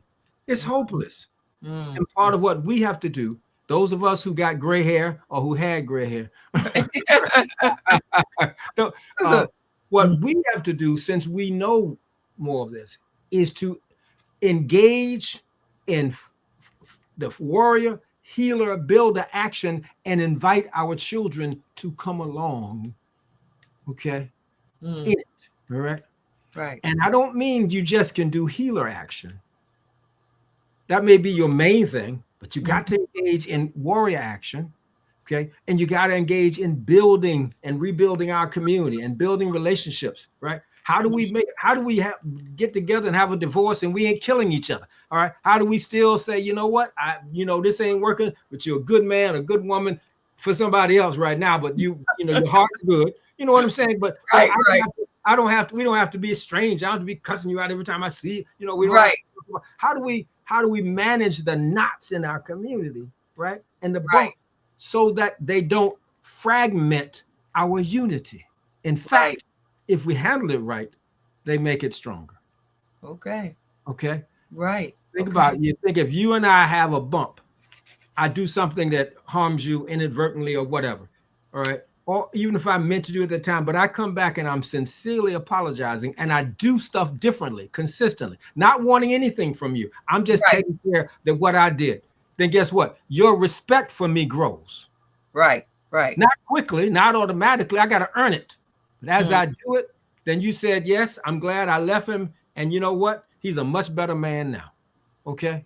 Yeah. You see, that way we're not just dealing with the little superficial parts of it. Right. Now, one more thing that we have to change in terms of this healing. And I say this because people want to quickly go to what do we do, right? But if we just go doing things with that delusion, what we'll do will continue to delusion. There'll be some people like, well, we need another Kamala Harris. Okay, we need another this, we need another that, and we need another, and all of that can be fine. There can be different things to do. We have a wide community of people and a lot of different places. Key is whatever we choose to do, it needs to be warrior, healer, builder action, and it does not need to be continuing to support the delusion that our forward progress can be based on Europeans' goodwill, Europeans' morality, or their belief in their belief in their constitution. Okay. Now, the last thing, and this has to also do with that personality analysis devoid of the political analysis. Right. And this version, and I published a paper 2-3 years ago called Crossing the River. And it's promoting authentic healing and countering medical and educational, psychological trauma training. Okay. That is, many times what's happened is, and again, I'll take guidance from Amos Wilson on this. He says they're curing us into a permanent sickness. I use the word wounds versus trauma, not because trauma is incorrect. It's just that because there's been so much contamination of it. Yeah. See, trauma in the new version, the last 20 years or so, it means that you've been hurt badly, and you will never get over it. Right. Yeah. You'll always be triggered by it. Okay. Right. And a wound is something that we heal. Okay. That is, you may be wounded and you expect it to heal. Okay. All right. Yes, you have a scar. Okay. Or you have a limp, but you expect it to heal. But when we say he was traumatized, she was traumatized, and it gets to be that any old hurt is trauma. Really? Right. just really okay. He left me, she went up. But you're never supposed to cross the river. You're supposed to spin and stir in the river, never cross the river. Okay. That goes against our history. It goes against our methodology for healing as a people. You see, if I, as an oppressed people, we're going to have losses. We're going to have hurts. We're going to have bumps. Okay. And we're going to have more of them than if we were organized in this society ourselves, and we would organize the society and the relationships to minimize those. Okay. Which is what we did back home. Okay. All right. Which is why you had the rituals that we had. All right. Which is why a mama was not just a mama of my children, her children. A mama was the mama of every child in the village. A baba was a father of every child in the village. When you organize your social situation so as to minimize those hurts and those wounds, that was actually so critical, because that's what allowed us to survive captivity. It sure did. It sure did. Everybody your cousin. Everybody your cousin. Everybody your cousin. Everybody. Yeah. Okay. Yeah. And everybody your uncle. They were everybody your uncle. Until you now, get a crazy one, then you got to stay away from that one. Oh, you got to stay away from him, right? And in the right circumstances, some people will help you stay away from him and help them stay away from you. You see what I'm saying? Right. But in Maine, think about it. And we preferred to call them uncle as opposed to Mr. Why? Yes. Because Mr.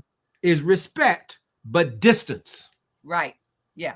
Uncle is respect and closeness, or your word family. Right. That's our sociology. Now, whenever I'm on the plantation and my mother is taken away from me, there's another mother for me. Right. I know it's not that mother, but there's another mother for me. There's no such thing as an orphaned child, even on the plantation. And if they would took me as opposed to took her, when I go to the new plantation, there's a baba for me. Yep. There's a mama for me. Okay. You see, if we look at what we did and study what we did to handle the abject brutality and real trauma, such that we still valued family. So how is it that a Black man and a woman going to get married on a plantation when they know the day they get married, that same day, evening, or whatever, the man can be taken away, the woman can be raped, the man could be raped? How is it? What is it about us to say we still gonna make family? Right. Harriet Tubman had a mama and a daddy. They were on different plantations. They joined together. Why did they do that when they know their children could be snatched from them at any moment? Right. Okay. Our culture put those things in place. We have ignored those and traded those in for some European know-nothing, people who don't know a darn thing about relationships, okay? And we're going to take their advice and we're going to follow their lead, all right? And if I want top billing on any stage, all I got to do is to talk about how my daddy traumatized me, and they will give me top billing, okay? All right? And we all jump on the trauma train as opposed to, wait a minute. I'm not denying the hurt or the wound. We're not minimizing it. We're just saying you can get through, around, and over that. Okay? And our counseling that often came from our aunts and came from our ministers and the mothers, I know because my mother was one. Okay. And you come to my mama, she was a minister. She could preach and she could sing, but mostly what people love to talk to her about is because she was a counselor extraordinaire, right? Okay. And so somebody would come to see her and she'd listen and she'd let them know that she understood and had some situations herself. And then she said, well, baby, you're going to have to deal with this now. or else when you 30, you gonna still be 12. Oh, wow. So you got to deal with this. Right. And if the person says, okay, let's go at it, she'd work with them. Okay. If they just wanted to hold on to that, right, she would say, baby, whenever you're ready, yeah, you come back. On. Yeah, Doors open, right? But we are not going to play with this. Right, okay? right. I ain't gonna waste my time, and I ain't I gonna waste ain't yours. gonna waste your time. Yeah. And our community valued people who've been through stuff. And I said through it, not through Right. it. Okay. I know. People who've been through it Yeah. and come out the other side were valued. Right. Yeah, because you had some experience, you had something to share, something to say. Right. But now, oh no, all you gotta do is say, I'm traumatized. You can't do that. That's traumatized, and the baby's traumatized. Oh, somebody looked at him strange. He's traumatized. Like, please give me a get off the trauma train. Okay. Yeah. We can't fight, we can't heal, and we can't build if we're jumping up the trauma train. If I wound my arm, right, and I have a scar, right, and I heal it, what people often don't know is that blackness, because I also teach melanin, every time you have a skin wound, it heals. That skin that heals is darker than the surrounding skin, and that's because melanin has come to help in the healing process. And that skin is stronger after the healing. Okay. So after the healing, we're stronger.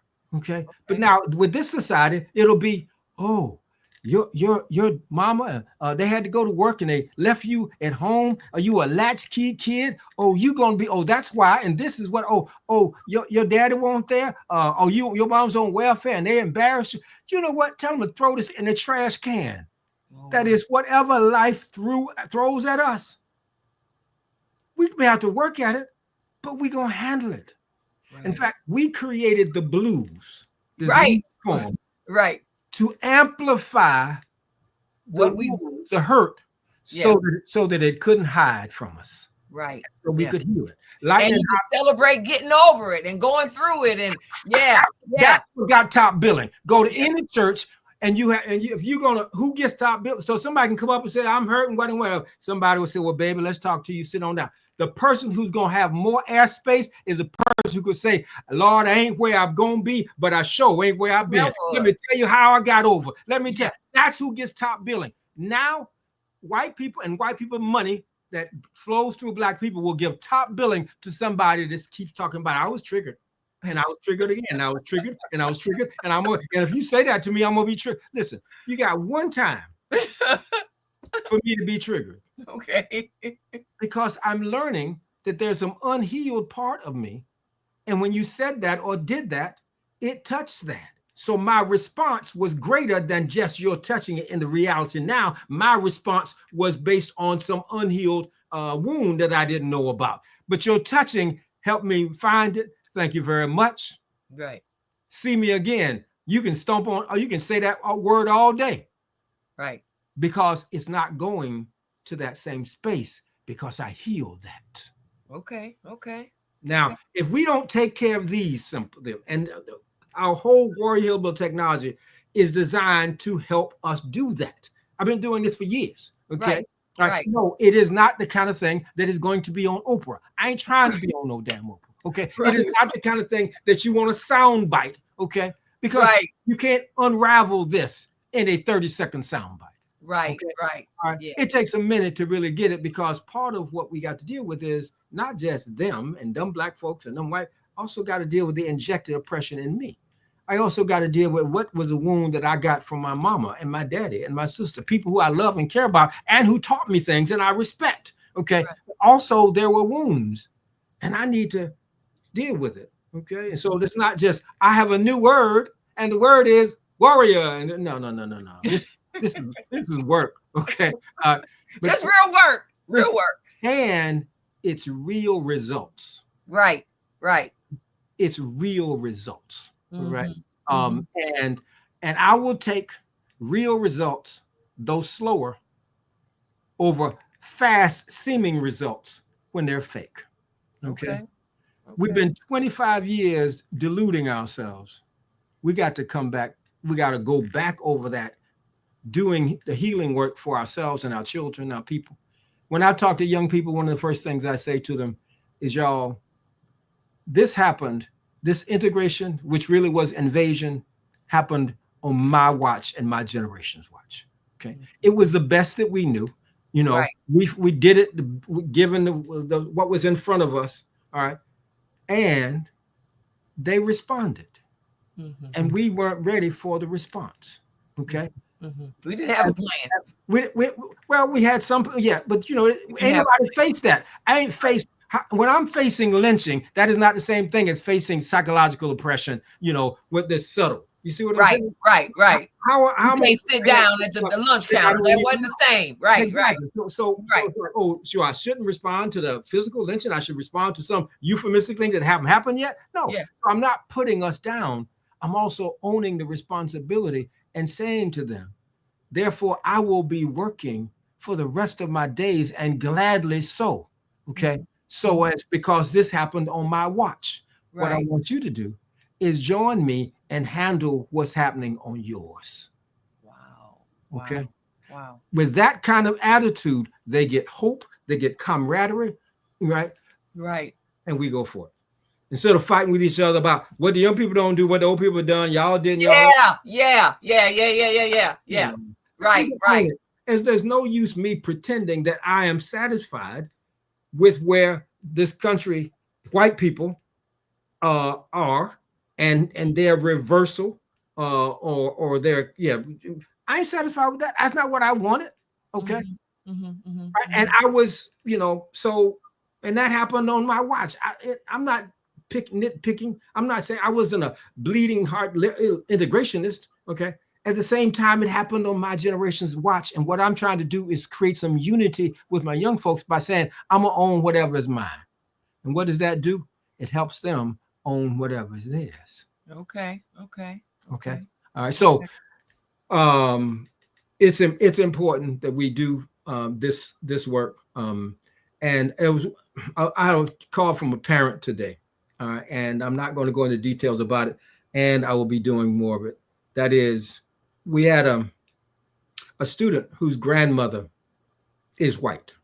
Both his parents are black, but his grandmother's white. And so he was confused because at Aya, what I'm telling you now is how we teach our children. Right. In middle school and high school. And he says, why can't we all get along? He's a young man. He's in middle school, early middle school. Okay. Right. And so I said, one of the things that we're going to have to do for those who have partaken in this, we working with white people, whether we're married to them or whether we have them in our organizations or whether we're in theirs, is a requirement that they grow up. And I said to her, the grandmother needs to be able to say to her black grandson. Right. Okay. There's some problems that I know about. Exactly. Yeah. She needs to say, yes, I love you, personal love. Yes, I treat you good. And I will always do that. And my people don't. Right. Okay? My people have and continue to treat African people as less than and go on whatever. And so what I will be doing is continuing to try to get them to heal their wounds so that they don't do that. Okay. But it makes sense that the reason we can't get along is because our people, that is my people, right? Now I wanted to do something different than that. And so that's why I married your grandfather. Okay. Right. Okay. But that doesn't change that what you're learning about Black history and how white people, that continues. And that's why we can't get along, just get along, right? Right. See, that needs to be the kind of statement that we teach and require every white person that we work with to be able to say. Right. Holly Berry's mother told her that. Yes. Holly Berry's mother said, "You are a Black woman, right? Even though I am white, right? And you need to live your life as a Black woman because it's a different life from what I had." Exactly. You know? And on the part that Yeah. I have I decided, want you to be safe. I want you to be happy. I want you to have everything you deserve. And if you try to be me, you ain't gonna get it. No. And my responsibility, right, is to continue to care about you and to challenge those same white people that would harm you. Right. You Her see what I'm mother saying? told her that. That was very brave for her mother to tell her that. It's a minimum standard if we're going to work with white people. Okay. Right. It's a minimum set. Otherwise, we send a message so that the person is confused. The children are confused. With cinema, everybody is everybody. Human is just human. Okay. Right. And this is important that we begin to see, instead of waiting and praying for them to do that. It's a requirement. Okay. So since this child raises, in a classroom, well, guess what? You're going to talk about it in the classroom. Talk about him, talk about his mama, talk about it with his grandmama. Right. And if they don't like that, then they'll have to take him someplace else. Right. Okay. Well, see, we teach, because right now we have been so attached to white people, even though if we're not married to them, right? There's this level of attachment, a detachment from Black people, because I'm just a person, a human being who happens to be Black. Okay. See, I'm detached from Black folks and I'm attached to white folks. Okay. And because they may treat me well at the personal level or interpersonal level, then I want to use that. Again, there's an illusion. The delusion is that all white people have changed, or there's just a few old apples who are about to die out. Okay. That's a delusion. Anyway, I've enjoyed talking, Oh man, I think that everybody actually enjoyed that. I was looking at the comments, and I think that we all have been totally enlightened to see this type of information being used as normal language, as a normal part of our life. And I think it has changed me. It has changed me. And I am so appreciative that you came up, but I've always known you had that power. I didn't know exactly all the aspects of it, but I knew the power was there. Thank you. I knew the power was there. I went there to see if Dr. Mark was going to say anything, and then I went to Key to see if she was going to say anything. But what we have, we got all your information. We're going to put it together in with all of the other speakers today. And I'm sorry that you're not going to be on some kind of show on a regular basis, because this is the kind of thing that is absolutely supposed to be common knowledge, common information.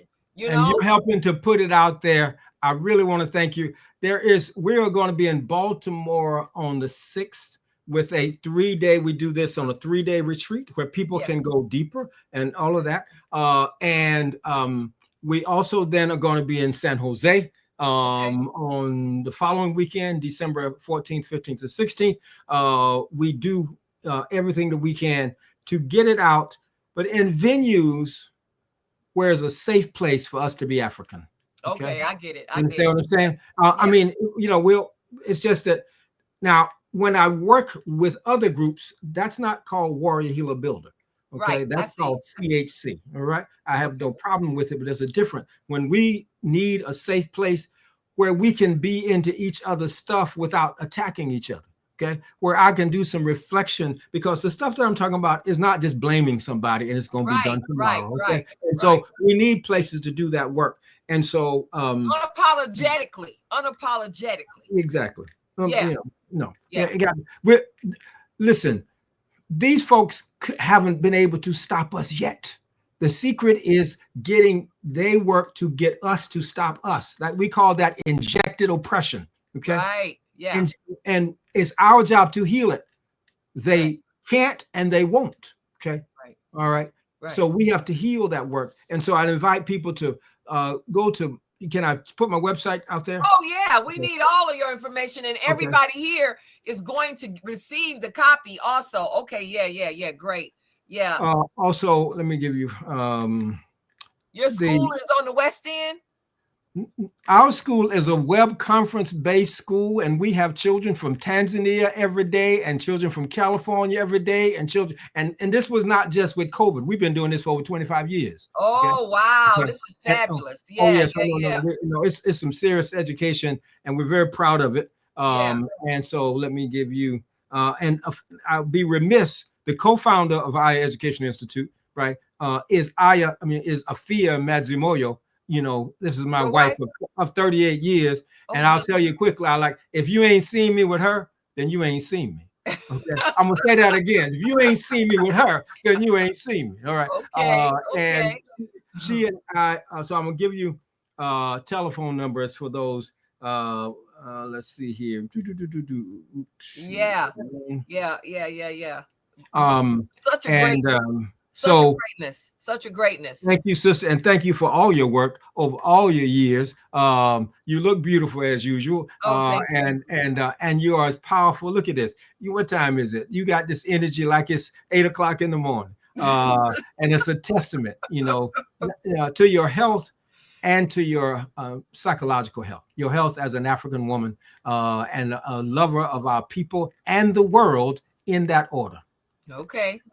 Well, thank you so much. I know that, I have a mastermind partner. She agreed today, but I was calling her mastermind partner before she knew it. But I was about, my daughter was crying. I was about to go down on Peachtree with a bullhorn because I knew somebody need to hear this, and I got it, There you go. Well, you got it. Keep doing it, sis. Keep doing and she said, how many people you got on LinkedIn? I said, like about 19,000. She said, you better go to the corner of your room and bring everybody in, But absolutely. I was on my way down to the MARTA station on Peachtree to talk to everybody because I know people was feeling messy. Exactly. That's right. We need to talk about it. We need those places. I'm going to need to get out right now. Thank you all. Thank you, all of the people who have been here. You have my phone number. I'll give you my email address as well. And there we go. Right. Well, I am so appreciative of you, and I can see right now either we're gonna cut this into a clip and just put it on, rolling, because we need to have people hear this on a regular, do this whole time. And especially on the 19th and 20th, That's right. We need this on a roll, and I appreciate you being here. So I'm happy you were able to pour into so many young healers that we got that are, doing the resistance and the hope. They got a lot going on. This sister is one of them. I just brought her up so you can see her. I'm sorry I could have spoken. What? Is she yes, her name is Key, but she spoke earlier and she said she was coming back, in case I needed a break or anything, but I couldn't leave this. I was mesmerized, Well, take care. Take care so much. I appreciate it. Appreciate you. Okay, then. Okay. Wow, y'all. Wow. I can't say nothing behind that. I can't even do a synopsis of that. I just gotta thank you. We're gonna bring up Johnny so she can do her medicine voice and her medicine sounds and all of that. And then I guess we're gonna be ready to tighten it up because we got in everybody. A few people, dipped, and I get it, There she is. I need medicine voice. I want to say that thank you to all of y'all who came, everything that you contributed. because we're going to let her energy and her sounds be the last thing you hear. And then we're going to move forward to our night and to our morning and to, the things that we're going to be planning for the future. And I just want to thank you. I love y'all. I appreciate you. My mastermind partner, Missy, she been here the whole day, just like me. And it was really something that was necessary and supportive of me. And I really appreciate it. So I have to reevaluate my whole relationship with her. You know how the sister said this morning, you got to look at where people are in your life, and you might have to reevaluate and move some people around. Yep, I'm moving some people around. I'm moving her right here, just like she been the whole day, Yeah, so, and I'm going to call y'all again. So don't think this was your only time that you gonna be here. We're gonna have it again. But here's Johnny.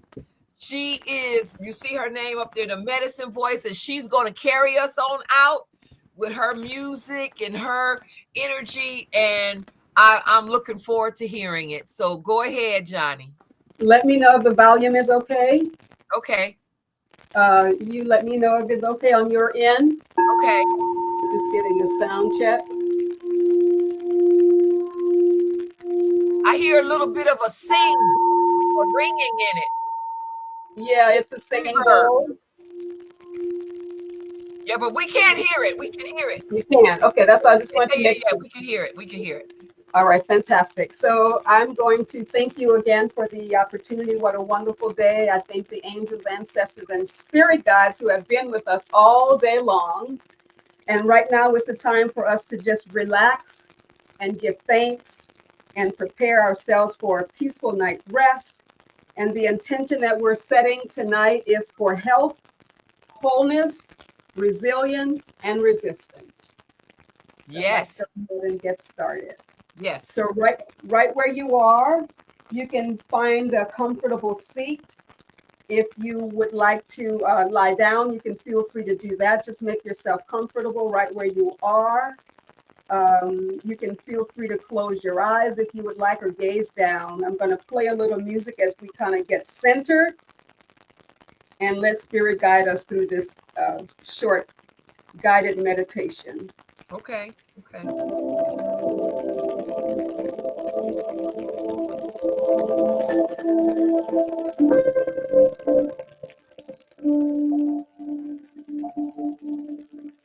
Right where you are, relax.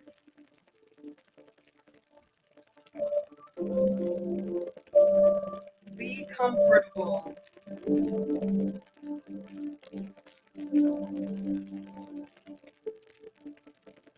Allow your spine to be straight. If you're sitting in a chair, you can relax yourself at the back of the chair, or if you're lying in your bed or sitting up in bed.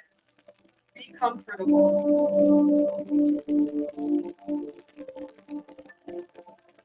Yes. As your eyes gaze down, or you may have on an eye mask, deeper relaxation you will experience.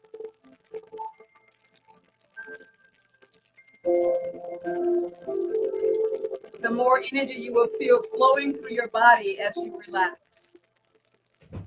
This is for you.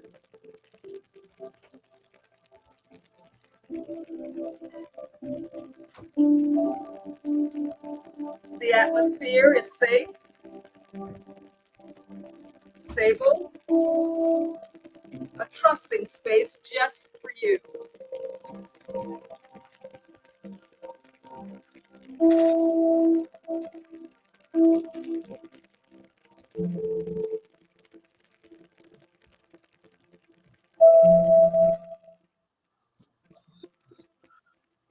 So let's take time to scan our body. We'll start from the feet and up to the crown chakra. I'll guide you. A gentle scan from the bottom of your feet. As you relax.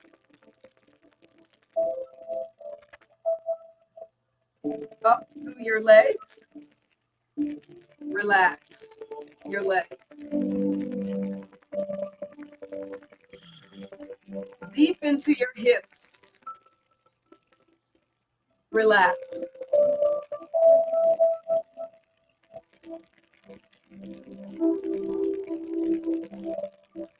And now let's move up to the core.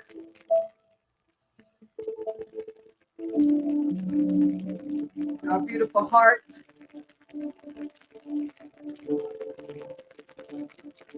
And we give thanks for our shoulders that carry so much throughout the day. Our chest. Our arms. We are grateful. Relax.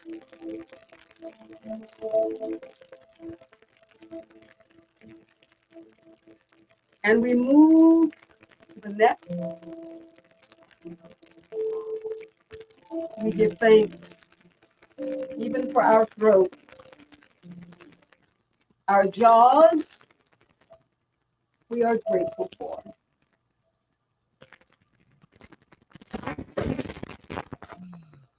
Our face and the top of our head, our crown. As the sun shines in the morning all through the day, our energy starts from the crown of our head. Feel any tension, release and let it go. Gently.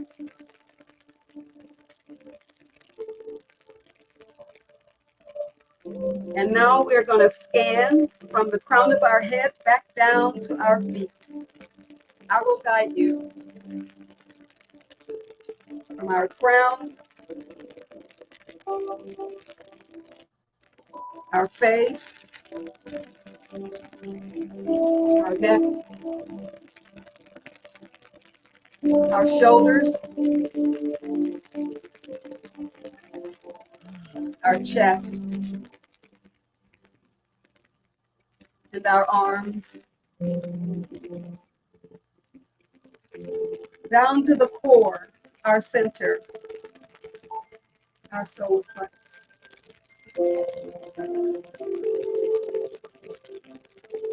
And our hips and legs. And now back to our feet. For our body, we give thanks, every part of it.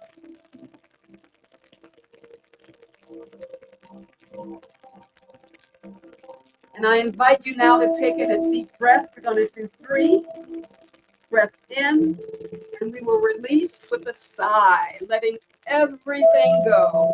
Taking in our breath, breathing in from the deep part of our stomach, our solar plex, our feet, if it takes you all the way down, and bring it up. Breathe in.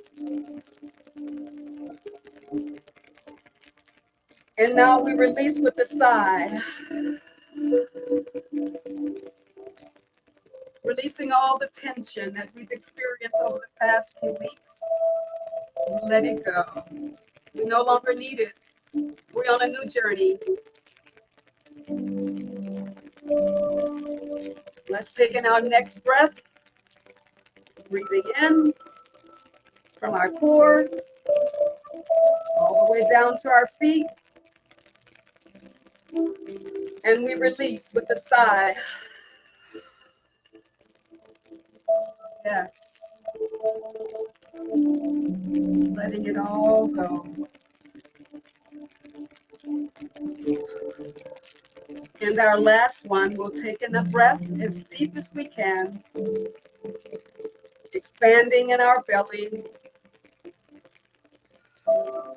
down to our feet, and relax and let it go with a sigh.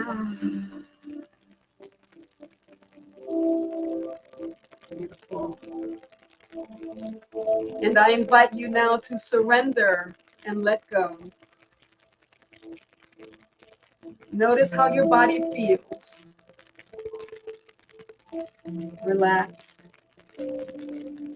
release, and let go. And notice what your heart feels like. We're going to focus on the heart. As we inhale, we're going to release health.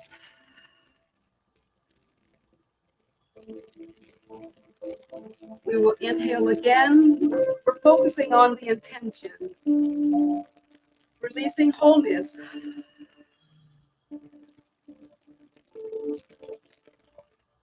We're taking a breath and we release resistance. Lastly, we're taking a breath and we release resilience, the people that we are, our ancestors. It is in our DNA. We are resilient. Feel it in your heart space.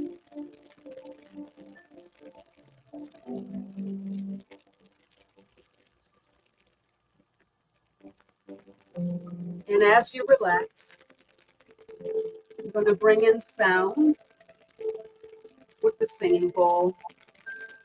This is a heart bowl that focuses on the chakra.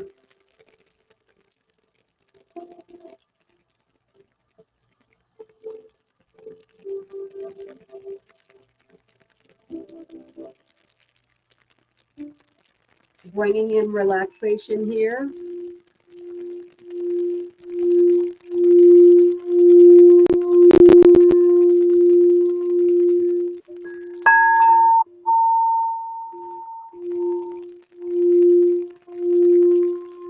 Relax and release.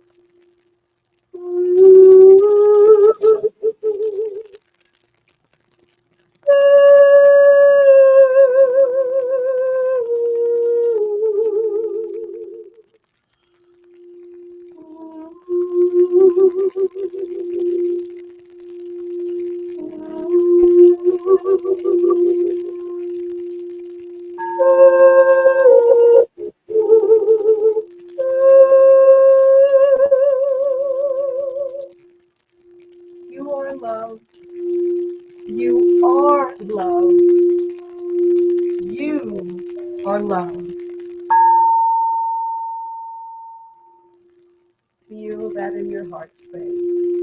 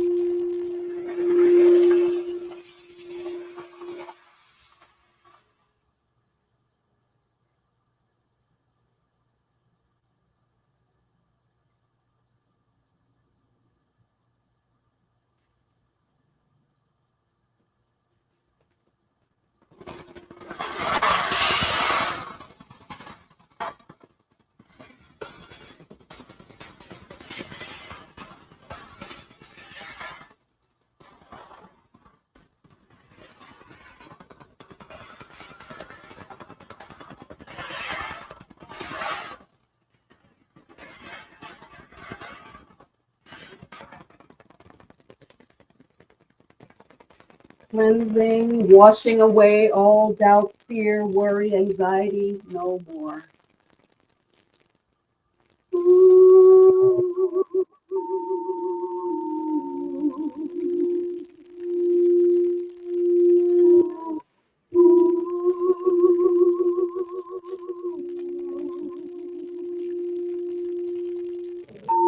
We give thanks for this moment of stillness that prepares us for a peaceful night's rest.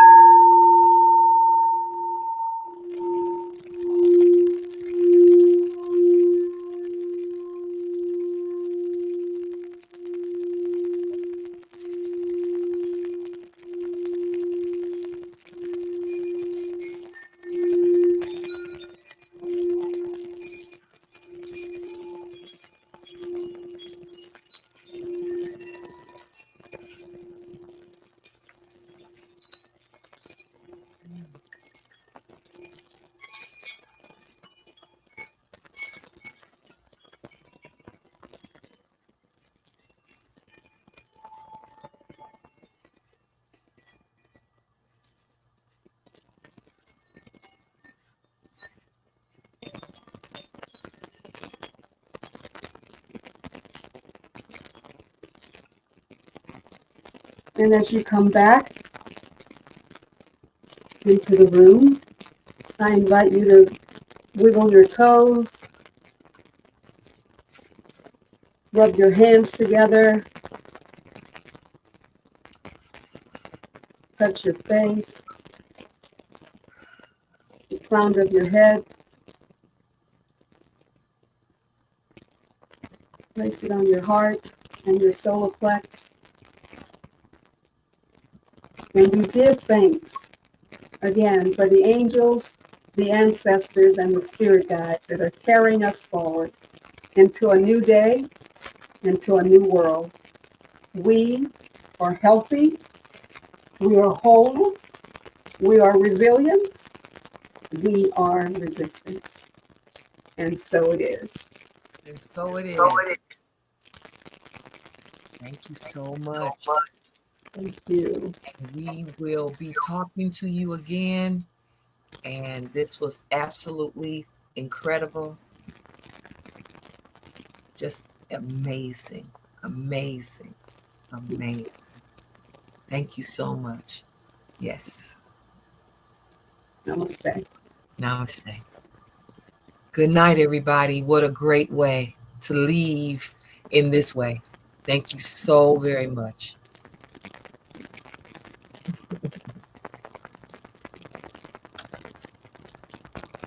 You did it.